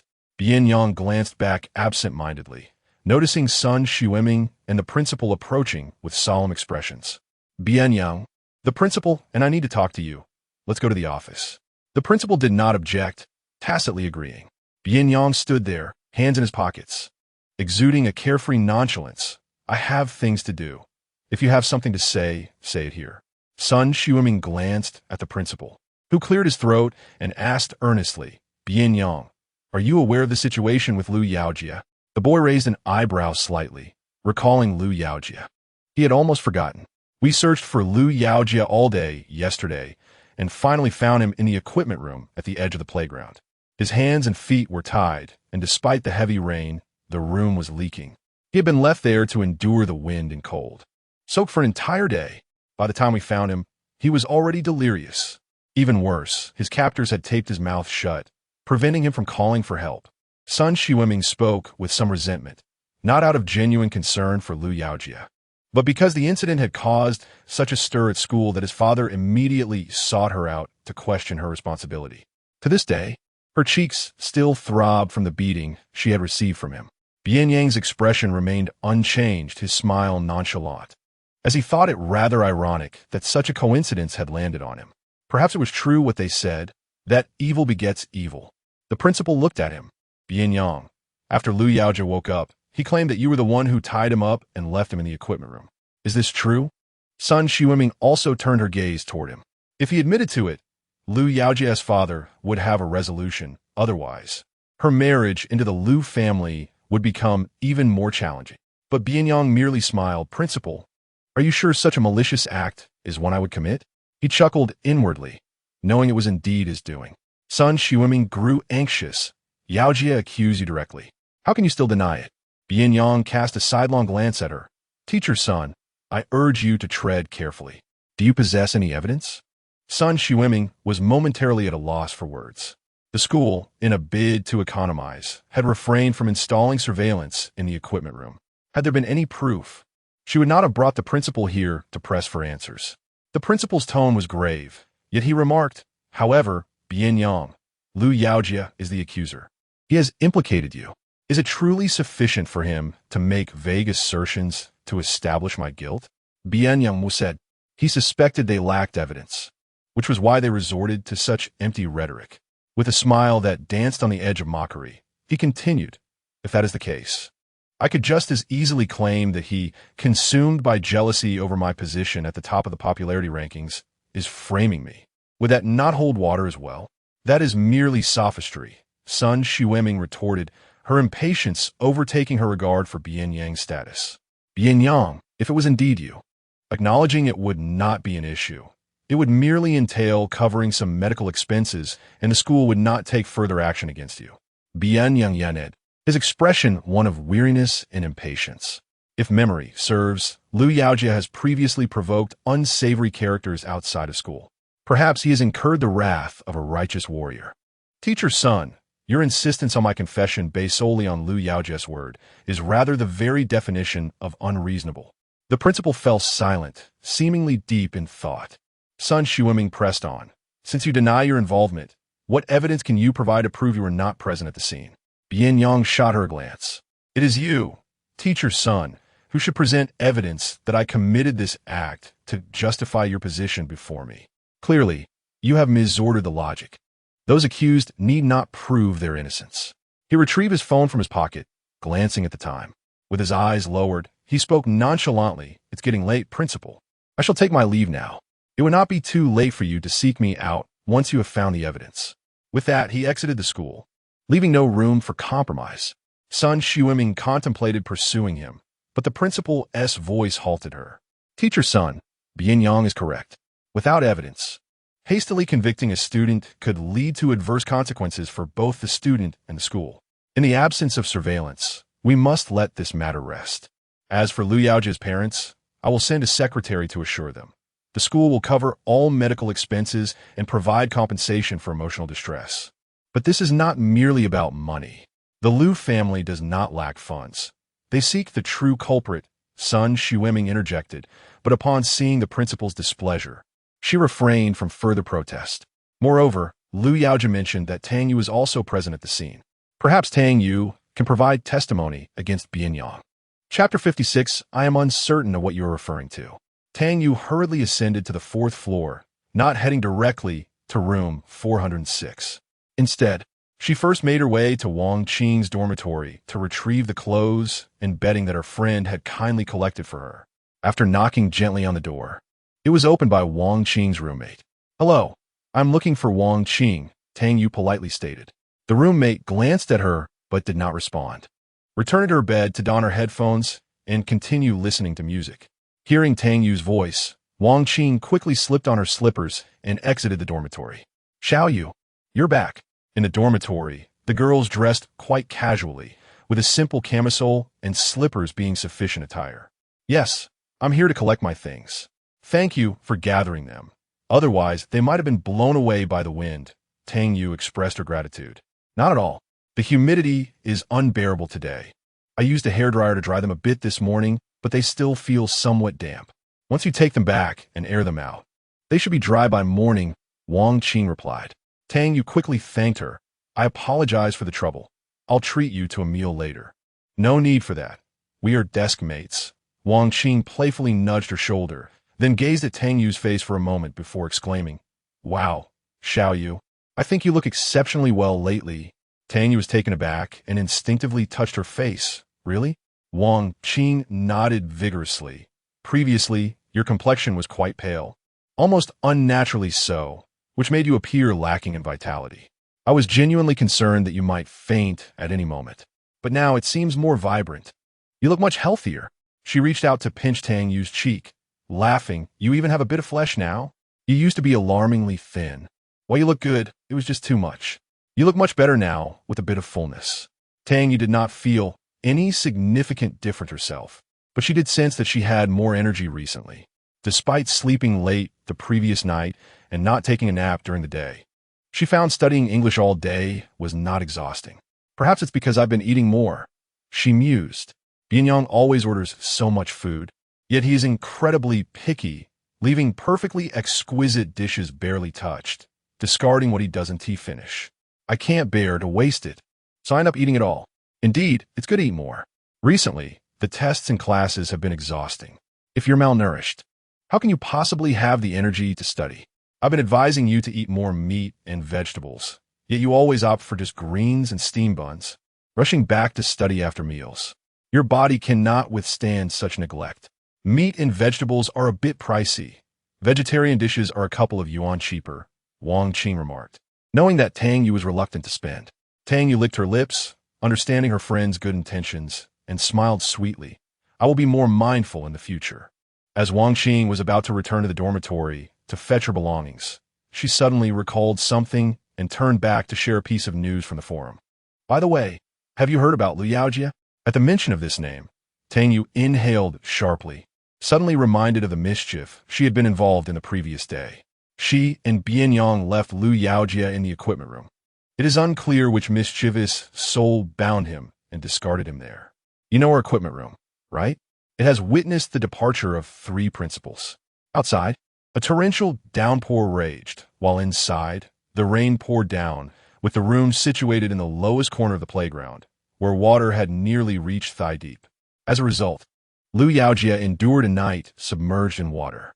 According to those who rescued him, when they found Lu Yaojia, he was trembling violently while sitting on a barbell, his temperature nearing 40 degrees. Wang Qing shook her head in disbelief, exclaiming that after a night of wind and water, it would be nearly impossible not to catch a fever. To make matters worse, his mouth was taped shut, leaving him unable to cry out. When they finally placed him on a stretcher, he passed out. How tragic. Tang Yu had not anticipated such a turn of events. Indeed, it was rather unfortunate. However, one might argue that he had it coming, as he had always bullied his classmates. Now, it was his turn to face the consequences. With no surveillance in the equipment room, if he could not identify his assailant, he would have to suffer in silence. Wang Qing even prayed that he might become delirious or suffer amnesia, so he would not recognize his tormentors. Upon hearing this, Tang Yu lowered her head, her fingers intertwining anxiously. She had initially believed that the teachers would soon discover Lu Yaojia's predicament. Even if Lu Yaojia accused them, the worst that could happen would be a reprimand that could be attributed to student relations, a mere punishment of writing self-reflections. Yet, the unexpected deluge yesterday escalated the situation, altering its nature entirely. Given Lu Yaojia's unyielding character, it was highly likely that the matter would grow more serious, potentially leading to a formal reprimand or even expulsion. Her brows knitted together slightly as she pressed her fingertips into her palms, internally praying that Lu Yaojia would not reveal Bian Yang's involvement. Gathering her blanket and clothes, Tang Yu walked back, her heart heavy with worry. So much so that when she saw Sun Xiumin in her dormitory, she widened her eyes in surprise and instinctively took a step back. Tang Yu, you're back, Sun Xiumin remarked, her sharp gaze assessing. Come out, I need to talk to you. Her roommates exchanged whispers, having never seen Sun Xiumin so serious before. Tang Yu bit her lip, placed her belongings on her bed, and silently followed Sun Xiumin to the end of the corridor. Wang Qing emerged from the bathroom, glanced at Sun Xiumin's retreating figure, and quietly asked Tang Yu, what is going on? Why does Sun teacher want to see you? Tang Yu shook her head. Sun Xiumin turned to scrutinize Wang Qing, who quickly retreated to the side. In the laundry room at the corridor's end, Sun Xiumin motioned for Tang Yu to enter and shut the door behind them, leaving just the two of them inside. Wang Qing crouched by the door, eavesdropping. Tang Yu, how could you do such a thing? Tell me, did you tie Lu Yaojia up and throw him into the equipment room? How could someone so young commit such a cruel act? What kind of upbringing did your parents give you? Sun Xiumin confronted her aggressively. Tang Yu's body instinctively shuddered at the onslaught. Her fingers tightened, her breath caught in her throat as she lowered her head, remaining silent. Outside, Wang Qing gasped and covered her mouth in shock.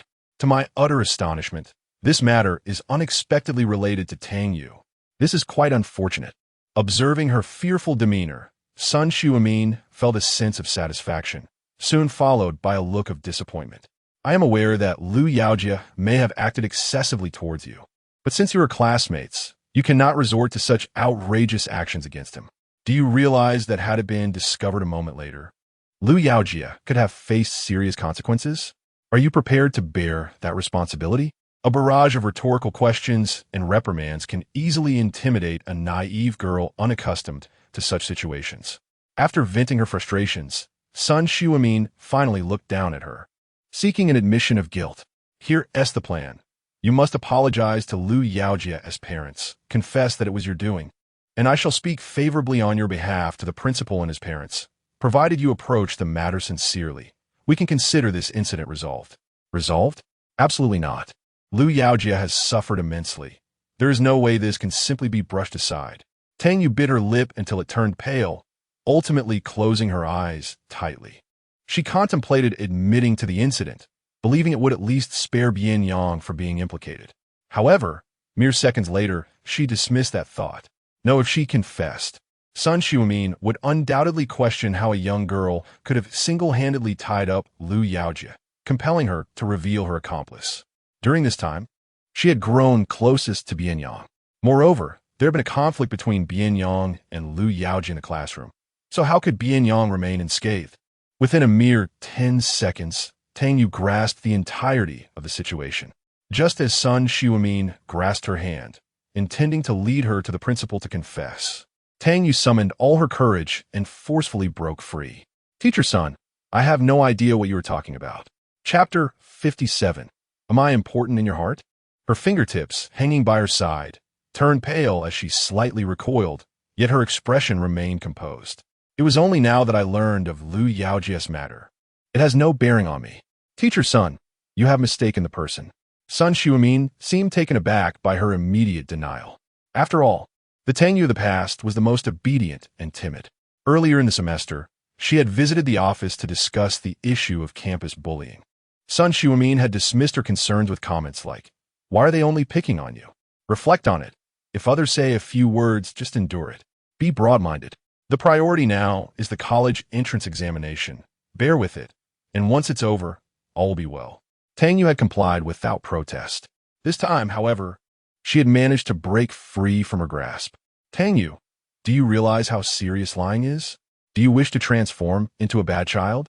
The girl's trembling eyelashes fluttered slightly before she slowly lifted her gaze. Teacher, the standard for being a bad child is not determined by you. Moreover, I recall you mentioning that Zhou Xuanwen, who excels academically, is a role model for everyone. I recently scored the highest in the last exam, even surpassing him. By that logic, I too am a role model. Does that make me a bad child? More astonishing than her breaking free was Tang Yu's willingness to confront her. She was still the fragile girl, yet her eyes shone with an unusual brightness and resilience. That spark made Sun Xuemin feel that something had changed. Whether one is a bad child or not is not dictated by academic performance. You may excel, but if you commit wrongdoings, you are indeed a bad child. Sun Xuemin retorted. Tang Yu's lips slightly drooped as she responded. Teacher Sun, if that is the case, then what about students like Lu Yaojia, who not only perform poorly, but also bully others? Wouldn't they be considered worse? Why Haven T, I seen you drag him to the principal to apologize to me like you're doing now. Sun Xuemin felt her composure wavering. Tang Yu, I'm currently discussing your involvement in binding Lu Yaojia, resulting in his injury. Please refrain from changing the subject. But teacher, do you have any evidence proving that I was responsible? She asked, her gaze unwavering. Sun Xuemin found herself at a loss for words. From her reaction, Tang Yu could almost ascertain that Sun Xuemin lacked any evidence. If she truly had proof against Tang Yu and Bian Yang, she would have presented it outright, leaving no room for her to argue, nor would she have begun by questioning her involvement. She recalled what Wang Qing had said. The equipment room was devoid of surveillance. Hence, Sun Xuemin was eager for her to confess to the principal, as the absence of evidence rendered the matter moot. Since Teacher Sun has no evidence, how can you unjustly accuse a good student? Tang Yu remarked. Hearing this, Sun Xuemin's expression subtly shifted. After several rounds of probing, Tang Yu had essentially grasped the situation. She lowered her head, her voice remaining soft and compliant. It's nothing serious. I shall take my leave now. I hope Teacher Sun can soon identify the real bad students. For the first time, Sun Xuemin felt utterly exasperated with Tang Yu. It was clearly she and Bian Yang who were at fault, yet they stubbornly refused to admit it. Yet there exists no evidence, nor their own admission. Regardless of her efforts, she remains powerless. Sun Xuemin departed in a huff. Wang Qing lingered by the doorway, waiting until the coast was clear before entering the laundry room. There, she beheld Tang Yu leaning against the wall, her legs trembling with cold. The earlier bravado had dissipated. "Xiaoyu, are you all right? Come, let me assist you." Wang Qing approached, linking her arm with Tang Yu's. "I overheard everything you said just now. You truly astonish me. To dare speak back to the homeroom teacher and leave her at a loss for words. You should have seen her face as she walked away. It was positively luminous with anger. Tang Yu's composure was merely a facade. She opened her palm to reveal several nail marks, sticky and crimson. Lying for the first time, especially to the intimidating homeroom teacher, had left her legs quaking in fear. "I nearly fainted," Tang Yu admitted, still shaken.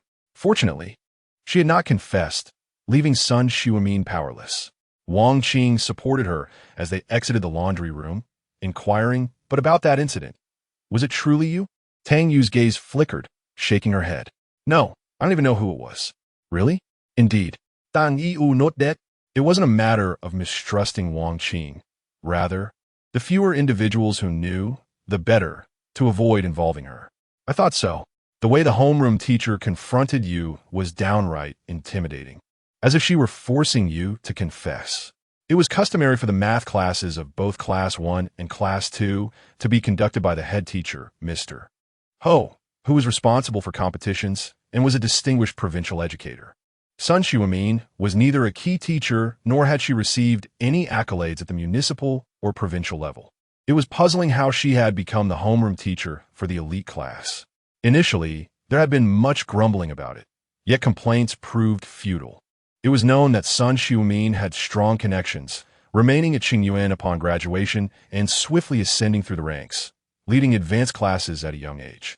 Tang Yu remained silent, perhaps deducing that her association with Lu Yaojia played a significant role. After accompanying her back to room 406, Wang Qing took her leave. After arranging her bed, Tang Yu grabbed her toothbrush to freshen up, when she felt her phone vibrating in its cloth pouch. Upon retrieving it, she noticed several missed calls and WeChat voice calls from Bian Yang. Surveying her surroundings, she found her roommates either engrossed in their phones or buried in their assignments, none paying her any heed. Holding her phone, she cautiously made her way to the balcony, ensuring the door was securely shut before answering the call. "Bian Yang, what is the matter?" she asked quietly.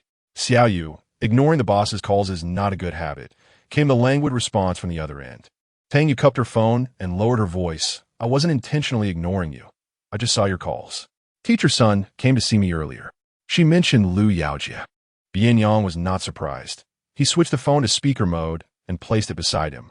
With a notebook resting on his knee, he glanced at the computer screen, scrolling through documents while responding slowly. "Oh, what did she ask you?" Tang Yu gripped the railing with one hand, her toes brushing the floor as she replied. "She asked about Lu Yaojia, whether it was me." "How did you respond?" "I did not admit anything. I merely stated my uncertainty." Bian Yang paused momentarily as his fingers danced across the keyboard, then chuckled softly. "Tang Xiaoyu, you've become quite astute. Well done. Why are you not the least bit curious?" Tang Yu blinked. "Did Teacher Sun inquire about you as well?" "Correct," he replied. "I encountered her at the school gate, along with the principal." Bian Yang scoffed. "One could say that retribution is inevitable. What a coincidence that he ran into me in such torrential rain. The thought alone makes me feel quite accomplished." At this remark, Tang Yu couldn't help but let out a soft laugh. Bian Yang caught the sound and raised an eyebrow. "What are you laughing at?" Clearing her throat, Tang Yu's voice was gentle and soft. "It was my first time lying to a teacher. My legs felt weak at the moment, and afterwards, my palms were drenched in sweat, terrified she would uncover my deception. Thankfully, I reacted swiftly. I realized that if I admitted to it, you would be implicated as well. So I decided to pretend as if nothing had occurred." Upon hearing this, Bian Yang pressed his tongue against his cheek. "You chose to lie to protect me?" Tang Yu lowered her head, her hair brushing her face. "Initially, I intended to confess. After all, I excel academically, even if I admitted it. The school likely would not expel me at this juncture. At worst, I would receive a reprimand and perhaps endure a bit of embarrassment during a public apology. However, upon further reflection, I realized that if I confessed, the principal would undoubtedly pursue the matter further, which would inevitably involve you. Hence, I thought it better to lie." This unexpected sense of being protected stirred an inexplicable sweetness within him. That sweetness seeped directly into Bian Yang's heart. With a mischievous grin, he quipped, "Tang Xiaoyu, you would go so far as to violate your principles for me. Does this mean I hold significant importance in your heart?" Chapter 58. Tang Xiaoyu, you are extraordinarily impressive. The youthful, playful tone of the boy sent Tang Yu's heart racing uncontrollably. She tightened her grip on the railing, and, after a few moments of discomfort, she mumbled to herself, "This doesn't really violate any principles, does it? You taught me that it's all right to occasionally act like a mischievous child. I've merely learned from you." Bian Yang curved his lips in a smile, clearly pleased with her application of his teachings. Receiving his affirmation, Tang Yu felt an inexplicable sense of relief wash over her, and she bit her lip, unable to suppress a grin. Yet after laughing, she felt a twinge of guilt for reveling in her mischief. "However, this isn't exactly lying," he remarked, tapping on his computer. Tang Yu hesitated, pondering whether it could be considered as such. While the cunning of others serves as a weapon for attack, your falsehoods may act as armor for self-protection. Sometimes, despite possessing an upbringing that discourages harm, others may lack the conscience to appreciate it. Even if you give selflessly, you may end up facing the audacity of others. Thus, it is occasionally permissible to play the villain, to be less accommodating, both towards others and oneself. So that could be approached this way, she mused, realizing that this was the first time someone had imparted such wisdom regarding social conduct, rather than merely insisting she be an obedient child. "Bian Yang, I think you are remarkable," she said earnestly. "You seem to know everything. You are quite impressive yourself, Tang Xiaoyu. You care for your ailing grandparents, excel in exams, prepare exquisite dishes, and haggle skillfully at the market. In the future, you will undoubtedly shine in your chosen field, all of which I cannot do." His lashes fluttered downwards, and he smiled gently. "Tang Xiaoyu, you are astonishing." His voice was so tender it was almost surreal. At his words, Tang Yu blinked, tightening her grip on her phone as she gazed vacantly at the distant flickering lights. Just then, her phone vibrated, revealing an image he had sent through WeChat, a photo of him giving a thumbs up. She opened the image. The boy's magnetic voice flowed through the speaker, laced with a soft chuckle, and one could envision how captivating his smile was even over the phone. "This is the kind of impressive that deserve a thumbs up." The sound from the balcony were rather chaotic, with the unknown chirping of insects mingling with sporadic shouts from the opposite dormitory, and the splashing of water as the security personnel cleaned up puddles below. Tang Yu lowered her gaze to the photo, which featured the low coffee table in the living room as the backdrop, with the boy's long, slender fingers prominently displayed. Leaning back against the railing, she sank down slightly, feeling an inexplicable ache in her nose, as if tears were about to fall. Tang Yu could not comprehend why she felt this way. She sensed an overwhelming warmth, akin to molten lava. Suppressing the stirrings of melancholy within her, she rubbed her eyes with the back of her hand and murmured, "What a lie. I'm not that remarkable. Many people can achieve these things. I am not exceptional. I cannot do it, and neither can my friends." A soft chuckle escaped his throat as Tang Xiaoyu spoke. "No one is flawless. Relax and refrain from comparing your shortcomings to other strengths. You are wonderful, truly exceptional." His voice was gentle, seemingly imbued with a soothing power. Each individual possesses their own golden era, and within the time frame fate has allotted you. The kindness and warmth you accumulate will one day transform into delightful surprises and fortuitous events. Thus, merely proceed forward, discarding all the negative emotions that hinder your progress. One day, you shall attain what you desire. Tang Yu silently etched these words into her heart. When she hung up and lay in bed, her almond-shaped eyes sparkled, filled with a galaxy of stars. Thoughts of Bian Yang echoed in her mind. He must be right, for he is the good fortune she has exchanged for her past kindness with the heavens. Bian Yang, indeed, is the finest person in the world. He taught her methods of learning, self-protection, and the art of navigating life. Her greatest fortune in this lifetime is undoubtedly having met Bian Yang. Wang Qing returned her blanket. Her own still bore a hint of dampness, and the bed felt cool, refusing to warm. Yet, Tang Yu felt no chill at all, sleeping soundly until dawn. The homeroom teacher notified the class in the group chat that lessons would proceed as usual. When the alarm rang, her roommates groaned in unison. The complaints were fleeting, soon replaced by the rustling sounds of morning routines and the gathering of belongings for early study. Tang Yu awoke refreshed, her complexion radiant. After washing her face and applying a bit of baby lotion, she hurried off to class. Upon arrival, Bian Yang was absent, leaving her seat vacant. However, her area was in disarray. The books that had once been neatly stacked on her desk lay scattered on the floor, while crumpled papers were strewn about haphazardly. Wang Qing had arrived a bit earlier and was bent over, helping to gather the textbooks. Tang Yu pursed her lips, approached, and squatted beside her, asking what happened. Who did this? Unlike others' desks, which remained untouched, hers had been deliberately ransacked. The morning reading in the classroom was loud and chaotic. Wang Qing glanced around, lowering her voice. It was Meng Shirwei. When I arrived, she was rummaging through your seat, seemingly searching for something, a piece of paper. After finding it, she tore it and left. Tang Yu's gaze fell upon the scraps of paper on the ground. Picking up a corner, she recognized it as a registration form for a mathematics competition. Clenching it in her palm, without uttering a word, she gathered the scattered textbooks and gently wiped away the dust before neatly arranging them. A boy sitting in the front row turned around, rudely tapping her desk and tossing a paper in her direction. Hey, Tang Yu, help me fill out this English test. The paper landed squarely before her. Tang Yu's lips pressed into a straight line. Her books were already dirty and disordered. The previous test had been torn, and now she was being treated so rudely.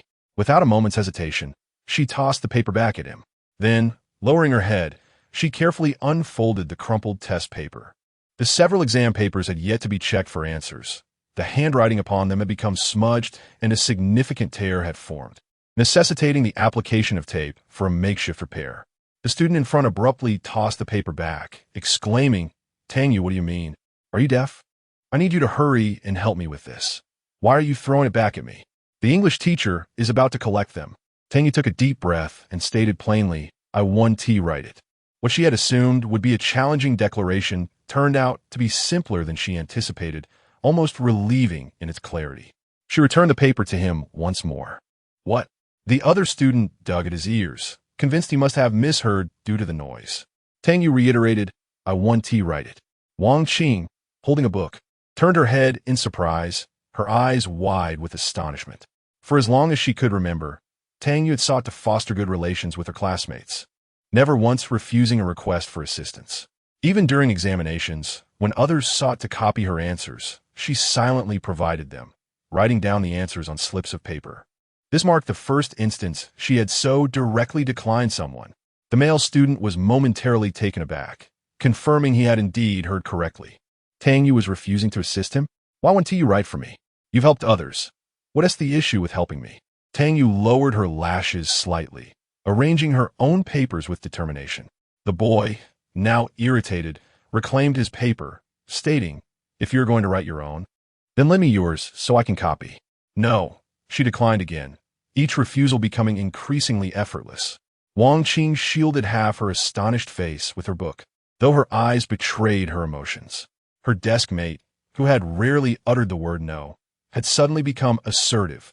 This couldn't be the result of some possession, could it? No. Just yesterday, Tang Yu had stood her ground against the homeroom teacher. Refusing to let someone copy was hardly a daunting task. Hey, Tang Yu, why are you being so stingy? What is the harm in letting someone copy? You won't lose anything. Wang Qing could no longer contain herself. The other student was clearly unwilling to share, and yet she was making herself uncomfortable. The boy retorted sarcastically, it's not like I'm copying yours. Why are you butting in? He then glanced at Tang Yu, deliberately shoving her neatly arranged books aside. So you scored first place. What is so impressive about that? Stop acting so high and mighty. Tang Yu halted her organizing, exhaling deeply, just as a languid voice from above remarked, first place is nothing to boast about. With that brain of yours, you wouldn't score first even if you trained. The youth tossed his backpack onto the desk with a nonchalant thud. Clad in a loose white short-sleeved shirt that revealed a well-defined arm glistening in the morning light, he appeared effortlessly composed. His hands were shoved into his pockets, his eyelids drooping lazily as he regarded the boy with a cold and indifferent gaze. His dark eyes radiated an aura of unapproachability. Recent rumors had circulated regarding Bian Yang's altercation outside of school, which had even landed him in the police station, causing quite a stir. Although he eventually emerged, Bian Yang left an unfavorable impression as someone not to be trifled with in the hearts of those around him. He had ascended to the status of the new campus bully, following his recent title as the campus heartthrob on the forum. Few dared to provoke him. The male students instinctively recoiled, murmuring something under their breath before resigning themselves to the situation. However, Bian Yang spoke again, indicating with a slight lift of his chin towards the pile of books, his meaning unmistakable. The male student, holding his breath in frustration, reluctantly straightened the books he had previously misaligned, before turning away in indignation. Chapter 59. Confess honestly, do you like him? Tang Yu cast a glance at the back row, where he sat, his fingertips tapping the screen, presumably responding to messages. He appeared still half asleep, exuding an aura of restlessness, his brows and eyes conveying a sense of languor. Sensing her gaze, Bian Yang slowly lifted his eyes from his phone, their eyes meeting. Tang Yu greeted him. Good morning, Bian Yang. May I see my English test paper? A male classmate in the front row suddenly exclaimed, damn, as he slammed his book down with great force. Wang Qing couldn't help but roll her eyes at the outburst. Her deskmate was remarkable. Not only had she learned to refuse, but she had also mastered the art of double standards. She forbade the front row boy from copying her paper while openly asking the boy in the back row if he wanted to. The young lady likely completed her test paper last night and wished for his feedback. He lazily replied, sure, hand it over. Tang Yu presented her completed paper to him, saying, thank you for your help. Bian Yang received the paper, responding with a nasal hum. Wang Qing was left speechless, pondering who was truly being put upon.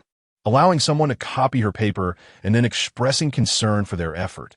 What was wrong with her deskmate's reasoning? Xiao Yu, have you also fallen for Bian Yang? Wang Qing tugged at her sleeve, their heads leaning together. Even if he helped you earlier, and you let him copy your paper, you needn't say he worked hard. Tang Yu felt misunderstood. Bian Yang wasn't copying her work. She merely wanted him to evaluate her performance. Goodness, he rarely pays attention in class. And you expect him to assess your work? Do you take me for a fool? I'm impressed, really. You let him copy your paper and concocted such an audacious excuse. Tang Yu protested. I truly did not. Enough, enough. Bian Yang is so handsome. It's no wonder you, or even the school forum, is filled with admirers. It's natural, I understand. But alas, he's a notorious flirt with a multitude of girlfriends. We stand no chance. He doesn't have a girlfriend, Tang Yu muttered. Wang Qing, perplexed, replied, didn't you say he had many last time? Tang Yu, feeling guilty, admitted, that was just my wild guess. She glanced at Bian Yang, who was studying the test paper, covering her mouth with her hand, whispering to Wang Qing. This time I'm certain. He is single, and he is certainly not the type of flirt you mentioned. Wang Qing blinked in surprise. How can you be so sure? It's as if you've spent time at his home and know him well. Tang Yu's heart raced. She licked her lips and averted her gaze, insisting. He's simply isn't that kind of person. You're just too naive. You believe everything people say. Think about it. With a face like that, how could he not attract attention? What boy wouldn't he enjoy having girls flock around him? Bian Yang wouldn't he? Tang Yu countered, noting the absence of girls around him. He was unlike anyone else. Phew. Wang Qing scrutinized her. Xiao Yu, your admiration for Bian Yang is extraordinary. Confess honestly, do you like him? Tang Yu was taken aback. Wang Qing squinted at her, exclaiming, your face is quite flushed. Oh, Xiao Yu, it seems you.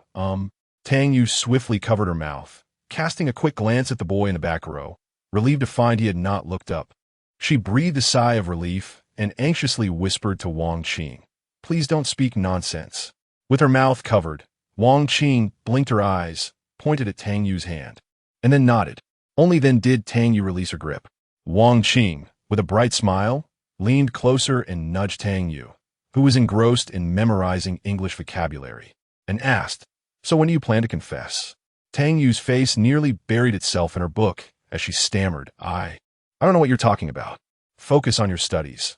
The mock exam is approaching, and you shouldn't be thinking about such trivial matters. How can matters of a lifetime be considered trivial? Wang Qing replied with a meaningful smile. Seize the opportunity. Xiao Yu, Bian Yang is getting along with you quite well. If you don't make a move, someone else might take the lead. Right now, I only want to focus on the college entrance examination. I Haven T considered these things, Tang Yu stuttered, ultimately failing to remember any words. The college entrance exam is of utmost importance, and Bian Yang is merely a good friend, not what you imagine. Wang Qing, half believing, asked, really? Tang Yu nodded, affirming, really. When teacher Gao came to inspect the class, Wang Qing dared not continue their whispering. Since Meng Shirwei tore up the registration form for the mathematics competition, she had not attended class. It was rumored that she had a falling out with Zhou Xuanwen, but no one knew the specifics. Lu Yaojia was recuperating in the hospital, and Fan Yuebin was nowhere to be found.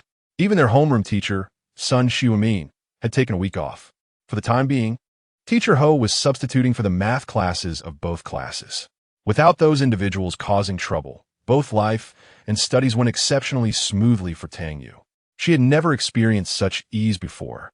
However, her mealtime companion, Bian Yang, had recently become quite picky with his food. He was reluctant to go to the cafeteria for breakfast, and only after Tang Yu tugged at him did he begrudgingly follow. For lunch, he was discerning about the dining options, having taken Tang Yu to every somewhat renowned establishment in Liangshan. He was particular not only about where to eat, but also what to eat. Dishes he disliked had to be meticulously picked out by Tang Yu before he would reluctantly consume a few bites. After evening study sessions, Tang Yu steadfastly worked part-time at a milk tea shop, rushing home afterward to prepare dinner for him. Life flowed in a busy yet tranquil manner, until the evening before the mock exam. As she was finishing up her part-time job, Tang Yu arranged the chairs back on the tables. Just as she was about to lock the door and head to Bian Yang's apartment to prepare dinner and review her studies, the appearance of Zhou Xuanwen, accompanied by Meng Shirwei, shattered the tranquility. Tang Yu. The familiar voice startled her. Upon seeing Meng Shirwei, the buried fear in her heart surged forth. Meng Shirwei stood beside the elegant Zhou Xuanwen, presenting her with a bouquet of flowers, appearing exceedingly docile and even smiling at Tang Yu. I have something to discuss with you regarding Xuanwen Go. Is that all right? Tang Yu's pupils dilated as she instinctively stepped back, clutching her arm. Whenever Meng Shirwei revealed such a smile, she would inevitably face a flurry of reprimands. Zhou Xuanwen swiftly approached, assisting her in placing the last chair atop the table, his gaze warm and gentle as he looked at her. Tang Yu, I have brought Shirwei here to extend our apologies. Tang Yu kept her eyes lowered, not raising her head. The registration form for the mathematics competition was torn by Shirwei. But rest assured, I have already requested a new one from Teacher Ho, which I will deliver to you tomorrow. Zhou Xuanwen glanced at Meng Shirwei, gesturing for her to come closer. Meng Shirwei approached Tang Yu and reached out to grasp her hand, only to have Tang Yu step back, evading her touch. Her hand felt empty, and for a brief moment, the smile on her face faltered, but it quickly deepened again. Tang Yu, I sincerely apologize. It was indeed I who tore the mathematics competition form, because I also wished to participate. Xuanwen only provided the registration form to you, in a moment of anger. I acted impulsively. Please do not take it to heart. Upon hearing this, Tang Yu forced a slight smile. She truly did not take it to heart. Not because of Meng Shirwei's insincere apology, but because that registration form was inconsequential. Moreover, Zhou Xuanwen cast a cold glance at Meng Shirwei, urging her to continue. Meng Shirwei's nails dug tightly into her palm, struggling to maintain an outward expression of remorse, ultimately bowing her head. Furthermore, although I'm closer to Lu Yaojia and Fan Yuebin, I genuinely was unaware of their bullying towards you, Tang Yu. If they have wronged you in any way, I apologize on their behalf. She nearly bit her tongue to utter the words, I'm sorry. After speaking, she bent at a 90-degree angle towards Tang Yu. However, as she lowered her head, her expression suddenly darkened. Chapter 60. Approaching adulthood, Tang Yu gazed quietly at the top of her head, momentarily tempted to laugh. Zhou Xuanwen began to speak, and it was then that I learned of the long-standing bullying by Lu Yaojia and Fan Yuebin. However, Shiru had clarified that these matters were not her responsibility. It was entirely the initiative of those two. Zhou Xuanwen's eyes were filled with regret as he expressed his apologies. I'm truly sorry. Had I discovered this sooner, you would have suffered less harm. He then turned his attention to Meng Shiru, offering her a reminder. Meng Shiru, gritting her teeth, reluctantly retrieved 2 stacks of money from her extravagant handbag. Zhou Xuanwen presented the money to Tang Yu, stating, "This 20,000 yuan is compensation from Lu Yaojia and Fan Yuebin. Fan Yuebin has transferred schools and will not return. I had Lu Yaojia write a guarantee, assuring that he will no longer bully you. Tang Yu, please accept this money." Tang Yu's gaze fell upon the stacks of cash. She worked for 15 yuan an hour, and yet they could easily produce 20,000 yuan. Despite their affluent background, they harbored no gratitude towards the world, treating those they deemed inferior with disdain, bullying and abusing them as if they were fragile birds in their grasp, a mere outlet for their frustrations. Under the shelter of their privileged homes, perpetrators could evade accountability merely by offering money. Tang Yu smiled, lifting her gaze from the money to meet Zhou Xuanwen's eyes calmly. "So, you intend to use this 20,000 yuan to silence me?" Zhou Xuanwen detected the sarcasm in her voice and hastily clarified, "That is not my intention. This money is meant as compensation and could alleviate some of your family's burdens." "No, thank you." Tang Yu abruptly interrupted him, her tone cold and dismissive. "The burdens of my family are responsibilities I must bear. I do not require any assistance, nor do I need your insincere kindness or pity. Please take the money back, and I kindly ask that you keep your distance from me in the future." With that, she grabbed her bag and ushered them out of the milk tea shop, locking the door behind her as she hurried away. Zhou Xuanwen was taken aback by her intense reaction, feeling as though his actions had backfired. He immediately pursued her. Meng Shiru observed his anxious figure, her expression darkening. Had it not been for the moment of tearing the registration form when Zhou Xuanwen collided with her, had it not been for the phone call to Lu Yaojia that Zhou Xuanwen just happened to overhear, Meng Shiru's grip on her bag tightened, nearly tearing the strap. Recalling Zhou Xuanwen's cold and disappointed demeanor when he confronted her with those words, she felt an overwhelming urge to confront Tang Yu violently. "Shiru, I always believed you were the innocent and kind girl from our childhood. I regarded you as a sister. Yet, I never imagined you could commit such acts. Why did you tear up Tang Yu's registration form? Why did you allow Lu Yaojia and Fan Yuebin to bully her? How long has she been tormented by you? Were those wounds on her from you?" His voice thundered with fury and accusation. In that moment, Meng Shiru felt a wave of panic wash over her, tears streaming down her face as she struggled to think of a way to disassociate herself from the situation. Neglecting the phone, still connected in her hand, weeping, she shifted the blame entirely onto Lu Yaojia and Fan Yuebin, claiming that they were responsible for everything, insisting that she was completely unaware. However, Zhou Xuanwen remained unyielding, insisting that she apologize to Tang Yu. Meng Shiru, proud by nature, refused vehemently. In the past, a little fuss and charm would have sufficed to quell such matters. To her dismay, even a few days of fasting at home or skipping school did not elicit any concern from Zhou Xuanwen. He even declared that should she refuse to apologize, he would cease all relations with her henceforth. During those days, Meng Shiru wept inconsolably, questioning him as to why he was so protective of Tang Yu. Zhou Xuanwen uttered a phrase she would never forget, "Because I like her." At that moment, it felt as though the heavens had collapsed around her. She was rendered momentarily deafened, unable to process the reality. Her worst fears had materialized. He had developed feelings for another girl, that girl being Tang Yu. He even mentioned that his current silence regarding his affections was merely to avoid disrupting Tang Yu's studies. After the college entrance examination, he would confess his feelings to Tang Yu, expressing his desire to attend Tsinghua or Peking University together with her. These revelations struck her like a bolt from the blue. As she watched Zhou Xuanwen and Tang Yu retreating, Meng Shiru's hands trembled uncontrollably around the bouquet she clutched, delicate petals crushed within her grasp, the vivid crimson juice seeping through her fingers. At last, Zhou Xuanwen caught up with Tang Yu, grasping her arm. "Tang Yu, wait. You have misunderstood me." With a hint of panic, Tang Yu attempted to free herself from his hold. Fearing her escape, Zhou Xuanwen tightened his grip. "This money is not what you think. It is a form of compensation for your emotional distress. With it, you need not continue working before the exams." He spoke rapidly, recognizing the preciousness of each minute in their final year. If you don't use it all, it can serve as tuition for university. Please accept it. I don't want it. Tang Yu protested, straining against his hold. Observing her agitation, Zhou Xuanwen intended to soothe her, but at that moment, a pair of hands suddenly seized his wrist. A sharp pain shot through him, forcing him to instinctively release his grip. Bian Yang wrapped an arm around Tang Yu's shoulders, pulling her protectively to his chest. She collided with him, turning her head to look up at him. He narrowed his eyes, cold as ice, gazing at Zhou Xuanwen. "Classmate, are you looking to get into trouble by manhandling a girl?" Once steady on his feet, Zhou Xuanwen noticed Bian Yang's hand resting on Tang Yu's shoulder, and the lack of any resistance from her.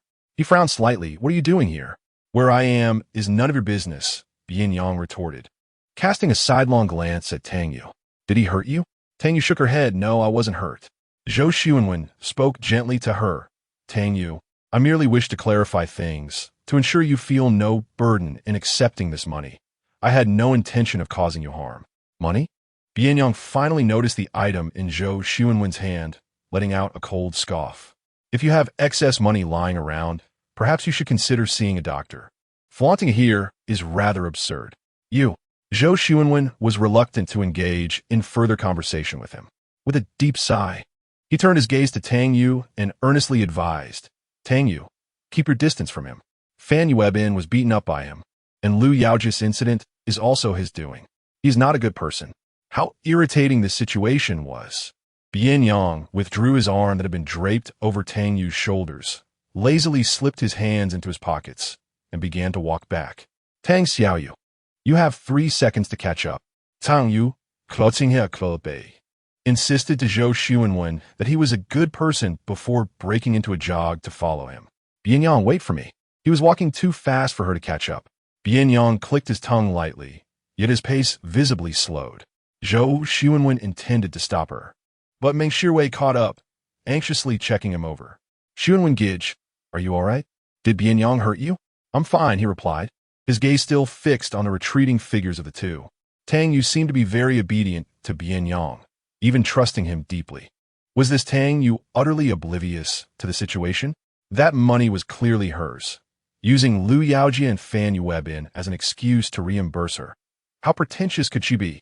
Zhou Xuanwen furrowed his brow, cutting her off. "That's enough." Meng Shirwei, her pent-up frustration unable to be released, forced a smile through her jealousy, tugging at his arm. "Xuanwen Gij, I was wrong. I'm just concerned about you. If Tang Yu doesn't want the money, then so be it." Zhou Xuanwen remained troubled, his brows still knitted. Meng Shirwei insinuated, "It's quite late," and Tang Yu isn't returning to the dormitory. Where could she be going with Bian Yang? It seems they've been spending quite a bit of time together lately. Hearing this, Zhou Xuanwen's expression darkened as he quickened his pace, trailing them until he saw Bian Yang and Tang Yu enter a restaurant, at which point he let out a soft sigh of relief. Meng Shirwei, however, felt a twinge of disappointment. If only they had entered a hotel instead. If Tang Yu and Bian Yang were to get together, it might at least quell Zhou Xuanwen's feelings. Inside the restaurant, as Bian Yang prepared to order, Tang Yu placed her cloth bag on the seat and inquired, "Aren't we going back to cook?" He had mentioned wanting fish soup on WeChat. Bian Yang did not look up, leisurely tapping on his phone. After scanning the code, he began to order, deciding on a whim to eat out today. "Oh." After submitting the menu, Bian Yang tossed his phone aside, crossing his arms in a scrutinizing manner, and gestured with his chin. "What is going on between you and that Zhou fellow? Why is he looking for you again?" Tang Yu explained. He brought Meng Shirwei to apologize because she tore the registration form for the math competition and even offered me money as compensation for emotional distress. "Huh." Bian Yang's eyes narrowed, his gaze cold and indifferent as he punctured a hole in the disposable utensils. Offering unsolicited favors is either deceitful or predatory. Tang Yu quietly glanced at him, sensing his displeasure. Nevertheless, he poured her a glass of warm lemon water. Holding the glass, she took small sips before looking up at him. "Bian Yang, did you come out to see me?" Bian Yang disassembled the utensils, his tone rather cool. "Seeing you return so late, I thought something might have happened to you. Instead, it turns out that a certain inconsiderate individual nearly ran off with someone." "I did not," Tang Yu quickly retorted. I'm not close to him. The youth lazily curved his lips into a faint smile. After a brief moment, he casually toyed with his phone and suddenly inquired, I recall that your birthday is right after the mock exam, isn't it? Tang Yu, momentarily lost in thought, lifted her face from the cup and pondered for a moment. Indeed, it was true. The 15th of the month following the mock exam marked her 18th birthday. I am now an adult, she mused. The boy's elongated eyes narrowed slightly, his tone tinged with contemplation. Chapter 61. A distance of 50 centimeters, no wonder he has begun to attract attention. Bian Yang rested his chin on his hand, gazing at the young girl across from him, his fingertips rhythmically tapping the table. Recently, she had shown a bit of color, becoming increasingly beautiful, akin to a piece of jade that had been polished to reveal its luster. The way Zhou Xuanwen looked at her was evidently not innocent. Even with her head bowed, Tang Yu sensed his gaze upon her, making her slightly uneasy as she sipped her lemonade. She recalled the embarrassing things she had said when she first approached Bian Yang, feeling a wave of shame wash over her. It had been a desperate time. Meng Shirwei was becoming increasingly outrageous. Her beatings and insults no longer sufficient to quell her fury. She seemed determined to drag Tang Yu into an abyss from which there was no return. Bian Yang had become her last resort. Yet now, reflecting on it, she realized that if her judgment had been flawed back then, and Bian Yang turned out to be unreliable, she would have merely jumped from one fire pit into another. Thus, she felt an overwhelming sense of relief, grateful that her gamble had paid off. Tang Xiao, he uttered her name. The sweet and sour lemon juice slid down her throat as she looked up, her eyes clear and glistening with curiosity. The restaurant was illuminated by bright white lights, casting a stark brightness upon her already pale skin, rendering it almost translucent. Bian Yang found her increasingly captivating. What if she were to attend university, in a place where beauties were scarce? A gem like Tang Xiaoyu would surely attract a horde of admirers. After calling her name, the young man simply stared at her, silent, occasionally furrowing his brow or letting out a soft snort. Tang Yu felt somewhat bewildered and inquired, "What's wrong?" Not only was she beautiful, but her voice was also soft and melodious. Bian Yang pressed his tongue against the back of his teeth, a cool mist spreading in his eyes. He sensed that the situation was becoming more serious. That Zhou Xuanwen, did he confess to you? Huh? Tang Yu was momentarily taken aback, not quite grasping the abruptness of the topic. Bian Yang lightly tapped the table, asserting that the boy was inadequate. His academic performance was inferior to hers, indicating a lack of intellect. His gaze was aimless, his demeanor revealing a character that was cold and unfeeling. His indecisiveness and self-importance signaled a flawed nature. It would be best to keep a distance from such a boy in the future. When did he start reading character profiles? Tang Yu held her lemonade. Still a bit dazed, but she insisted he hasn't tea. Confessed to me. Not confessed. He raised an eyebrow slightly. Tang Yu nodded. We hardly talk. It's not what you think. And if he were to confess to you? Bian Yang looked at her intently. Although curious about her response, Tang Yu answered honestly, I just want to focus on my studies. I'm not thinking about anything else. Moreover, she had no feelings for Zhou Xuanwen. Bian Yang nodded in satisfaction. If he were to shower you with sweet words and cling to you, what would you do? Was he perhaps a bit too imaginative?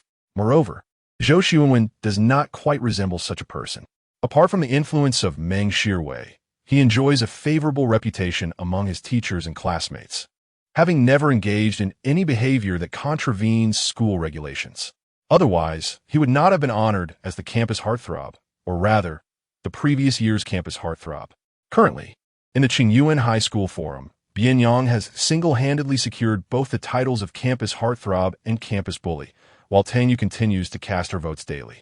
Observing her distracted demeanor, Bian Yang, somewhat dissatisfied, rapped his knuckles against the table with a resounding tap, urging her to concentrate on answering his question. Tang Yu replied, I believe such a situation is unlikely.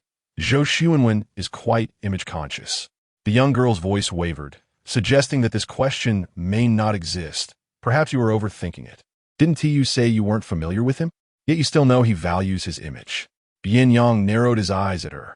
Do you think I'm speaking ill of him behind his back, suspecting that I have a problem? No. She fervently shook her head, sitting up straighter in her seat, fearing his anger. If he asks me, how should I respond? Just tell him to leave. came his succinct and clear response. Bian Yang's tone was both cold and sharp. Just let him go. Do you understand? The young girl fell into an unusual silence for 10 seconds before conceding. All right then, as long as he is happy. After all, it's merely a hypothetical scenario, one that will never transpire. Fine, she replied with a hint of resignation. I'll heed your advice. Hearing this, Bian Yang's lips curled into a slight smile. Across the expansive table, he reached out and gently patted the top of her head, acknowledging her understanding. Soon, the dishes arrived in full. Bian Yang always ordered more than he could eat, taking only a few bites before leaving the rest for her to finish, as was his custom. During their meal, he unconsciously glanced out the window and noticed a shadow beneath a tree across the restaurant. Zhou Xuanwen had not left. He was waiting not far away. His intentions were glaringly obvious. Fortunately, the young girl remained oblivious, entirely unaware that she was being watched. Bian Yang withdrew his gaze from the window and looked at the girl opposite him, who was sipping her juice in small sips, and remarked, Tang Yu, have you encountered some difficulties with your English recently? I have time now. Feel free to ask me anything. After a moment's contemplation, Tang Yu realized she indeed had questions. The playlist Bian Yang had sent her had become increasingly intricate, and it did not display the lyrics or translations. The initial songs were slow and melodious, allowing her to translate 1 or 2 pieces each day. However, the recent songs were fast-paced, difficult, and obscure. She had listened to one song over 100 times, spending 2 whole days without making any progress. Thus, upon hearing him mention this, she immediately furrowed her brows and said, those songs are too challenging. I can hardly make out the words, let alone translate them. Even if I manage to catch a few words, I cannot form coherent sentences, let alone render a complete translation that aligns with the song's meaning. Oh, let me take a look, Bian Yang said as he stood up.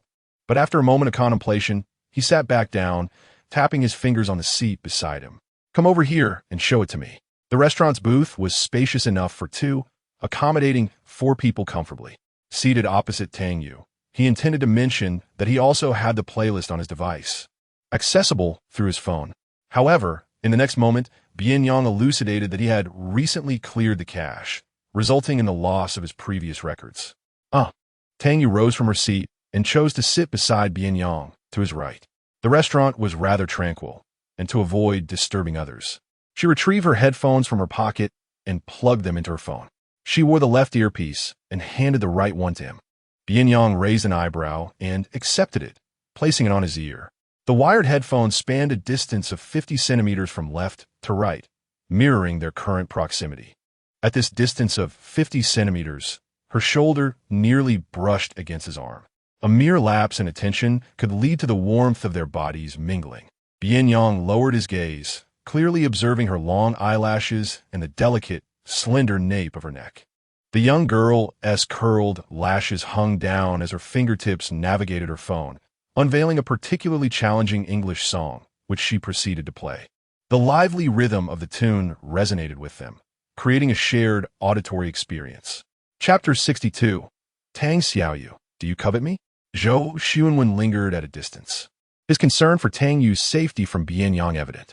As he observed the scene unfold, his gentle countenance darkened, revealing an unmistakable agitation etched across his features. Meng Shirwei, acutely aware of Zhou Xuanwen's discomfort, felt a flicker of satisfaction igniting within her, fueled by her simmering jealousy and resentment. Xuanwen Gij, your worries are clearly unfounded. It seems that Tang Yu has taken the initiative to sit beside Bian Yang, indicating her interest in him. Otherwise, why would she forsake her own seat to occupy his? She remarked, her tone laced with disdain. Such proximity is characteristic of couples. What a vixen she is. Zhou Xuanwen clenched his hands at his sides, his dark eyes fixated on the couple across the way. Bian Yang casually held a cup of water in his left hand, sipping leisurely while casting a playful glance out the window. He then leaned toward Tang Yu, his right hand resting on the back of her chair, giving the impression that he was embracing her. Soon, the unwelcome figure outside vanished from view. Tang Yu, having just spoken, raised her head, momentarily distracted from the music she had been listening to, unaware of how close he had leaned in. As her forehead nearly brushed against his lips, her breath momentarily faltered. Bian Yang, still smiling unabashedly, remained oblivious to her sudden shift in emotion. "Wait, it was a bit lost in thought just now," he remarked, a teasing glint in his eyes. "Oh," she replied, her long eyelashes fluttering as she quickly lowered her gaze.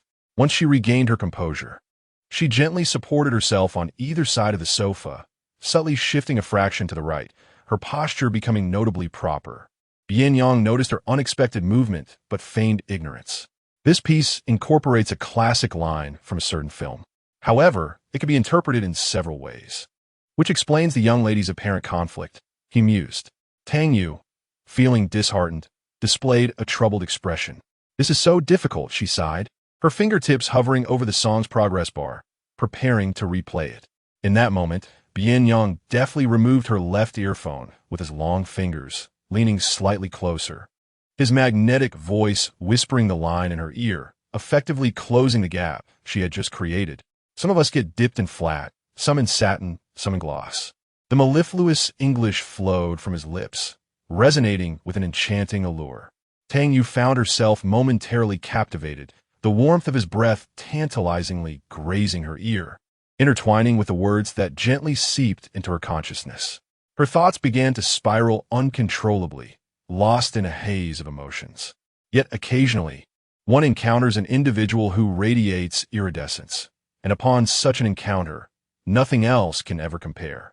He spoke slowly, several seconds trailing behind the lyrics of the song, as if at a pace of 0, 8 times slower than normal. "Did you comprehend it this time?" After completing the verses, he slightly straightened his posture. His right hand remained casually draped over the backrest behind her, while his left hand languidly supported his chin, enveloping her in a half-embrace. A gentle smile gracing his lips as he gazed at her. The once spacious sofa suddenly felt constricting. Tang Yu's ears were still warm, and her heart inexplicably raced. She had lost her train of thought just moments ago, not managing to grasp a single word. She feigned misunderstanding, a tinge of guilt creeping in. Clenching her fingertips, she endeavored to quell the awkward sensation.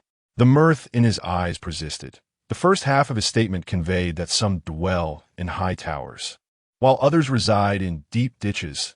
Some shine brilliantly, while others are rusted and dull. Tang Yu lowered her gaze, her lashes fluttering lightly. It seemed that no matter the language, his enunciation rendered it particularly enchanting. The latter half implied that among the myriad of people, one should not pursue fleeting clouds. For such a person is like a rainbow, only recognized upon encounter. A rainbow-like person, only known when met. Tang Yu was taken aback by this revelation. No wonder she struggled to translate it, feeling something was amiss. The romance of the Chinese language eluded translation into English. "Do you now understand?" His hand, which had been propped under his chin, reached across to retrieve her cup. He filled it with juice and pushed it toward her. Tang Yu expressed her gratitude, her hands finding solace in cradling the cup, seriously remarking on the unexpected romanticism of the line, though it seemed even more romantic in translation. Then, her head drooped again, lamenting her superficial understanding that had hindered her translation. Mastery of anything is not achieved in an instant. It requires patience. Bian Yang also poured himself a glass of juice, taking a sip before delicately balancing the glass between his pale fingers. However, he declared that it was not the most romantic of phrases. "I know a word that is quite intriguing. Would you like to hear it?" Tang Yu looked at him. "A word?" The only word that could be associated with romance would surely be romance itself. She extended her hand. Tang Yu tilted her head slightly, questioning.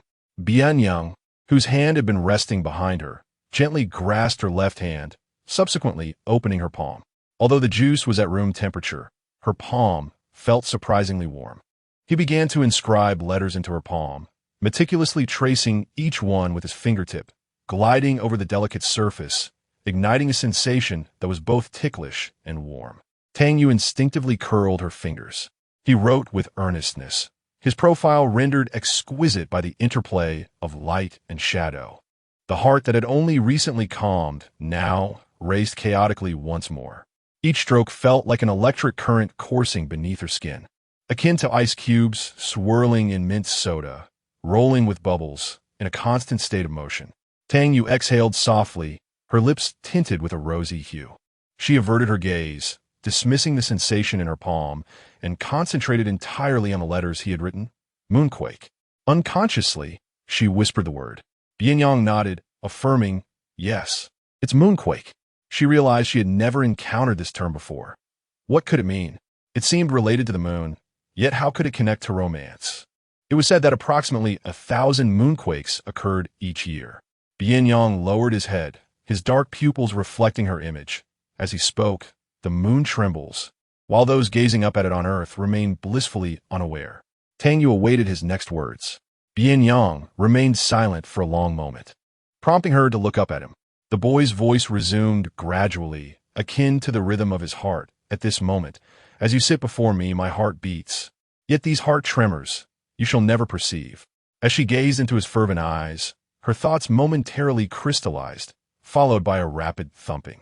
It was Tang Yu's own heartbeat, now more fervent than when the boy had touched her palm, each beat resounding distinctly, as if it might leap forth. Bian Yang held her dazed gaze for a while the young girl flushed, her face warm enough to boil water. He smiled subtly, the curve of his lips gentle, suggesting that the term referred to unnoticed heartbeats, unrecognized affections. Sometimes, it is precisely in moments of vulnerability that one's actions become most apparent. Tang Yu instinctively touched her chest, feeling the tremors as if they could distinctly travel to her palm.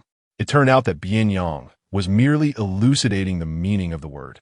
Yet, she absurdly misinterpreted his intentions, imagining him to be confessing his feelings. Her actions seemed blatantly revealing. Quickly, Tang Yu dropped her hand, but it lingered in the air, lost for a moment, and she hastily reached for juice, grasping it clumsily to drink. Bian Yang glanced over and remarked, "The drink you have is mine." Cough. Tang Yu's breath caught, leading to an uncontrollable fit of coughing. Bian Yang handed her several tissues, his hand hovering for a moment over her slender back. It then descended gently, soothing her. The fabric of the school uniform felt thin against his palm, under which her warmth and the outline of her spine were palpable. After nurturing her for over half a month, he noted she was still too slender. Meanwhile, Tang Yu, feeling embarrassed, nearly buried herself beneath the table. What should she do? How could she be so mortified? A low chuckle from the boy above broke the tension, laced with mischief. "Tang Xiaoyu, why are you so flustered? If you drank the wrong one, just let it be. Are you disdainful of me?" "No, I didn't," she mumbled, her head bowed like a frightened quail. Bian Yang's fingers, proportionate and cool, found their way to the nape of her neck, giving it a gentle squeeze. She jolted upright, every hair on her body standing on end. Her gaze could wander aimlessly, anywhere but at him. Tang Yu endeavored to feign composure, murmuring, "I'm sorry. I picked up the wrong one." The ears, half concealed beneath her tresses, were blushing to the point of almost bleeding. Bian Yang pressed his knuckles against his lips, struggling to suppress a smile. Each time he teased her, it was simply adorable. "So, you're not averse to it then?" He propped his chin on his hand, his gaze unwaveringly fixed upon her, yet sharing the same cup was akin to an indirect kiss. The restaurant played melodious soft music. It had suddenly felt reminiscent of a ringing in her ears. She experienced an unshakable sense of dizziness, as if the world were spinning around her. "Tang Xiaoyu, you are coveting me," he remarked. Chapter 63. With me here, you can't possibly stay single. With a loud bang, it felt as though something had exploded within her mind. An indirect kiss. Cough, cough, cough. Her cough intensified. Bian Yang, with his long fingers resting gently on her back, soothing her while stifling laughter, showed no restraint whatsoever. Tang Yu's face flushed crimson as she desperately craved something cold to drink. She felt unbearably hot. Her entire body radiated heat, her thoughts muddled and scattered, completely incapacitated. Even the tips of her fingers, tightly clenched on her knees, were burning. The continuous laughter in her ears showed no sign of abating. She glared at him. Her cheeks flushed, while Bian Yang rested his chin on his hand, clearly enjoying himself. In that instant, she recalled a time when he had teased her similarly. On that occasion, there were two identical glasses, and although she distinctly drank from her own, Bian Yang had playfully insisted that she was drinking from his. Therefore, she suspected that he was up to mischief again. Tang Yu clenched her small fist, her bright, clear eyes misty from the cough, glaring at him with a blend of pity and charm. Bian Yang, are you toying with me again? Am I really drinking from my own glass this time? How could you do this? Bian Yang tapped the table and said, Hey, Tang Yu, have you learned to turn the tables? That glass you're drinking from is indeed mine. I don't believe you unless you can prove it.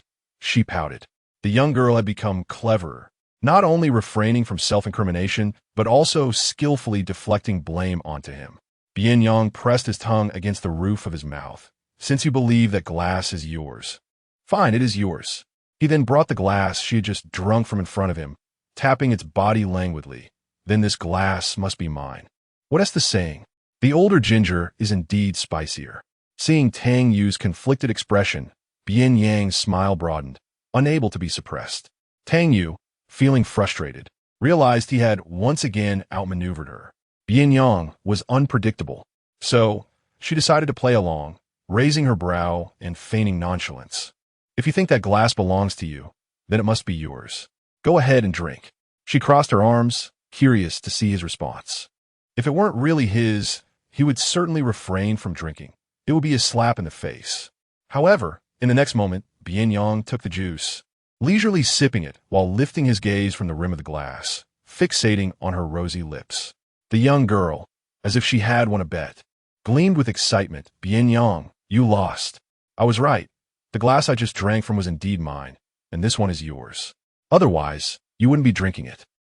You always tease me. Bian Yang set down the juice, a smirk playing on his lips as he gazed at her. Tang Xiao, is it possible that I knew full well this was your glass, and still chose to drink from it? Tang Yu's smile began to falter. Bian Yang continued. We've had 2 indirect kisses already, and this time, it was you who extended the invitation. Tang Yu's mind was a blank, completely unable to comprehend the situation. Bian Yang leaned closer, admiring her flushed cheeks, which radiated sweetness. He couldn't help but imagine how delightful it would be to kiss her. He wore a mischievous grin, thinking it was only fair. You coveted me once, and I covet you once. After speaking, he lightly tapped his cup against hers, producing a crisp sound. Tang Yu's gaze flickered as she struggled to maintain her composure, convinced he was merely pretending. Bian Yang raised an eyebrow, asking, What do I look like to you? It was precisely because he appeared so natural that she suspected he was feigning it. Tang Yu stammered, clearly flustered, her heart racing uncontrollably. If that cup is mine, why would you drink from it, knowing it belongs to me? You wouldn't possibly. Perhaps I did it on purpose, he interrupted, his words rolling off his tongue with evident delight. This left Tang Yu wide-eyed and blushing, frozen in place. He knew it was hers, yet he still drank. What could that possibly mean? As they exited the dining hall, and Bian Yang escorted her to the bottom of her dormitory, Tang Yu remained in a daze, lost in thoughts of his words. Is there a possibility that I knowingly used your cup? You coveted me once, and I coveted you once. Perhaps I did on purpose. What on earth was he trying to convey? Hey, Tang Xiao, you've arrived. Why are you walking that way? That S towards the boys' dormitory. Bian Yang tugged at her collar, pulling her back. It was only then that Tang Yu snapped back to reality, halting her steps, gazing up at him beneath the streetlight. The illumination seemed to favor him exceptionally. He stood there casually, exuding charm. He reached out, gently patting her head, saying, Get some rest, and I wish you success in your exam tomorrow. Oh, she dazedly made her way back to the dormitory. Bian Yang seized the strap of her bag from behind, prompting her to turn in confusion. He flashed a teasing smile. Do you remember what I just told you? Let us review. Huh? Her mind was still malfunctioning, unable to respond. Bian Yang placed his hands in his pockets and tilted his chin at her. If Zhou Xuanwen confesses to you, how would you respond? She recalled this, yet the words eluded her. Bian Yang lowered his gaze, clicking his tongue lightly. You have a poor memory. I remember, she replied softly, her eyes drooping. The young girl, possessing a refined demeanor, couldn't muster a retort. He chose not to press further, merely smiling slightly. As long as you remember. There is one more thing you must keep in mind, he added. Tang Yu hesitated. What is it? Bian Yang looked at her intently. Before your birthday, you cannot accept any confessions, not just from Zhou Xuanwen, but from anyone. Understood? Oh. She assumed he was concerned about her studies and nodded, then asked, "So after my birthday, is it allowed?" At this, Bian Yang's expression darkened significantly. He tapped her forehead with his finger, glaring at her. "No, that is not allowed either. After her birthday, she still cannot accept anyone's confession. How naive of her to think otherwise. She wishes to tread on two boats simultaneously. It is not permissible before her birthday, nor after." Tang Yu, filled with resentment, clutched her head, pondering that she couldn't possibly remain single for a lifetime. Wang Qing remarked that if she didn't tea-date in college, it would be challenging to find a boyfriend later on. This statement amused Bian Yang, who tightened his jaw slightly in irritation. It seemed that, in her eyes, he was merely an invisible presence. He reached out and tousled her hair into a chaotic mess. "With me around, it will be difficult for you to remain single." After saying this, he pushed her towards the dormitory. "Go to sleep early. We shall meet at the examination hall tomorrow." Tang Yu wanted to retort that they might not even be in the same examination hall. Chapter 64. Let me amuse you with a joke. The mock examination was conducted with strict regulations. In order to prevent students from prematurely inquiring about each other's examination numbers, the list would only be revealed on the morning of the exam day. Typically, several classes would have their seating arrangements shuffled, making it highly improbable for students to find themselves in the same examination hall. However, as she opened her mouth to speak, Bian Yang had already waved goodbye and departed. The streetlight elongated his silhouette, rendering it a captivating image, akin to a beautifully filtered photograph. She took out her phone and swiftly captured a snapshot, glancing around nervously to ensure no one had witnessed her action. With her fingertips, she delicately magnified the screen, peering intently at the photo. Initially intending to set it as her screensaver, she hesitated, fearing that someone might discover it. Much like a young girl safeguarding her secret feelings, and wisely tucked the photo away in her private album. Tomorrow marked the day of the mock examination, and the usually boisterous dormitory was unusually quiet. Each of her roommates was engrossed in their studies, illuminated only by their desk lamps, fervently reviewing notes and tackling practice questions. After Tang Yu finished her evening routine and returned to her bed, she lay on her back, staring at the wooden bed frame above, unable to sleep. She retrieved her phone, and her fingers, seemingly possessed, opened the photo again, causing her eyes to strain. She then navigated to WeChat, hesitating for a moment before clicking on Bian Yang's profile. His WeChat name, once a cool full stop, had now transformed into the word moonquake. His avatar had also changed to a radiant full moon. It was said that the moon experiences approximately 1,000 significant quakes each year, and while the moon trembles gently, those gazing up at it on Earth remain blissfully unaware, much like how, at this very moment, you sit before me while my heart beats fervently. Yet these heart tremors shall forever remain unknown to you. It seemed that upon seeing this word, the phrase would spring to mind, as if his voice echoed repeatedly in her ears, sending tingles of warmth throughout her being. Tang Yu bit her lip, initially intending to click on his new avatar for a closer look, but inadvertently tapped it twice, triggering a tap notification. Startled, she fumbled, and her phone inadvertently struck her face with a dull thud. In a flurry of anxiety, she pondered how to explain the incident when Bian Yang sent a simple 2-character message, "Good night." She held her phone, her cheeks flushed and illuminated by the screen's glow, and quickly replied, "Good night." Thankfully, he did not inquire about her accidental tap. The mock examination did not require an early rise.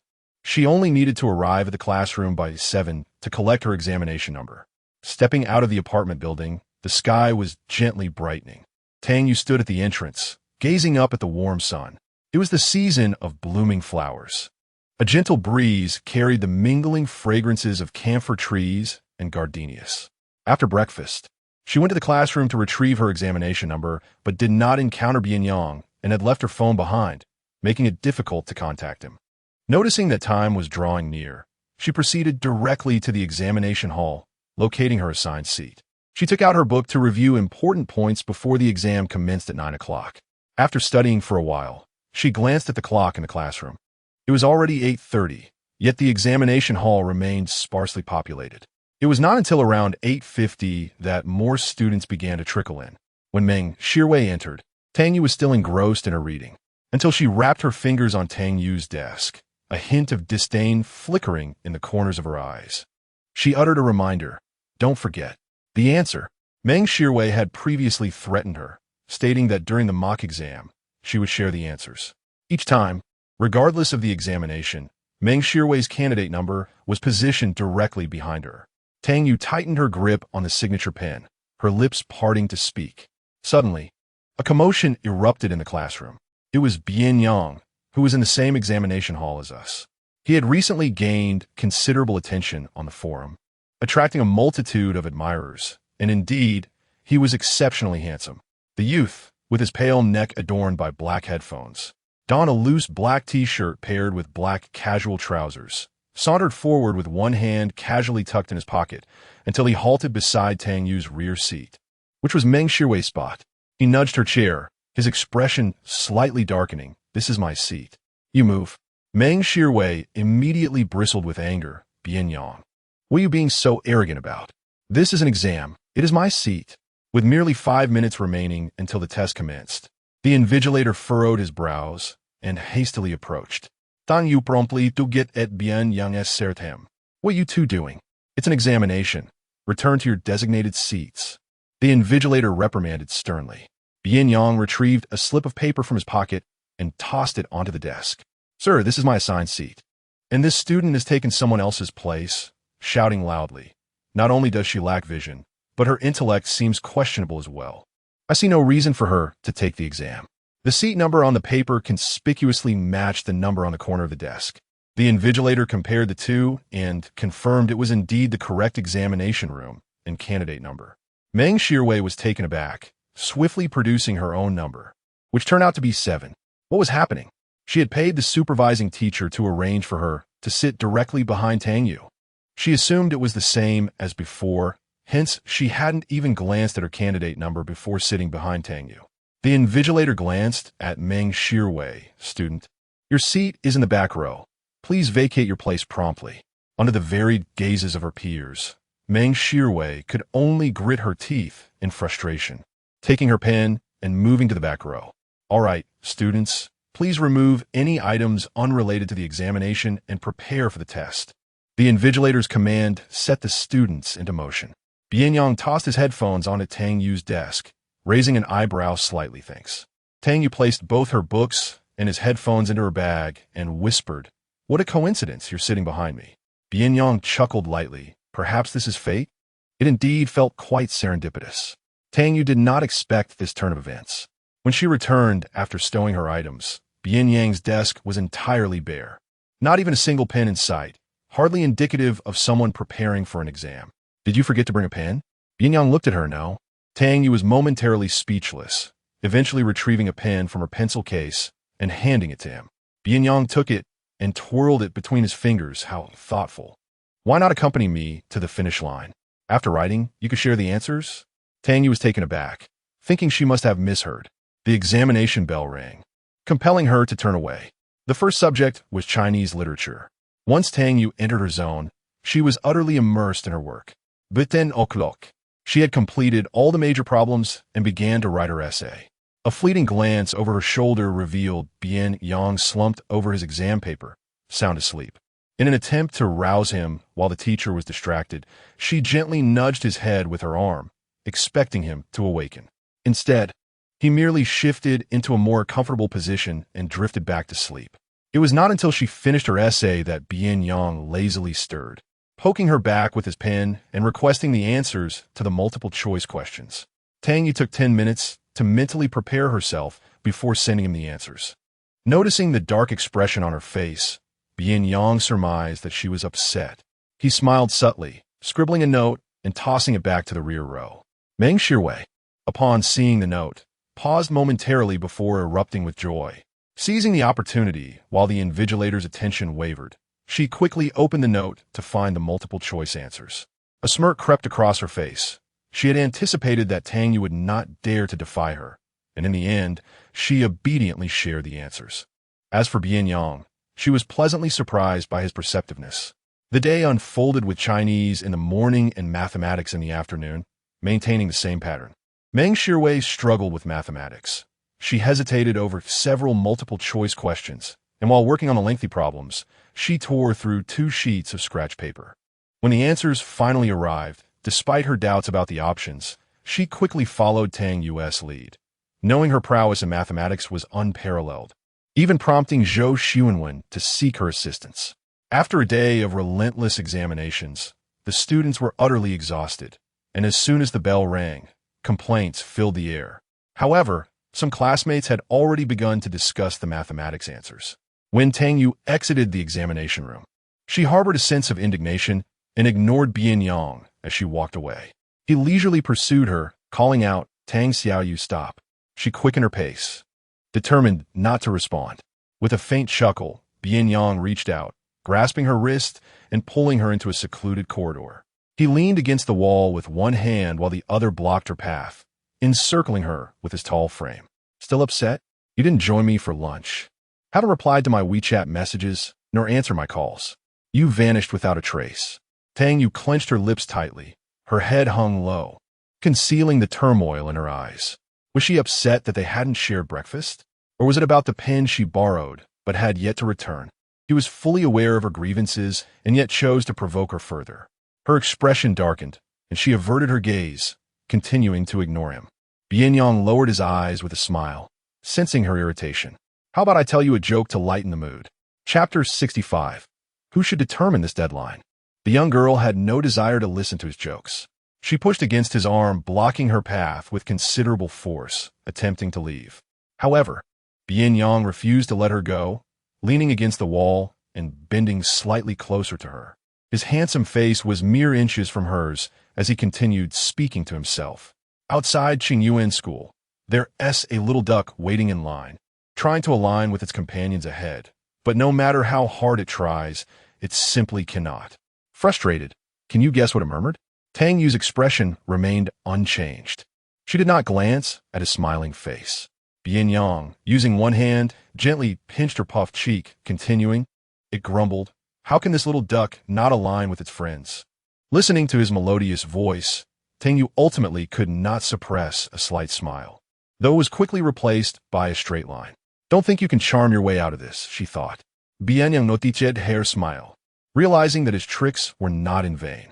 A slight smile graced his lips as he lowered his voice, infused with a coaxing tone, cautious not to frighten her. "Tell me, what exactly has you upset? You want to even eat with me anymore? How can a little brother treat his big brother coldly? You are truly dreadful." Tang Xiaoyu, his status as a big brother, seemed to diminish with each passing day. Tang Yu took a moment to compose herself, exhaling softly as she gazed up at him, her expression earnest. "Bian Yang, what kind of work do you aspire to do? Or what kind of person do you wish to become?" Her eyelashes fluttered. "You tirelessly teach me English, patiently revisiting those lyrics with me to improve my grades. You tidy the apartment before I arrive, allowing me more time to review and complete exercises. I once asked you which industry is the most lucrative, and you told me that mastery in any field can yield great rewards. You encourage me to explore my passions, helping me uncover my own brilliance, instilling confidence in my path forward." She inhaled gently, her voice subdued. "All along, you have been my support, understanding my family and everything about me. Yet I seem to know nothing about you." Bian Yang lowered his gaze, silently observing her. Her clenched fists remained tightly bound. "Bian Yang, what about you? Do you have desires of your own? A path you wish to pursue?" Tang Yu's eyelashes trembled as she bit her lip, looking up at him. "With the college entrance examination approaching, we may never encounter another opportunity that could so profoundly alter our lives. I hope for your well-being, for you to have more choices in the future. So, can you refrain from copying my answers? Can you stay awake in class? Can you truly dedicate yourself to your studies? Can we strive together to enter university and move forward side by side in a confined space?" The only sounds were their breaths. She gazed at him, her eyes glistening with unshed tears. Under the scrutiny of her dark, almond-shaped eyes, Bian Yang felt a corner of his heart soften. He reached out, tenderly brushing her eyes, cradling her face in his hand, gently caressing her cheek with his fingertips. With a resigned smile, Tang Xiaoyu pondered, "So this is what makes you angry." She hoped for his well-being, for him to have more choices, and for them to move forward together. But was she aware that these words held another meaning? She inquired, "Why must you insist on moving forward with me? Why have you chosen me alone?" He curled his lips and asked her, if we were to walk together, how far must we go, and how long will it take? Who determines this timeline? Tang Yu gazed intently into his deep eyes. These questions wove themselves like threads into her mind. She had never considered them. She simply did not want to see Bian Yang waste more time. He had been so articulate in his teachings, yet why did it seem ineffective when applied to himself? Thus, she voiced, "Let's not dwell on the future for too long. We shall simply move forward. Who can truly predict what lies ahead? We should not neglect the present." Bian Yang shook his head, "But every step I take must lead to a future." He playfully tapped her nose and blinked. "If you wish to pull me along, you must provide a plan for the future." Tang Yu felt a tingle from his touch. Rubbing her nose, she replied with mild dissatisfaction, "My future is mine to navigate. What does it matter if I plan yours?" Bian Yang retorted with an air of entitlement. "Is it so difficult to include me in your future plans?" After making a playful sound, he continued, "Tang Xiaoyu, how fickle you are. Just a moment ago, you spoke of taking me along, and now you wish to part ways. It seems your words are mere deceit, meant to trick me." Tang Yu, still hold her breath, was further incensed by his nonchalant demeanor. "I am speaking seriously. Can you not be a bit more earnest?" A glimmer of amusement flickered in Bian Yang's eyes. All right. I shall be serious. I'm all ears for your directives, Miss Tang." Tang Yu, maintaining her serious expression, stated, setting everything aside, "Our next two exams are the comprehensive science and English tests. Since you excel in English, you must write your paper diligently. As for the comprehensive science, you must also do well. No more copying my answers." Pausing, her irritation flared. "And I certainly will not allow you to copy me."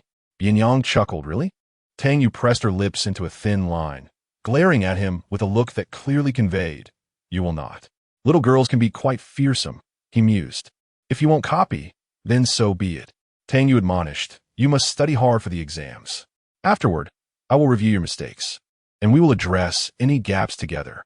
Bian Yang straightened slightly, intertwining his fingers behind his head, sighing, "As the leader, I seem to possess no authority at all."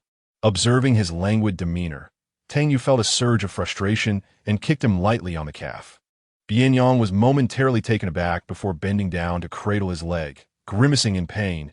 "Tang Xiaoyu, you are truly ruthless. Look what you've done. It must be swollen." Although Tang Yu had not exerted much force, she suspected he was merely putting on an act. "Do not feign innocence. I refuse to be tricked again. It hurts so much. I'm in agony." He could not straighten up, sinking down in a crouch. Tang Yu observed for a while, beads of fine sweat forming on his forehead, unmistakably genuine. Suddenly, she felt a surge of anxiety and tentatively reached out to touch his fingers. "Bian Yang, are you all right? I certainly did not exert myself too much. Let me take you to the medical room." Her delicate hand had just rested on his well-defined arm when the young man instinctively wrapped his arm around her neck, leaning against her. "What medical room? I am Stadavan. We should go eat. You threw a tantrum at lunch, and I missed my meal." Tang Yu, pulled along by him, realized she had been tricked once more. Just as she was about to express her irritation, Bian Yang whispered in her ear, "There are only 2 more exams left, and I will surely perform well." The warmth of his breath made her ears tingle, prompting her to look up at him. Unable to resist, Bian Yang pinched her soft cheek, adding, "But remember, you must include me in your future plans. We cannot part ways, all right?" Though it seemed as if Bian Yang was leaning heavily against her, Tang Yu felt no burden. She huffed softly, "Well, you need to pass the entrance exams for Qingbei first." After a pause, she quickly added in a whisper, "It's fine even if you don't." Bian Yang chuckled, gazing down at her. Tang Yu pushed his arm away and scampered off. With his hands tucked in his pockets, Bian Yang followed leisurely behind. The sunlight mingled with the shadows of the camphor trees lining the road, casting a slender silhouette of her frame in a blue and white school uniform. Her hair fluttering gently as she ran. Noticing he had not caught up, she slowed her pace and glanced back at him, her face devoid of any makeup, radiating a fresh and pure beauty, her eyes equally clear and bright. "Bian Yang, hurry up," she called. The way she pronounced his name infused it with a sense of boundless vitality that he cherished. Bian Yang lowered his eyelids, the corners of his lips curving downwards. It seemed that he was indeed about to face a reckoning. He had vowed never to return to that wretched place, yet here he was, bound for it once again. The young girl must gain admission to Qingbei. What could he do but acquiesce to her wishes? Chapter 66. A tinge of jealousy. The remaining 2 examinations were equally intense. Meng Shirwei had initially anticipated that Tang Yu would allow Bian Yang to continue passing her answers. Yet, as the submission time approached, she found herself in a state of panic, perspiring profusely, for he did not relay a single answer to her. After kicking Bian Yang's chair several times, he retaliated by reporting her, resulting in a stern warning from the invigilator. Consequently, Meng Shirwei performed poorly in the comprehensive science and English exams. Fortunately, she had managed to copy the mathematics paper beforehand. It was unlikely that Teacher Ho, who oversaw the competition, would raise any objections. However, she made a mental note to settle the score with him later. Upon completing the final English exam, a chorus of cheers erupted from the first students to exit the examination room. Tang Yu returned her signature pen to its case, and, as Meng Shirwei passed by, she bumped into her desk with a dismissive snort. Tang Yu, caught off guard, noticed her disdainful expression as she strutted away. Nevertheless, Tang Yu dismissed it from her mind. After dinner, Tang Yu made a trip to the restroom, and upon her return, she encountered a throng of boys and girls from other classes gathered at the entrance of her classroom. The back door was completely blocked, and the windows were crowded with onlookers. Wang Qing, seated by the window, could barely squeeze in, but upon seeing Tang Yu approach, she hurried over with a look of excitement. "Tang Yu, there's quite a spectacle unfolding," she exclaimed. "What happened?" Tang Yu inquired, curiosity piqued. "It's Bian Yang. He has been quite the sensation on the school forum lately. A girl from Class 1, after finishing her exam, has been waiting at our classroom door, and the moment Bian Yang arrived, she handed him a love letter and confessed her feelings." At this revelation, Tang Yu coughed several times, her cheeks flushing with embarrassment. Wang Qing quickly fanned her, asking, "Are you all right?" "Yes, I'm fine." Tang Yu's gaze flickered, and she bit her slightly chapped lips. "Did Bian Yang accept her confession?" Wang Qing shrugged. "I was pushed out of the crowd. How would I know? But the girl is still in our class, so she probably wasn't rejected. You know her. She's Lu Shuran, the English representative from Class 1. She's quite attractive, and she and Lu Yingying have never seen eye to eye. Remember the last incident with Bian Yang and Lu Yingying? It left her quite embarrassed, and afterward, she developed feelings for him. This is merely what I've heard, so I can't vouch for its accuracy. Shall we go in and find out?" The light in Tang Yu's eyes dimmed. "I won't go in. I just remembered I have something to do." As she turned to leave, Wang Qing made no attempt to stop her, instead straining to navigate through the crowd to witness the commotion.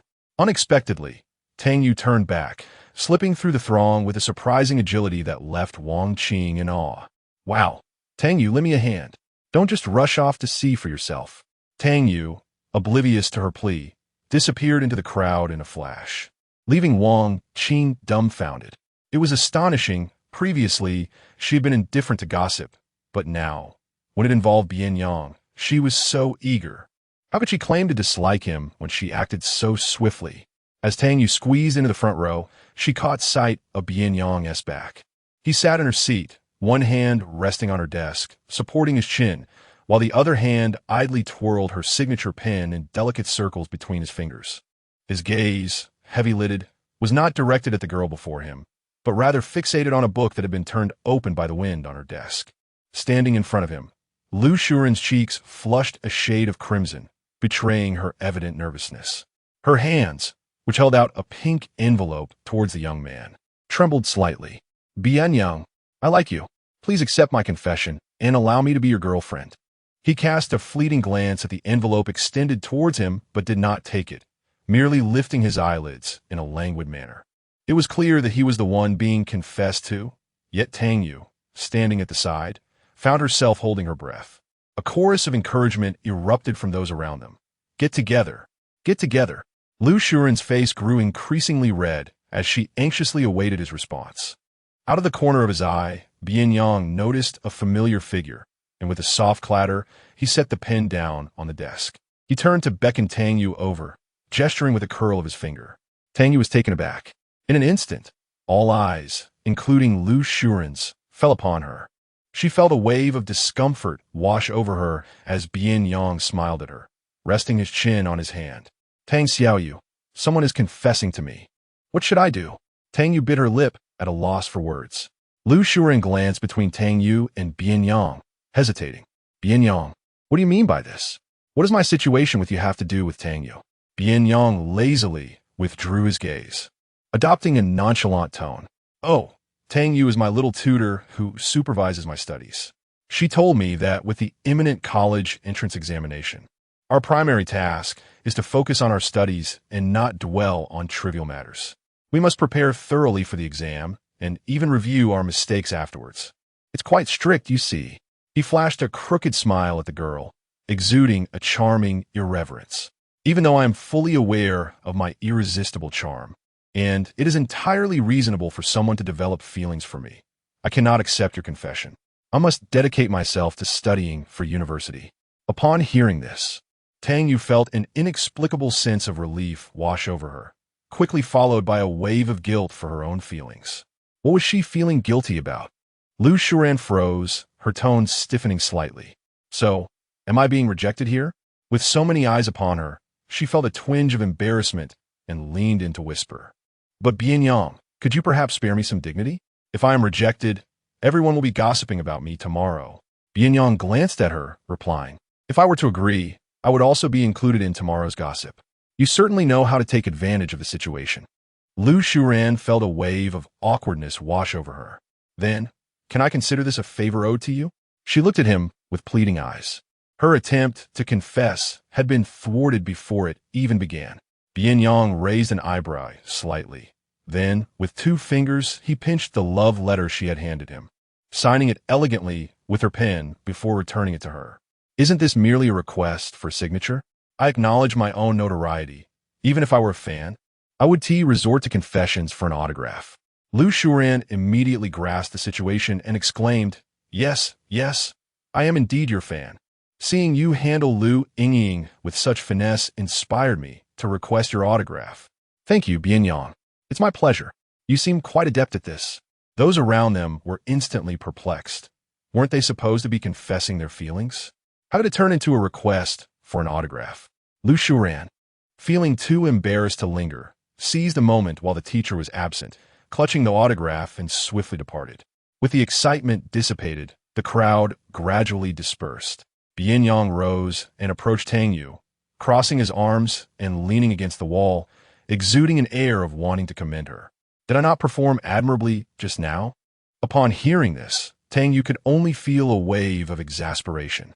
She did not genuinely believe Lu Shuren was there for an autograph. After all, who was it that advised her last night to offer a single character in response to any confessions? Yet, when it came to her own turn, her demeanor transformed entirely. She smiled at him as if she were a blooming flower. It was rare to see her so sardonic. Bian Yang, with the tip of his tongue against his jaw, chuckled.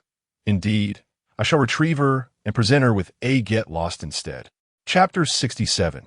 I am her future boyfriend. As he prepared to leave, Tang Yu hastily grasped his arm, fearful that others might overhear her soft voice. Are you really going? Stop joking. Bian Yang observed her with an air of calm. I must lead by example. Who asked you to lead by example? She muttered indignantly. With a stoic expression, she bypassed Bian Yang and returned to her seat, burying herself in her book. Bian Yang leaned in from behind to negotiate. If I don't go, but if Zhou Xuanwen seeks you out, you must tell him to leave.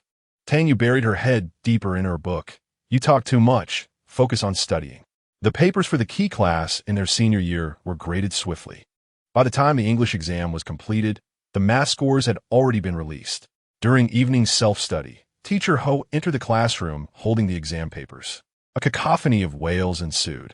As he distributed the papers, Teacher Ho announced from the podium, in this mock exam for mathematics, there is only one student who achieved full marks, and that is Tang Yu from your class.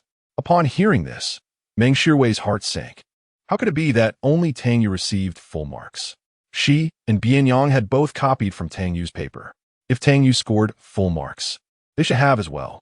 Tang Yu scored full marks once again, But surprisingly, Zhou Xuanwen did not achieve full marks this time, which was rather peculiar. How did she solve the last major problem? I'm baffled. I didn't even comprehend the question. The class had grown accustomed to Tang Yu's excellence. It was hardly a novelty. After a moment of astonishment, they began to pray for their own results to be satisfactory. Unlike Sun Xueming, Teacher Ho only cared about grades, never concerned with the students' feelings. With the exam papers in hand, he called out each score from the podium, indicating who should come forward to collect their paper. The shame and glory were unmistakably clear. Suddenly, a foreboding sensation washed over Meng Shirwei. When Teacher Ho called out, Meng Shirwei, 38 points, she was left in utter shock. Upon receiving her paper, the glaring 38 printed on it prompted an uncontrollable scream. The large number felt like a slap across her face, startling her classmates. Tang Yu instinctively glanced over, locking eyes with Meng Shirwei's furious, bloodshot gaze, causing her heart to race and her breath to quicken. In the next moment, a book was thrust in front of her, blocking Meng Shirwei's line of sight. "Lower your head," came Bian Yang's voice. Tang Yu's gaze flickered before she returned to her paper. Wang Qing leaned closer to Tang Yu and whispered, "She only scored 38 this time. You didn't share the answers with her, right?" "No." Tang Yu nodded in response. "No wonder. She deserves it. I wonder how she expects to participate in the math competition with such a score." Bian Yang retrieved the book and turned to Meng Shirwei with a bemused expression. Realization dawned on Meng Shirwei, and she suddenly tore her paper into shreds. "Damn it. They tricked me." Teacher Ho's attention was immediately drawn to her, and he frowned.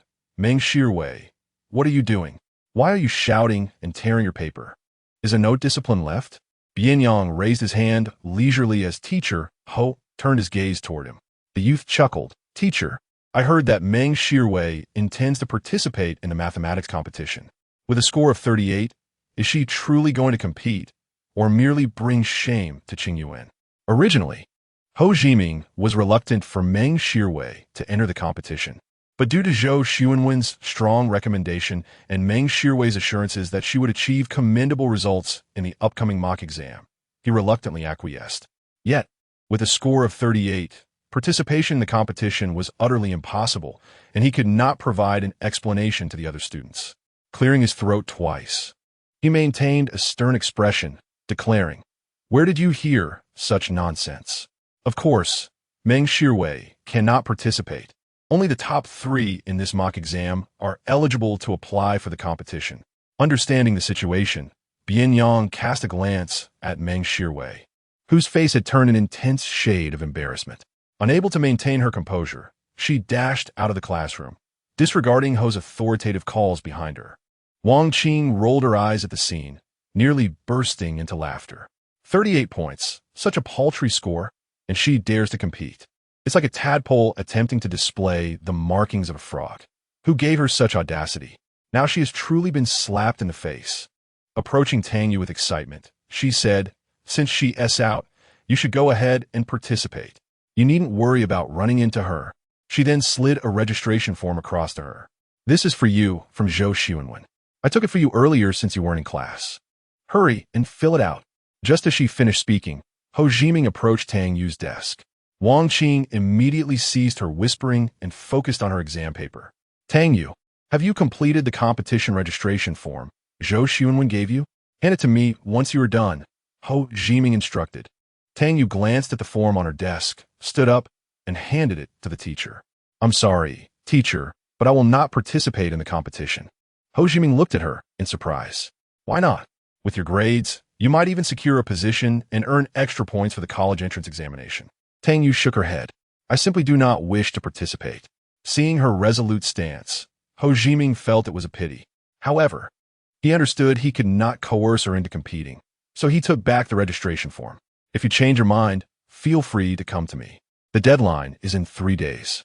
Tang Yu smiled sweetly, thanked him, and returned to her exam paper. After finishing her shift at the milk tea shop, Bian Yang escorted her back to the dormitory. Along the way, he inquired, "Why won't you participate in the competition?" Tang Yu lowered her lashes, obscuring her gaze. Competing may not guarantee extra points, yet it demands considerable time devoted to mathematics. Given Ho's personality, he might insist on intensive training, leaving me with little time for English studies. After some thought, I believe it is best to forego the competition. Moreover, the more pressing concern was that Meng Shirwei's dismal score would surely lead to accusations that she hadn't shared answers. Competing would only exacerbate the situation. With the college entrance examination looming, she was more worried about provoking Meng Shirwei, whose extreme temperament might lead her to act in ways that could harm both Bian Yang and herself. The previous incident involving Bian Yang and the police had left a significant shadow in her heart.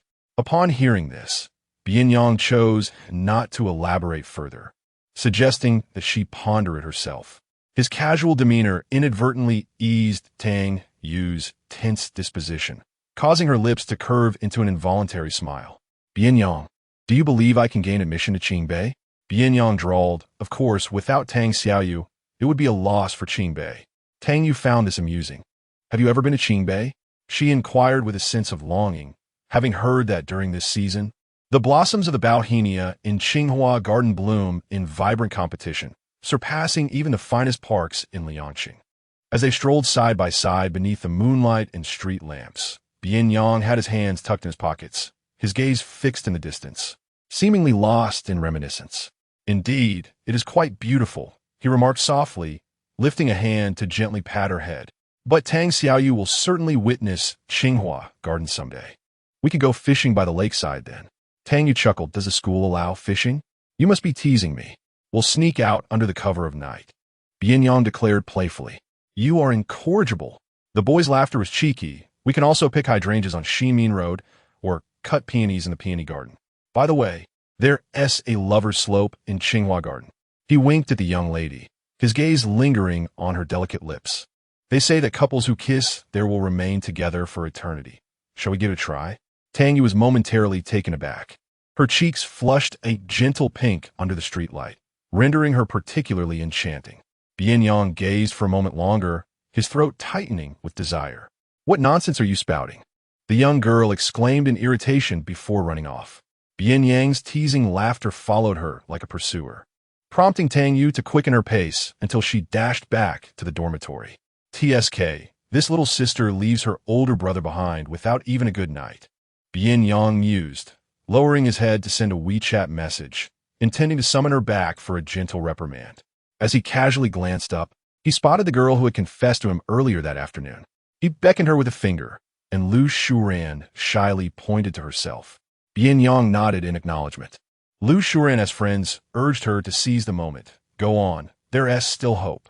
Flustered, she hurriedly adjusted her bangs and approached him, feeling nervous, convinced he had changed his mind. To her surprise, he stated, Could you keep an eye on Tang Yu for me? She's in the dormitory, and I can't watch her all the time. If anything arises, give me a call.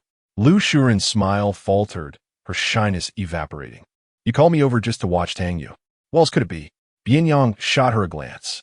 He instructed her to jot down his phone number in her notes and save it. For the first time, Lu Shuran felt a pang of heartache while saving a handsome boy's number. Unable to suppress her curiosity, what exactly is your relationship with Tang Yu? Why do you need me to keep tabs on her? It seems your bond is rather special. You're not mistaken, he replied, a smile playing at his lips as he pocketed his phone. I am her future boyfriend. Lu Shuran. What is this inexplicable tone of boastfulness? Indeed, within the confines of the classroom, I realized my instincts were correct. You truly harbor feelings for Tang Yu. No wonder she faced such a harsh rejection. She nearly cried out in despair. Upon noticing her distress, Bian Yang was taken aback and immediately covered her mouth. With a slight smile, he remarked, Well, now you are privy to my secret. Should any misfortune befall Tang Yu, I shall be the first to hold you accountable. Lu Shuran could only respond with a sardonic laugh, exclaiming, How infuriating! In the span of a mere half-day, she had yet to recover from the sting of her failed confession, only to find herself transformed into a rival's protector. Chapter 68. Unrestrained human nature is evil. Upon returning to her dormitory, Tang Yu pushed open the door, only to be met with a scene that instantly transformed her smile into sheer terror. She turned and fled, but a pair of hands suddenly grasped her hair from behind, forcefully dragging her back inside. Tang Yu let out a scream, her body landing heavily on the floor like a rag doll. You must be Tang Yu. sat a woman clad in eccentric attire, perched upon her bed. The dormitory was devoid of any familiar faces. Her roommates were conspicuously absent, replaced instead by 5 or 6 oddly dressed women. The speaker, wearing boots, surveyed the disarray on the floor, which was littered with Tang Yu's belongings, evidence of a thorough ransacking prior to her arrival. One woman, adorned with lip piercings, grasped Tang Yu's chin to scrutinize her closely. This is her. She is indeed Tang Yu, no doubt about it. Trembling uncontrollably, Tang Yu fought to maintain her composure, reaching for her phone in her pocket, only to have it swiftly snatched away by the woman, who then hurled it to the ground, crushing the screen beneath her foot, shattering it into countless pieces. Who do you intend to call? Your teacher? Or perhaps your little lover, Bian Yang? Tang Yu bit her lip, the blood rising to her cheeks. You are not students here. You were sent by Meng Shirwei. The women exchanged glances, their laughter bright and mocking. The woman who had been sitting on her bed leaped down and squatted before her, tattoos sprawling across her arms and neck. No. We simply cannot abide by your existence. To be frank, we also have an affection for Bian Yang, but there is only one of him. So, what do you suggest we do? Tang Yu's complexion paled slightly. The tattooed woman seized her face and commanded her accomplices, hit her. Let her understand who she should and shouldn't provoke. With hands gripping her hair, they pinned her arms down, tearing at her clothing. Scissors snipped mercilessly, severing the long locks she had nurtured for years, intended to be sold for her grandmother's medical expenses. Any sign of resistance was met with slaps. Her face pressed against the floor, kicks landing on her abdomen and legs, while her back was trampled beneath their feet. The anguished cries of the girl echoed from room 406. In the corridor, fear gripped the other residents, who huddled in their dorms, trembling with dread. Call the police. Let us inform the teachers. If this continues, Tang Yu might be killed. They too were students, having never encountered such brutality, rendered utterly paralyzed by fear. Yet the earlier warning rang in their ears. Those who meddled would become the next targets. Remember when Wang Qing tried to intervene? She received several slaps for her trouble. Have you forgotten? Do you wish to be beaten as well? Go ahead and call the police. It's nothing to do with me. I know nothing. Upon hearing this, those who had contemplated calling for help suddenly panicked, their resolve crumbling. Forget it. Wang Qing has gone to fetch the teacher. Let us not involve ourselves further.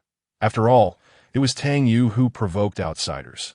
The cries from the dormitory continued to chill their bones, each sound a reminder of their own vulnerability. You know, she is quite attractive. Look at her face, it resembles that of a seductress.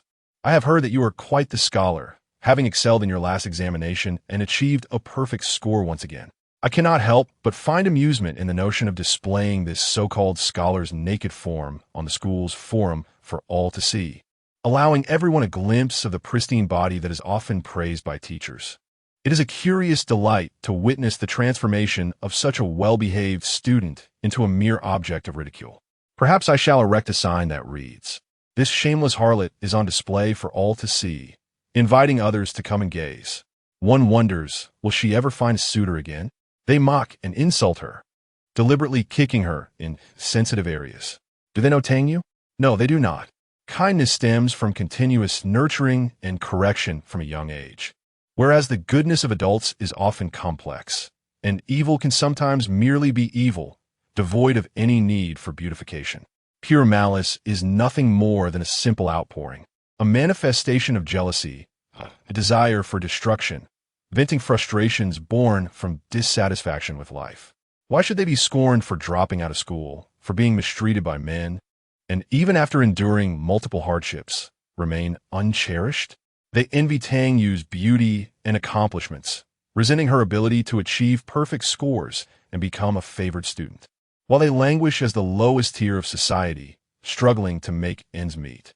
They yearn to see her purity stained, to witness the proud brought low, and to draw others into their own pitiful circumstances, believing that only then can their inner turmoil be alleviated.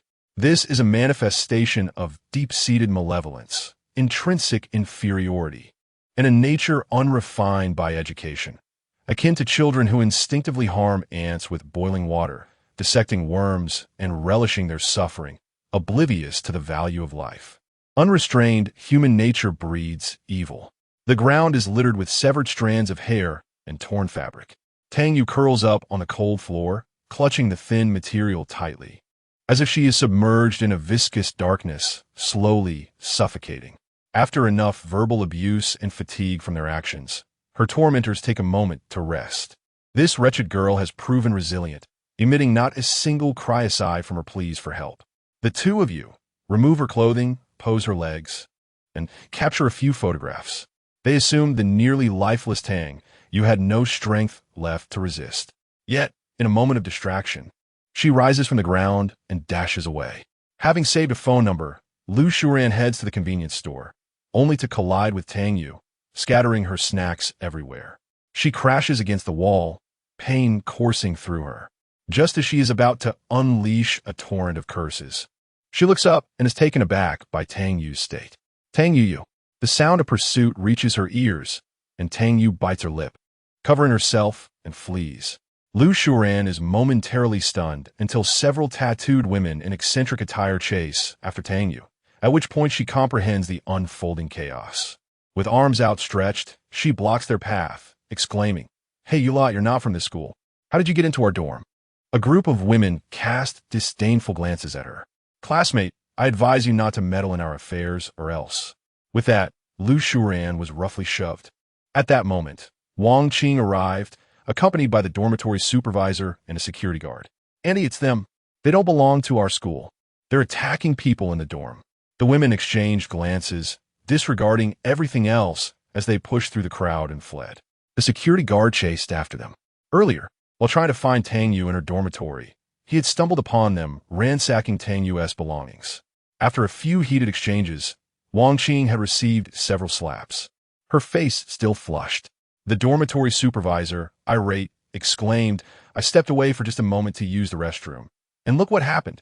The school's security is utterly incompetent, allowing anyone to enter. The surroundings were already chaotic. Qingyuan was not a closed campus, and the current principal was ineffective, focused solely on building projects to gain merit, thus providing ample opportunity for misconduct. Once Lu Shuran steadied herself, she recalled something important and quickly dialed a number. "Bian Yang, it's bad. Tang Yu has been attacked. She has run out, and I don't know where she has gone." Bian Yang did not respond. Instead, a clattering sound echoed from his phone, followed by a muffled grunt, and he swiftly ended the call. Unaware of the preceding events, Wang Qing, upon hearing this, inquired urgently, "Xiaoyu has run out. Where did she go?" "I don't know. I bumped into her when I arrived. Her face and body were covered in injuries, and her clothes were torn. Those people are truly inhumane." Before Lu Shuran could finish her sentence, Wang Qing dashed out without a second thought, determined to find her. Lu Shuran glanced at the scattered snacks on the ground, steeled herself, and followed suit. "I'll search with you. Ioba bien lan, a favor." And I haven't been of much help. It was late, and they needed to locate her as soon as possible. Together, Lu Shuran, Wang Qing, and the school security scoured the campus thoroughly, but to no avail. Along the way, they encountered Bian Yang, whose forehead glistened with sweat, his back drenched, and his dark eyes were visibly bloodshot. "Have you found her?" Wang Qing and Lu Shuran were startled by his condition. His expression evoked an inexplicable sense of dread. "Not yet. We've searched everywhere, and there's not even a shadow of her." Wang Qing's words were interrupted as Bian Yang bolted from school. In the bustling streets, the young man frantically searched, recklessly darting across busy roads, calling out Tang Yu's name. "Tang Xiaoyu, don't scare me. Tang Xiao, we promised to go to Qingbei together. Please don't frighten me." Chapter 69. You startled me. The warmth accumulated during the day coalesced into rain as night fell. Tang Yu curled up beneath the narrow air conditioning unit, enveloped in an impenetrable darkness, unnoticed by all. The rain began as a gentle drizzle, escalating into a relentless downpour, each drop striking with increasing urgency, mingling with the wind that splashed against her calves, plunging her into an icy abyss, rendering her tears frigid. Her pale cheeks and tattered clothing bore witness to her plight, as her unfocused gaze fixed upon the pitch-black night before her, resembling a discarded doll abandoned amidst refuse, motionless and hollow. contemplating a future devoid of light, a future shrouded in confusion, anguish, and darkness. She was uncertain how much longer she could endure. In the past, she had thought to simply endure, believing that soon the college entrance examination would arrive, allowing her to escape these days steeped in obscurity. Yet now, exhaustion weighed heavily upon her. She lifted her head to wipe away her tears, which stung as they touched her wounds, a painful reminder of her suffering.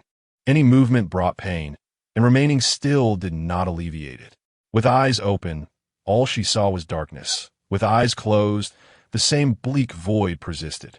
This darkness, impervious to even the heaviest rain, could not be washed away. Bian Yang had once remarked that Tsinghua University was particularly beautiful at this time of year. The Weiming Lake was home to the most exquisite red koi, and the hydrangeas on Xinmin Road would bloom in April. The peonies in the peony garden competed in their splendor, and there was Lover's Slope. But now, she felt too weary and too pained to reach Tsinghua University. A sudden thought crossed her mind, that perhaps dying quietly wouldn't be so bad. The notion that death might liberate her from pain and sorrow brought an unexpected sense of relief. Tang Yu, where are you? Tang Yu. It seemed she was hallucinating, hearing Bian Yang's voice in her final moments.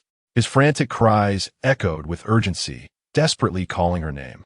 Tang Yu lifted her head, numbness dissipating as the wind and rain wreaked havoc on the trees. Amidst the thunder and lightning, the figure rushing towards her through the torrential rain grew increasingly distinct. She was enveloped in a searing embrace, as if he wished to merge their beings. Tang Xiaoyu, do you know that you? His voice, initially filled with anger, trembled and faded into a hoarse whisper as he knelt before her, burying his forehead in the crook of her neck. You startle me. He held her tightly, trembling as if he had regained something precious. Tears flooded her eyes, and instinctively, she clung to his waist, desperately seeking every ounce of warmth emanating from his body, sobbing helplessly like a child. It hurts so much, Bian Yang. I nearly died. Yet the words could not escape her lips. Her tears streamed uncontrollably. The sounds of her cries intertwined with the patter of rain. Bian Yang removed his jacket and draped it over her, fastening each button with care, then enveloped her in a raincoat, cocooning her within its confines.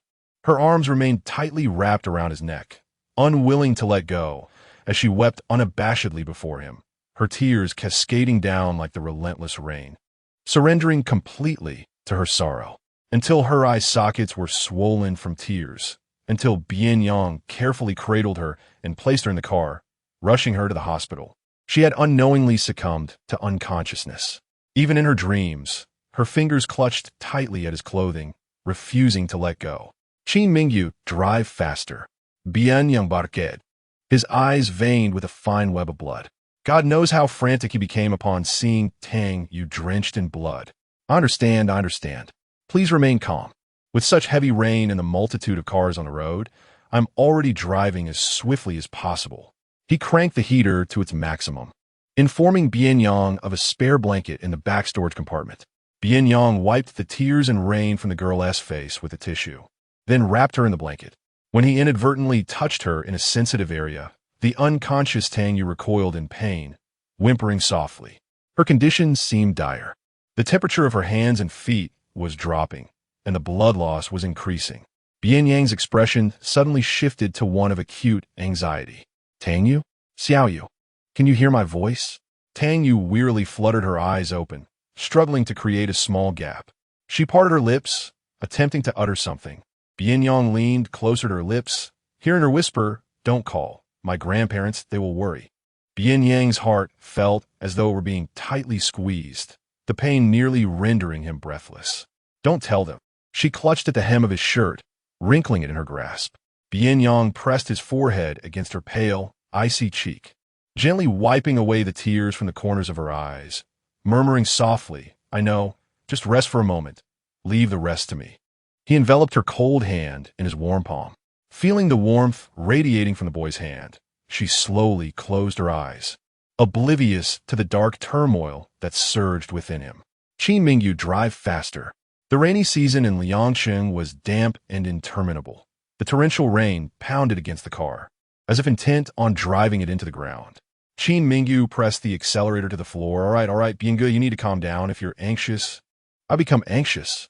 Until they reached the hospital, where he carried her inside for examination. Upon seeing the blood on Bian Yang, Qin Mingyu could not suppress a sharp intake of breath. All this blood belonged to Tang Yu. What immense suffering had the young girl endured. Midway, Qin Mingyu received a call from Uncle Chen. While searching for Tang Yu, he had asked Uncle Chen to leverage some connections to identify her assailants. After hanging up, Qin Mingyu approached Bian Yang. Bian Gu, Uncle Chen has located those delinquents.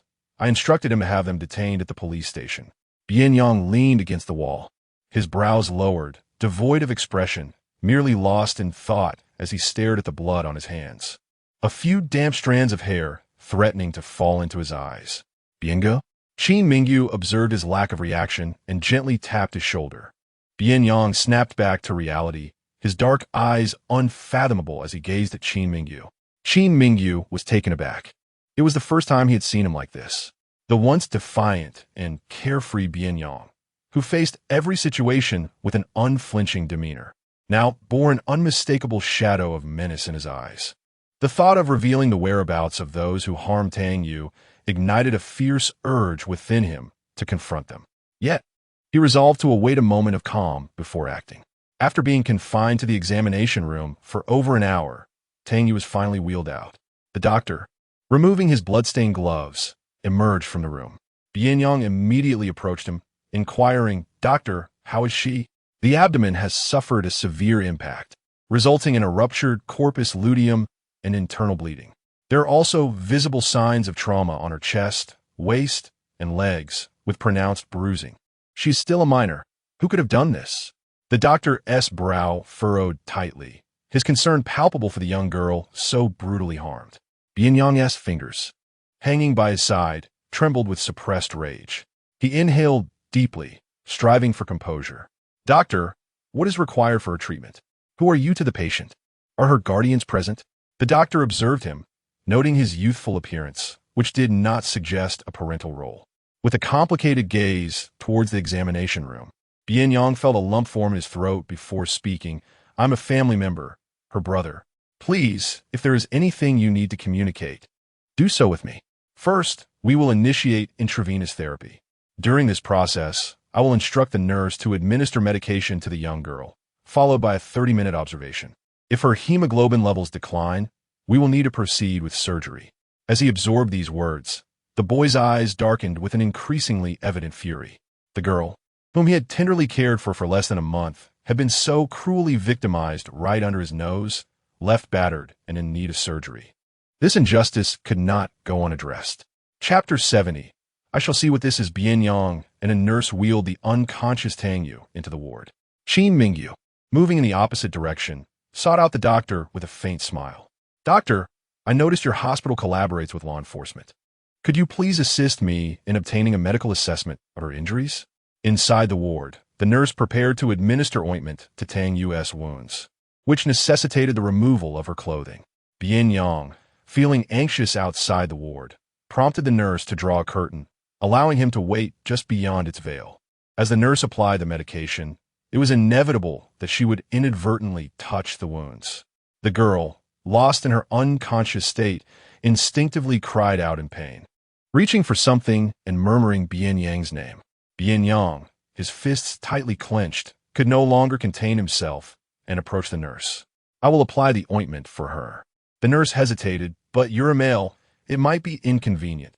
"I am her family. There is nothing inconvenient about this," he replied, his pale lips pressed together firmly. "Moreover, I have studied trauma care and know how to minimize her discomfort." "Very well. I will attend to the areas where your presence may be inappropriate, and then you may proceed." The nurse first treated the bruises on Tang Yu's chest, and with her bra and underwear removed, she wrapped the girl's intimate areas and chest in white cloth, thus preserving her modesty while leaving other regions exposed for treatment. Bian Yang expressed his gratitude, took the ointment from the nurse's hands, and stepped behind the curtain. Despite his mental preparation, the sight of her body, marred with bruises and wounds, brought tears to his eyes. He applied the ointment onto a cotton swab, delicately tracing the contours of her injuries. His touch was feather-light, taking his time to ensure the medication seeped into her skin. Tang Yu tossed and turned in her troubled slumber, perhaps haunted by a nightmarish vision. She gripped her fingers tightly, even drawing blood from her palm.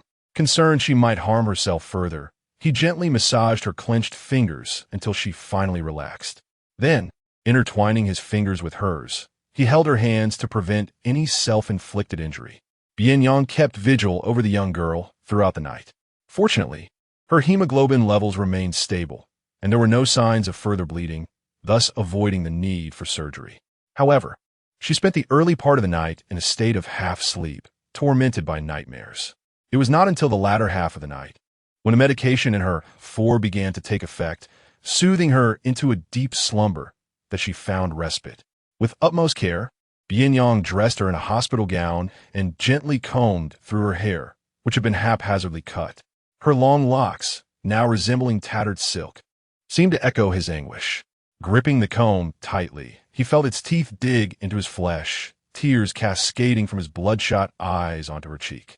It was only when Tang Yu instinctively rubbed her cheek against his palm that he suppressed the darkness and turmoil within him. He set the comb down on the table, leaned down, and kissed her forehead, asking the nurse to keep an eye on her before he left the ward.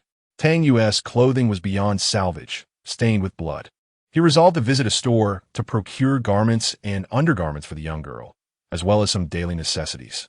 Upon his return, Qin Mingyu was carrying breakfast to the hospital to find him, while casually mentioning the events of the evening. Inside the police station, Uncle Chan was observing 6 unemployed young women who often loitered near the school, intimidating students and extorting protection fees. Each of them had a history of violence and theft. Although Tang Yu's injuries could be classified as minor, they were not severe.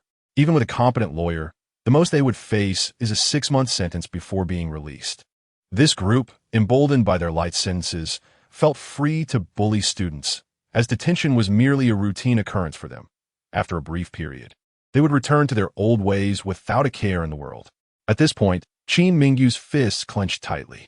It is not the reckless individuals that one fears, but rather those who lack shame. Unfortunately, there was little that could be done about these societal parasites. Bian Yang's eyes were dark as night, resembling a still pond. 6 months, Qin Mingyu remarked, is already a considerable length of time. At worst, we might find a way to vent our frustrations before they are incarcerated. They claim it was because of you that they attacked Tang Yu, yet I have my doubts. What nonsense, Bian Yang said, pressing his lips together, reaching for a cigarette. Qin Mingyu offered him a lighter, but he merely clenched it between his lips, his tone flat as he inquired about their whereabouts. Do you intend to confront them? Bian Yang lowered his gaze and coldly responded, I wish to see what manner of creatures they are. Before departing, he instructed the nurse to take good care of Tang Yu. Qin Mingyu drove him to the police station where the 6 women were detained. Having spent the night in confinement, they were already causing a ruckus. The officers informed them that these 6 were regular visitors to the precinct, having dropped out of school in their early teens. Their families had long since cut ties, showing no concern when trouble arose, even when arrested. They merely stated they would be held temporarily. Thus, each time, they were only detained for a short period. However, this time, if a lawyer was involved, they could face 6 months, a significant duration, as it was the first instance of someone formally pressing charges against them. After all, legal battles are time-consuming and costly. Even if the case were to succeed, these individuals lacked the means to provide compensation, leaving the victim with little recourse. As they spoke, the officers led Bian Yang and Qin Mingyu to a room. After unlocking the door, Qin Mingyu waited outside, while Bian Yang entered with one of the officers. The women, upon seeing someone approach, began banging on the iron bars, emitting a cacophony of harsh shouts. One woman, the most boisterous among them, angrily yelled, Hey, when are you going to let us out? Bian Yang cast a cold glance at them, recalling the injuries and blood inflicted upon Tang Yu. He imagined her curled up on the ground, helpless and terrified, wondering why he had not come to her rescue. The fury radiating from Bian Yang was unmistakable. So, you do not recognize me, should we? A woman whistled at him, appraising the youth from head to toe. She licked her lip piercing, leaning over the railing with a flirtatious gaze, exuding a worldly allure. Hey, handsome, How about you find a way to get us out of here? And I'll spend the night with you? Her hand reached through the railing, beckoning him. Bian Yang's eyes were dark and weary. In the next moment, before the police could react, the woman let out a piercing scream of pain as her outstretched hand was abruptly twisted. Bian Yang's other hand seized her neck through the gap, lifting the boisterous woman by her throat, her eyes filled with sheer terror. The officers rushed forward to intervene. Hey, calm down, classmate. This is a police station. Let go. Bian Yang's gaze remained fixed on the woman, his arm illuminated by the indoor light, appearing pale and cold, with taut veins of a faint blue clearly visible. Chapter 71. Indeed, it is her. After a brief moment of loss of control, he abruptly released his grip. The woman fell from midair to the ground, clutching her neck and coughing as if on the verge of death. Upon meeting his gaze, she instinctively pushed against the ground, retreating a step in fear. Bian Yang regarded her with an impassive stare, his lofty demeanor revealing no emotion. The air around him was suffused with a menacing aura characteristic of one in a position of power, chilling to the bone. Nearby, a police officer struck the railing forcefully with his baton, sternly commanding everyone quiet down. With the lesson of past events fresh in their minds, the raucous women fell silent. Yet, seated on the ground, after the pain subsided, they still wore their indifferent expressions. They had grown accustomed to such detentions, nonchalantly picking at their nails and adjusting their hair, lacking even a modicum of respect for the law or remorse for humiliating others, content to wallow in their debased existence. Bian Yang, you were too impulsive just now. Regardless of the circumstances, the law must be upheld. You cannot resort to violence. The officer admonished. Bian Yang pulled out a tissue, disdainfully wiping each of his fingers. I apologize. I couldn't restrain myself. You see, these women are beyond redemption, he remarked, gesturing towards them. The officer pointed his baton at a few of the women, noting that some had previously been incarcerated for assault and extortion, while others had served time for prostitution. They had written letters of repentance during their rehabilitation, yet upon release, they reverted to their former ways. The police were left helpless in the face of such individuals. Bian Yang's gaze, inscrutable and shadowed, swept over the group. When they assaulted Tang Yu, they claimed it was because of him, yet upon first seeing him, they had inquired as to his identity. He turned to the officer.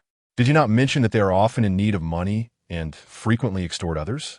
It is possible that someone has paid them to carry out such deeds. The officer pondered this, noting their evident lack of recognition of Bian Yang. Very well. I shall inquire further, he replied. Bian Yang nodded, expressing gratitude for the officer's efforts. It is no trouble. It is my duty, the officer responded. He was instructed by the chief to attend to matters within his jurisdiction, and it was imperative to handle the situation with care.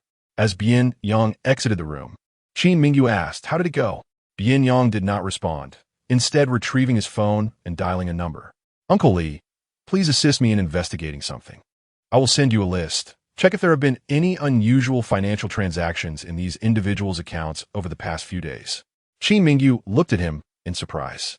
On the other end of the line, the response was affirmative, and Bian Yang lowered his eyelids, ending the call. Qin Mingyu remarked, if you involve Uncle Li, your father will surely find out. Uncle Li was Bian Yang's father's personal assistant, a highly skilled hacker recruited at great expense, responsible for the security systems of the entire company. Naturally, it would be no challenge to breach information barriers and check an account. However, given the strained relationship between Bian Yang and his father, resorting to this method seemed like a self-inflicted blow. Bian Yang's long lashes cast shadows over his dark eyes, and the fingers gripping his phone turned slightly white. This is the fastest method, he concluded, without presenting the evidence directly before those individuals. Even under relentless questioning from the police, they are unlikely to utter the truth. Observing his demeanor, Qin Mingyu softly inquired, is it truly worth it? Indeed, he replied. His gaze momentarily dimmed, his voice tinged with a raspy quality. Were it not for his concern regarding Tang Yu being left alone, and his desire to accompany her through the college entrance examinations and onto prestigious institutions, he would not have been so lenient with these scoundrels. Yet, this was the police station. He could not tarnish his hands due to the filth of a few societal miscreants. Though it felt somewhat inappropriate, Qin Mingyu could not help but murmur. You have only known her for less than a month, and with studies to attend to, how could such deep feelings possibly develop? Bian Yang replied softly. There are those who have spent decades together, yet remain estranged, while others can forge profound connections in mere days. At this remark, Qin Mingyu paused, sensing Bian Yang's earnestness. The small county town was limited in its establishments and banks. Within half an hour, Uncle Li delivered the results. Bian Yang opened the email, confirming that the bank accounts of those 6 individuals indeed harbored discrepancies. At noon the previous day, 5 substantial deposits of 50,000 yuan had been made, all originating from an account under the name Meng Shirwei. Leaning against the wall, Bian Yang coldly smirked. So was her. Who is she? Bian Yang closed his phone, his expression one of profound indifference, a mere scoundrel. Just then, the questioning officer exited the interrogation room, visibly agitated. It appeared that these women had rehearsed their lines. Their accounts were identical, each claiming they acted out of disdain for the victim.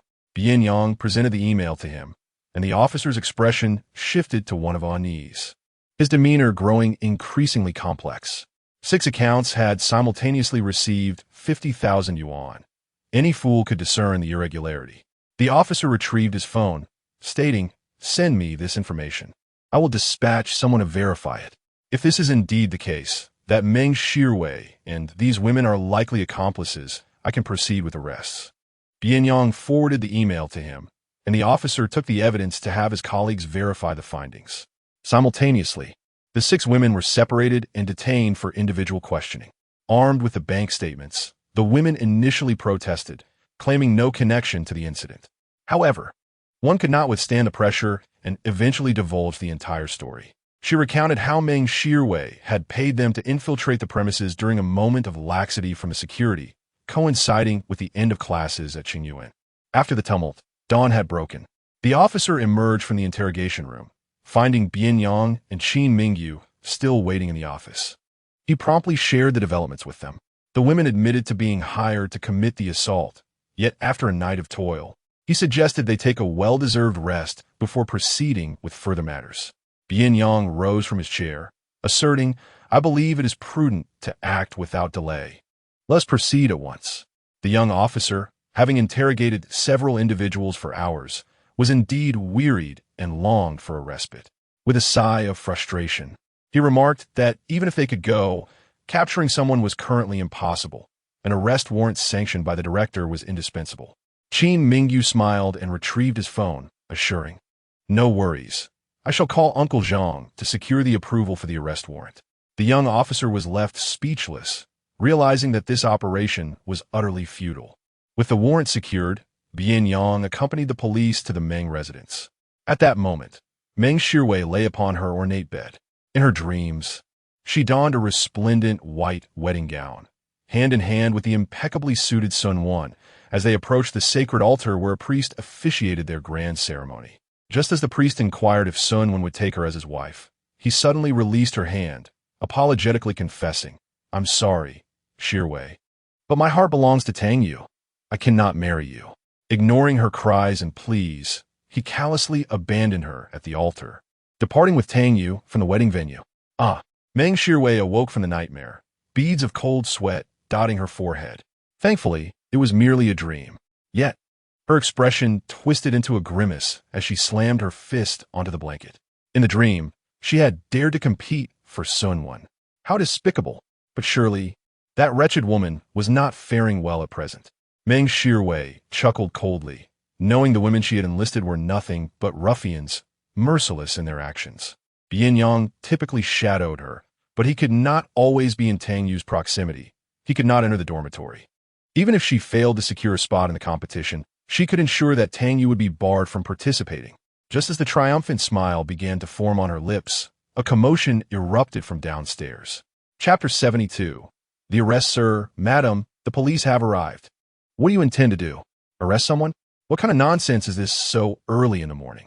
Hearing the commotion, Meng Shirwei hastily donned her coat and descended the stairs, only to find the police and Bian Yang in the living room, her complexion draining of color. An ominous premonition suddenly washed over her. The officers presented an arrest warrant to Meng Shiwei's parents, stating, "Your daughter, Meng Shiwei, is suspected of hiring individuals to assault a classmate, resulting in the victim sustaining minor injuries and requiring hospitalization. The evidence is irrefutable, and we must take her to the police station for further investigation."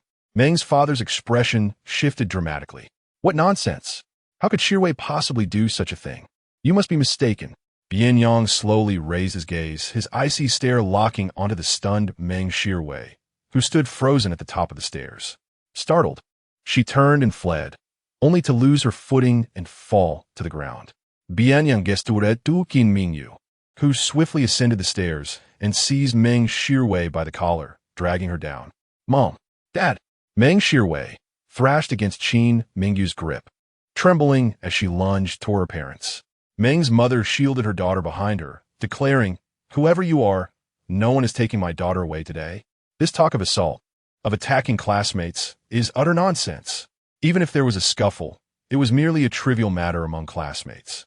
Is it really necessary to make such a commotion, disturbing the peace at this early hour?" The expression on Qin Mingyu's face was rather complex. It appeared that Meng's mother was all too aware of her daughter's misdeeds, which allowed her to adopt such a defiant stance. He flicked the arrest warrant presented by the officer with his fingertips and smiled slightly. "Madam, are you unable to see the arrest warrant?" "What arrest warrant? Our family pays substantial taxes to the government annually. Even your chief treats us with respect." Meng's mother cast a disdainful glance at them, noticing the insignia on the officer's uniform. "What qualifications does a mere third-tier officer have to arrest us?" Upon hearing this, the slighted officers could only laugh in disbelief. How had this family raised their child? Instead of expressing concern for the incident or the condition of the victim, they immediately shirked responsibility and attempted to intimidate the police. It was no surprise that such a young girl would dare to hire people to assault her classmates, mirroring her mother's audacity. "What qualifications do I have?" "The qualification is that I am a police officer, and your daughter has broken the law. She must accompany us to the police station for investigation and education." The officer's anger was palpable. If Meng Shiwei resists arrest, the consequences will be far more severe than you can imagine. Think carefully. Hearing this, Meng's father's brows knitted together. Generally, the police would only act so decisively with solid evidence. The fact that they had come to arrest her so early indicated that the allegations against Shiwei were indeed credible. "Mom, I'm scared." Meng Shiwei whimpered, hiding behind her mother. After a moment of contemplation, Meng's father spoke slowly. "Let us discuss this calmly. It is merely an investigation at the police station. We will accompany you." "Husband." Meng's mother glanced at her husband. Meng's father shook his head. "We cannot openly confront the authorities." Meng's mother held her daughter's hand, signaling her to be at ease. Meng Shiwei felt less fearful. After all, there had been previous reports to the police, yet her parents had eventually resolved the matter. This time would surely be no different. Moreover, Meng's father reassured her, "Shiwei, go ahead without worry. Your mother and I will certainly clear your name." With these words, Meng Shiwei found herself emboldened. She shot a provocative smile at Bian Yang, stepping out from behind her parents, ready to confront the situation. Who was afraid of whom? Bian Yang's dark eyes were devoid of warmth, causing Meng Shiwei to swallow hard and retreat once more behind her mother. Dressed in a beautiful outfit, Meng Shiwei accompanied the police to the station, with her parents following closely in their car. On the way, Meng's father attempted to contact the police chief, but no one answered, likely still on break. After hanging up, Meng's mother inquired, "What did the chief say?" Meng's father, gripping the steering wheel, reassured her that there was no need for concern. It was merely a small scuffle among students and would not escalate. What influence could students possibly wield? A few words from the teachers or principal, and the matter will be smoothed over. Meng's mother felt her anxiety dissipate, adjusting her shawl. Even if someone was hurt, surely they can come to an agreement on compensation. The college entrance examinations are approaching. We cannot afford to let Shiwei's studies suffer. Meng's father suggested, "Why not call the principal to find out who the injured student is? Let's see which hospital they're in, contact their parents, and perhaps offer some money to draft a reconciliation agreement. That should settle the matter." Having dealt with similar situations before, Meng's mother quickly retrieved the principal's number. unbeknownst to the principal about the incident. After hanging up, he sent someone to investigate and learned that the injured party was Tang Yu. Frowning deeply, Tang Yu had just received the results of the mock exams, ranking first in both Chinese and mathematics. Although the scores for physics and English were yet to be released, Tang Yu's consistent performance suggested he would likely maintain that top position. The hopes of Qingyuan's admission rates rested on the shoulders of students from classes 1 and 2. To have such a promising student embroiled in an incident just before the college entrance exams, particularly at the hands of Meng Shirwei, placed the principal in a difficult position. Reluctantly, he forwarded Tang Yu's family information to them and muted his phone, opting to remain uninvolved. Meng's mother was incensed. That old Lu is utterly unreliable. So what if Tang Yu excels academically? Our Shirwei is no slouch either, and Xuanwen is also an outstanding student. There are plenty of good students in Qingyuan. We hardly need to worry about losing just one. She rolled her eyes and reviewed the information sent by the principal. It was again regarding that child, Tang Yu. Meng's mother had interacted with him a few times before. His parents were divorced and had remarried, leaving only grandparents in the household. With the grandmother seriously ill and their financial situation dire, given her parents' obsession with wealth, dealing with such a family would be exceedingly easy. At 7 in the morning, Meng Shirwei found herself temporarily detained at the police station as an accomplice. The 6 ruffians, all of adult age, would have their sentences determined by the court. However, the situation grew complicated due to the involvement of Tang Yu and Meng Shirwei, both minors. The police suggested a private resolution. Despite Bian Yang's objections, he was not a true family member, and the matter had to be decided by Tang Yu and her family. On the ride back to the hospital, the mere thought of that family's demeanor infuriated even the usually jovial Qin Mingyu, causing him to curse vehemently. That Meng, utterly shameless, had assaulted someone, yet carried herself with an air of entitlement, devoid of fear. Were it not for her minor status, he would have sought the world's finest lawyer to bring her to justice. Qin Mingyu slammed his hand on the steering wheel, glancing at Bian Yang, who remained reclined in his seat, eyes closed, silent from the police station until now. Chapter 73.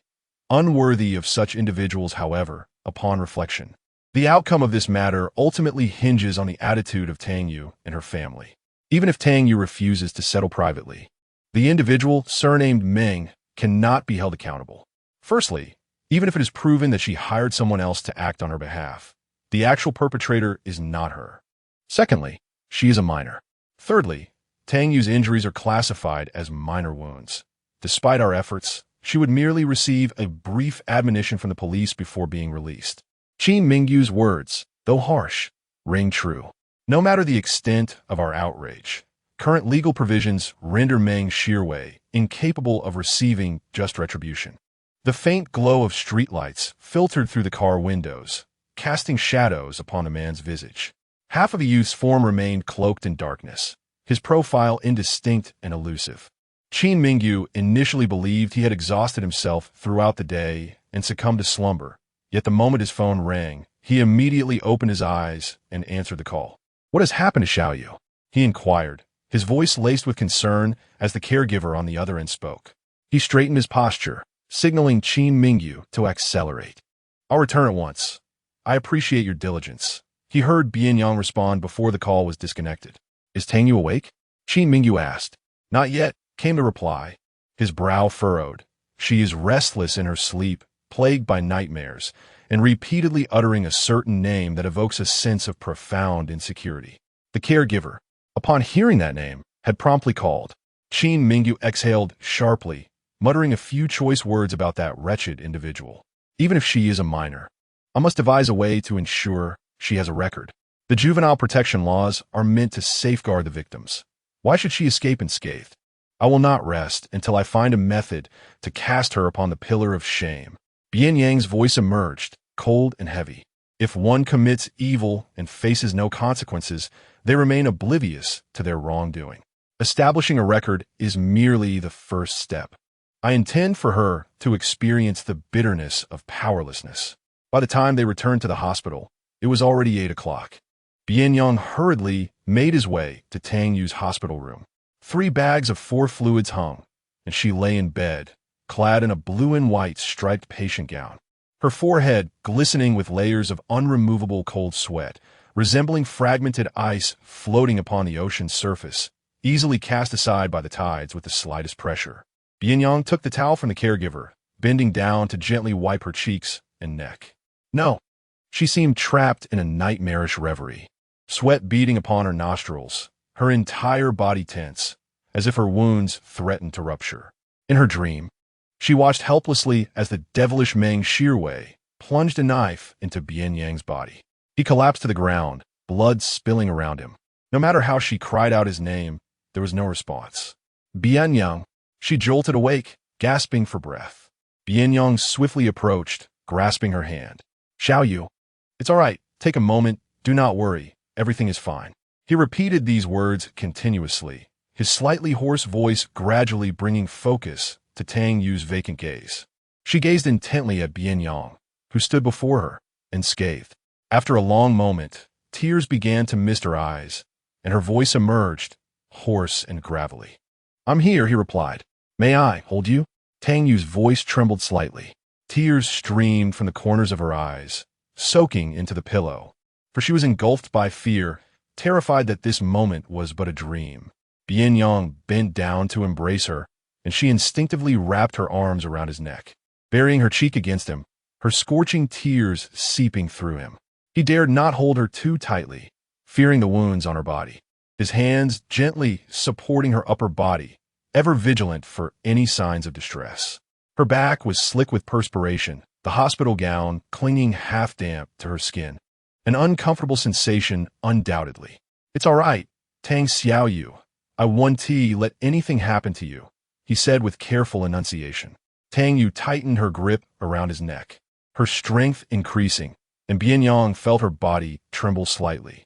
Don't cry, he implored, his heart aching unbearably. He raised his hand, tenderly stroking her shoulder blades, as if handling a fragile glass treasure. She nestled against his chest, frail as a kitten, her voice hoarse. I'm not crying. Bian Yang pressed his forehead against her neck, his breathing growing heavier.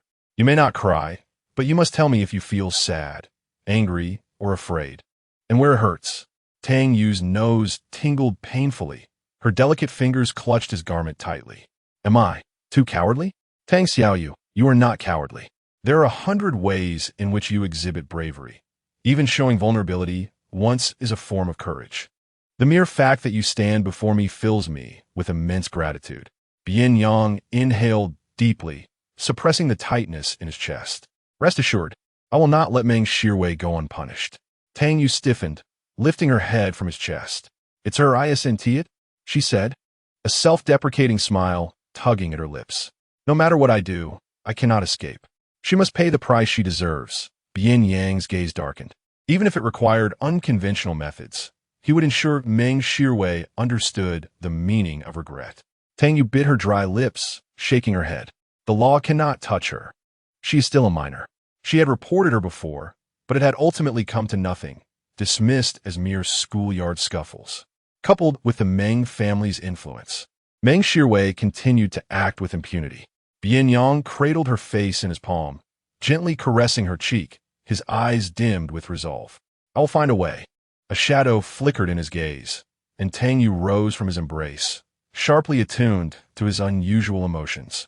Gripping his shirt tightly, she exclaimed, Bian Yang, don't do anything foolish. Such people are not worth it. Just wait a little longer. I need one more opportunity. Tang Yu bowed her head, biting her lips hard, yearning for a legitimate chance to confront her. You want to give her time to hurt you? Bian Yang's tone was as cold as his expression. I will not grant her that opportunity. Bian Yang was about to speak when a knock echoed from outside. The nurse opened the door and, upon seeing the visitors, glanced back at Bian Yang for guidance. Bian Yang adjusted the height of the hospital bed, placed an additional pillow behind her, and draped a coat over her slender frame, still appearing frail and weak. Upon turning to face the Meng couple, his gaze darkened abruptly. Get out, he exclaimed. Wait, enduring the pangs of discomfort in her lower abdomen. Tang Yu supported herself with her hands on the bed, attempting to sit up. Bian Yang looked down at her. Tang Yu clutched the hem of his garment tightly and gently shook it, urging, let them in. This was not the Meng couple's first encounter with Tang Yu.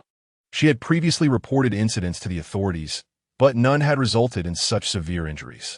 Eventually, her parents had settled matters with money, leading to a quiet resolution. Meng's mother surveyed the room, noting with a smirk that it was a single occupancy, her thoughts laced with disdain. Clearly, they were simple folk, presumably hoping to have their expenses reimbursed, selecting the most expensive options available. Chapter 74. Bian Yang, are you angry? You must be Tang Yu. Meng's mother gazed at the girl on the bed, her lips and cheeks marred by wounds, and 4 drip attached to her hand, exuding a quiet and delicate demeanor. She had just heard from the doctor that the injuries were rather severe, yet the girl appeared to be in relatively good condition. There seemed to be nothing particularly grave about her state. Perhaps they were merely seeking to extract more money. I recall having dealings with you previously, during which your parents accepted a sum of 100,000 yuan, and the matter was settled. How much do you intend to demand this time?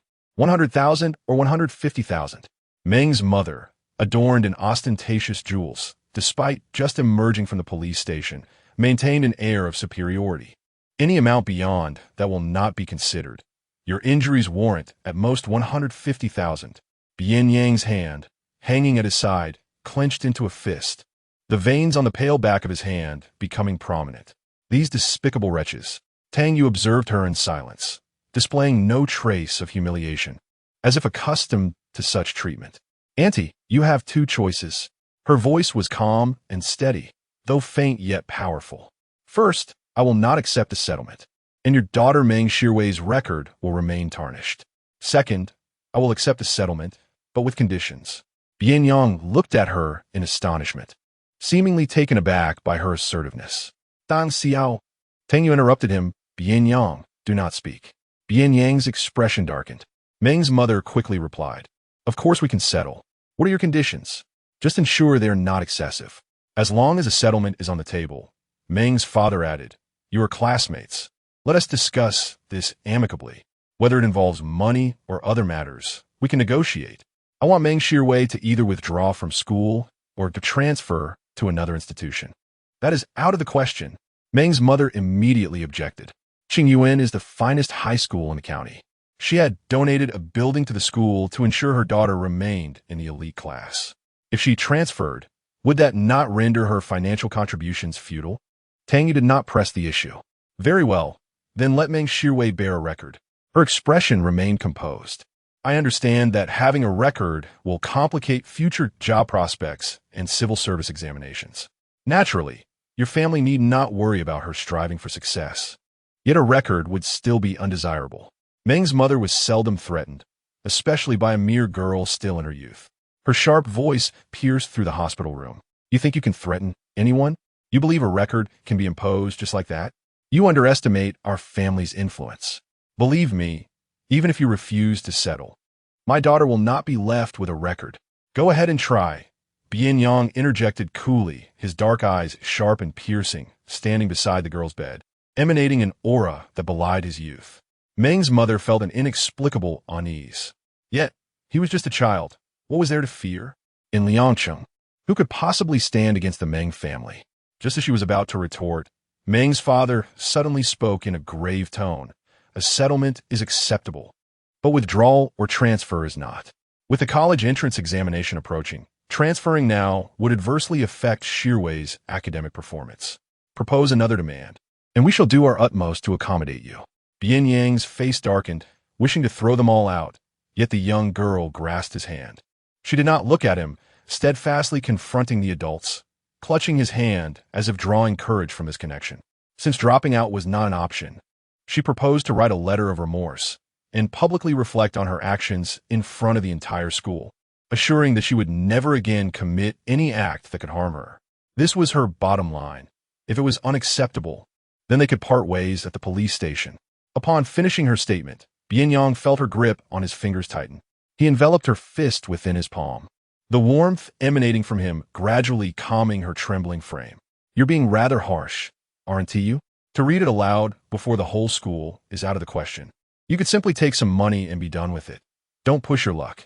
Meng's mother was unwilling to allow her daughter to be humiliated in such a manner. Meng's father interjected, all right, let us leave it at that. He glanced at Bian Yang, sensing an unusual poise in the young man. particularly recalling the boy who had been standing outside making a phone call. Casually, he had mentioned topics like public security and the examination for the Supreme People Escort. Not to mention his attire. That watch on his wrist, if genuine, would be worth tens of millions, something he himself could not justify purchasing. Husband, how could we let our daughter face the whole school like this? Meng's mother stomped her foot in frustration. Meng's father cast one last glance at the young man before averting his gaze, stating, "Enough of this. Let us proceed as we agreed." Apologizing is only proper, after all. With the college entrance examinations approaching, she should focus on her studies and not associate with those unsavory characters outside of school. Look at what you've raised. He wished to resolve the matter simply and cleanly, avoiding unnecessary escalation. As he stepped out, Meng's mother continued to argue behind him. What do you mean by look at what you've raised? Is the child solely my responsibility? You never bothered before, and now you blame me. The couple bickered as they exited the ward. Tang Yu let out a quiet sigh of relief, her rigid back finally sinking heavily against the pillow. She turned her head to look at Bian Yang, who was biting his lip, his expression far from pleasant. She poked his hand gently. He did not respond. So, she softly grasped his index finger and shook it slightly. Bian Yang, are you angry? Are you enduring this silence because of me? Bian Yang was indeed angry. A fire lodged in his throat, feeling more stifled than ever before. He had clearly formulated a plan to leverage his connections, even willing to sacrifice his reputation to see justice served. Bian Yang, do you remember my recording pen? Tang Yu spoke softly, her tone devoid of emotion. The pen in question was secretly purchased with the wages I earned over 3 arduous months of labor. It bears witness to the relentless bullying I endured throughout the year. Each time I faced the scorn, ridicule, or violence from Meng Shirwei and her ilk, I discreetly recorded the incidents. In moments of despair, I would listen to those recordings, driving myself to study relentlessly. They are minors still navigating high school. As long as no lives are lost, and as long as I am able to move, the law remains impotent against them. I have fought to resist, seeking help from teachers, the principal, and even the police, yet all my efforts were in vain. Meng Shirwei continues her reign of terror, shielded by countless allies. Her voice remains calm, and unlike other students, I do not have the luxury of retreating behind my parents. While others may invoke parental intervention to instill fear in the aggressors, my own parents are indifferent, solely concerned with financial gain. Each time I suffer violence, they seem to revel in the prospect of unexpected wealth. Tang Yu offers a mocking smile. As for them, it translates into yet another windfall. The girl's composed and serene voice grips my heart like a pair of cold iron hands, rendering me nearly breathless. Bian Yang instinctively tightened his grip on her hand, and she seemed to sense it. Her thumb gently caressed the back of his hand, even as she herself bore the weight of countless wounds. If I do not propose a resolution soon, it will not be long before my parents discover the situation and demand money, perhaps 100,000 or even 150,000. Once they receive the funds, they will abandon me, and the cycle will repeat itself. Meng Shirwei will continue her bullying, believing that money can resolve everything, while I remain without recourse. Trapped in an endless loop. Not everyone is fortunate enough to have a complete family or supportive parents. Tang Yu is one of the unfortunate ones. She lowered her gaze, forcing a smile as she presented her terms, fully aware that Meng Shirwei's parents would never allow her to drop out. The principal's connections ensure that as long as she desires to remain, no one can compel her to leave. Thus, I am left with no choice but to seek a compromise to protect my rights. She gently shook his finger, looking up at him, fearful that her plight would bring him sorrow, and managed a strained smile. But rest assured, I am not so magnanimous. I am indeed waiting for an opportunity, one that I will earn for myself. This opportunity will reveal to Meng Shirwei and her cohorts the true meaning of regret. Chapter 75. Descending upon her rain-soaked night like the blazing sun, the atmosphere was laden with an ineffable oppression. The serene smile upon her face pierced through her heart like a multitude of delicate needles, the pain instantaneously permeating her very being. He had encountered the most despicable of parents, his own father, but compared to the parents in Tang Yu's words, he seemed almost saintly. Bian Yang furrowed his brow. cradling her face in his hands, her silky strands of hair cascading through his fingers. He compelled her to meet his gaze, gently caressing her cheek with his fingertip, his throat slightly constricting as his voice emerged, hoarse and muffled. "Do not smile. It is more unbecoming than tears, utterly wretched. Just tell me what you wish to say." Her forced smile gradually faded, her lashes lowered, her demeanor steeped in despondency. "I fear that my state may affect your mood," she murmured softly. "Influence my mood? Nonsense." Bian Yang could not restrain his frustration. "Tang Yu, if you are feeling down, express it. Should it not be worn upon your face? Would you prefer to display it upon the wall? Do you fancy yourself the Mona Lisa?" Tang Yu let out a soft laugh, her head bowed, as tears cascaded uncontrollably down her cheeks.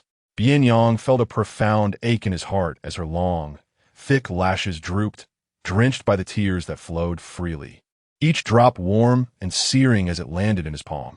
"Then I shall cry for a little while," she said, her voice hoarse. Bian Yang exhaled deeply, suppressing the urge to exact vengeance upon those who had wronged her. He wrapped her hands around his waist. "I shall lend you my embrace, but it must be for a brief moment. You are not well and cannot weep for too long." Tang Yu rested her forehead against his collarbone, sinking deeply into his warm embrace.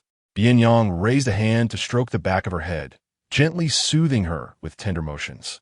"Tang Yu, some liken kindness to a triangle. Do you know why?" She shook her head in front of him. Bian Yang's voice was heavy yet gentle. "When you have not committed wrongdoing, this triangle remains still. But when misdeeds occur, it begins to rotate, each corner inflicting pain. If one continues in wrongdoing, those corners will eventually be dulled, and the individual will no longer feel the pain. A villain's heart possesses such a triangle, albeit one that has been worn smooth, rendering them oblivious to their continuous transgressions and devoid of suffering. Conversely, a good person does feel pain. Society instructs everyone to be virtuous, to aspire to be the epitome of goodness, much like a group of individuals dwelling in the gutter, who daily chastise the sun for its brilliance. They impose moral standards upon you because you possess morality, yet you cannot wield that same moral authority over them, for they lack it. Consequently, you may find yourself ensnared and manipulated by their rhetoric. Meanwhile, a villain has the opportunity to abandon their wicked ways and transform instantaneously, while a kind-hearted individual, upon displaying any flaw, becomes the target of collective scorn. They hold themselves to the standards of the ignoble, while demanding saintly perfection from others. Bian Yang murmured softly, "Yet the scars and knife marks left by those malevolent individuals on the hearts of the virtuous eventually dissolve into dust, scattering with the wind, leaving little concern in their wake." His palm rested against the coolness of her nape, while his other hand wrapped her tighter in his jacket, drawing her closer. "If you lack brilliance, those overly kind-hearted and fervent souls may be consumed by the shadows lurking in the darkness." Bowing his head to nuzzle her crown, his voice, tinged with fatigue from a sleepless night, was husky as he spoke. "Tang Yu, though I am unaware of your ultimate aspirations, pursue them without any psychological burden or feelings of guilt. Simply remember that all you receive is what you rightfully deserve. Those who genuinely care for you will not mind your imperfections. They will only lament how you have become so scarred." He caressed, embraced, and kissed her fragility, wishing to instill in her a sense of fearlessness and unrestrained spirit. He wanted her to understand that, regardless of her nature, he cherished her. The morning light streaming through the window illuminated the air within the room, making every particle distinct. Tang Yu's tears silently soaked into his collar, and she wished to express, "Bian Yang, I am grateful for your presence, as it eases my fears and suddenly fills me with the courage to move forward." Bian Yang, like the blazing sun, descended upon her stormy night. Tang Yu lay in the hospital for 3 days. During this time, the principal visited once, exchanging trivial pleasantries and congratulating her for achieving the highest score of 720 in a mock examination. He reassured her not to worry about medical expenses, as the school would cover all costs due to the incident occurring on campus.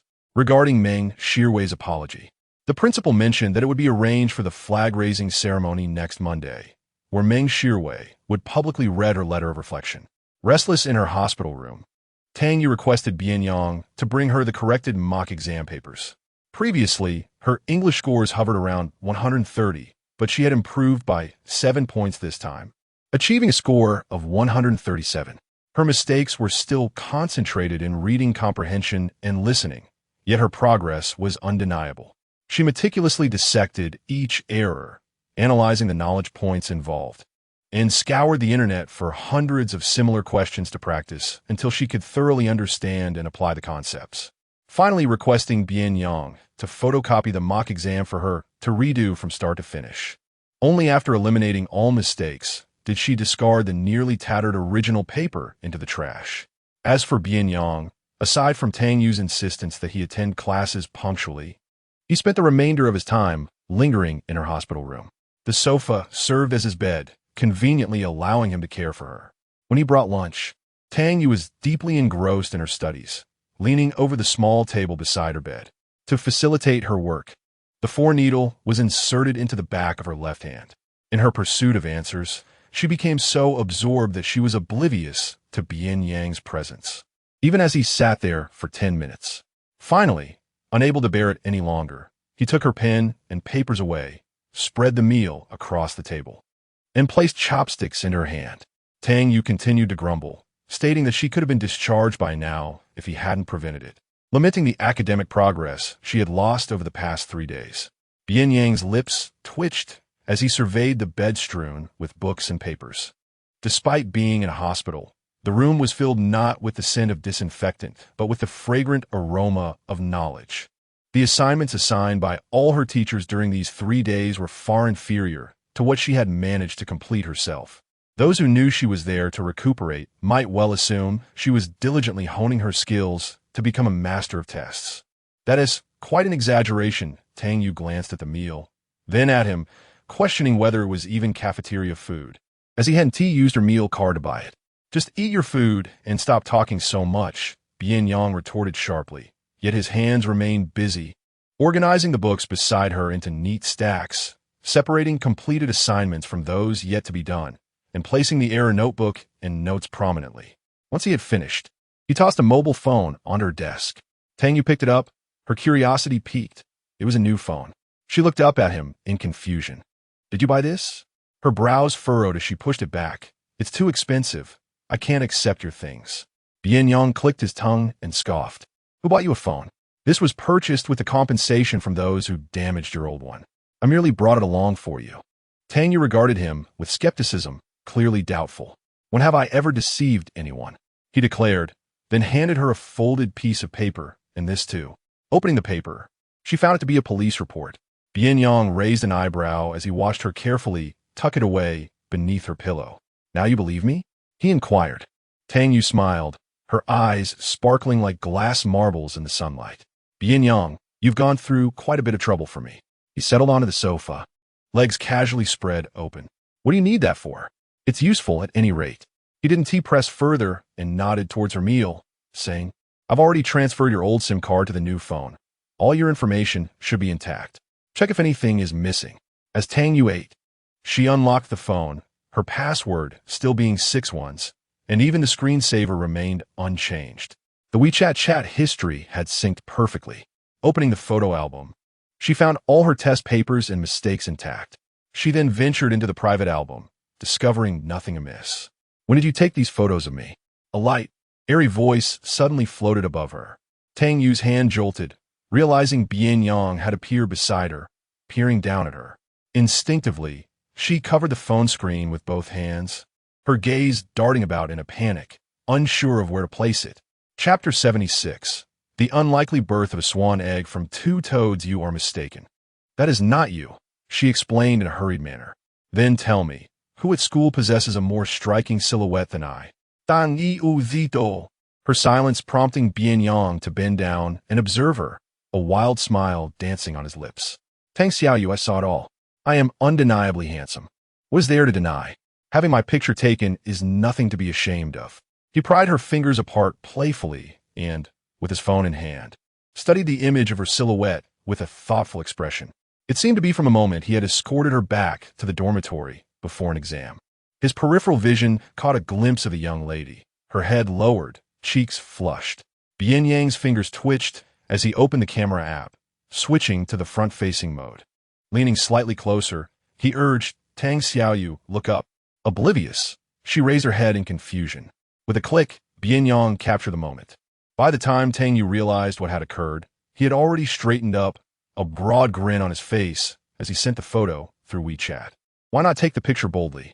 My face is nothing to hide. After sending the image, he returned the phone to her, playfully ruffling her hair. "Tang Xiaoyu, you photograph beautifully." He leaned in closer, whispering, "You and I make quite the pair." Cough, cough, cough.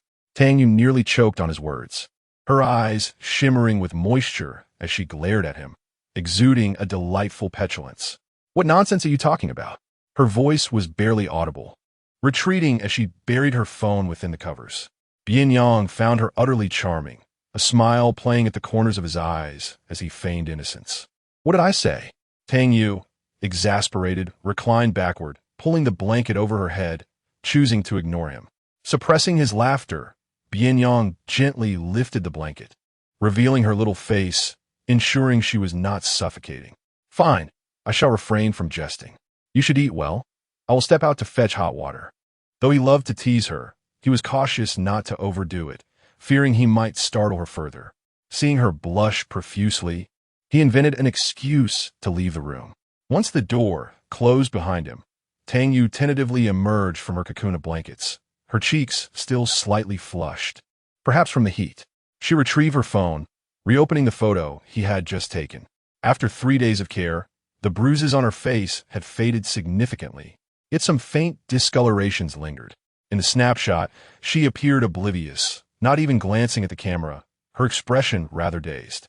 Meanwhile, Bian Yang had leaned in close, nearly touching her face, his smile wild and warm. She gently traced the image with her fingertip, biting her lip as she saved it to her private album, exhaling softly, fearful of her concealed feelings being discovered. Had she known, she would have smiled for the camera instead of looking so foolish. Bian Yang always brought an abundance of food, treating her like an insatiable glutton, and she found herself munching for an eternity without finishing. Deciding to open the school forum, she leisurely browsed while continuing to eat. A post caught her attention, boldly positioned at the top. Whoa! The school bully threw Meng Shirwei and Lu Yaojia's desks out from class 2. Accompanying it was a photo taken from above. 2 tables had been thrown down from the upper floor, now shattered and lying in a dismal state on the ground, surrounded by scattered belongings.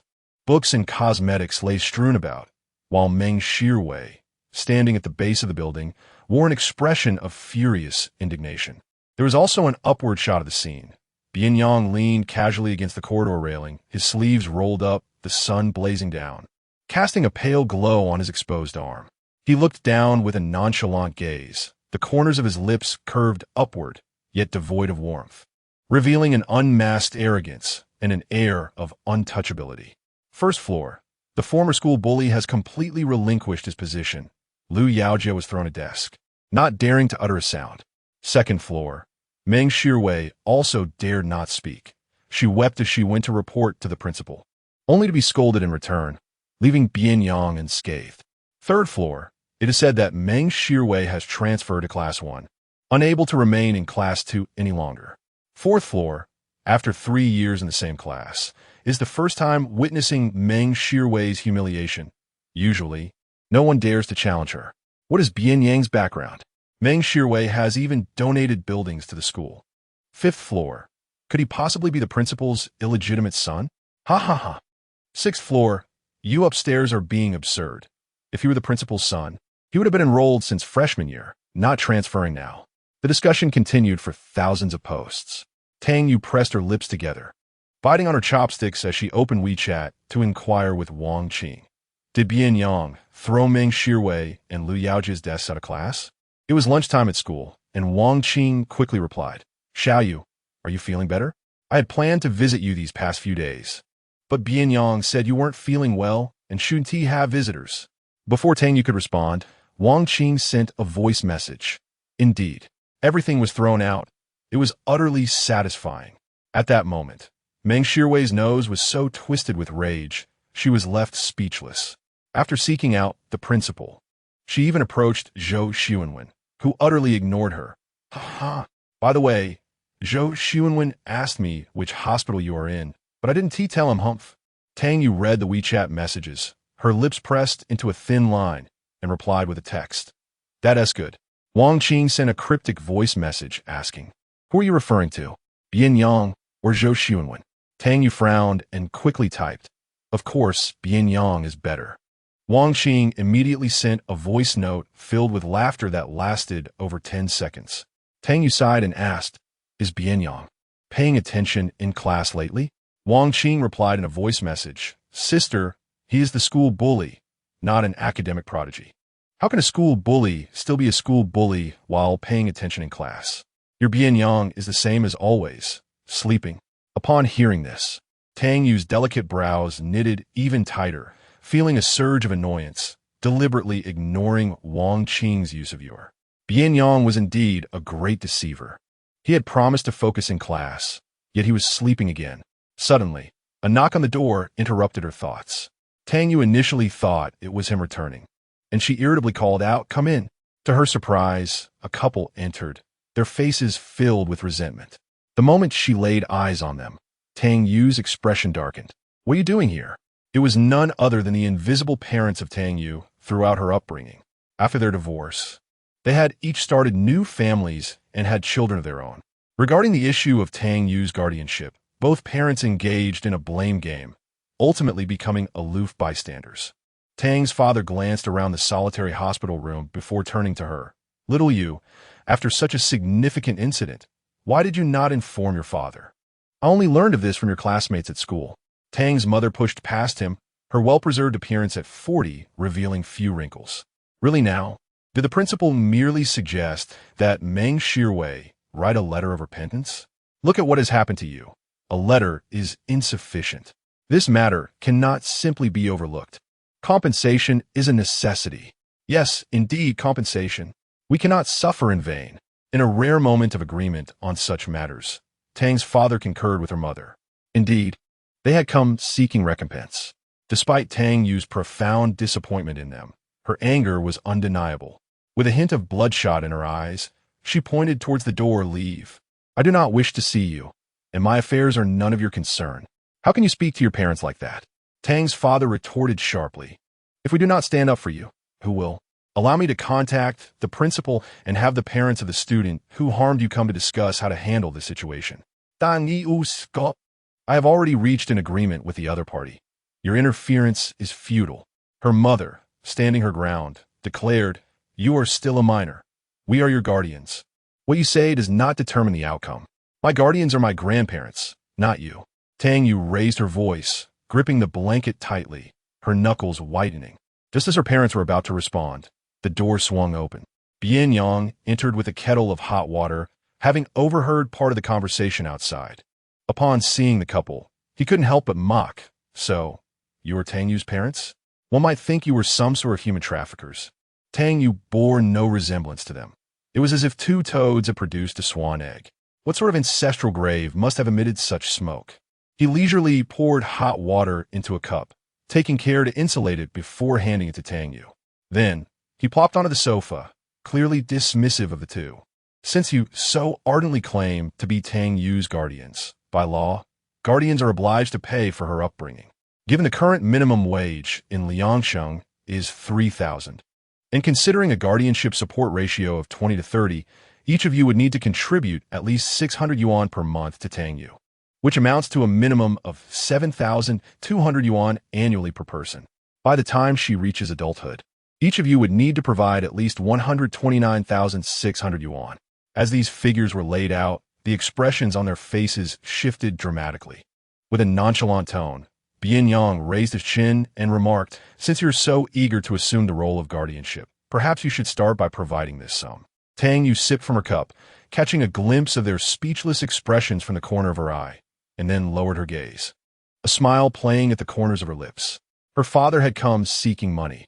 How could he possibly part with any? He shot Bian Yang a furious glare. And who are you to speak here? I am your superior. With a slight lift of my brows, an untamed wildness emanates from me, a force specifically designed to discipline those shameless individuals who spin around like unbridled fools. Before my impatience takes over, vanish from this room. Otherwise, you shall enter on your feet and depart on your hands. Chapter 77. Is he not caught in a dilemma? Father Tang's face turned ashen with anger. How could such a young child speak so audaciously? Tang Yu, what kind of dubious individuals have you befriended?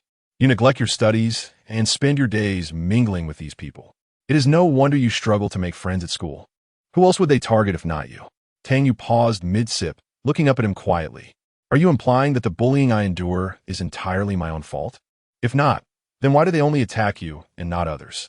Tang Yu's grip on the blanket trembled slightly. Bian Yang's face darkened as he was about to speak. In the next moment, with a loud crash, the cup flew from her hand, shattering at Father Tang's feet. Wearing shorts, Father Tang was scalded by the splattering hot water, letting out a howl of pain. Bian Yang, momentarily stunned, then applauded, acknowledging the act as well-deserved. He retrieved another glass from the cabinet and placed it in her hand, encouraging her to shatter it. They had plenty more. Having just lost control, Tang Yu now looked at her hand, then at Bian Yang. He exhibited no sign of annoyance. Instead, he bore a countenance of satisfaction. Tang Yu exclaimed, "You actually dare to throw something at me. You are utterly out of control." Father Tang was still trying to process it. The once obedient, quiet daughter, who would only bury herself in her studies, now dared to hurl objects at him. Mother Tang was equally taken aback. "Who taught you this, Tang Yu? How can you dare to throw things at your parents? If you continue this way, you will surely ascend to the heavens. Tell me, who influenced you? Your grandparents? Or this idle scoundrel beside you? You both should leave. I do not wish to see you." She exhaled heavily, asserting, "Since you chose to disregard me from the start, you may as well continue to do so." Bian Yang is right. One must not indulge. The more one indulges, the worse the outcome. Tang Yu slowly lifted her gaze, stating, "If you must involve yourselves in my affairs, then let it be as previously mentioned. First, pay me the child support, and aside from that." She turned her eyes to Father Tang, her voice heavy. "You have yet to pay for my grandparents' support. Both sums should be settled together." Father Tang's gaze flickered as he averted his eyes. "What do you know about child support and elder care, you child? Unwilling to admit it, are we? No matter. There are plenty of lawyers who can enlighten you," Bian Yang remarked flatly. Yet, when meeting his piercing gaze, Father Tang felt a chill run down his neck, as if this youth might truly follow through on his words. Both sums amounted to a considerable fortune. If his family were to learn of it, chaos would surely ensue. The couple fell silent at the mention of money. Even when they were pushed out, they merely muttered a few curses and departed, likely fearing that Tang Yu would indeed hire a lawyer and pursue them for funds. Bian Yang picked up a broom, clearing the shards of glass from the floor. Tang Yu's lips moved slightly as she tightened her grip beneath the blanket, whispering, "I lost control just now." "Indeed, you truly did lose control. You couldn't even aim properly at this distance," he teased. Tang Yu stared at him, bewildered. Bian Yang, having cleared the shards of glass, relaxedly settled onto the sofa by her bedside, a slight arch of his brow hinting at mischief. "Once you're discharged, you should practice your shooting, and better next time." His earnest demeanor left Tang Yu somewhat speechless. Perhaps she had been overly concerned. However, her curiosity was piqued. "Bian Yang, how do you know so much about the law? If we were to file a lawsuit, would they actually be required to pay child support and alimony?" "Of course," Bian Yang replied, "it is mandated by law, and they are obligated to comply. Should they refuse, they would face criminal liability, potentially resulting in imprisonment for up to 3 years, detention, or fines." For Tang Yu, this was her first encounter with such matters, and a glimmer of hope flickered in her eyes. "Then, if I wish to sue them, what should I do?" "Engage a lawyer who can guide you through the entire process." After a brief pause, Bian Yang suggested, "If you decide to pursue legal action, I know a kind-hearted lawyer who specializes in such cases and does not charge for his services." "Really?" Tang Yu hesitated, skepticism evident in her voice. "Is there truly such a lawyer? Aren't lawyers typically expensive?" "Indeed, this lawyer is indifferent to fame and fortune. He refuses even monetary incentives." Observing her brightened expression, Bian Yang smiled and added, "I will contact him right away." He made a phone call to Qin Mingyu, arranging for him to seek out a relevant lawyer. Within 5 minutes, everything was set in motion. After hanging up, he turned to Tang Yu and said, The lawyer will arrive the day after tomorrow. You can express your demands to him, and he will assist you in achieving your goals. Bian Yang, thank you, Tang Yu exclaimed. In the cold city, her interactions had been few, and she had never encountered someone like a lawyer before.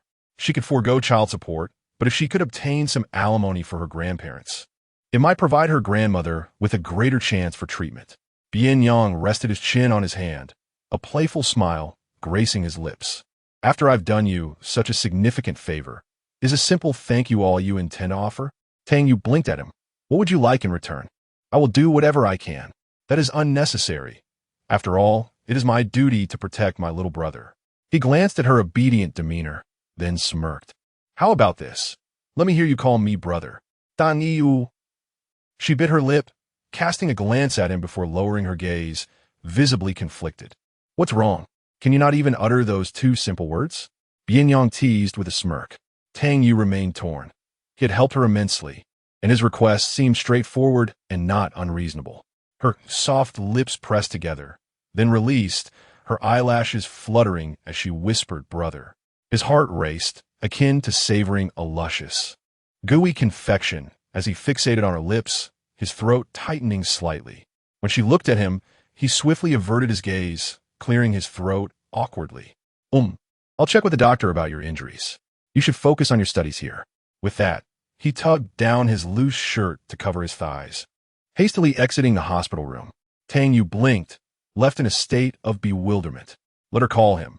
He is also the one who runs swiftly.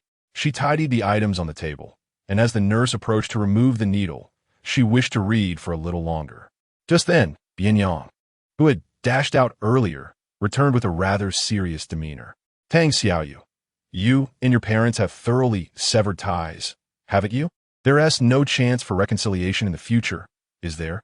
Tang Yu, what do you mean, huh? I am inquiring about a serious matter. Please respond appropriately. Bian Yang, who had stepped out to collect his thoughts, returned with clarity.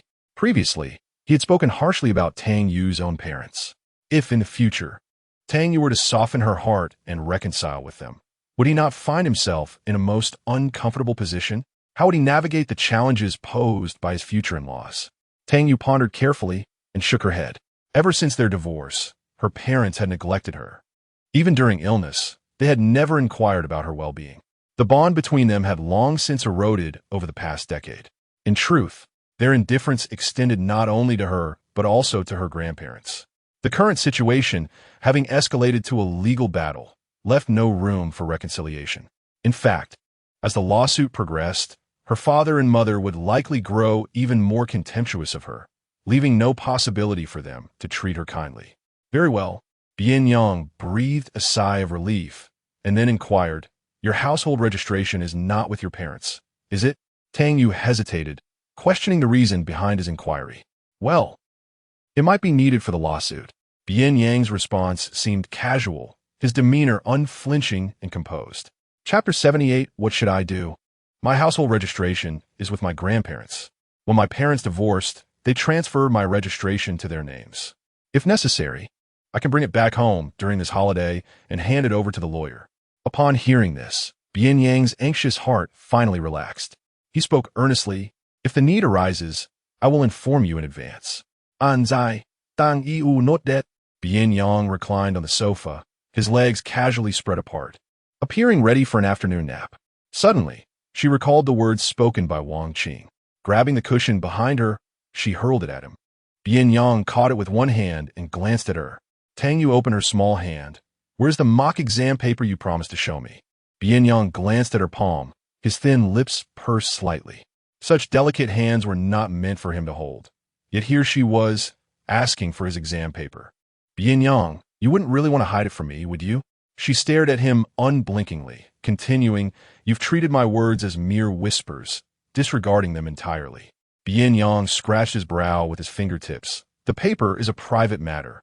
Why are you so concerned about my privacy? You promised me you would work diligently on your physics and English exams, Tang Yu insisted. I want to see how you did. Is it really necessary? Hand it over. She puffed out her cheeks, her demeanor exceptionally serious. Her attitude clearly indicated that refusal was not an option. Bian Yang had initially intended to brush off the matter, but to his surprise, she still remembered. Reluctantly, he retrieved the exam paper and placed it in her hands. Tang Yu opened the physics and English papers, her forehead throbbing slightly upon seeing the scores. The English paper was satisfactory, with a score of 125. Aside from the essay question he skipped, all others were correct, showcasing his strength in the subject. However, the physics score was dismal. Out of a possible 300, he scored only 125.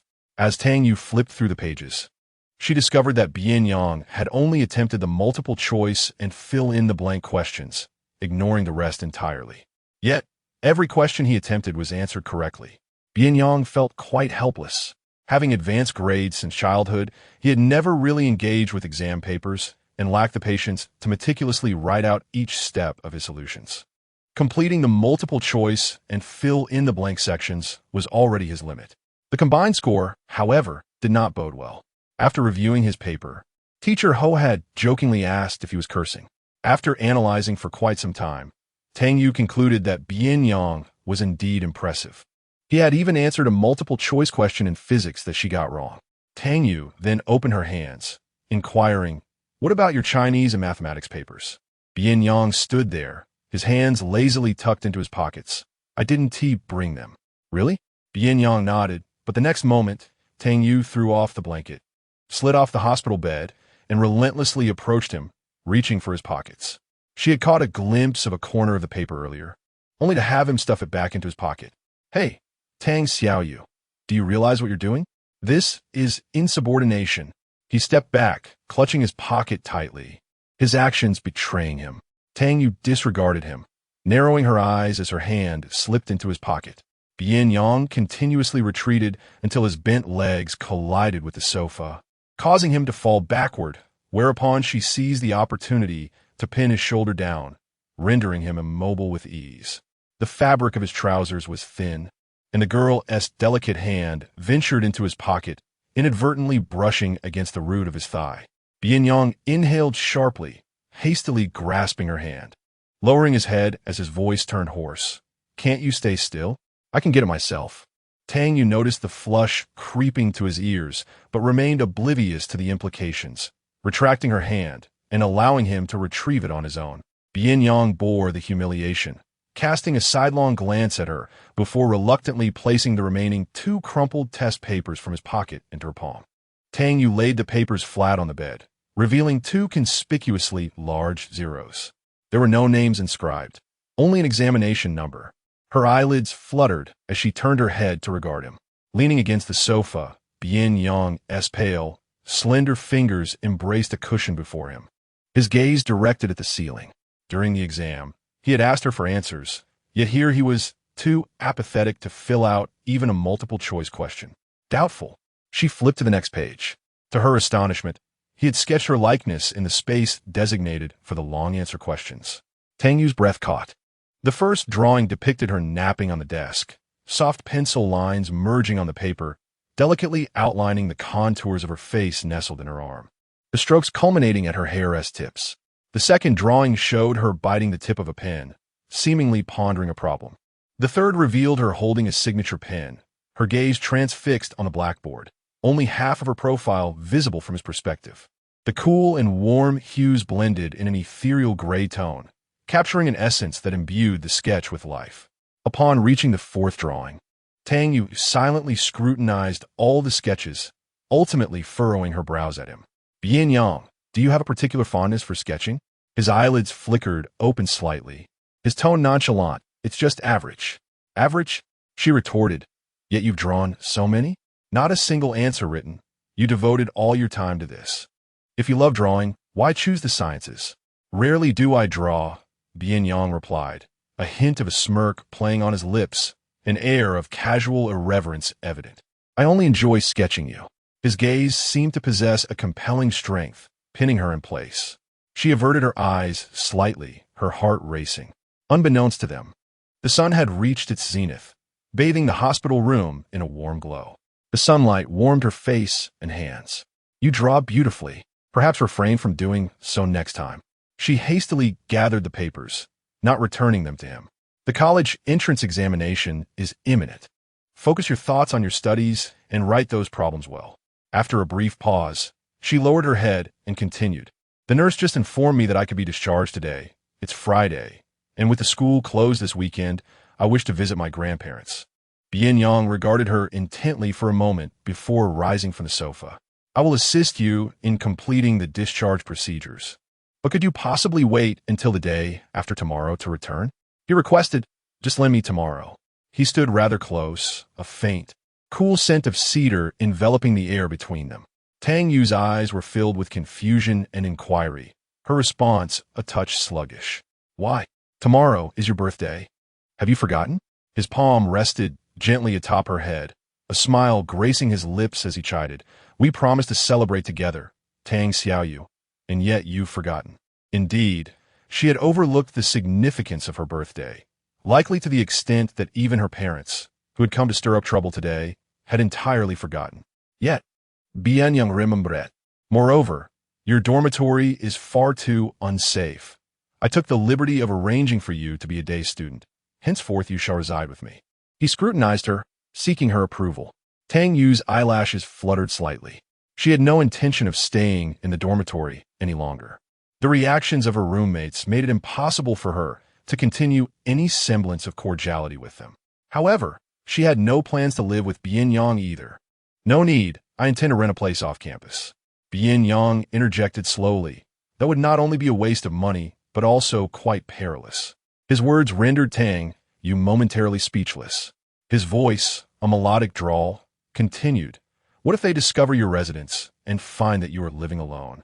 That would truly be a calamity. Additionally, regarding the litigation matter, your parents will undoubtedly come to confront you, leaving you besieged on all fronts. Tang Xiaoyu, how will you manage without me? With that, he opened the cupboard and began to methodically gather her belongings. In truth, there is little to collect, just a few articles of clothing and some delicate pastel intimates. He vividly recalled the odd expressions of the sales clerks when he purchased them.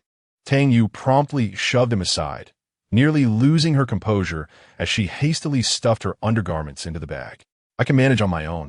Bian Yang stood by, a smirk playing at the corners of his mouth, as if to say, why the embarrassment? We shall be roommates henceforth, and, as the elder, it is only right that I look after you. There is no need for formality. I never said I wanted to live with you. She muttered under her breath. Oh, Bian Yang chuckled. Are you perhaps someone who delights in accumulating virtue? Tang Yu was perplexed. It wasn't until he elaborated that she grasped his meaning. Using the money earned from part-time work to pay for rent and utilities creates a closed loop of financial expenditure within society, emphasizing the concept of earning and spending outside while bringing nothing back home. Tang Yu. Bian Yang noticed her brow twitching, clearly wavering. If you find it inappropriate to stay with me, you could always compensate with labor as rent. She remained silent, prompting him to sigh. Due to someone's disdain for my academic performance, I am compelled to hire a tutor. Yet, private tutors are exorbitantly priced.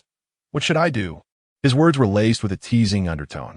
Upon catching her glance, he quickly averted his eyes, adopting a troubled expression. Chapter 79. Beautifully dead Tang Yu, out of goodwill, promptly suggested, I can tutor you. She added, it won't cost you anything. As long as Bian Yang is willing to study diligently, I am confident I can elevate his grades. Bian Yang raised his eyelids slightly, his tone laced with a hint of nonchalance. But considering how precious the time in senior year is, would it be a bit unfair for the top student to offer me free tutoring amidst your busy schedule? Am I the kind of handsome fellow who only takes advantage without giving anything in return? Tang Yu fell silent. He snapped his fingers, making a decision for himself. So, you can stay at my place, tutor me, and fulfill your previous promise of taking care of my daily needs. It's truly a win-win situation. However, the youth's voice was enticing, interrupting her thoughts. Are you afraid of me? Afraid of what I might do to you? Tang Yu abruptly found herself locked in his gaze, her expression momentarily frozen. After 2 seconds, she swiftly looked away. I'm not. Then that is settled. Bian Yang straightened his posture, helping her gather her textbooks while smirking. These are all going home with you, right? It was as if he were offering her a way out. Without further ado, he stuffed her books into his backpack. Tang Yu had 2 sets of school uniforms. One was torn, and the other was muddy and unwearable. Nevertheless, Bian Yang had previously stored several spare outfits in the hospital's cabinet. One of them was a water blue dress, cascading to the ankles, perfectly suited for the season. Tang Yu lifted the dress and held it against herself, then glanced at Bian Yang. "Did you buy this?" Bian Yang placed the neatly arranged items on the sofa and turned to look at her. "What's wrong? Don't you like it?" He had never bought anything for a girl before, so he had sought out a store that seemed decent and asked for clothes suitable for a girl around 17 or 18. After the sales clerk recommended several options, he purchased them all. "If you don't like any of them, I can go buy more." Just as Bian Yang was about to rise, Tang Yu quickly interjected, "No, I think it looks quite nice." Having never worn such a dress apart from her uniform, she felt a bit out of place. Moreover, the fabric felt exquisite to the touch. "How much was it? I'll transfer you the money later." She searched for the price tag, but found none. Bian Yang anticipated her response, so after paying in the store, he had instructed the clerk to remove all the tags from the clothes. It was very cheap, just some street vendor goods. "This one you have is only 15 yuan. He casually sat on the sofa, his tone relaxed. Tang Yu was skeptical and retrieved another outfit in a cherry pink hue from the cabinet. "What about this one? Still lacking a price tag. That one is 18. Tang Yu held up a black dress, tilting her head to scrutinize him. "And this? Oh, that S14. Tang Yu's expression turned peculiar, clearly disbelieving. Yet Bian Yang remained calm and composed. "I bought in bulk, so the shopkeeper gave me a wholesale price. You see, they're all tagless clearance items, very inexpensive." Without waiting for her to ask anything further, he stood up, grasped the young girl's shoulder, and guided her towards the restroom. "Do not dawdle. Change quickly. I will take care of the discharge procedures first."